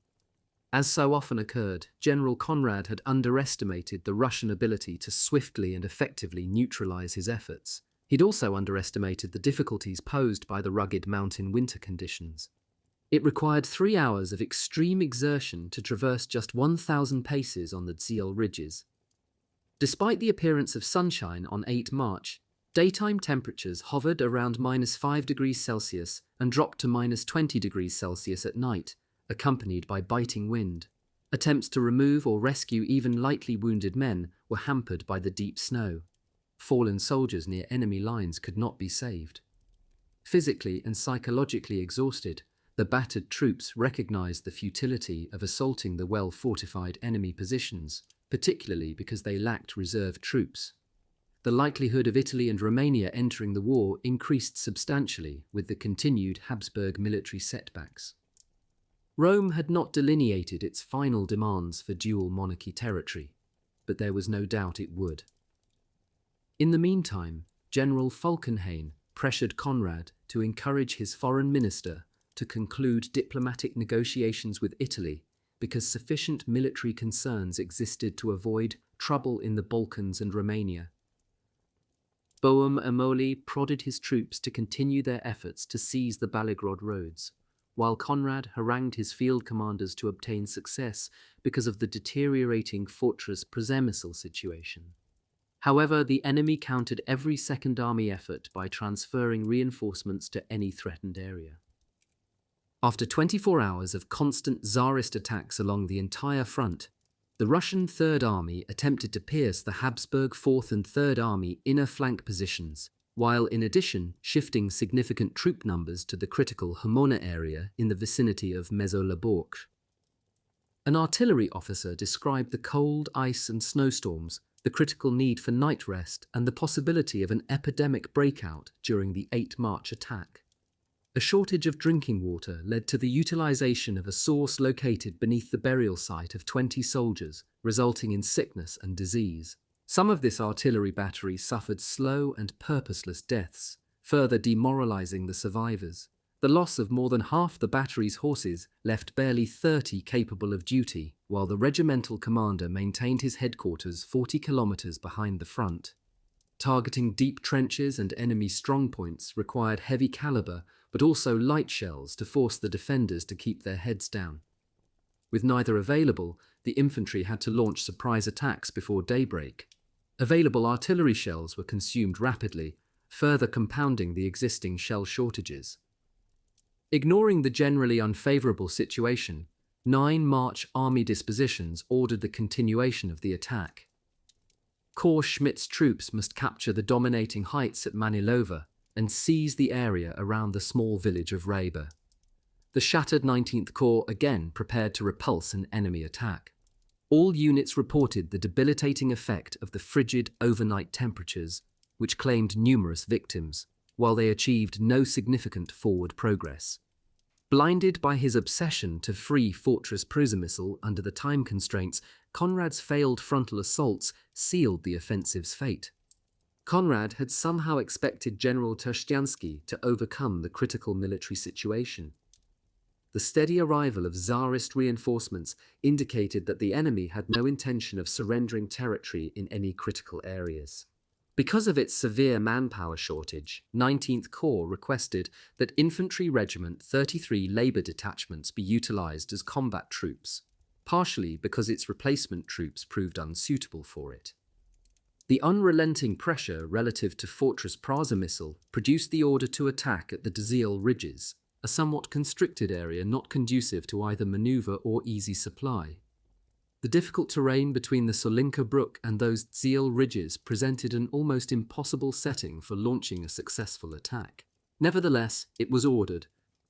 The Austrian official history confirms that the persistent fierce snowstorms caused rapid termination of any efforts to advance. Transport of ill soldiers from the front lines continued to be an exercise in futility, while the slick, icy ground proved impassable.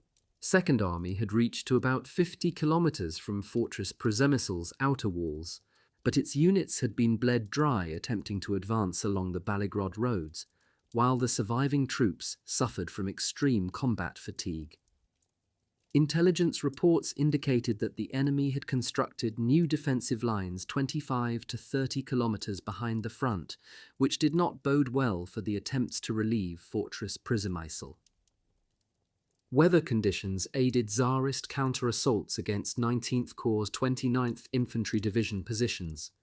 The enemy burst through division lines, forcing a retreat to earlier defensive positions. Because there were no reserves, the customary counterattack could not be launched. Man-high snow blanketed the 19th Corps front, where its 17,400 troops opposed 25,000 Russians. Losses steadily mounted. Since February 21st, 41st Honved Infantry Division numbers sank from 12,000 to 2,110 men. Artillery support was rendered useless by wind-driven snow, while machine gun mechanisms continued to malfunction from the cold. Troops continued to starve while the anticipated daily order to unconditionally maintain your positions again remained in effect. Battle ensued between 3rd and 4th Army inner flanks to bind enemy forces and prevent their transfer to counter 3rd Army offensive efforts. 3rd Corps supported 4th Army 9th Corps efforts through artillery fire and demonstration activity, their locations separated by extremely rugged mountain terrain. Meanwhile, Group Surme's sacrificial attack efforts on the afternoon of 9 March failed to jar the Russians from their domineering defensive positions. Despite rare effective artillery support, enemy crossfire halted all efforts to advance. By the morning of 10 March, the military situation had worsened, while blizzard conditions halted all military efforts. The Russians finally attained equal numbers to the attacking Second Army forces on the decisive 12-kilometer Stalingrad front, and they continued to be more adept at fighting in winter conditions and utilizing the adverse winter conditions to their advantage, particularly during offensive operations. The impending surrender of Fortress Przemysl and sudden unfavorable army group Flanders-Baltin situation also affected Habsburg diplomacy. Disturbing news emanating from Rome brought additional German pressure on Vienna and Conrad to assume a more conciliatory position relative to Italy. General Falkenhayn pressured Conrad to negotiate with Rome because of the necessity of Italian and Romanian military support in the Balkans. But no Habsburg statesman or military commander desired to surrender the Trentino to perfidious Italy. The Russians launched a counterattack that terminated any Habsburg efforts. The fatigued Habsburg units retreated to their original positions, but entire battalions surrendered to the enemy to escape the inhuman conditions. Other soldiers continued to endure the torment in the frozen Carpathian hellhole. Frontline troops desperately required rehabilitation and reinforcements to replace the enormous losses. Artillery shells could no longer be fired within 800 meters of Habsburg lines because of increased short rounds, and its support of the infantry remained unsatisfactory.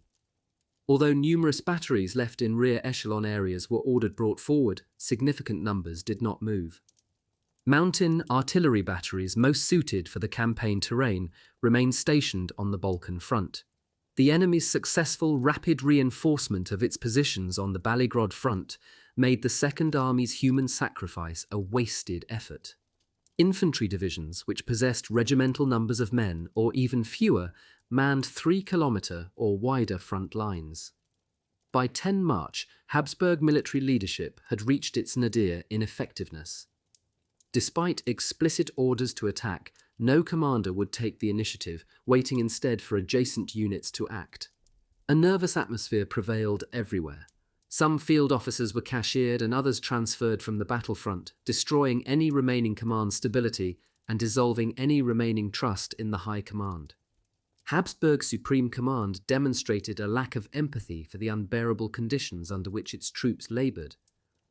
4 infantry divisions arrived to be inserted into Second Army front lines, but the prevailing situation neutralized the exploitation of any temporary advantage, and multiple problems were encountered in attempting to coordinate their insertion into front positions. A 12th Infantry Division after battle report cited several factors to explain its unsuccessful early March offensive efforts at Gorlice on the 4th Army front. Blizzard conditions prevented success as the troops reached enemy positions exhausted and stunned. Artillery preparation for the 9 March offensive should have commenced earlier, but the prevailing conditions delayed it until 8 March. The attacking troops encountered heavy flanking fire, producing numerous casualties. When Habsburg artillery finally commenced firing, the enemy evacuated its front lines, negating its effect. After a half-hour advance to within 500 paces of the enemy's positions, heavy Tsarist infantry and machine gun fire halted further progress, and excessive losses halted the attack. Infantry Regiment 100 reported that of its 335 losses, 229 were missing in action. Archduke Joseph depicted the horrors encountered by his men. On the terribly slippery slope, the Honveds attacked with indescribable heroism and bravery. The horrifying casualties were caused partly by the unsuitable lower command. The shortage of officers had a negative effect because the charge was carried out piecemeal instead of unified. The regiment's strength sank to 2,000 men. Both officers and men complained about Russian Infantry Regiment 73 brutality. They shot all our medical troops and the stretcher bearers, even though they clearly saw them bending over the wounded, as well as moving wounded. All our dead lie unburied because we can't get close to them. I had respected the Russians as being a knightly rival. Such things had never occurred before. Are they wild Asians? After what happened, my Honveds lost patience. There will be no mercy for captured Russians. On the terribly slippery slope, the Honveds attacked with indescribable heroism and bravery. The horrifying casualties were caused partly by the unsuitable lower command. The shortage of officers had a negative effect because the charge was carried out piecemeal instead of unified. The regiment's strength sank to 2,000 men. Both officers and men complained about Russian Infantry Regiment 73 brutality. They shot all our medical troops and the stretcher bearers, even though they clearly saw them bending over the wounded, as well as moving wounded. All our dead lie unburied because we can't get close to them. I had respected the Russians as being a knightly rival. Such things had never occurred before. Are they wild Asians? After what happened, my Honveds lost patience. There will be no mercy for captured Russians. Titular Commander Archduke Friedrich, in a report to Emperor Franz Joseph's military chancellery, emphasized that the Second Army had attacked for 9 days on its restricted attack front. Inclement weather conditions and well-fortified enemy positions prevented attaining victory while the enemy reinforced its numbers. Any available forces had to strike the enemy flank and rear areas in an attempt to prevent the establishment of new defensive positions and renewed resistance. Success depended upon maintaining the initiative and cooperation, but wasn't this advice a bit late? On 11 March, General Conrad pressured General Tushtiansky that Fortress Przemysl could survive for just 1 more week, even if they slaughtered additional horses and foraged foodstuffs and fodder. The garrison could only persevere until 24 March. Only a successful major offensive had any chance of rescuing the fortress. Second Army continued to encounter insurmountable odds attempting to maintain steady supply movement. General Terstyansky complained that supplies were not sufficient, while on 11 March, provision columns were in a holding position at Cisna. When supplies failed to reach the front, desperate appeals to maintain traffic on the roads increased. On the same day, the Russians launched an anticipated counter-offensive against 19th Corps left flank positions, its assault toward Wolomichowa threatening to neutralize Second Army offensive efforts.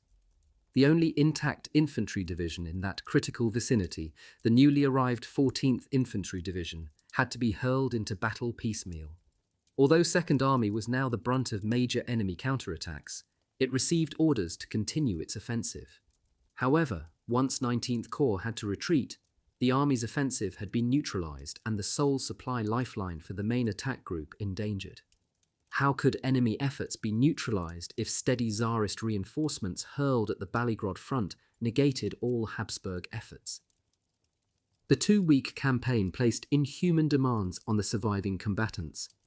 In early March alone, there were 40,000 cases of frostbite reported because of blizzard conditions. Coordination between units and communication breakdowns remained a common occurrence. When chances for a successful Northern Front offensive had dissipated, Attack Group Terstyansky received orders to prevent a Russian breakthrough at Wolomichowa, but that proved impossible under the circumstances. The troops could accomplish nothing more, and General Terstyansky finally admitted that success was unattainable. However, was he not partially to blame for the situation? Russian troops could now easily smash through the thin, wavering Second Army lines. Just maintaining the present positions required significant reinforcements. General Przemysl reminded Terstyansky of the urgent necessity to liberate Fortress Przemysl, as if such reminders were necessary. However, all approach routes remained covered in ice and snow, and the inclement weather conditions actually worsened. An interesting story in one officer's Nachlass in the Vienna War Archives describes the exertions of Second Army troops in moving a supply column forward. One day, the troops encountered a particularly long stoppage. Hoping to discover the reason for the delay, the officer worked his way to the front of the line until troops told him to halt. When he inquired about the reason for the lengthy stoppage, he was informed that General Terstyansky did not wish to be disturbed during his afternoon nap. The general had ordered a halt to all military columns while he got some rest. For Second Army troops, non-combat casualties continued to outnumber battlefield losses. Indicative of this, one unit lost 150 men to enemy fire, 200 to frostbite. Troops were forced to use snow for cover and protection, which increased the likelihood of frostbite. The 27th Infantry Division found itself hampered by up to 2 meters of snow, while the strength of the 19th Corps dissipated drastically. With no relief in sight, troops became even more demoralized. Suicide remained a viable solution to some troops. On the Third Army front, a powerful enemy night attack against the inner flanks of the 21st and 45th Infantry Divisions was repulsed. Then heavy snowfall ensured that the front remained quiescent throughout the remainder of the day. Efforts to strengthen positions and prepare a second defensive line behind the front were attempted, irrespective of current conditions. South Army reported some progress in its continued efforts despite heavy snowstorms, but achieved little success since it launched its effort on 7 March. The army, however, repulsed several enemy counterattacks. Conrad's Flugel adjutant, Major Kuhnmann, observed, "It almost seems as though everything is working against us, even the weather, in relation to the impending demise of Fortress Przemysl and the possibility of having to surrender the Trentino Irredenta to Italy."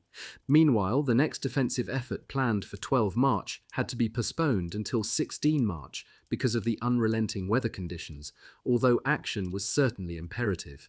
Kuhnmann concluded that everyone had lost their nerve and could think only of retreat. General Trzcianski nevertheless contemplated continuing his Belgrade efforts on 12 March, indicative of the pervasive influence of Fortress Przemysl. At Wolomiszowa, 21,000 Tsarist troops opposed 13,000 19th Corps soldiers bolstered by any reinforcements and reserve formations rushed to the threatened 14-kilometer front. The enemy failed to exploit its numerical superiority, but the question remained unanswered of how to salvage the Second Army offensive. Russian troops then smashed through Group Trzcianski's defensive lines, producing substantial casualties and threatening to puncture his entire front. The threat of a 19th Corps collapse resulted in the transfer of all available reserve troops, 5 battalions, to the Corps' western flank positions. On 10 and 12 March, troop strength reports revealed additional serious troop losses. The 41st Honved Infantry Division was proclaimed incapable of undertaking offensive action, while 32nd Infantry Division had sustained 50% casualties. During 4 days, 27th Infantry Division sacrificed 3,290 soldiers, the 13th Landwehr Infantry Division 2,608. It proved fortunate that the enemy attacks eventually slackened, although Russian artillery fire continued its harassing fire. Indications of the deconstruction of Austro-Hungarian troop units multiplied. 19th Corps troops remained in a particularly precarious state, with 29th Infantry Division on the verge of collapse. Soldiers often endured exhausting marches to be immediately hurled into battle on unfamiliar terrain. The 43rd Landwehr Infantry Division troops reputedly could no longer be relied on in battle, and 34th Infantry Division and 18th Corps were at the extreme end of their physical capabilities. Many 5th Corps troops suffering from frostbite could not attack. Group Przemysl efforts were neutralized by the same dire conditions, so he pulled his troops back to reduce the senseless loss of life, intending to regain any surrendered positions when weather conditions improved. A new wave of blizzard conditions signified that such relief would not be forthcoming soon. General Trzcianski concluded that his units could not undertake offensive action and that low troop numbers precluded launching counterattacks, so he was limited to defending his present positions.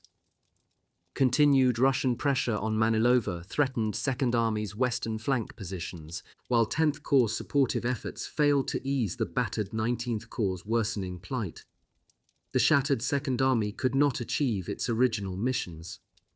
Various unit documents and logbooks emphasized that their troops had reached their physical limits.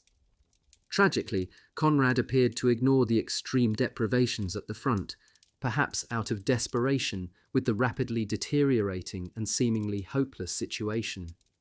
A sudden thaw severely affected the single army supply route, but overnight, freezing temperatures improved the road conditions somewhat. However, the problem of maintaining a steady flow of supplies and the care and feeding of horses remained unresolved.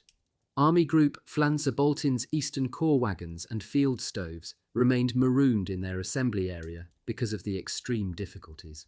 The 15th Infantry Division possessed only 5 artillery pieces to support the next day's offensive. It required 6 hours to move a gun forward 500 meters.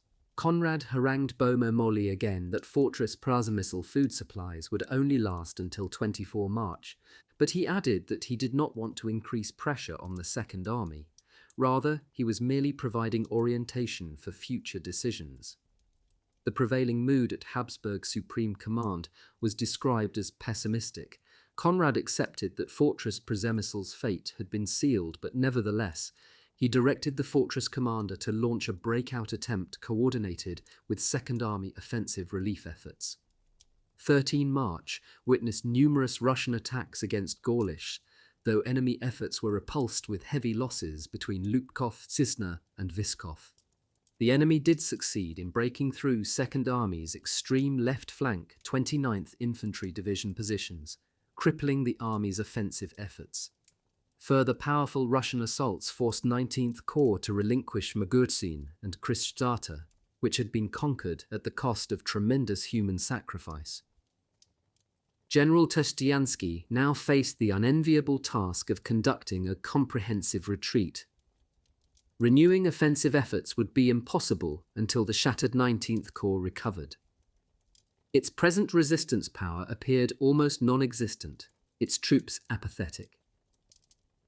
By 14 March, the Russian numerical superiority had bled the defending Habsburg Corps. Between 1 and 15 March, Second Army sustained 51,086 casualties, more than one-third of its original 148,848-man complement. Attack Group Trzcianski incurred two-thirds of these losses, 855 officers and 37,108 soldiers. Officially, 54% of these, 340 officers, 17,210 men, were killed or wounded, and an additional 451 officers and 11,098 men succumbed to sickness. In addition, 31 officers and 1,194 men became prisoners of war, while another 33 officers and 7,703 men were reported missing in action. Many wounded were presumed to have frozen to death.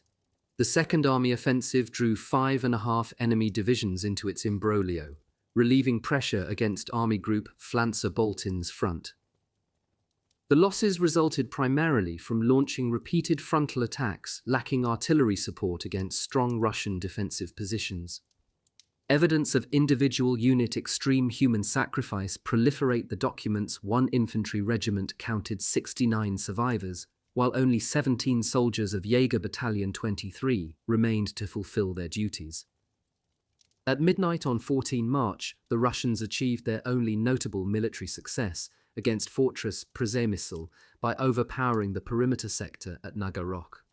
No counterattack ensued because of the fortress reserve troops' weak physical condition. The appearance of enemy reinforcements prompted the order to evacuate all four-field positions. General Kuzmanek persisted in his choice of potential breakout direction because he realized that his malnourished troops could not march, let alone fight, on mountainous terrain. He initiated necessary preparations for the garrison's breakout sortie to begin early on 19 March. The participating troops received the order to inflict maximum damage on enemy bridges, railroads, and ammunition depots as they advanced. Enemy food depots should be in close proximity, a real advantage to the advance direction.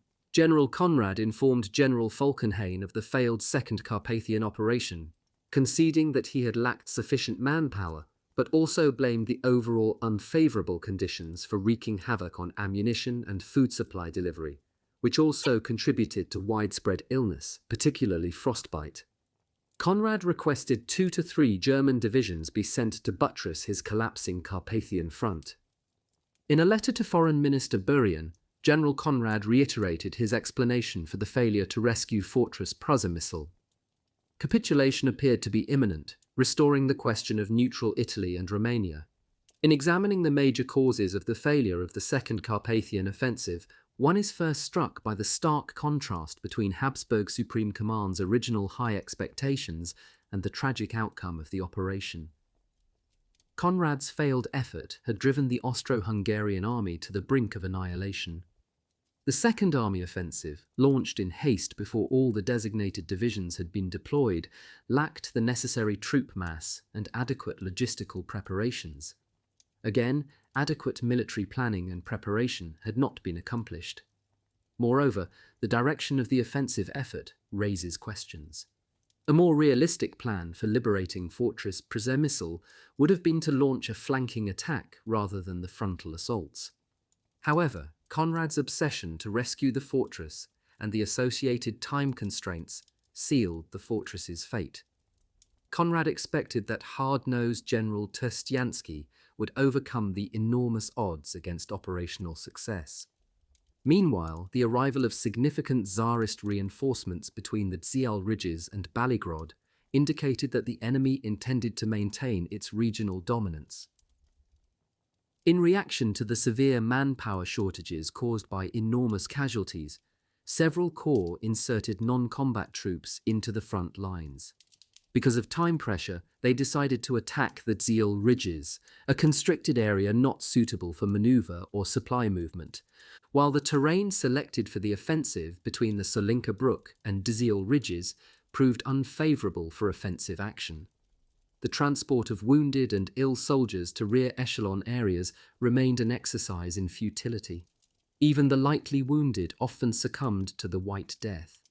The front remained buried under deep snow, while the icy cover over the snow-laden landscape made movement impossible. Attacking troops advanced to the foot of enemy positions, where they could neither find cover nor prepare defensive positions, becoming easy targets for Russian infantry fire. Second Army forward units advanced to within 50 kilometers of Fortress Przemysl's outer walls when the offensive was halted along the Stalingrad roads. Intelligence sources indicated that the enemy had constructed a further powerful defensive line behind the present front, which did not bode well for relieving the beleaguered fortress, even if Second Army managed to overcome enemy resistance at Stalingrad. Skillful Russian counterattacks, launched in terrible weather conditions, short-circuited multiple Second Army offensive efforts. Unit logbooks repeatedly bemoaned the number of artillery batteries languishing behind the mountain ridges and the constant problems encountered attempting to maintain steady supply delivery. On 4 March, a Boma-Moli request for additional field batteries was declined by his attack group commander, who had left 27 batteries of his own artillery behind the forward ridges. In a fateful repeat of the earlier Third Army offensive, Second Army efforts were launched frontally in the same direction as the earlier campaign against well-entrenched enemy positions, but this time on a more restricted front, producing similar tragic results. When severe muddy conditions delayed the Second Army operation, the element of surprise was sacrificed, again providing the Russians with sufficient time to reinforce their outnumbered troops in the anticipated attack area. Their more accessible supply routes and rail connections also ensured a steady flow of supplies and rapid movement of reinforcements. The insurmountable problems encountered in maintaining supply movement remained unresolved. The single supply roadway for the operation connecting Zemplina-Rossi and Cisna was continually subjected to the constant movement of troops, pack animals, and supply wagons. The enormous logistical demands, combined with the extreme climate and terrain, often made the route impassable for traffic. Second Army efforts initially met with relative success, but the well-entrenched enemy troops repeatedly halted Habsburg efforts. Although the attack direction encompassed the 18-kilometer front extending between the Solinka River and the Dzieal ridges, the actual attack frontage along the Stalingrad roads involved only 12 kilometers, never the entire 18-kilometer frontage. Thus, the attack area proved too narrow, although it produced fierce fighting along the confines of the Stalingrad roads. Limiting the attack front played a major role in the failure to gain the anticipated victory. The deep winter mountain conditions called for experienced mountain troop units, but the monarchy's best alpine troops, such as the 15th and 16th Corps, and mountain artillery batteries remained deployed on the Balkan theatre. Weather and enemy artillery fire often interrupted battlefield communication, while blizzards aggravated efforts to maintain contact with forward units and supply efforts. Compasses malfunctioned, causing some units to march in circles. Corps, divisions, and Supreme Command maintained their headquarters far from the front, which exacerbated command functions. Such communication problems remained unresolved. Now let us turn to a tragic and perhaps preventable chapter of the Carpathian campaign, the Third Carpathian Offensive, a miniature repeat of the earlier disastrous attempts, but just as disastrous for the participants. Only a major offensive had any chance to rescue Fortress Przemysl. Could Conrad succeed? Chapter 4. The Third Offensive and Easter Battle. End of the Carpathian Winter War. If you know the enemy and know yourself, you need not fear the result of 100 battles. If you know yourself but not the enemy, for every victory gained you will also suffer a defeat. If you know neither the enemy nor yourself, you will succumb in every battle. Sun Tzu, The Art of War. Despite the failure of his previous 2 Carpathian winter offensives, Konrad von Hotzendorf pursued the same failed strategy for his third and final campaign.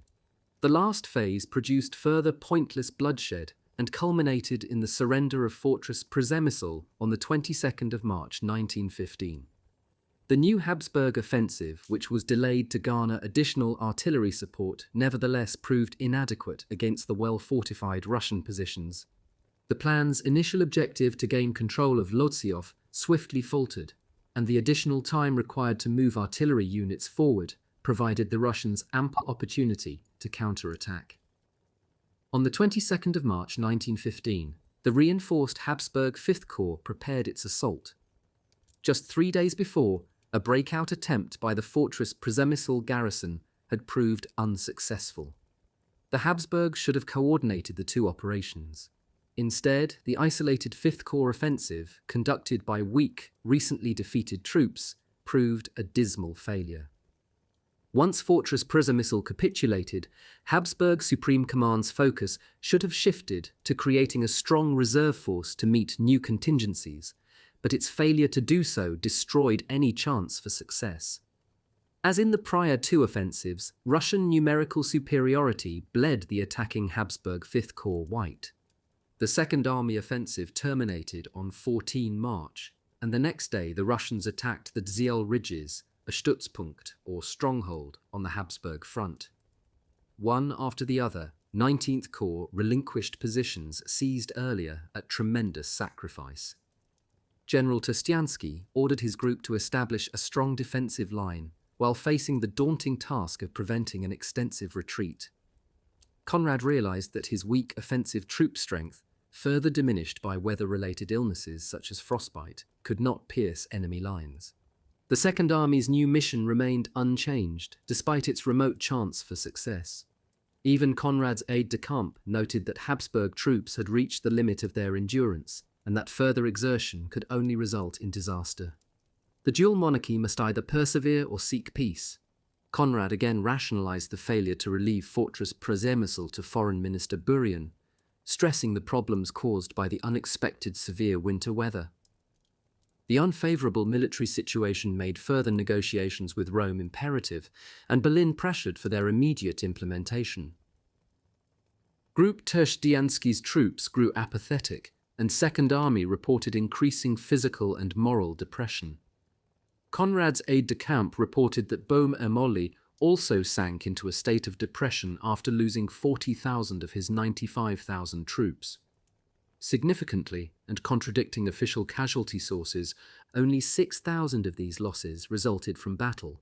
The rest were from frostbite and sickness. Many troops still lacked shelter, and squalid, unhygienic conditions abounded. Fifth Corps recorded widespread intestinal illness among its ranks, while 4% of Second Army troops reported to sick call. Frostbite permeated the ranks, and reports of typhus drastically increased. On 15 March, Conrad reported to the Emperor's military chancellery that Fortress Przemysl must surrender by 24 March, and again he accused his German ally of disloyal conduct in negotiations with Italy. Conrad blamed South Army's battlefield failures for the sudden reversal of Army Group Flanzer-Boltin's initially successful offensive efforts. Fortress Przemysl could not expect relief. Nevertheless, the mobile fortress troops must launch a breakout attempt to join the field army. With little confidence in the effort's success, Conrad nevertheless refused to surrender the fortress without some honourable KUK military effort. Meanwhile, Bohm and Moley reported that his attack group could not attain its objective by 22 March. Thus, on 20 March, only 5th Corps and some Group Somme troops, 2nd Army's extreme eastern flank, would be available to continue the attempt to relieve the embattled fortress. Success depended on simultaneous offensive action from neighbouring units. However, Group Somme's left flank forces unexpectedly could not participate in the new mission because of enemy attacks against it between 17 and 19 March. Group Terstiansky, in turn, would merely demonstrate on its front. In a 15 March telegram, General Falkenhayn informed Conrad that he would not be able to transfer the requested German troops to the Carpathian front in time to affect the fate of Fortress Przemysl. Nonetheless, Falkenhayn continued pressuring Conrad to use his influence in Vienna to encourage Habsburg diplomats to negotiate with Rome and Bucharest. The mood at Habsburg Supreme Headquarters remained sombre. Foreign Minister Burian had meanwhile decided to back off his hardline stance toward Italy and consider territorial concessions to Rome. Between the termination of the Second Army's recent offensive efforts on 14 March and Russia's unanticipated offensive on 20 March, preparations commenced for the 5th Corps' right flank attack to coincide with a Fortress Przemysl breakout attempt. Meanwhile, Second Army troops desperately required rehabilitation to restore their battle worth, but although the second offensive effort had exacted a severe toll, Conrad ordered yet another attack. Traversing the 100 kilometers of mountain terrain to Fortress Przemysl would prove futile, partially because major Russian defensive forces blocked the Habsburg attack route. Battered Habsburg forces had to cross treacherous mountain terrain in harsh weather conditions against a well-prepared foe. Citing the Fortress Przemysl crisis, Conrad initially set 16 March for the new offensive launch date. The fortress garrison could reputedly survive one more week, but given the severe time constraints, relieving the besieged fortress seemed impossible. As melting snow exacerbated battlefield conditions, there was no rest for Habsburg troops as the Russians continued to hurl superior numbers against 19th Corps positions, forcing further retreat. An overwhelming Russian counterattack compelled the 29th Infantry Division to surrender its positions. On 16 March, Conrad summarized his failed Second Army offensive experience: 16.5 divisions, 136,000 men, of which 9, 72,000 troops, comprised the main attack force, launched an unsuccessful attempt to rescue Fortress Przemysl.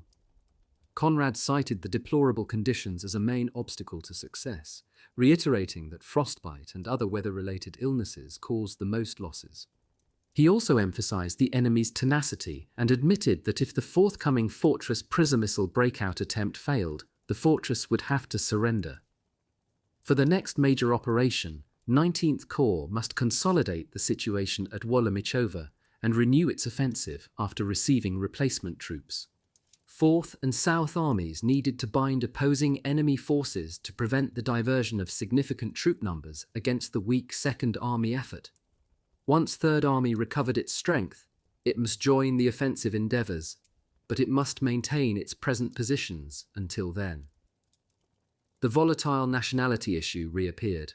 Captured Czech prisoners of war in Habsburg uniforms that originally served with Infantry Regiment 36, 10 Infantry Division, now served as Tsarist reconnaissance troops, wearing Habsburg uniforms to infiltrate their former front lines. Habsburg troops shot them when captured. Conrad deemed it essential not to surrender Fortress Przemysl without a final heroic military action. Therefore, the starving garrison must launch a breakout attempt to maintain the honour of the army. The futile effort commenced on 19 March, utilising as many garrison troops as possible. Even the Austrian official history conceded the remote chance of success for such an undertaking. Conrad insisted that an honourable military effort was necessary to maintain home front support for the war and soldier and civilian morale. Fearing the political and psychological repercussions of the fortress's capitulation, Habsburg military leaders made it a primary objective, cost what it will. Generals Conrad and Kusmanek exchanged telegrams concerning the fortress breakout direction. Considering the deteriorating garrison food situation and the troops' declining physical condition, General Kusmanek proposed launching the effort in a southeasterly direction. Conrad disagreed with Kusmanek and pressured him to reconsider his suggestion. Destruction of the fortress works and military equipment would commence on 21 March. The breakout force would consist of 12 to 15 infantry battalions, each with 700 men. Kusmanek initially acknowledged that the Russian deployment configuration would preclude a breakout effort in a southerly direction. On 16 March, however, he altered his decision and announced that he would launch his effort toward Lemberg, scene of the disastrous 1914 opening campaign. Conrad, however, continued to insist that Kusmanek support the forthcoming Second Army relieving offensive, but Kusmanek refused. His troops would advance toward Army Group Flanzer-Boltin's positions in the eastern Carpathian Mountains. Conrad, in the interim, ordered the transfer of all possible troops from Second Army's battered western to its new eastern flank offensive positions. However, the final attack troop numbers proved too inconsequential to achieve battlefield success. Conrad emphasized the importance of coordinating this mini-offensive effort with South Army, but an unanticipated Russian attack against 19th Corps prevented the transfer of more than its weakened 31st Infantry Division to 5th Corps for the offensive mission. The 5th Corps attack would advance toward the fortress in a northeasterly direction. On the eve of the fortress breakout attempt, the garrison troops' mood was somber, while health conditions continued to deteriorate. No one within the fortress believed that the effort could succeed. Instead, many participating troops hoped to become prisoners of war. Any chance for success required complete surprise, which the Habsburg armies had rarely achieved during the war. As they later learned, the Russians had broken the Habsburg cipher code and thus prepared for each effort. The debilitated condition of Kusmanek's troops influenced his selection of advance direction. Landsturm Infantry Regiment, 16 troops reported only 25 to 30% in good health. Landsturm Infantry Regiment 9 and only half of Landsturm Infantry Regiment 33 were deemed fit for duty. Given the troops' poor physical condition, Kusmanek ordered the breakout attempt toward the supposedly weakest sector of the siege front, reputedly defended by Tsarist third-line National Guard units, rather than the difficult mountain terrain Conrad suggested. The effort failed when Kusmanek's troops struck the enemy's fortified defensive positions. With familiar tragic consequences, Fortress Przemysl again influenced Second Army operations. Conrad realized that timely relief would not be forthcoming. Nevertheless, he ordered the mobile fortress troops to launch an ill-fated breakout attempt. The promise of replenishing food supplies at enemy depots along the advance route motivated the famished troops. Attacking soldiers received an extra food ration as well as a rest day before the operation. Meanwhile, between 1 and 10 March, the number of fortress troops that reported to sick call had climbed to 12,140, lightly wounded to 6,900. The enemy, aware of the proposed attack details, readjusted their troop and artillery positions accordingly. The ill-fated venture, launched with 2 infantry divisions and 3 infantry brigades, resulted in heavy human toll. The Russians later claimed to have captured 110 officers and 4,000 men during the failed attempt. The 23rd Honved Infantry Division and Weitzendorfer sacrificed 3,000 men, with the former sustaining an incredible 70% casualty rate. The 97th Landsturm Infantry Brigade suffered between 1,500 and 2,000 casualties, while Honved Infantry Regiment 2 lost 54 officers and 2,600 men. The Habsburgs publicly portrayed the military fiasco as a heroic deed. The publication of numerous self-serving congratulatory radiograms between the doomed fortress headquarters and the emperor's military chancellery followed to glorify the senseless sacrifice. Previous battle had already overtaxed fortress medical services before the 19 March endeavour. Now 1,500 wounded troops and 1,000 cholera patients received treatment, while the task of preventing epidemic outbreaks posed enormous burdens for the medical corps personnel. Cholera, typhus, and dysentery permeated the ranks. Then, the wounded from the failed breakout attempt arrived in dire need of medical attention. The fortress attempted no further missions after the 7-hour heroic battle because of the troops' utter exhaustion. Meanwhile, the Russians pressed into the Solinka and Wetlinska valleys, whereupon Second Army's mission became to halt further enemy egress into those areas. The Third Carpathian Offensive's initial objective remained to seize the enemy position at Loziov, then advance further along the ridgelines. In the interim, 5th Corps attempted to move its main defensive line to the high terrain extending from Polonina-Wetlinska. At these new positions, Corps troops enjoyed improved food and supply delivery, while gaining some relief from the previous inhospitable environment. The Polonina-Wetlinska position provided a panoramic view of the entire San River Valley with clear weather, contrary to the former Habsburg positions on the northern slope of the Ziel Ridge, which lacked shelter and provided inadequate defensive conditions. 5th Corps attack preparations required 3 days, mainly to transport supporting artillery into the mountains. On 17 March, the Corps engaged in a moderate evening firefight, while the 31st Infantry Division began assembling for the offensive endeavour. Meanwhile, Group Terstiansky and 18th Corps had to maintain their positions. The projected attack front proved too narrow to achieve a timely relief of the embattled fortress. Furthermore, no plans existed to reinforce neighbouring Group Somme, so it could participate in the operation or provide the necessary additional labour units to prepare and maintain roadways for the mission. Fourth Army's reinforced southern flank forces must continue their offensive efforts along both sides of Gorlice-Jaslo. Troops had to transport artillery through deep snow, which retarded its movement. After a 24-hour delay, 4 4th Army Infantry Divisions, 8th, 10th, 12th and 39th Infantry Divisions attacked at Gorlice, but the effort failed. Enemy defensive positions, as anticipated, proved too strong, and the failure to move artillery forward in a timely manner hindered the attacking infantry. Wasted effort and heavy casualties resulted. Just 6 weeks later, on the 2nd of May 1915, the Central Powers achieved their greatest victory of the war during the Gorlice-Tarnów campaign in the same area. A German army provided the manpower for that successful operation. Third Army's mission was to prevent the enemy from diverting significant numbers against Fourth Army. Once they assimilated the anticipated replacement troops into the ranks, Third Army would again launch an attack from its right flank positions.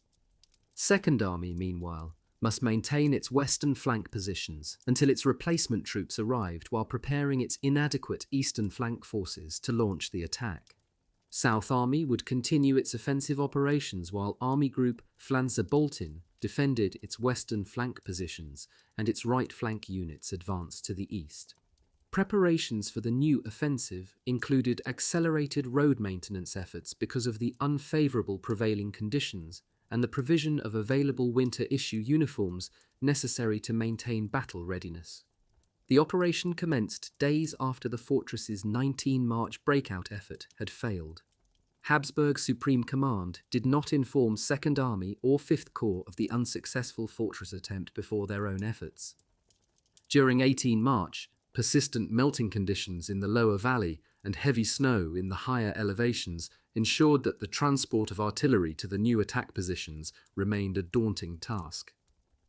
The vital 1,200 pack animals received inadequate care to keep them healthy. Delays in initiating important operational measures, such as the proper positioning of artillery and the necessity to establish telephone connections for reconnaissance missions, greatly assisted Russian counteractions.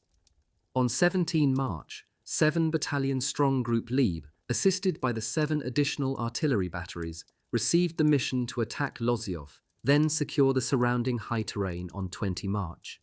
Group Somme left flank forces demonstrated to support the operation. A Group Felix, also consisting of 7 infantry battalions, would follow Group Lieb, while 5th Corps' 33rd and 37th Honved infantry divisions attacked on their front areas. On 19 March, General Conrad ordered strict adherence to the systematic and careful preparations for the new Carpathian offensive. Army Group Flanzer Boltin must be reinforced to continue both preventing the Russians from advancing westward and supporting South Army attempts to traverse the mountains. On 20 March, a glacier snowstorm struck, halting all forward movement. No wounded soldiers could be evacuated because an icy snow cover again blanketed the entire front. A veteran colonel stationed on the front described the situation. On 20 March, a snowstorm breaks over us, with a ferocity found only in glacial regions. All forward movement ceases, no wounded can be evacuated. Entire lines of riflemen are covered as if by a white blanket. The icy ground, sanded smooth by storm, is impassable. Digging in is impossible. The infantry stands without cover and unable to move in front of the enemy's defensive works. The artillery is several days' march behind. On 20 March, a snowstorm breaks over us with a ferocity found only in glacial regions. All forward movement ceases, no wounded can be evacuated. Entire lines of riflemen are covered as if by a white blanket. The icy ground, sanded smooth by storm, is impassable. Digging in is impossible. The infantry stands without cover and unable to move in front of the enemy's defensive works. The artillery is several days' march behind. During the night to 20 March, Russian artillery unleashed a powerful barrage against Third Army and attacked key positions using the weather to their advantage. Ethnic differences compounded the problem as replacement troops for 19th Corps' 41st Honved and 29th Infantry Divisions did not assimilate easily. The threat of avalanches escalated. Meanwhile, if snow continued to melt in the valleys, it threatened to uncover corpses, which would create a terrible stink. Austro-Hungarian officer casualties were highly disproportionate to those incurred by the other major World War I combatants. They categorized 48% as missing and lost, an extraordinarily high number, while the Germans listed only 16% and the Russians 25%. On the other hand, only 8% of Habsburg officers died, while Germany lost 16 to 18% and Russia 25%, another indication of Habsburg officers not fulfilling their duty in battle. Of the 19,296 Austro-Hungarian officer casualties sustained in 1914, 3 out of 4 officers killed, wounded, or missing were lieutenants, captains, or platoon and company commanders. Russian sharpshooters killed many, partly because they made such easy targets in the suicidal frontal assaults. A Habsburg artillery officer recorded that constant enemy harassment of nearby infantry troops denied them rest or rehabilitation. Meanwhile, strong indications abounded of an imminent major enemy offensive. The infantry group commander ordered his soldiers to perform busy work to convince his superiors of intense activity. He depicted the situation at the front as the calm before the storm. The enemy apparently realized that it opposed a handful of ill, unsupported troops. The officer described Russian passivity as eerie. Although 7 artillery batteries had been designated to support the 5th Corps undertaking, the number of guns proved far fewer. In one artillery battery, 1 gun was inoperable and 3 were damaged. The only effective artillery support emanated from neighbouring Group Somme. However, the 20 March Russian general offensive that struck the Habsburg Third Army eliminated any possibility of rescuing the fortress. The Carpathian front remained in a state of constant flux between the 20 March Tsarist attack and mid-April 1915, as General Ivanov attempted to thrust through the Carpathian Mountains onto the Hungarian plains to end the war. Simultaneously, a major Russian assault struck Second Army in the crucial Lupkov Pass, Uzok Pass areas. The Russian attack resulted in the rapid seizure of key elevated terrain, which prevented 5th Corps Attack Group Lieb from gaining egress to its assigned attack area. Troops attempting to retake lost positions merely registered casualties and further delay. The enemy blow struck the 17th Corps and 3rd Corps' 22nd Infantry Division positions, while the strategic Laybux Valley remained a major Tsarist objective. By 22 March, battle had extended to the 7th Corps. When the 3rd Army reported that it could not maintain its positions with its outnumbered troops, 4th Army had to transfer troop units to the hard-pressed army. The Tsarist objective was to penetrate the Habsburg 2nd and 3rd Army fronts to capture positions that protected important approaches onto the Hungarian plains.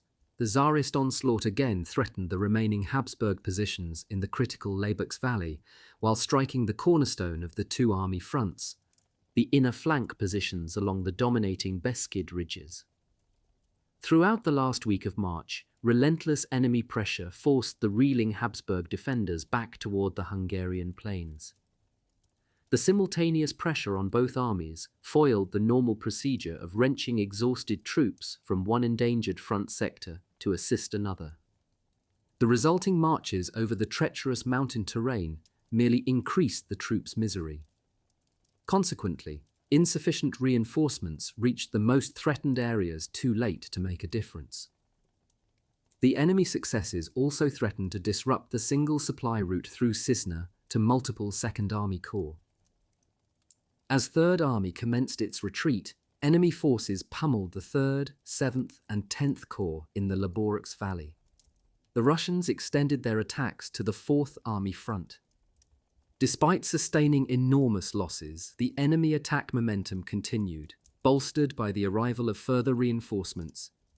These Russian battlefield successes served as the background to the April 1915 Carpathian Easter Battle, General Ivanov's last attempt to defeat the Austro-Hungarian army and bring Italy and Romania into the war on the Entente side. The elevated terrain south of Mezőlaboc provided the setting for fierce battle in March 1915. Serious enemy attention also shifted to the 2nd Army western flank positions adjacent to 3rd Army's eastern area. Lacking reserve formations, Conrad considered transferring 2nd Army western flank forces to bolster the unstable neighbouring 3rd Army front. This ignored the fact that neither army possessed sufficient troop numbers to close the threatening gap that now separated them.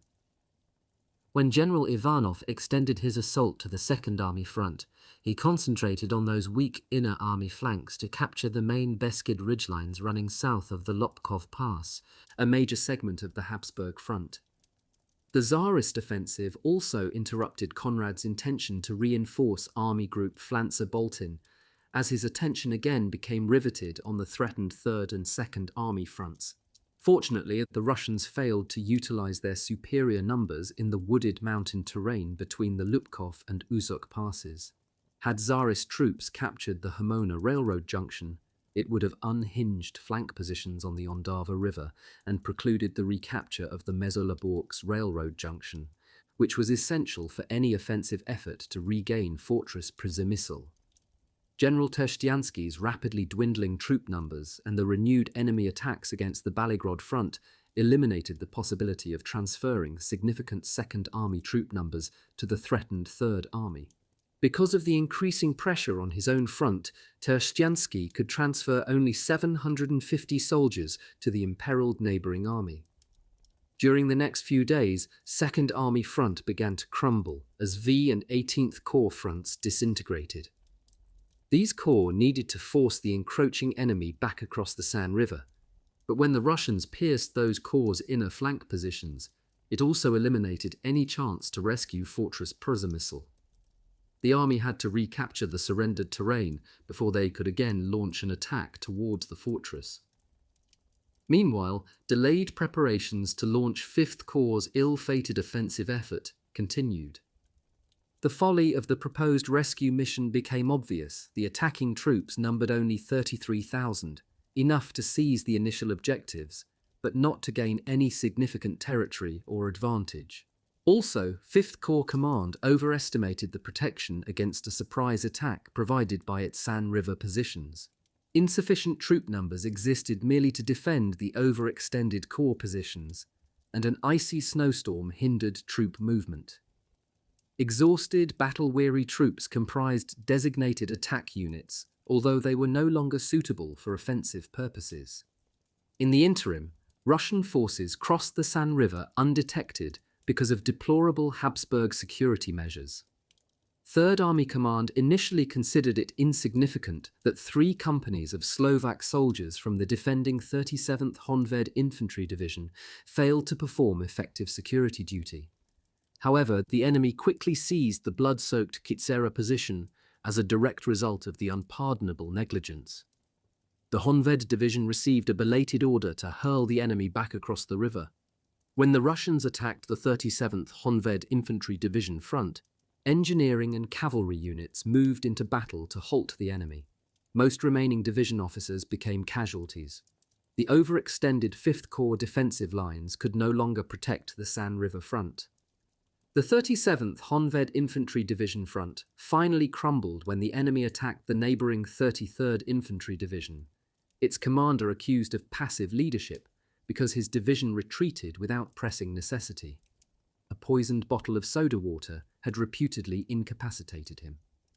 Division officers and troops who had reported to sick call in droves were returned to the front. Enemy efforts pressed back some division left flank units, partially because of the unreliability of Slovak troops. The badly mauled division surrendered 11 artillery pieces as the enemy rushed reinforcements to this vulnerable front sector. Any further 5th Corps retreat would seriously threaten 18th Corps' right flank positions, but no reserve formations existed to support this endangered area. San River floodwaters temporarily protected against renewed surprise enemy attack as Russian artillery pounded Habsburg positions. In the unfortunate 5th Corps offensive effort, 12 battalions finally attacked the heights of Loziov during the night to 21 March. However, earlier Russian successes on the difficult terrain south of Dvernik made a defensive line untenable, forcing further retreat. 5th Corps received an infantry division as reinforcement to rectify the 37th Honved Infantry Division's collapse. A serious problem of trust in the Honved Division officers ensued. Meanwhile, 5th Corps could not place supporting artillery batteries until the night of 20 to 21 March, further delaying the attack. The lack of reserve formations and sufficient troop numbers to maintain momentum negated any possibility of achieving success. The reinforced 31st Infantry Division and Infantry Regiment 76 finally launched the doomed offensive, with the support of the 33rd and 37th Honved Infantry Divisions. When the main attack division, the 31st, advanced to the northern slope of Loziov, it encountered enemy flanking fire. The solid Russian defensive positions repelled the frontal attacks. Infantry Regiments 73 and 76 advanced, but they completely exhausted themselves.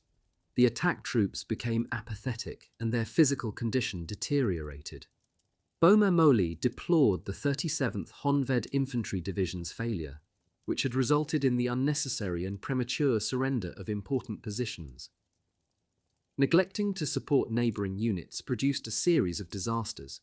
For example, the enemy struck 18th Corps Infantry Regiment 91 and captured numerous artillery pieces, precipitating its retreat just as Tsarist forces crossed the San River. On 21 March, Group Lieb's attack units began retreating behind the river just as the enemy launched a strong attack. The Russians stormed the 33rd and portions of the 37th Honved Infantry Division positions after a night-long battle, forcing a retreat south of Dvernik.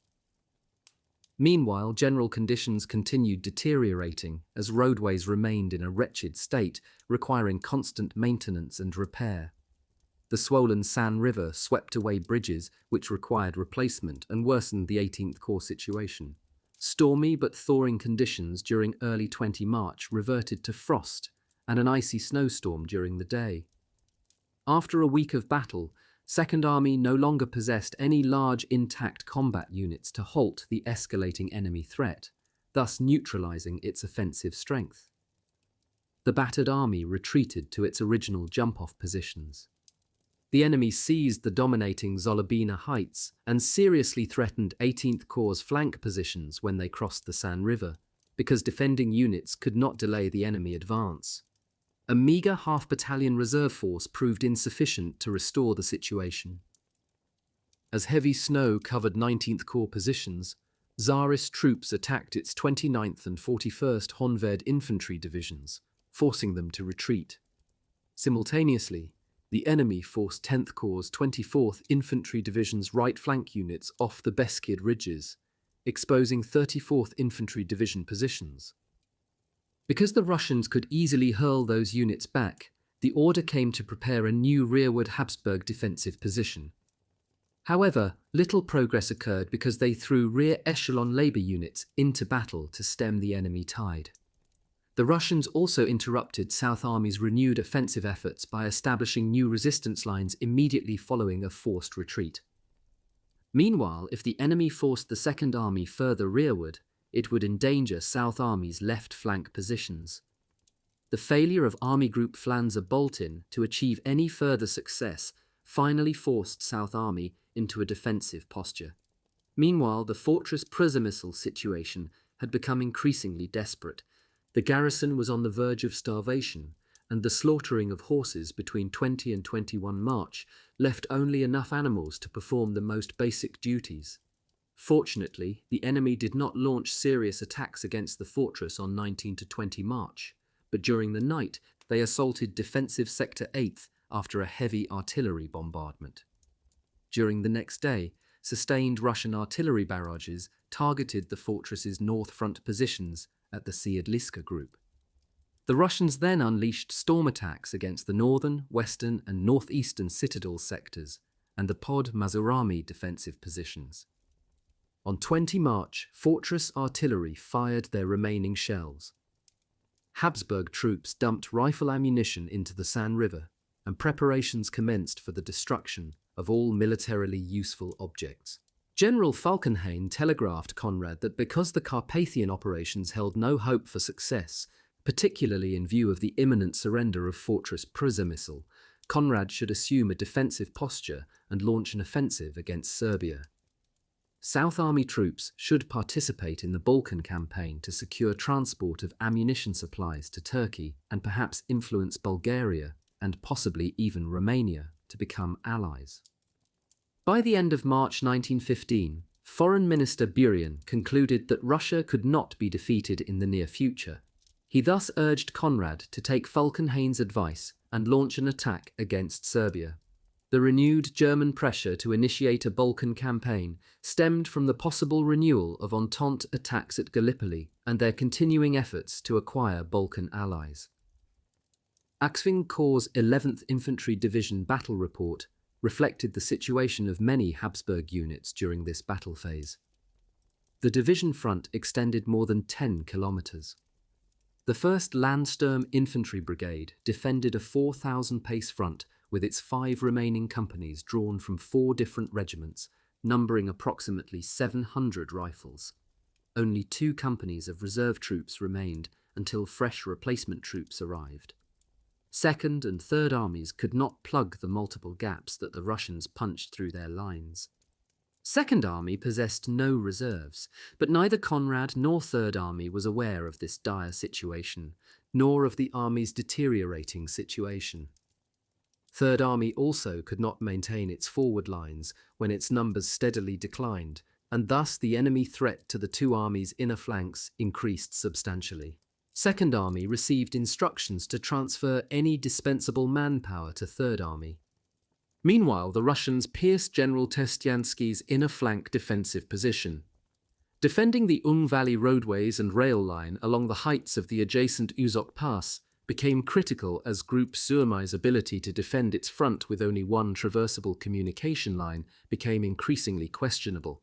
2nd Army success required the possession of the Ung Valley. A 21 March 2nd Army Command directive called attention to the embarrassing reports from the Army front that created the impression that the officers', not the troops', attention now focused rearward. Thus, during critical battle moments, field officers must master the dangerous situation regardless of the outcome. Bohm and Molly insinuated that 3rd Army, suffering greater losses and defending a wider front area, had halted night-long Russian storm attacks. He implored his army to maintain its positions at any cost, and he threatened that any commander that did not fulfill his duty would be relieved of command. Elsewhere, an enemy assault against the 20th Honved Infantry Division positions forced 7th Corps to retreat, terminating its attack efforts as it sustained heavy casualties. The neighbouring 10th Corps 2nd Infantry Division, seriously weakened during the February Mezalaborsk battles, again received the brunt of numerous Russian storm attacks. The 24th and 45th Infantry Divisions must hold their positions until reinforcements arrived. 4th Army would transfer its 26th Infantry Division, described as qualitatively and quantitatively inferior to 3rd Army. 18th Corps proved too weak to either delay or halt the encroaching enemy, while a meagre reserve force could not restore its battered front. 5th Corps' 37th Honved Infantry Division received reinforcements to prevent an enemy breakthrough of its lines. Nevertheless, Tsarist forces tore the 5th Corps front asunder when its defenders could not fill the numerous gaps in its front lines. The 37th Honved Division's third defeat produced further demoralization, and its subsequent retreat raised the threat of enemy encirclement of 5th Corps attack group Lutgendorf, which launched the third offensive thrust toward Fortress Przemysl. When the enemy repeatedly pierced 19th Corps' lines, the maelstrom consumed its few reserve troops as the battered survivors increasingly became apathetic. The Habsburg lines desperately needed reinforcements as division numbers swiftly sank, but where would they come from? A 13-March battlefield report described Infantry Regiment 91 troops captured at the San River as apathetic, even confused. When the regiment received orders to attack, many men wept, while some threw themselves to the ground and let the snow bury them. Others sat in a dazed state, and some intentionally exposed themselves to enemy fire. Another man committed suicide. It appears that others have shot themselves out of sight, but this cannot be proven. The 18th Corps, its resistance capabilities also compromised, reputedly contained units in the same dire straits. Continuation of the mini-offensive appeared senseless in light of the failed Fortress Przemysl breakout attempt and the 37th Honved Infantry Division's lackluster performance. 5th Corps selected a new defensive line that its small numbers could maintain. The necessity to hold the 37th Honved Infantry Division positions caused 5th Corps Command to request more dependable troop replacements to prevent strong enemy forces from enveloping its eastern flank. On 22 March, 37th Honved Division events forced 31st Infantry Division to terminate its offensive. 2nd Army failed to prevent enemy egress into the gap between 5th and 18th Corps as the Russians unleashed new assaults against 5th Corps. Enemy pressure increased against the inner defensive flanks on the high mountain ridges south of the Lubkov Pass, a keystone 2nd and 3rd Army position, but no intact units were available to halt it. Group Testiansky's troops retreated to their original attack positions. While the exhausted 3rd Army proved incapable of launching counterattacks, the 2nd Army front reeled from Tsarist attacks during the next few days. Neither could counter the accurate and deadly Tsarist artillery fire, and supporting barrages proved woefully inadequate. However, the advancing Russians encountered increased terrain difficulties, and as with the Habsburgs earlier in the campaign, they had to abandon multiple artillery batteries behind higher ridgelines. Thus, Russian formations discovered that their previous advantages dissipated as they moved deeper into the mountains. General Ivanov's forces encountered additional serious material problems, such as ammunition shortages, which delayed launching some attacks. The unexpected lack of heavy artillery became a major hindrance as Russian troops moved into higher mountain terrain, where troops could only move such weapons with the utmost difficulty. The quality of Tsarist replacement troops also declined, which, combined with the concomitant heavy casualties and escalating troop exhaustion, negatively affected Tsarist troop morale. Increasingly, the unfavorable terrain conditions, delays in vital troop supplies, and multiplying communication difficulties took their toll. Such negative factors assisted the retreating Habsburg troops who previously had suffered the same dire disadvantages. Intercepted Russian communications detailed and confirmed the escalating enemy problems with conducting operations. The often hasty Habsburg retreats produced immeasurable suffering and additional casualties, accompanied by an enormous reduction in troop resistance power. Winter conditions replaced melting trench environments with a vengeance. A 22-March operations order underscored the need to halt all enemy attacks against Third and Second Armies. Habsburg commanders hoped that the enemy had finally expended its offensive strength. Fourth Army transferred its 26th Infantry Division to the imperiled Third Army, while anticipating an attack against its own southern flank positions. Fourth Army must continue to unconditionally maintain its positions and counter an anticipated Tsarist attack to protect the critical Gorlice area. After the 22-March surrender of Fortress Przemysl, the military situation turned further to Russia's favour. The besieging 11th Army transferred into the fierce Carpathian battle zone, enhancing the Tsarist numerical advantage. Russian 3rd and 8th Armies each received a reinforcing corps to deploy against the Habsburg 3rd Army. Politics also affected Tsarist strategy, as decisive military action, in conjunction with the Entente's Dardanelles campaign, could bring Romania into the war against the dual monarchy. General Ivanov finally attempted to smash into Hungary after crushing Habsburg resistance in the critical Homona-Mezőlaborsz area. The Tsarist advance concentrated on disrupting Habsburg railroad connections behind the Dniester River leading to the Habsburg hinterland. The mission of General Brusilov's 8th Army became to seize the major Homona-Mezőlaborsz road net and important connecting road between Wola Mikowa and Homona-Telepoch. With former Tsarist siege troops currently in transit, Ivanov would strike a deadly blow against the flank and rear of defending Habsburg units. The limited number of roads prevented a rapid fulfillment of the mission and forced utilization of deep column march formations over the terrain.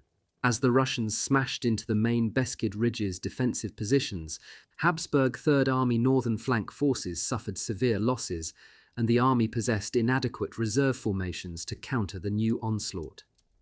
The staggering 2nd Army casualties forced the creation of a detachment of 5 March Battalion replacement troops, designated Group Biffle, consisting of many recruits and replacement troops. The novice entity received 3 artillery batteries to assist its important mission of preventing a Tsarist breakthrough at the 2nd and 3rd Army's inner flanks on the Beskid Ridges. These troops would arrive at the front between 22 and 24 March. On 22 March, an artillery officer noted that an enemy attack was imminent, but Habsburg troops were in no condition to resist.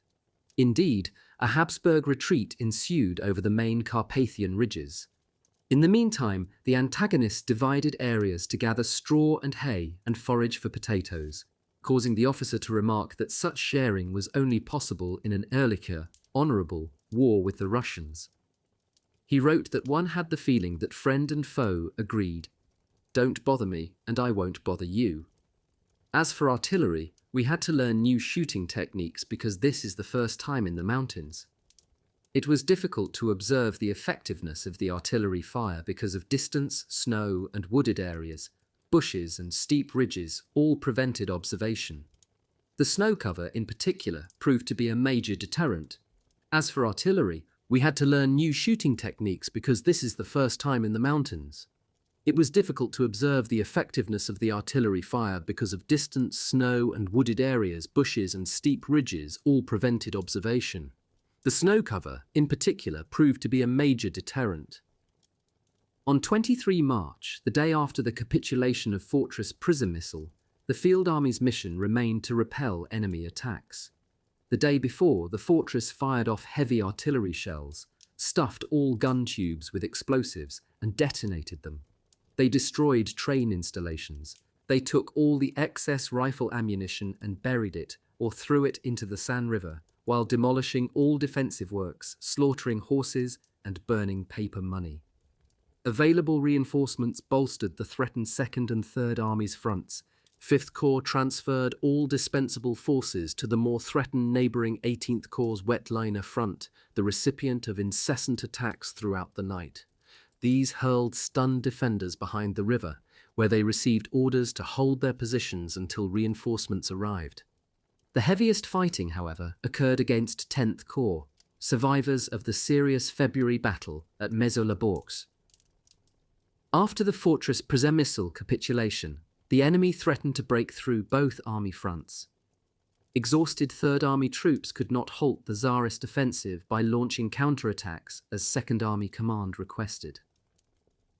Third Army right flank positions required immediate reinforcements, forcing the Fourth Army to relinquish further additional troops.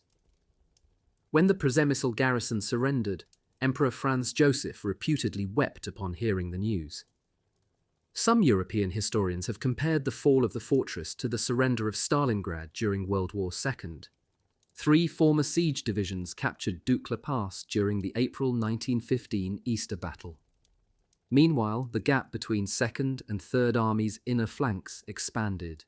Group Biffle March Battalion troops received orders to fill the breach because Second Army lacked the necessary troops. Though the Second Army's front began to buckle, it temporarily transferred some of its troops to the threatened Third Army 10th Corps.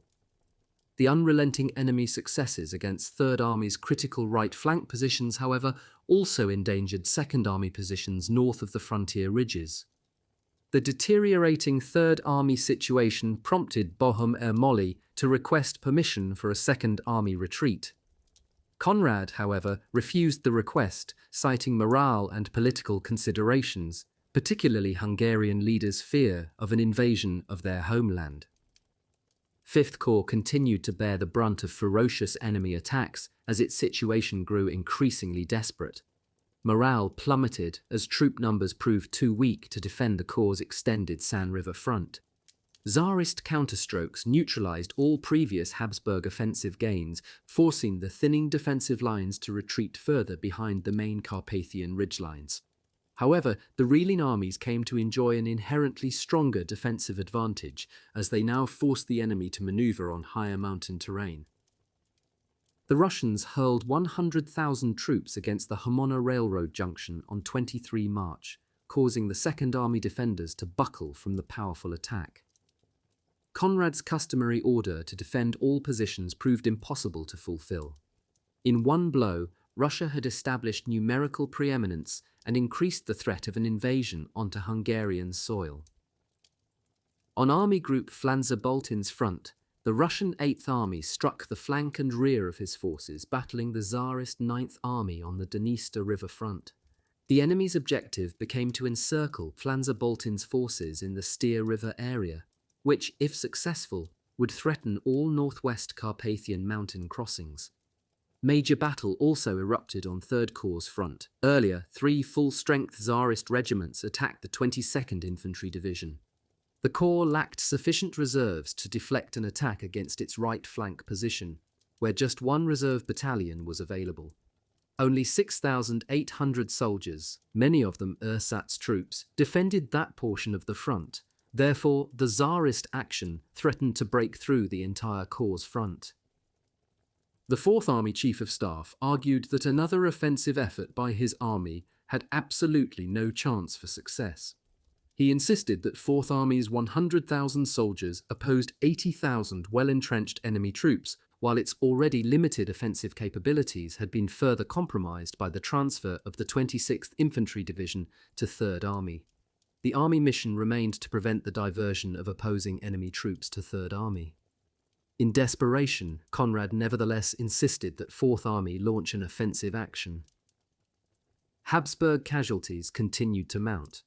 7th Corps, for example, sustained 4,000 battle losses, including a significant number of officers. The same held true for 3rd Corps, especially at its flank positions, where savage enemy attacks took their toll. X and 18th Corps troops could barely maintain their front positions, partly because they also possessed few reserve formations. Reinforcements were desperately necessary to prevent further Russian penetration toward Wola-Michova. Examples of excessive smaller unit casualties included the decimated Infantry Regiment 12 and the 122nd Infantry Brigade, down to 400 soldiers, and 72nd Infantry Brigade to 100. After 2 months of battle, South Army troop morale and battle effectiveness had decidedly diminished. Exhausted troops sometimes did not receive warm food for 9 straight days. Unit strength stood at best 30 to 40% of their original numbers. Hundreds of soldiers reported to sick call daily. By mid-March, that number climbed to 400 to 700 per day. Between 11 and 23 March, those classified as sick included 6,758 South Army troops. The Army's offensive efforts ended on 23 March. When Conrad ordered the South Army commander to transfer dispensable units to the embattled Third Army, he declined, stating that he required them for future operations. The deteriorating Third Army situation raised the question of it retreating, which would endanger Fourth Army right and Second Army left flank positions. 10th Corps suffered 4 straight days of Russian storm attacks and concomitant severe casualties. For example, 24th Infantry Division absorbed 5 powerful attacks by as many as 5 Tsarist regiments. On the critical corps left flank, 2nd Infantry Division repulsed numerous enemy assaults. The unrelenting enemy pressure against 10th Corps and its subsequent retreats threatened the rear and flank positions of 2nd Army's Group Terstiansky. An enemy flanking maneuver forced a 24th Infantry Division retreat and the surrender of 2 important positions. The Russians entered the strategic eastern Labux Valley by overwhelming the defending 21st Infantry Division. Both sides sustained numerous casualties.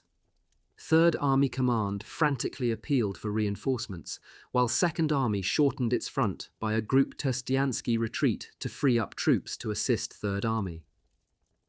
Conrad also appealed to General Falkenhayn for 2 German divisions to aid his Second Army. Falkenhayn, however, did not feel any compelling reason to place German divisions into the Carpathian Hell. Repeated field commanders' pleas for rehabilitation time for their soldiers remained unanswered because of the small available troop numbers. A 65th Infantry Brigade request, citing the pressing need for recuperation time for its soldiers, received a terse reply. Aushalten, hold out. The 71st Infantry Brigade commander warned that his decimated unit contained only exhausted survivors. The negative response he received commenced with, "Experience shows that," an inappropriate reply. Many units had been in combat since the initial late January offensive. The quality of March formation troops diminished, and allegedly some soldiers carried white flags in their knapsacks. A Russian officer prisoner of war related that on the day of his capture, some Austro-Hungarian troops raised the white flag of surrender testimony that helps confirm the large number of soldiers listed as missing in action.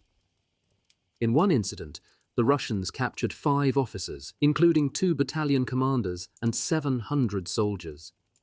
The increasing diversity of languages spoken within Habsburg combat units led to numerous difficulties on the front. March formation replacement troops were no longer conscripted exclusively from a regiment's home territory. The language barrier, combined with the arrival of inadequately trained recruits, produced chaos. Soldiers often could not communicate with one another. The practice of interspersing Kaisertreue units with those of questionable loyalty only made matters worse. So-called minority troops accused some Hungarian officers of displaying little concern for their welfare. Seriously depleted troop stands compelled the Habsburg army to assume a defensive stance. The senior German liaison officer at Habsburg Supreme Command headquarters, General Kramen, requested that they transfer German troops to Army Group Flanzer-Boltin to support South Army's efforts. By 24 March, new setbacks in the Labux and Ondava valleys worsened Third Army's already tenuous situation. Unrelenting Russian pressure forced the Army's right flank positions rearward without serious defensive resistance. That retrograde movement negatively affected the entire Army defensive line, as well as Fourth Army's southern flank positions. Conrad's aide-de-camp recorded, "Nothing more can be done because the instrument fails, and a drop of water on a hot iron always evaporates." Bohm-Ermoli contemplated a Second Army retreat into the shelter of the lower valleys behind the main Carpathian ridgelines to provide his battle-weary soldiers with some long-overdue rehabilitation. A retreat would also shorten the Army's supply route, improving its efficiency, while releasing significant troop numbers previously necessary to maintain the longer supply and troop traffic. The major 24-March attack against Third Army's eastern flank positions led to a Fourth Army order to relinquish all available troops to the hard-pressed army as quickly as possible. Russian assaults persisted throughout the night. Although it was imperative that Third Corps resist enemy endeavours until reinforcements arrived, Tsarist troops broke through its 28th Infantry Division lines in hand-to-hand combat, creating a 3-kilometre gap between Third and Fourth Army's inner flanks. Severe losses forced Third Corps to retreat. Low battle stands, an unusually wide front, and battle-weary troops explained the setback. Neighbouring units joined the retrograde movement when the situation became irretrievable. Hazardous gaps appeared between the battered defensive lines. Fourth Army right flank units had to follow suit, so it could not transfer troops to Third Army because it had to defend its own positions. The enemy's rupture of Hungarian defensive lines south of Lupkov required the immediate deployment of reinforcements to halt the onslaught because it threatened that entire front. Fierce Second Army battle continued throughout the waning days of March as the enemy repeatedly attempted to smash onto the Hungarian plains. The chronic shortage of troops, however, prevented the frontline breach from being sealed. Between 20 to 26 March, Third Corps sacrificed 12,000 men, its regiments manned by 500 or fewer troops. A full-strength regiment consisted of 4,600 soldiers. The surviving exhausted troops actually slept through thunderous enemy fire. Second Army, as its own front crumbled, received orders immediately to dispatch reinforcements to its embattled neighbour. 2 brigades prepared for transfer, while Conrad pressured Böhm-Ermolli to launch an attack to relieve the pressure on Third Army. Maintenance work on roadways often proved a wasted effort, as rain instantly transformed them into a muddy morass. Böhm-Ermolli utilised the unfavourable terrain conditions to justify his request for an army retreat a week later. General Falkenhayn, in evaluating his allies' situation, calculated that 34 Central Power Divisions opposed only 24 Tsarist units.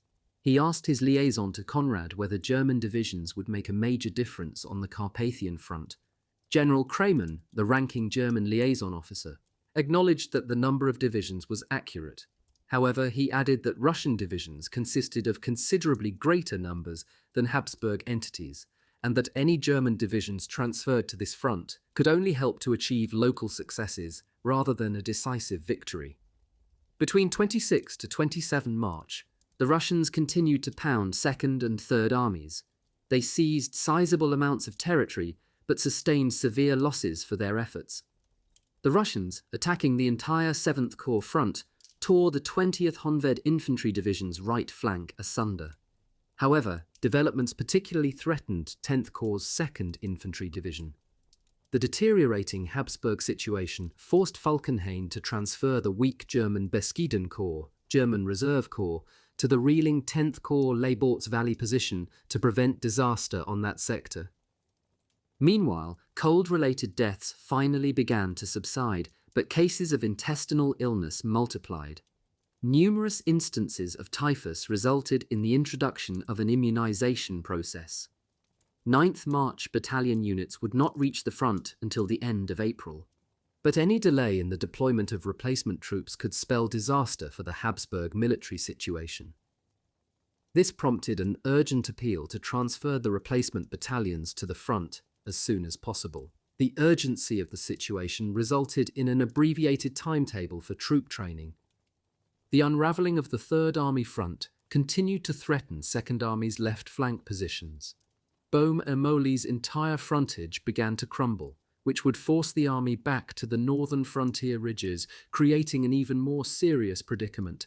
They constantly hurled auxiliary forces into battle to stem the numerically superior enemy. Second Army Command again requested permission to retreat, but Conrad replied negatively, this time because of the necessity to protect the vital Labosets Valley. He planned to halt the Russian advance by launching a counterattack after the arrival of the reinforcing German Beskiden Corps. Second Army soldiers' confidence in their commanders suffered enormously upon learning that 2 of its infantry brigades had to transfer to the Third Army just as their army faced a renewed Russian onslaught. Retreat provided an obvious option, but should they surrender the blood-drenched terrain? Several compelling arguments supported a withdrawal, particularly the escalating threat to Second Army's flank positions created by the progressive Third Army withdrawals. The battered army could no longer defend the Carpathian mountain ridges without some assistance, but how much longer could the Third Army resist the intensifying and overpowering enemy pressure? The answer would prove vital to both armies. Conrad issued his standing order, "Durchhalten, hold out," to prevent the enemy from gaining additional territory, but neither army could comply with the order. Przemysl impressed upon Conrad the danger to his forces from further Third Army retreat, but he failed to reveal his own army's horrendous condition. Second Army's attention focused on the wretched state of its 48-kilometer-long supply lines, which covered a very difficult mountain section. 18th Corps supply trains could barely move necessities forward 10 kilometers, while it required 2 to 3 days for a supply column to reach the front. Efforts to maintain regular supply delivery on the overused routes by now appeared futile. So many horses died that ammunition wagons could not supply sufficient shells to the few artillery batteries at the front.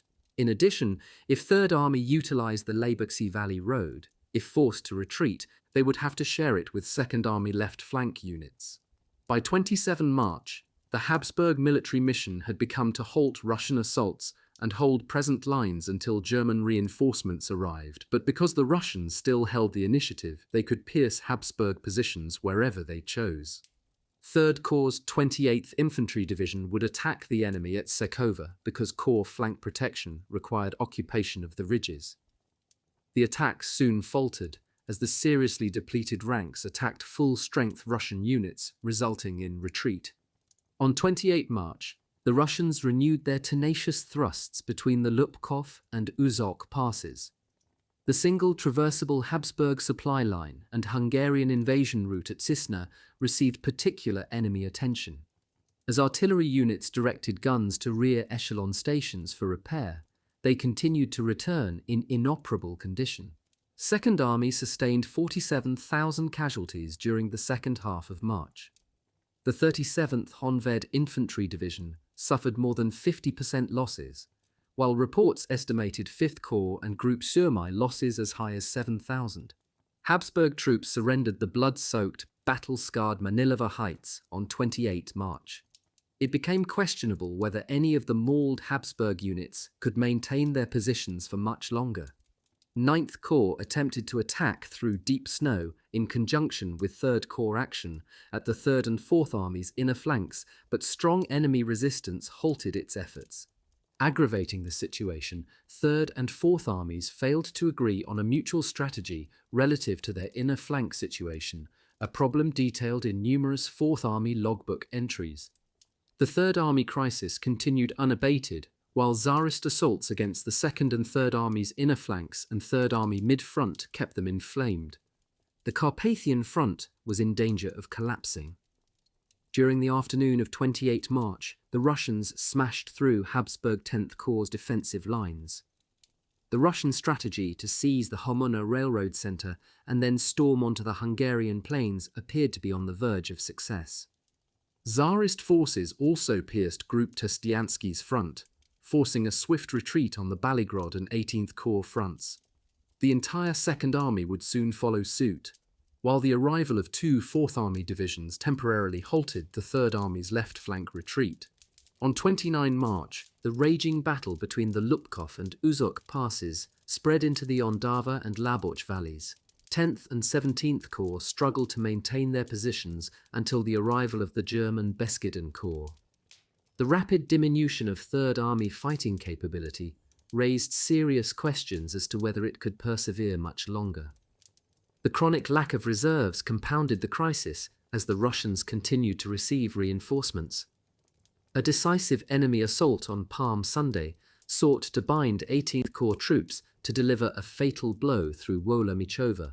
Utilizing the inclement weather conditions, Russian troops approached Habsburg forward lines undetected, smashing into the unsuspecting defenders and hurling them back 5 kilometers. Many defending troops, too exhausted to retreat, collapsed in the snow. On its San River front, 5th Corps rebuilt bridges the river had swept away, while the shortage of labor units necessitated the use of infantry troops to maintain critical supply columns and perform crucial repair work. Supply trains returning to rear echelon areas had to travel parallel to the crumbling front.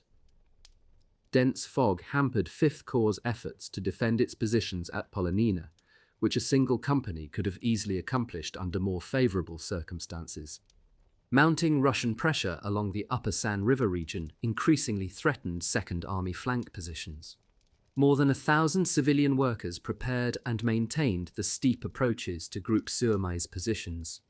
When the Russians launched a concentrated attack against 3 19th Corps divisions in the Mikov Valley, it also threatened Army Group Flanzer-Boltin's 42nd Honved Infantry Division's flank and rear positions. Conrad ordered 2nd and 3rd Armies to prepare strong reserve forces and admonished frontline officers to display greater leadership over their troops. 2nd Army troop strength continued to decline, exacerbated by widespread sickness and exhaustion. Consequently, it could not create the desired reserve formations. At least an entire infantry division would be necessary, merely to maintain present positions. Nevertheless, Conrad claimed that his Second Army opposed equal Russian numbers and that the enemy would soon exhaust itself from its continuing offensive actions.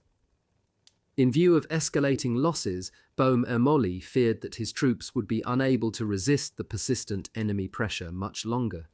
With no hope of receiving reinforcements soon, his troops' resistance power collapsed. Thus, 19th Corps requested permission to retreat when an overwhelming 7-regiment enemy force smashed into the reeling 41st Honved Infantry Division, producing over 60% casualties. When the division's front buckled, it also threatened neighboring 10th Corps positions in the Laborx Valley. The irresistible Russian pressure also forced Corps Schmidt's left flank and 19th Corps' right flank units to retreat to hastily prepared positions.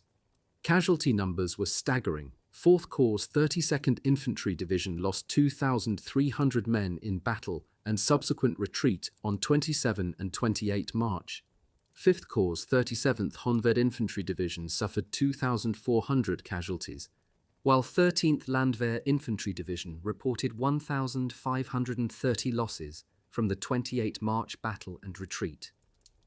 The 18,000 official Second Army casualties recorded during this brief period did not include those from the decimated 34th and 41st Infantry Divisions. As Russian troops infiltrated the Dukla Pass after a series of battles, Conrad grew despondent, with his adjutant describing the situation as hopeless. The Habsburg lines truly appeared to be collapsing. Meanwhile, 55,000 8th March Battalion's troops arrived to buttress the front lines.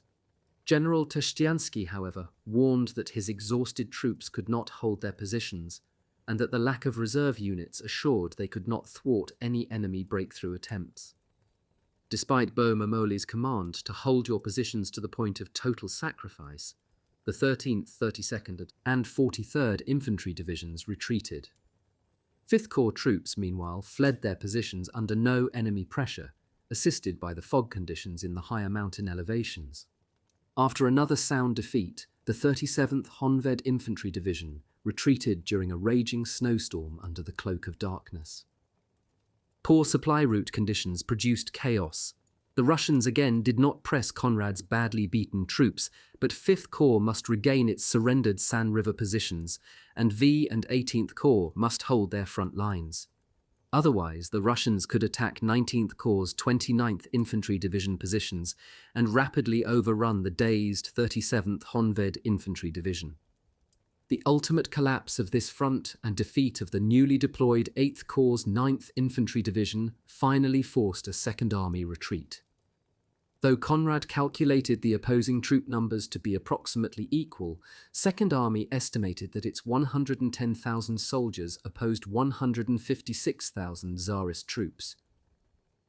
An entry in the 5th Corps logbook observed, "It is as though heaven is against us.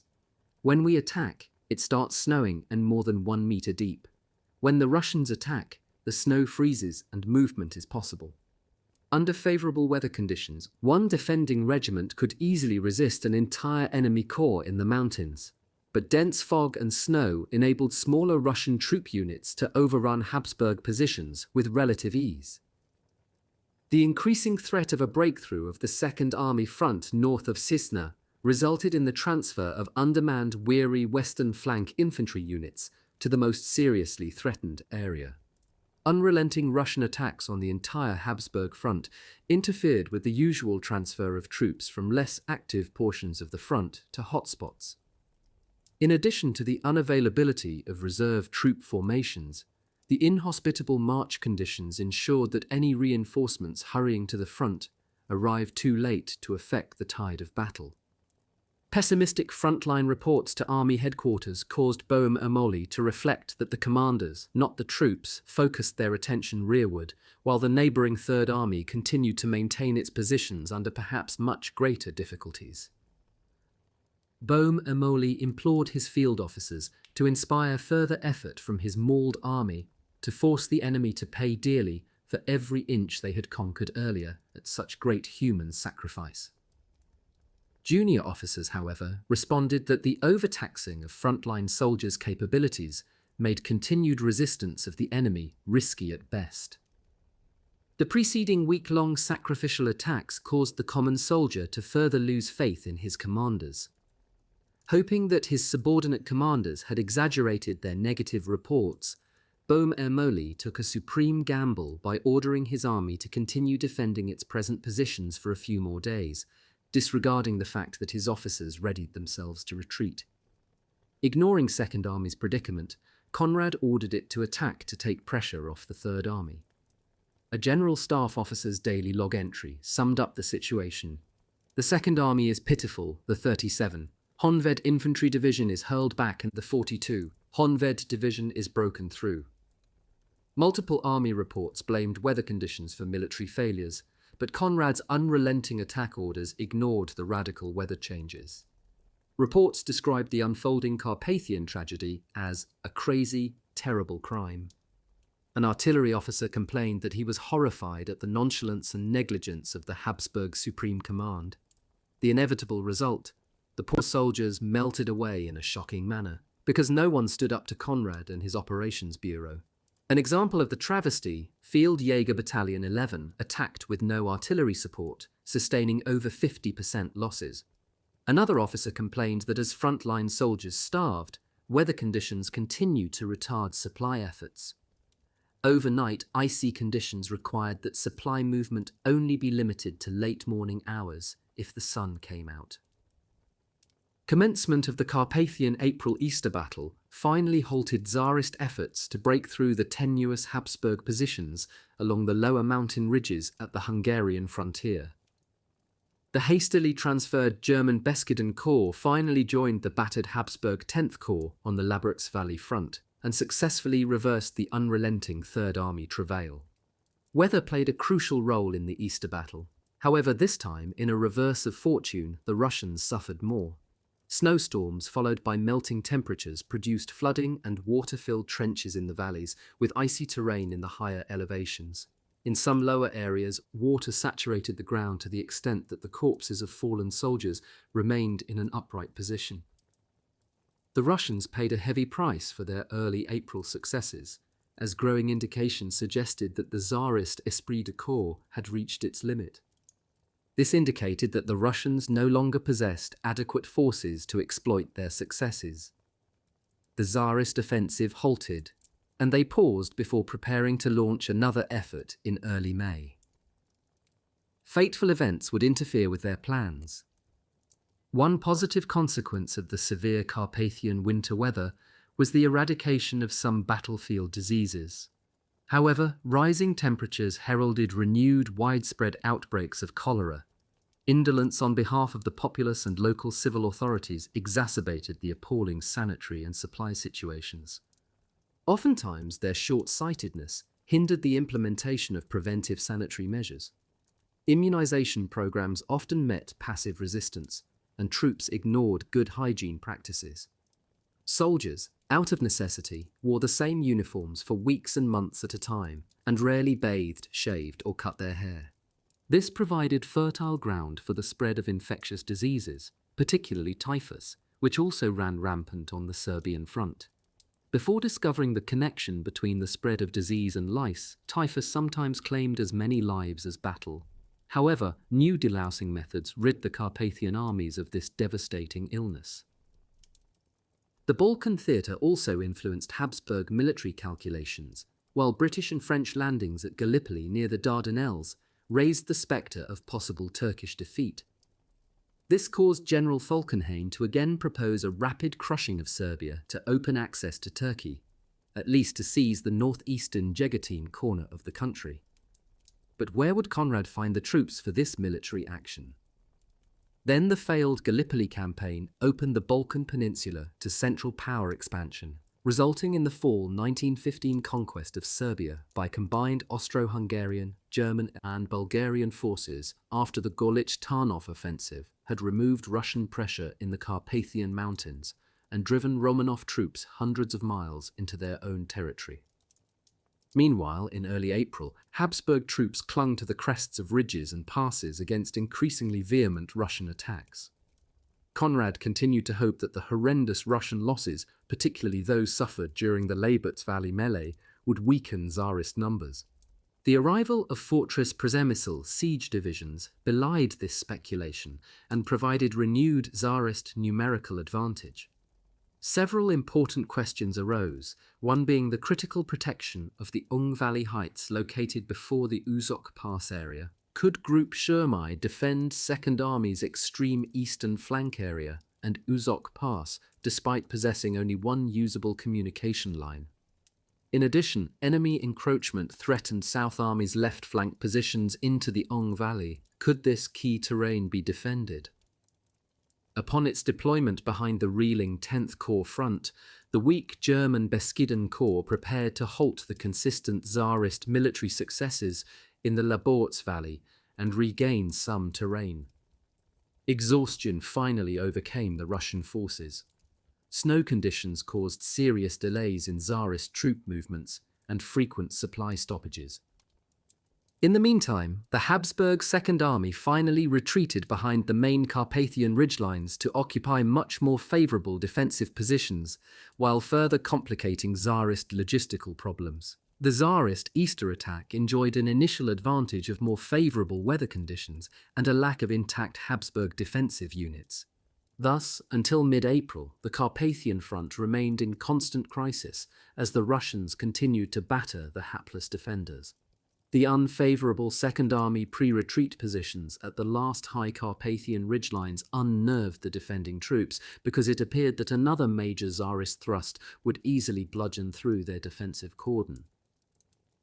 On 1 April, Conrad finally learned the true extent of the deteriorating Second Army situation.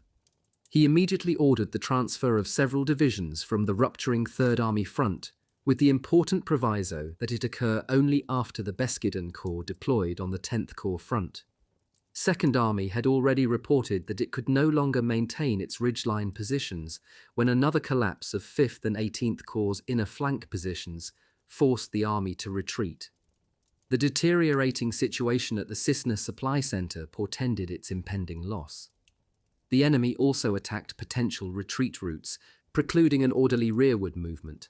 Second Army finally received permission for its western flank to withdraw, while the Middle Carpathian battlefront broke at several locations. 19th Corps initiated its retreat on 2 April. 13 to 14 enemy divisions opposed approximately 100,000 benumbed Second Army soldiers, but the high Carpathian ridges now posed a major hindrance to the advancing Tsarist forces. The leisurely Tsarist pursuit of the retreating Habsburg forces proved beneficial. Second Army vanguard units maintained their main Carpathian ridgeline positions during the retreat. The army's retrograde movement threatened the loss of Uzuk Pass. Group Terstiansky received orders to maintain its present positions until 3 April because of the pending arrival of the German Beskidan Corps for the Third Army. Second Army's retreat must extend only as far as necessary. Meanwhile, the enemy deployed the previous Fortress Przemysl siege formations against the decimated Third Army 10th Corps troops. The Russians appeared to be on the verge of invading Hungary. just as the German Beskidan Corps arrived and deployed behind 10th Corps' positions. Through the ranking German liaison officer, General Kramer, Conrad requested 4 additional German divisions for the Carpathian front, but suggested the 4th Army's southern flank area for their deployment. Falkenhayn replied that he had no available troops. Relative to negotiations with Italy, Habsburg leaders unanimously continued to refuse to surrender the vital Adriatic coastal areas near the major polar naval base to the erstwhile neighbour. Conrad repeated his earlier recommendation to negotiate a separate peace agreement with Russia so they could counter Italy. Specifically, if Rome opened a third front, it meant an overextended and outnumbered Austro-Hungarian military force. Returning to Second Army and its eastern flank retreat movement, which would compromise the vital Uzuk Pass positions, South Army Command strongly protested the possible surrender of this critical position, over which so much blood had spilled. Second Army Command, citing heavy casualties and its troops' extreme fatigue, responded that Group Schirmay had no choice but to retreat. South Army's General Linsingen, however, convinced Conrad to order Second Army not to evacuate the vital pass area. Eventually, Conrad transferred South Army to this portion of the Second Army front, once Böhmer-Molly's troops had retreated. Conrad ordered Group Schirmay to defend the Uzuk Pass area, where it would now join an extended South Army flank position. The group must maintain that front while shifting its left flank positions rearward to maintain contact with retreating Second Army forces. The Second Army retreat also raised the danger of enemy troops being able to maneuver behind the Beskid mountain ridges south of Mezőlaborc, enabling the Russians to seize the Homona area. To avert this dangerous possibility, Conrad attempted to transfer 4 battered and depleted 3rd Army 10th Corps divisions, 2nd and 21st, 24th and 45th Infantry divisions, to the 2nd Army, but events soon intervened to alter the situation. At the same time, Conrad transferred Group Schirmay, 7th, 38th and 40th Infantry divisions and Honved Infantry Brigade 128 from 2nd to South Army to hold the Uzuk Pass. The escalating threat to Third Army's right flank lines delayed the decision of whether their units could transfer to bolster the Second Army. The German Beskidan Corps would eventually relieve the 4 decimated 10th Corps infantry divisions on the front lines. The German Corps deployed, after delays from railroad technical difficulties, at the Third Army's threatened eastern flank. Meanwhile, major battle erupted in the East Beskid region. Successful enemy attacks between the Laborcs and Virava valleys against exhausted defending Habsburg troops raised the question of whether 10th Corps could maintain its positions until the Beskidan Corps arrived. On 2 April, heavy snowfall, interlaced with freezing rain, limited events on the Second Army front. One supply route section that required constant maintenance became impassable for artillery and heavy wagons, while the slippery, frozen terrain rendered it unsuitable for large supply columns. Only lighter Polish wagons and horses could traverse the terrain. All available labour units kept the critical 19th Corps supply route open as frontline soldiers assisted in the thankless efforts. A serious and perpetual shortcoming of Habsburg artillery, particularly heavy guns, during the 3 Carpathian mountain campaigns, resulted in the inability to counter effective Russian heavy artillery. The rapidly deteriorating military situation prompted multiple corps commanders to transfer their artillery units back from the front areas, partially because of shell shortages, the difficulties encountered in weapon emplacement, and the continued retreat movements, which worsened an already untenable situation. Group Schirmay and 5th Corps now must defend Uzuk Pass and the strategic Ung Valley. When 37th Honved Infantry Division troops marched to that valley, its 2,600 soldiers desperately required rehabilitation. Both 5th Corps divisions remained in terrible condition. In the meantime, Group Schirmay repulsed multiple enemy attacks. As the Second Army retreat commenced, enemy troops crossed the San River to attack 37th Honved Infantry Division positions, forcing it and the 31st Infantry Division to retreat. The situation had become so dangerous that ammunition would only be transported to the front when absolutely necessary. Tsarist forces smashed into 18th Corps, defending a 19-kilometer front with 14,334 troops. Strong enemy forces then pierced the Polonino-Wetlinska defensive lines. 18th Corps, possessing only one weak reserve battalion, had to retreat through Cisna. The Russians struck Infantry Regiment 25 during a heavy snowstorm that hindered the defenders' visibility. The 31st Infantry Division Command reported that the overwhelming demands placed on its troops, the precipitous decline in troop numbers, and the lack of either reserve troops or reinforcements made it impossible to maintain its lines. 2 meters of snow-shrouded mountain positions, while the rocky terrain made it impossible to find shelter, resulting in further cases of frostbite. The combined troop strength of infantry regiments 38 and 44 and Bosnian-Herzegovinian Regiment 3 was only 1,000 soldiers. Troop conditions remained deplorable, and the constant battle since 22 January led to physical and moral depression, as well as apathy. Conrad ordered the battered 19th Corps to maintain the high terrain at Kizera until the 29th Infantry Division could retreat. Corps artillery had to withdraw at night, making its rearward movement much more difficult. The 41st Honved Infantry Division also retreated, but it ruptured its connection to the main Beskid ridges. Corps Schmidt, defending a 13-kilometer front with only 240 troops, joined the retreat movement. An interesting sidelight to the deteriorating Habsburg situation involved the personal interchanges between the South Army commander, General Linsingen, and Second Army's Bohm Ermoli. As the Second Army retreat commenced on 2 April, Linsingen declared that the army's retrograde movement was unnecessary. Conrad then offered Linsingen a Second Army division because he would soon extend South Army's front. Linsingen had consistently attempted to enlarge his command radius and garner additional reinforcements, but he responded that he would not accept a defeated and retreating division from another army.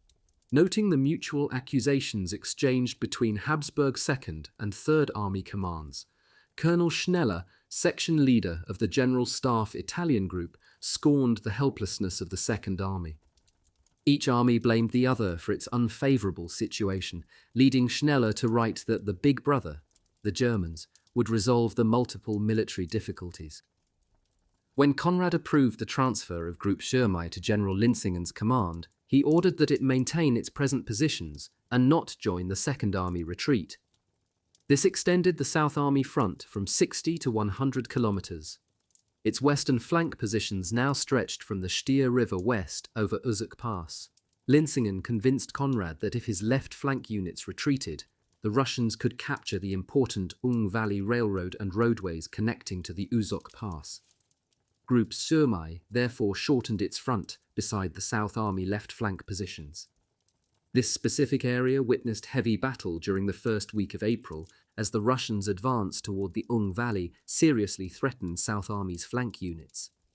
Bohm Ermoli initially intended the Second Army to retreat behind the main Carpathian ridgelines to blockade the critical Ung Valley and Uzok Pass southwest of Fenivisvolgi. His extreme right flank positions in that case would anchor at the Stier River. Meanwhile, he and his chief of staff protested the transfer of Group Schirmay to the South Army and requested that they both be relieved of their commands, but Conrad flatly denied the request. Another rift had occurred between Habsburg and German general staff officers. On 2 April, the Russians unleashed another major attack against the hapless 10th Corps. The Corps subsequently retreated an additional 4 kilometers, further depressing the already low troop morale and increasing the possibility of other divisions having to follow suit. The East Labux Valley region remained a decisive battlefront. Possessing no reserve forces, the enemy pressure continued to sap any remaining 10th Corps' strength. 2nd Infantry Division had again dwindled down to 2,000 men. The Beskiden Corps, after its rail delays, finally arrived behind the 3rd Army rear echelon. The Corps troops then navigated a difficult 18-kilometer stretch of inhospitable terrain when they approached the 10th Corps front. The 21st and 24th Infantry Divisions initially held their positions. Its 25th Infantry Division buttressed 10th Corps' 2nd and 24th Infantry Division inner flanks, while its 35th Reserve and 4th Infantry Divisions assumed positions behind the battered corps to bolster the decimated Habsburg divisions. The German reinforcements thereby formed a barricade to the Beskid invasion route into Hungary. General Marwitz, its corps commander, immediately ordered 10th Corps to hold its present positions, while his German 25th Reserve Division launched a counterattack and quickly advanced. Meanwhile, when the enemy offensive against Third Army finally stalled, then halted, Second Army had to resist Russian hammer blows for a few more days. 18th Corps retreated south of the Wetlina Valley ridgelines without enemy pressure. Troops had to shovel snow along the retreat route while maintaining close contact with 10th Corps, but the enemy did not immediately cross the Wetlina River. 18th Corps could barely delay further Russian attacks. Deep snow made footpaths along the ridges dangerous for movement. Russian failure to rapidly pursue the retreating troops spared additional serious losses. 5th Corps' retreat, aided by foggy conditions and no enemy interference, severed its connections to 18th Corps. Labour units and civilians hastily constructed new defensive positions and attempted to maintain traversable routes. 5th Corps Command, meanwhile, submitted inaccurate and misleading reports to Army Command, while its corps supply trains fled the battle area. The renewed Russian attacks against Third Army's right flank positions interfered with Second Army's urgent need for reinforcements from that army. This affected the mentioned 5th Corps retreat. While repulsing numerous enemy attacks, Group Somme also had to secure the gap between it and 5th Corps positions. The question remained whether to transfer Third Army's battered 10th Corps' 2nd, 21st, 24th and 45th Infantry Divisions to Second Army. The decision depended on whether to launch an offensive against the unrelenting enemy thrust against Third Army or support Second Army in its continuing travail. General Terstiansky ordered that his present positions be held as long as possible, so rearguard units temporarily blocked his forward frontier ridgelines. The rearward transfer of artillery units received priority. Although more advantageous for Second Army in the present situation, the Army's new resistance lines were not as formidable as the former Beskid Ridge positions. The enemy, meanwhile, attempted to extend its previous military successes by attacking Second Army's right flank positions. Though 10th Corps' situation improved somewhat on 3 April, its 21st and 24th Infantry Division positions became dangerously exposed when three-sided enemy fire forced the 2nd Infantry Division to retreat, opening a 6-kilometer gap at its flank. The 81st and 82nd Russian Reserve Divisions, participants in the earlier fortress Przemysl siege, now compounded 10th Corps' desperate situation. The 21st Infantry Division, which received the order to maintain its lines until German reinforcements arrived, had its connection to 10th Corps severed, making it vulnerable to an enemy flank attack. It retreated when the Russians attacked 2nd Infantry Division flanks. Heavy losses exacerbated both divisions' depressed state. Between 1 and 3 April, Group Somme encountered many difficulties moving its supplies, ammunition, and, in particular, artillery to the front. The inhospitable forest terrain required significant troop numbers just to maintain the core positions. General Somme's left flank units retreated with the Second Army rearward movements, but in the interim, South Army's situation had also become critical. As Second Army's left flank units retreated, the Russians invaded the Ung Valley, seriously threatening both 5th Corps and Group Somme.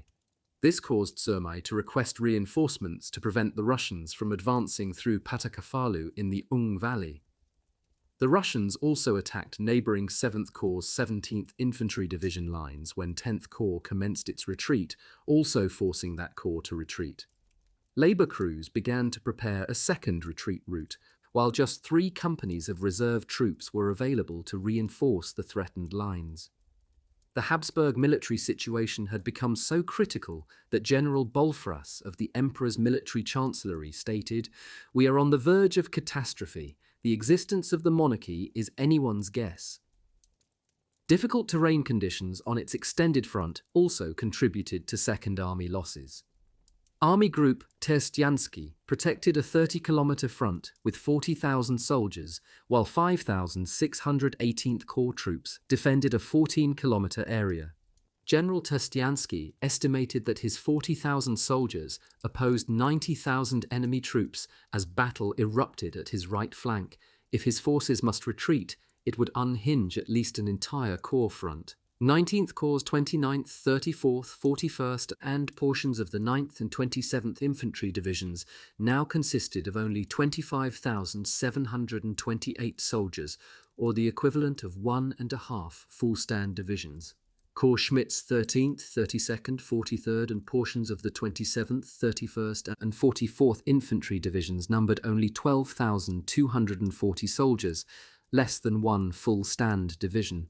Battle reduced infantry regiments 25 and 76 to 5,083 troops on March 30th, then 2,180 by April 3rd. In the interim, when 19th Corps' 29th and 43rd Infantry Divisions retreated, its 13th and 41st Honved Infantry Division fronts became threatened.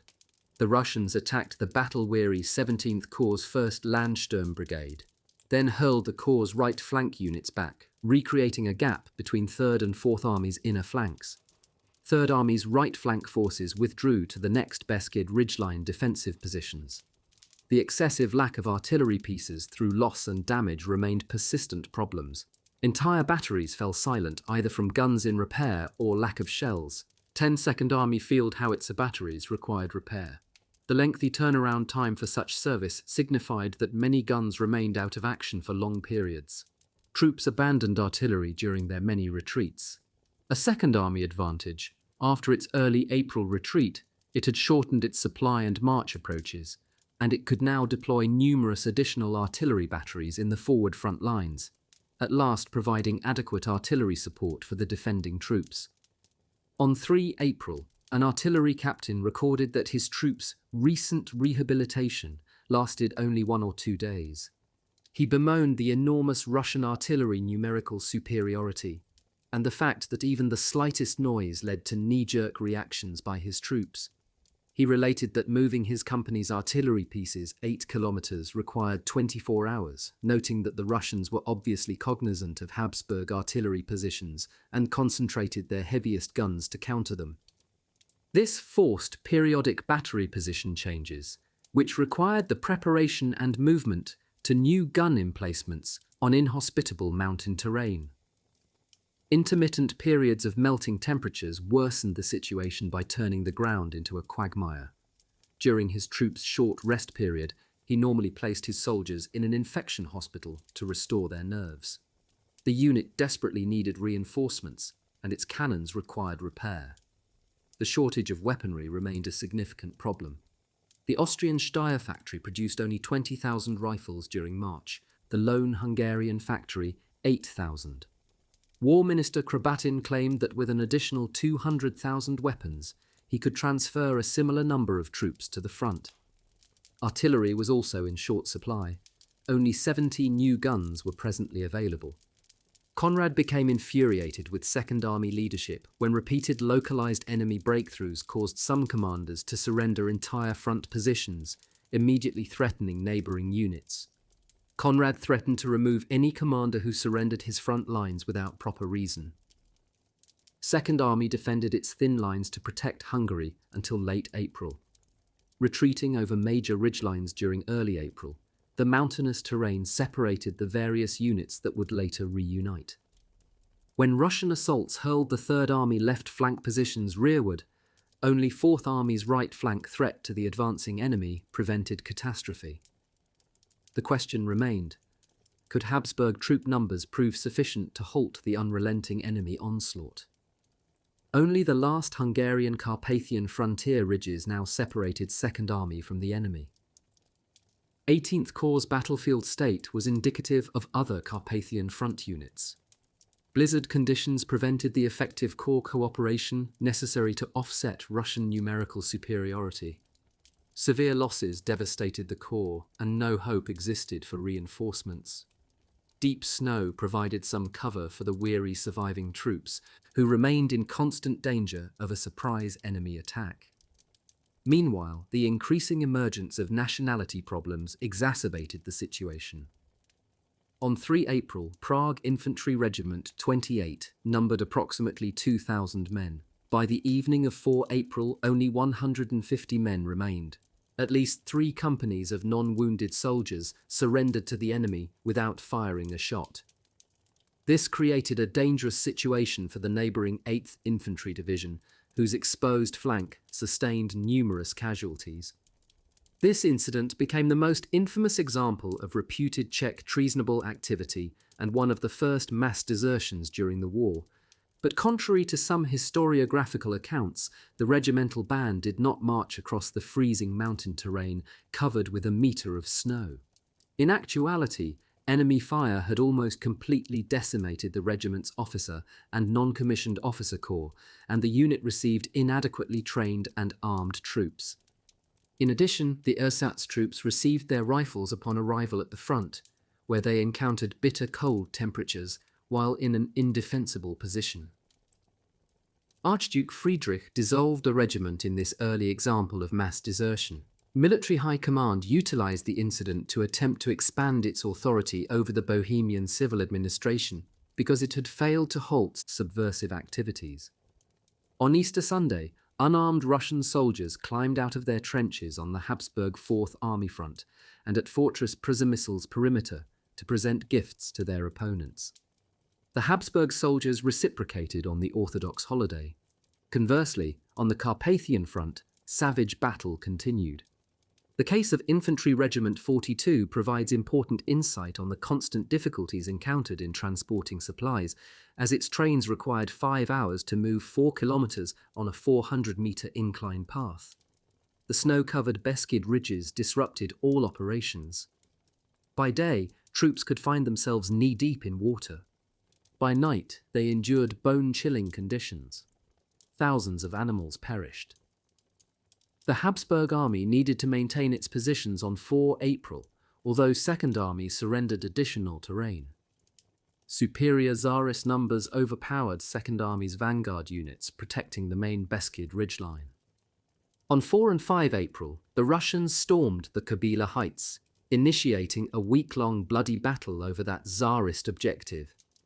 During a strategy meeting to discuss cooperative V and 18th Corps missions, 5th Corps commander received orders to prevent an enemy breakthrough into the Ung Valley, specifically at Patakuchvalu. Group Surmai must cooperate with V and 18th Corps to repel the persistent Russian assaults. With its 14,000 soldiers, 5th Corps needed to prevent the incessant enemy attempts to break through its positions and establish a foothold in the Uzuk and Patakuchvalu basins. The Corps must launch counterattacks rather than just remain in a defensive mode, while Corps commanders had to utilize the difficult conditions to create confusion at the enemy's flank and rear positions and drive them out of the wooded terrain. General Ludendorff wrote to Moltke, the former German chief of the General Staff, concerning the Habsburg ally, stating, "In reading the deceitful reports from the Austrian General Staff, the Austrians are not really fighting against numerical superiority. The officer corps is incapable of resistance. The Austrians retreat without battle. We will support them or be beaten. Because of the Balkans, we cannot allow them to be defeated." This opinion was not unique to Ludendorff. Many German officers shared his view. On 5 April, Third Army's middle front suffered further severe setbacks, retreating almost 10 kilometers, or half the distance to the important area of Stropko.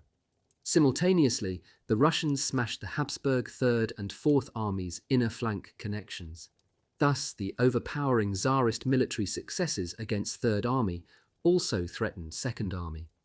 The Beskidan Corps commander paid particular attention to the Second Army retreat movement because of its potential effect on his own flank security. All X and Beskidan Corps forces became engaged in battle, but once their situation stabilized, they would transfer the first available Habsburg units to Second Army.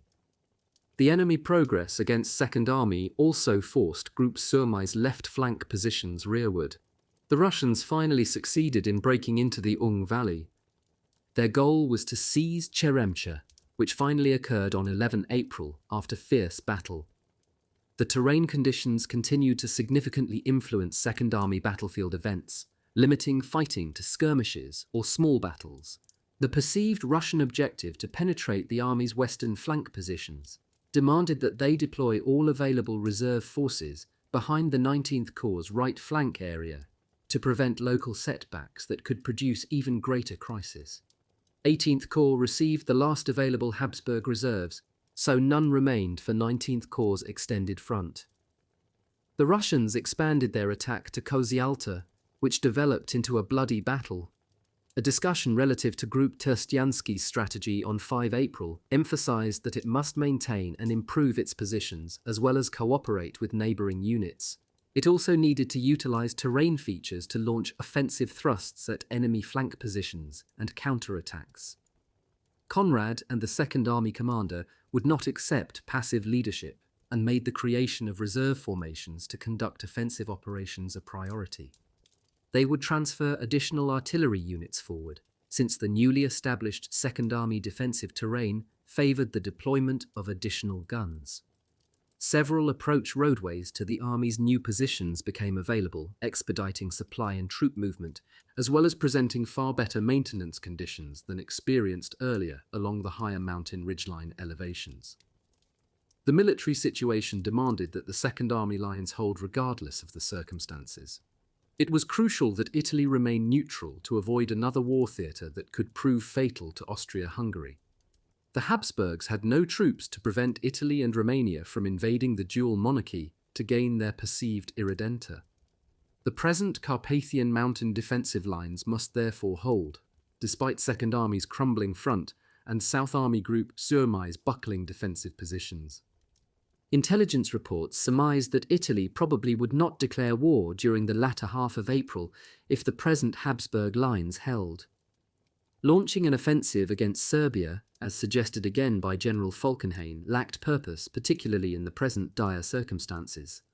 Nor, they argued, would a Western Front victory influence Romania and Italy's stance, whose rapt attention focused on the Carpathian Mountain campaign to determine their further actions. In early April, it appeared that the enemy would finally puncture the flimsy lines of Third Army's 10th Corps. Between 2 and 5 April, the Russians extended their attacks against the hapless Corps, but this time to no avail. Any 10th Corps or reinforcing Beskiden Corps advance required cooperation with the 7th Corps right flank units, but the Russians continued to batter those positions. In addition, the enemy pierced the 19th Corps' 41st Honved Infantry Division's right flank position and broke through 17th Corps' front. Possessing no reserve troops, 7th Corps could not rectify the situation after the breaching of its 1st Landsturm Brigade lines on 3 April during a snowstorm. The setback created far-reaching effects on the Third Army's right flank positions, including a 12-kilometer retreat.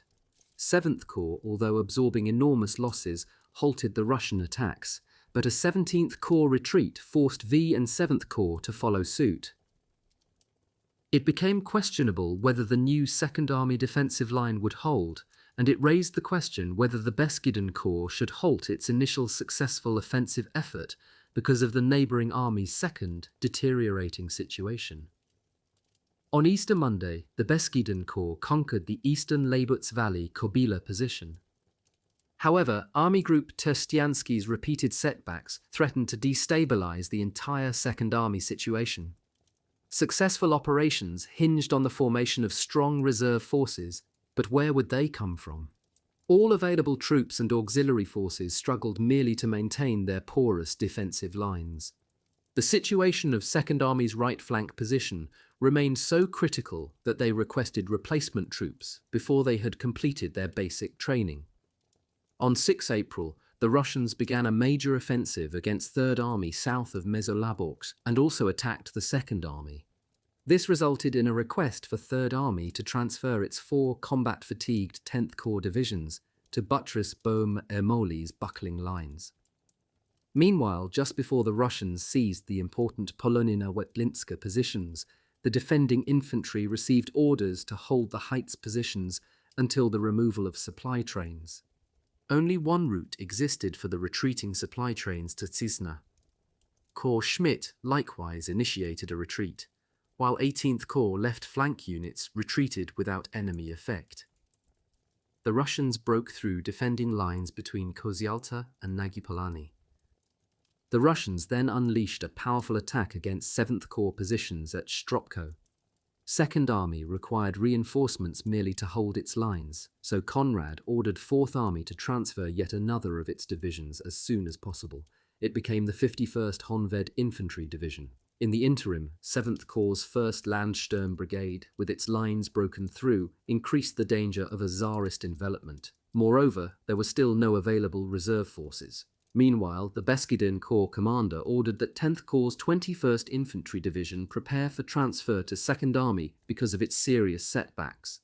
General Marwitz took command of the 10th Corps, as well as the German Beskiden Corps.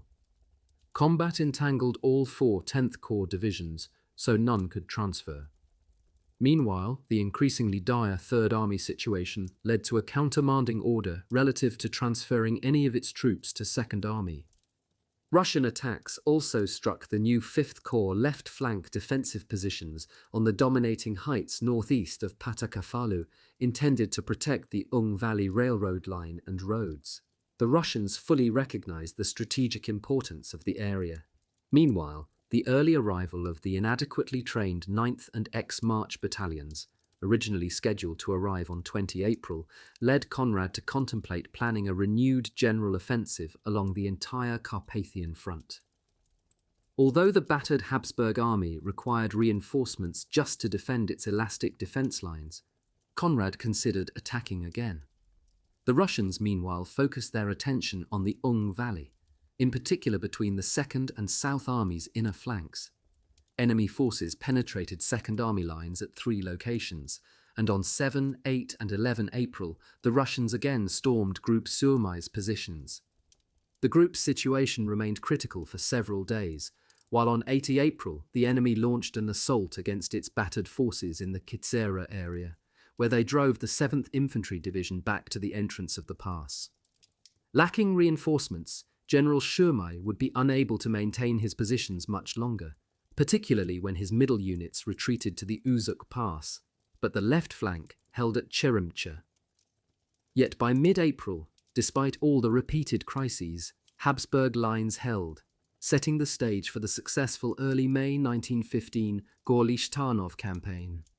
On the Russian side, they no longer possessed adequate reserves to exploit their advantageous position to invade Hungary. At the same time, improved weather conditions led to a renewed Russian thrust against Second Army's western flank positions. The arrival of the 51st Honved Infantry Division, however, helped terminate the enemy threat by 13 April. German General Hoffmann, meanwhile, summed up the situation in the Northwest Front. "We have constructed strong positions everywhere which enables us to remain on the defensive, although 7 divisions have been transferred to the Austrians, and we have received few reinforcements from the west." On 8 April, Colonel Schneller, section chief of the I Italian group, reported that Italy failed to respond to Vienna's recent diplomatic proposals, but that he did not consider its activity as indicating a serious escalation of the situation. Rome still awaited further Carpathian battlefield developments, such as a Russian victory, before a final decision. In an 8 April telegram to Conrad, General Falkenhayn insisted that the problematic Italian situation might still turn out favourably, and that the Eastern campaign required all of the Habsburg forces for the Russian operation. However, if Italy entered the war, he insisted that its initial military efforts would be limited to attempting to occupy disputed irredenta areas. Therefore, there should be no diversion of significant fighting forces to the Italian theatre, so that they could obtain a decisive Eastern Front victory before having to worry about a third Habsburg front. Conrad, on the contrary, insisted that Italy would not be content to occupy its irredenta objectives, re-emphasizing that an Italian military intervention would decide the war. They could only prevent such a potential catastrophe by launching another major offensive against the Russians. Conrad insisted that they could not resist an Italian invasion simply because they lacked the troops necessary to counter invading Italian and Romanian forces, because the majority of Habsburg troops remained occupied on the Eastern Front. By the end of April, Increased Italian and Romanian territorial demands made halting the Tsarist Carpathian threat even more imperative. As the Russians maintained their attacks, however, KUK troops appeared increasingly incapable of maintaining an effective defense. Conrad again demanded the launching of a major offensive as early as possible and inquired about the creation of German formations as a new strategic reserve. He repeated his request for additional German divisions to counter Italy and Romania if they entered the war, but Falkenhayn denied it. Citing the deteriorating military situation, Falkenhayn replied that securing the Carpathian Mountain front took precedence over the Italian or Romanian fronts. Revealing his bitterness concerning the increasing dependence on his German ally, Conrad wrote, "I cannot begin to tell you how disgusted I am with the infiltration of German troops, but the head must rule quietly over the heart."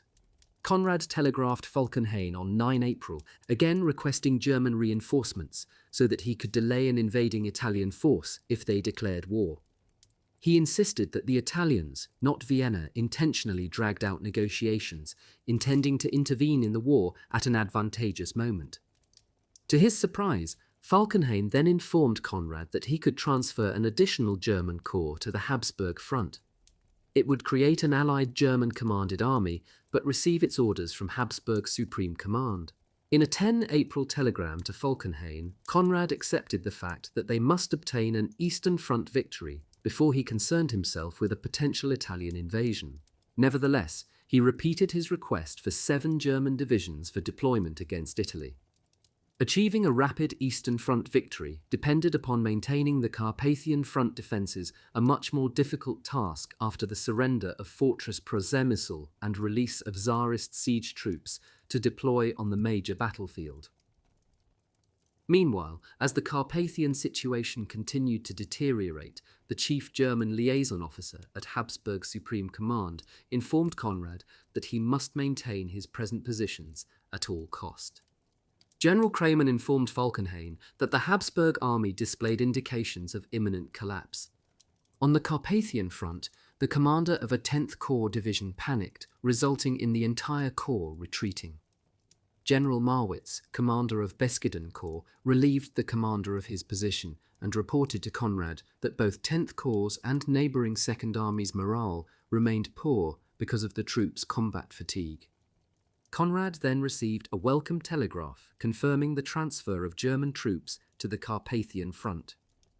Incessant enemy assaults continued against the Second Army front, with some units sustaining 60% casualties in the week-long battle. 19th Corps battled continually reinforced enemy contingents. Thus, a counterattack failed, but troops neutralized enemy attacks against 5th and 18th Corps. On 8 April, particularly adverse weather conditions intervened to affect the pace of battle. A 9 April intelligence report revealed that a Tsarist corps previously besieging Fortress Przemysl now fought in the Beskid Ridge battle. The enemy had also fielded major reserve forces in the Lubkov area. Russian troop numbers, however, appeared to be declining. Tsarist Infantry Regiment 175 reputedly numbered only 40 to 80 soldiers, Regiments 50 and 139 approximately 100 troops, and Infantry Regiment 157 had 120 troops, while Infantry Regiment 13 fielded only 390 soldiers. The Tsarist enemy encountered increasing difficulties transporting food supplies, artillery, and troops to the front. South Army finally achieved a significant victory after a bitter 8-week battle at the dominating Zvinin mountain range, a stark barrier to steer river positions. Battle spread to both sides of the river, and the army repulsed additional enemy attacks. The German 1st Infantry Division defended against enemy attempts to regain the Zvinin mountain crest, an almost 10-kilometer-long barren slope, in meter-deep snow at -20°C. South Army Command appealed for reinforcements to buttress its battered left flank positions, as the army repulsed relentless day and night enemy attacks. Conrad repeated a threat to negotiate an agreement with the Russians so he could wage war against Italy. Meanwhile, on 6 April, Falkenhayn, finally switching German emphasis from the Western Front, commenced planning for a major Eastern Front offensive operation, emphasizing that the major Allied objective must now be to settle accounts with Russia. Falkenhayn insisted that Romania would not intervene even if Italy declared war on Austria-Hungary, but Conrad disagreed. He emphasized that if Vienna surrendered any of its German or Slavic territory to Rome, it would destroy the dual monarchy's great power status. He re-emphasized his request for German divisions to resist an Italian attack, but he thanked Falkenhayn for planning to transfer German troops to the Carpathian front when they became available, and promised that he would maintain the present Habsburg defensive lines. During early morning on 11 April, the Russians launched yet another attack in the Labutz and Olaika valleys, and extended their breakthrough in the Ondava valley. The enemy attack collapsed 100 paces before the defensive barbed wire. The same day, the 41st Honved and 29th Infantry Divisions retreated following a powerful enemy thrust after they had initially repulsed several enemy assaults. On Army Group Flanzer-Boltin's eastern flank, German General Marschall's newly formed cavalry force repulsed Russian advances. The Russians, by concentrating their military efforts on the Second Army front, ensured that the Germans' 2 May Gorlich-Tarnów offensive would succeed because they lacked sufficient reserves to defend their rear echelon areas that the offensive targeted. They lacked the reserve forces because of the creation of 9th Army to counter Flanzer-Boltin's success on his front. The new campaign would not commence earlier than the end of April to avoid the regional spring thaws. Replacement troops would also have replenished the severe Habsburg battlefield losses. Falkenhayn notified Conrad that he anticipated a French attack on the Western Front, and thus German assistance depended on the desperate French offensive and threat of a major British attack. The unrelenting Second Army crisis caused Conrad to request 2 to 3 German divisions to ensure that the front held, but many more divisions could become necessary. Falkenhayn reiterated that the Carpathian Mountains situation made rapid negotiations with Italy necessary, and that if Italy declared war, Romania would not. Back on the battlefield, 19th Corps' 29th Infantry Division faced potential disaster. It possessed no reserves and experienced heavy losses when the Russians renewed their attack and hurled it back. Meanwhile, the 41st Honved Infantry Division fended off enemy storm attacks that reached within a short distance of the defenders' barbed wire. Possessing only one reserve company raised concern for a successful Habsburg defence of the Ondava Valley. Both divisions' fronts were in shambles, but the equally exhausted Russians did not press their advantage. Meanwhile, the 51st Honved Infantry Division launched a counterattack on 12 April as the Habsburg troop morale consistently declined. Nevertheless, Corps Command ordered them to defend their positions to the point of total sacrifice. One can better understand the battlefield carnage by examining 2nd Army 11 April unit reports. By 10 April, the enormous slaughter of horses led to the deployment of cavalry troops as infantry. Infantry regiments 81 and 88 numbers dropped 75% 5 days later. On 13 April, one Landwehr infantry regiment consisted of only 3 remaining officers and 340 men. The steadily worsening situation only enhanced the nationality problem. Significant numbers of Slavic soldiers deserted to the enemy. The 38th Honved Infantry Division retreated from its Styr River positions because of the unreliability of some Romanian soldiers. Tsarist efforts forced South Army into a defensive stance to prevent an enemy breakthrough of their 40-kilometer front at Vyskov Pass. The army front settled into trench warfare mainly because of insufficient troop strengths. Corps Hoffmann, largely composed of exhausted Habsburg Landsturm troops, maintained its present positions and halted all enemy offensive efforts. Unwarranted orders to retreat resulting from localized enemy breakthroughs had already brought the removal of 2 Second Army Corps commanders and 1 divisionaire. Such actions, however, had a deleterious effect on neighboring units, producing unnecessary casualties and further retrograde movement, lowering troop morale and lessening the troops' faith in their ability to halt the enemy. More modern 15 and 10.5 centimeter field howitzers began arriving at the front lines. Gun crews, while preparing to utilize the howitzers, were discouraged from adding extra gunpowder into gun tubes to increase shell range because it would cause the guns to prematurely require repair and possibly render them inoperable.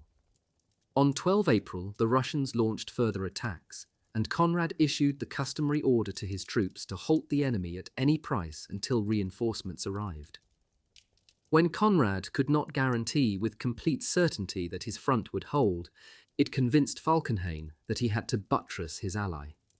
The Germans could not allow Austria-Hungary to suffer a disastrous defeat.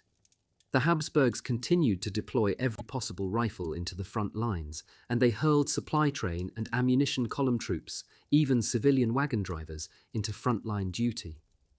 New recruits arrived at the front after just 3 weeks of training. The majority of trainees for supply train duty found themselves transferred to the infantry branch, a clear indication of the seriousness of the crisis. On 13 April, Conrad continued to ponder the ever-present Italian question. His proposed deployment of 7 infantry divisions certainly could not halt an 800,000-man Italian army with 500,000 additional reserves, an army he misjudged as combat-ready. The Carpathian situation appeared to be temporarily calm, which should assist the diplomatic problems relative to the neutrals. In the interim, Falkenhayn reiterated his opposition to Conrad's proposition to deploy German troops to fill gaps in the Carpathian front lines, and kept Conrad guessing as long as possible concerning the future German offensive. He only informed his counterpart 3 weeks before he attacked. He designated 8 German divisions to launch an offensive at the Habsburg Fourth Army Gaulish front, where Conrad had planned to launch a similar operation for some time, but lacked sufficient troop numbers. A failed small-scale effort had been launched on March 8, a continuation of previous battle at this key point. Falkenhayn conveniently ignored the crucial question of the state of Habsburg forces, almost annihilated in August-September 1914, and most recently battered in the Carpathian campaign. Meanwhile, Second Army repulsed an early morning attack against Cheremcha in the Ung Valley. Repeated attempts to hurl the enemy from newly conquered positions provoked enemy counterattacks that the army repulsed, inflicting heavy Tsarist losses. Enemy assaults continued against Second Army until 20 April, but the Russian offensive had finally halted, a week earlier on the Habsburg Third Army front than on the Second. The final Russian success occurred with the seizure of the heavily contested Carpathian Mountain on 17 April.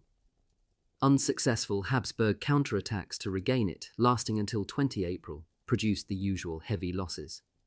Then battle intensity diminished, as the opposing defensive lines solidified behind their barbed wire entanglements. Exhaustion overwhelmed both opponents. On 14 April, Conrad travelled to Berlin to negotiate the transport and utilization of the recently promised German troops. 3 days later, Allied Railroad Bureau personnel determined transportation details. On 25 April, Conrad met the new German 11th Army commander, General Mackensen, setting the stage for the approaching Gaulish-Tarnów offensive. By the 3rd week in April, Second Army had settled into a defensive posture, while Russian prisoners of war spoke of preparations for a new attack against the Habsburg army. In fact, General Ivanov planned to renew his offensive on 3 May, the day after the commencement of the Gaulish-Tarnów offensive. On 19 April, as the threat of Italian intervention loomed, preparations intensified for the forthcoming offensive. If Habsburg's 2nd and 3rd Army lines actually held, and the German offensive succeeded at Gorlice, it would unhinge the 4 Russian armies now deeply entrapped in the Carpathian Mountains. The offensive, launched from the northern Carpathian front, would penetrate the Russian defences and then swing north to envelop and destroy a major part of the Tsarist forces. The successful offensive forced the Russian armies to evacuate the mountains and retreat to the San River line within a month. By the end of May, the Russians had retreated 80 miles to the San Dniester River line. Massed German artillery proved decisive. The nearly 1,000 guns destroyed the opposing Russian Third Army's shallow trenches. A breakthrough occurred almost immediately as fleeing Russian troops came under effective German artillery fire. The Habsburg ally accomplished its most urgent objective, neutralizing the Russian threat. However, the German General Staff had little confidence that their ally could survive without assistance, and thus they decided to continue the offensive. As in August and September 1914 and several times later in the war, Austro-Hungarian forces could not advance without German assistance. A further German objective was to ensure that the Russian army would be incapable of launching a major offensive for some time. The dire Carpathian Mountains situation and Dardanelles Gallipoli campaign had forced Falkenhayn to launch an Eastern Front offensive. As noted, the neutrals, such as Italy and Romania, were a major consideration. Diplomatic reports increasingly stressed the threat of Italy entering the war because of recurring Habsburg defeats. Particularly galling for the Habsburgs was the constant German pressure to cede territory to the perfidious ally just to assure its continued neutrality.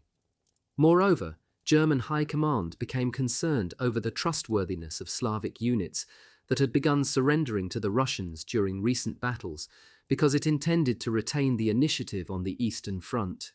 Thus, once the advancing troops reached the San River, the fighting persisted. Falkenhayn also continued to favour launching a campaign against Serbia to relieve pressure on the Balkan front, provide armaments and weapons to the hard-pressed Turks, and assist the Austro-Hungarian army in regaining some of its lost military prestige. The Germans would utilise battle techniques, so successfully employed in the overwhelming victory at Gorlich-Tarnów campaign, throughout the middle years of the war. The May campaign, launched with only 14 divisions, compromised the 4 Russian armies entrenched in the Carpathian Mountains. The resultant victory forced Russian withdrawal from the mountains and created a large salient in Poland, Warsaw being the main feature. The offensive rescued the Austro-Hungarian army from its dire Carpathian Mountains situation and provided the Central Powers with their greatest victory of the war. The advancing German troops, meanwhile, received flank protection from the Habsburg Fourth Army on their northern flank, Third Army on the southern. This, and the failure of the Gallipoli campaign, would result in Bulgaria joining the Central Powers to crush Serbia in October, making 1915 a very successful year for Germany in particular. Austria-Hungary had finally been rescued from the debacle resulting from the disastrous Carpathian Mountain Winter War. Conclusion. Konrad von Hotzendorf's plans for a two-front war unravelled almost immediately upon his decision to implement a war-case Balkan mobilization. The determination to deploy 40% of Habsburg troops to crush Serbia and then engage the Russian Colossus had serious ramifications for the KUK army. Konrad's misjudgments resulted in defeat on both fronts and left his armies demoralized. Political infighting between the Austrian and Hungarian parliaments allowed the empire's military standing to languish between 1867 and 1914 in comparison to its great power neighbours. Consequently, the dual monarchy found itself with insufficient troop stands, obsolete artillery, an insufficient railroad network, and an industrial base too deficient to fight a total war.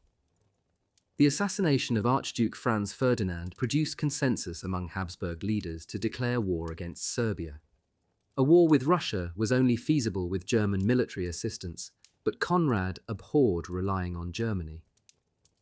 The War Case B mobilization assured that Konrad's armies struggled to achieve a sufficient concentration of forces against the numerically superior Russian armies. Habsburg armies received attack orders before all participating troop units arrived throughout the October and December 1914 campaigns, which resulted in excessive losses, particularly to the professional officer corps. Konrad's 3 Carpathian winter campaigns were no exception, but now they had the added burden of inclement weather and winter mountain terrain conditions.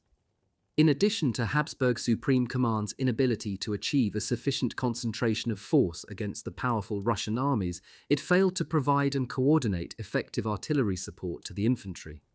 Obsolete equipment, a poorly functioning supply system, and a chronic shortage of artillery shells placed the Habsburg army at a further disadvantage. By the end of 1914, only 45,000 of the initial 1 million Habsburg combat troops remained. The once proud KUK army, which had perished on the fields of Lemberg, continued bleeding in the fall campaigns until it more closely resembled a militia. At this juncture, Conrad chose the Carpathian Mountains for his next offensive operation.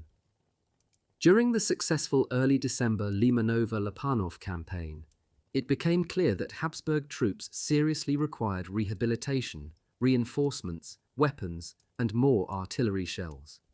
Nevertheless, throughout the first half of 1915, Conrad sought a major battle of encirclement launched from Prussia and Galicia, although he lacked the necessary forces.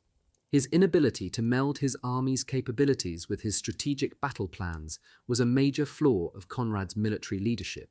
Ignoring the admonitions of other military leaders, including his German ally, Conrad pursued his Carpathian Winter campaign. As we have seen, the consequences were tragic and multifold.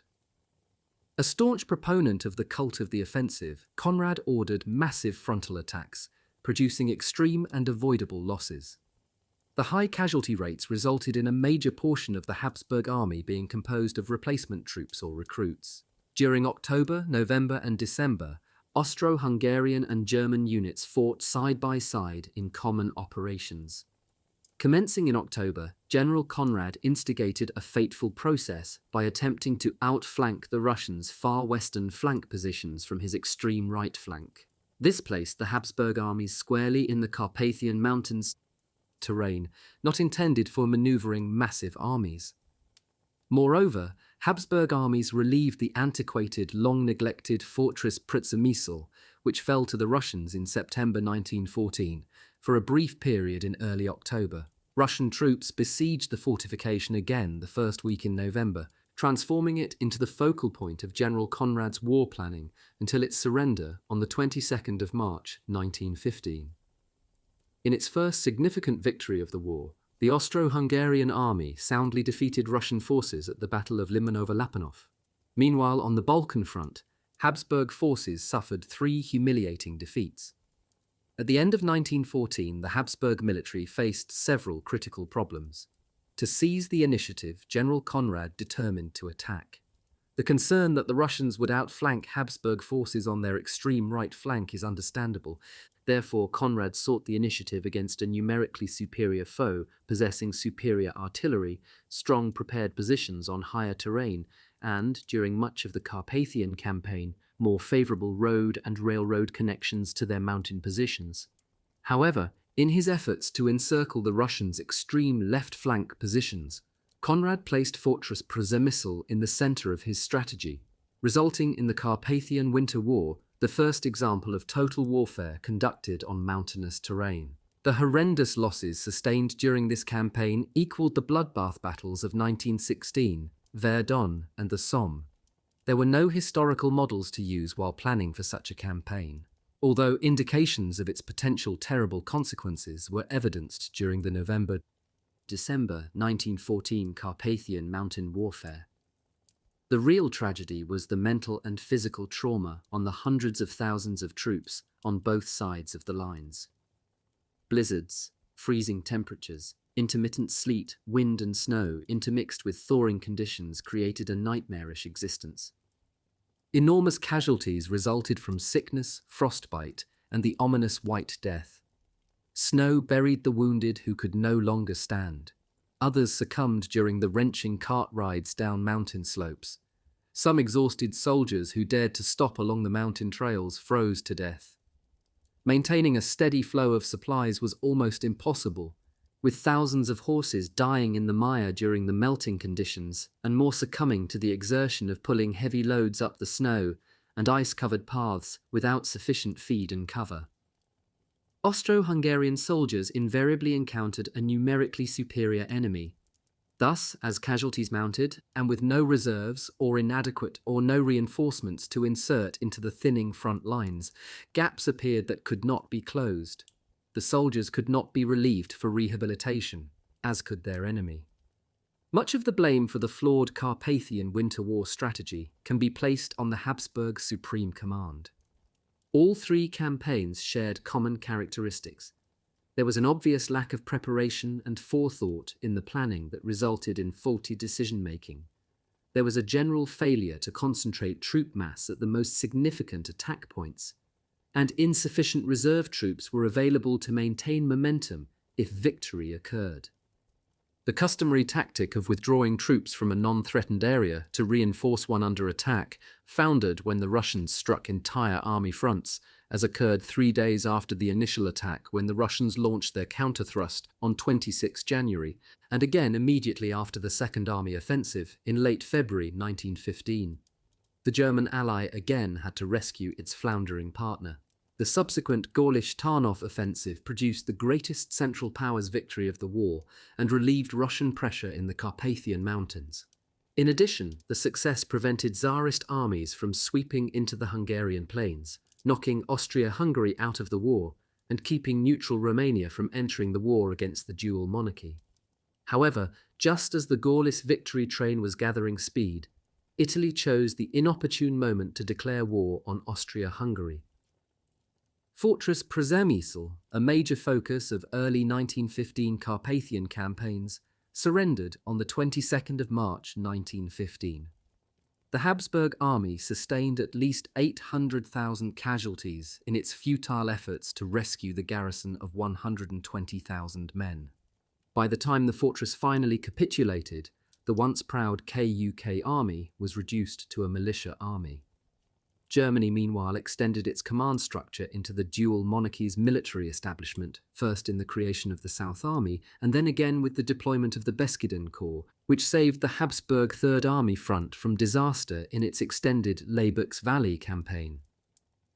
The Stalingrad of World War I, the Carpathian Winter War, decimated the KUK army for the third time since July 1914. Snow and mud buried the corpses of hundreds of thousands of Russian, Habsburgs, and German soldiers. For their struggles, Second and Third Army troops that survived the Carpathian disaster received a special battle commendation from Habsburg Supreme Command. One of the most ill-conceived campaigns of the war, the Carpathian Winter War offers far too many examples of how not to conduct winter mountain battle and provided a stark lesson about the negative effects of inadequate leadership.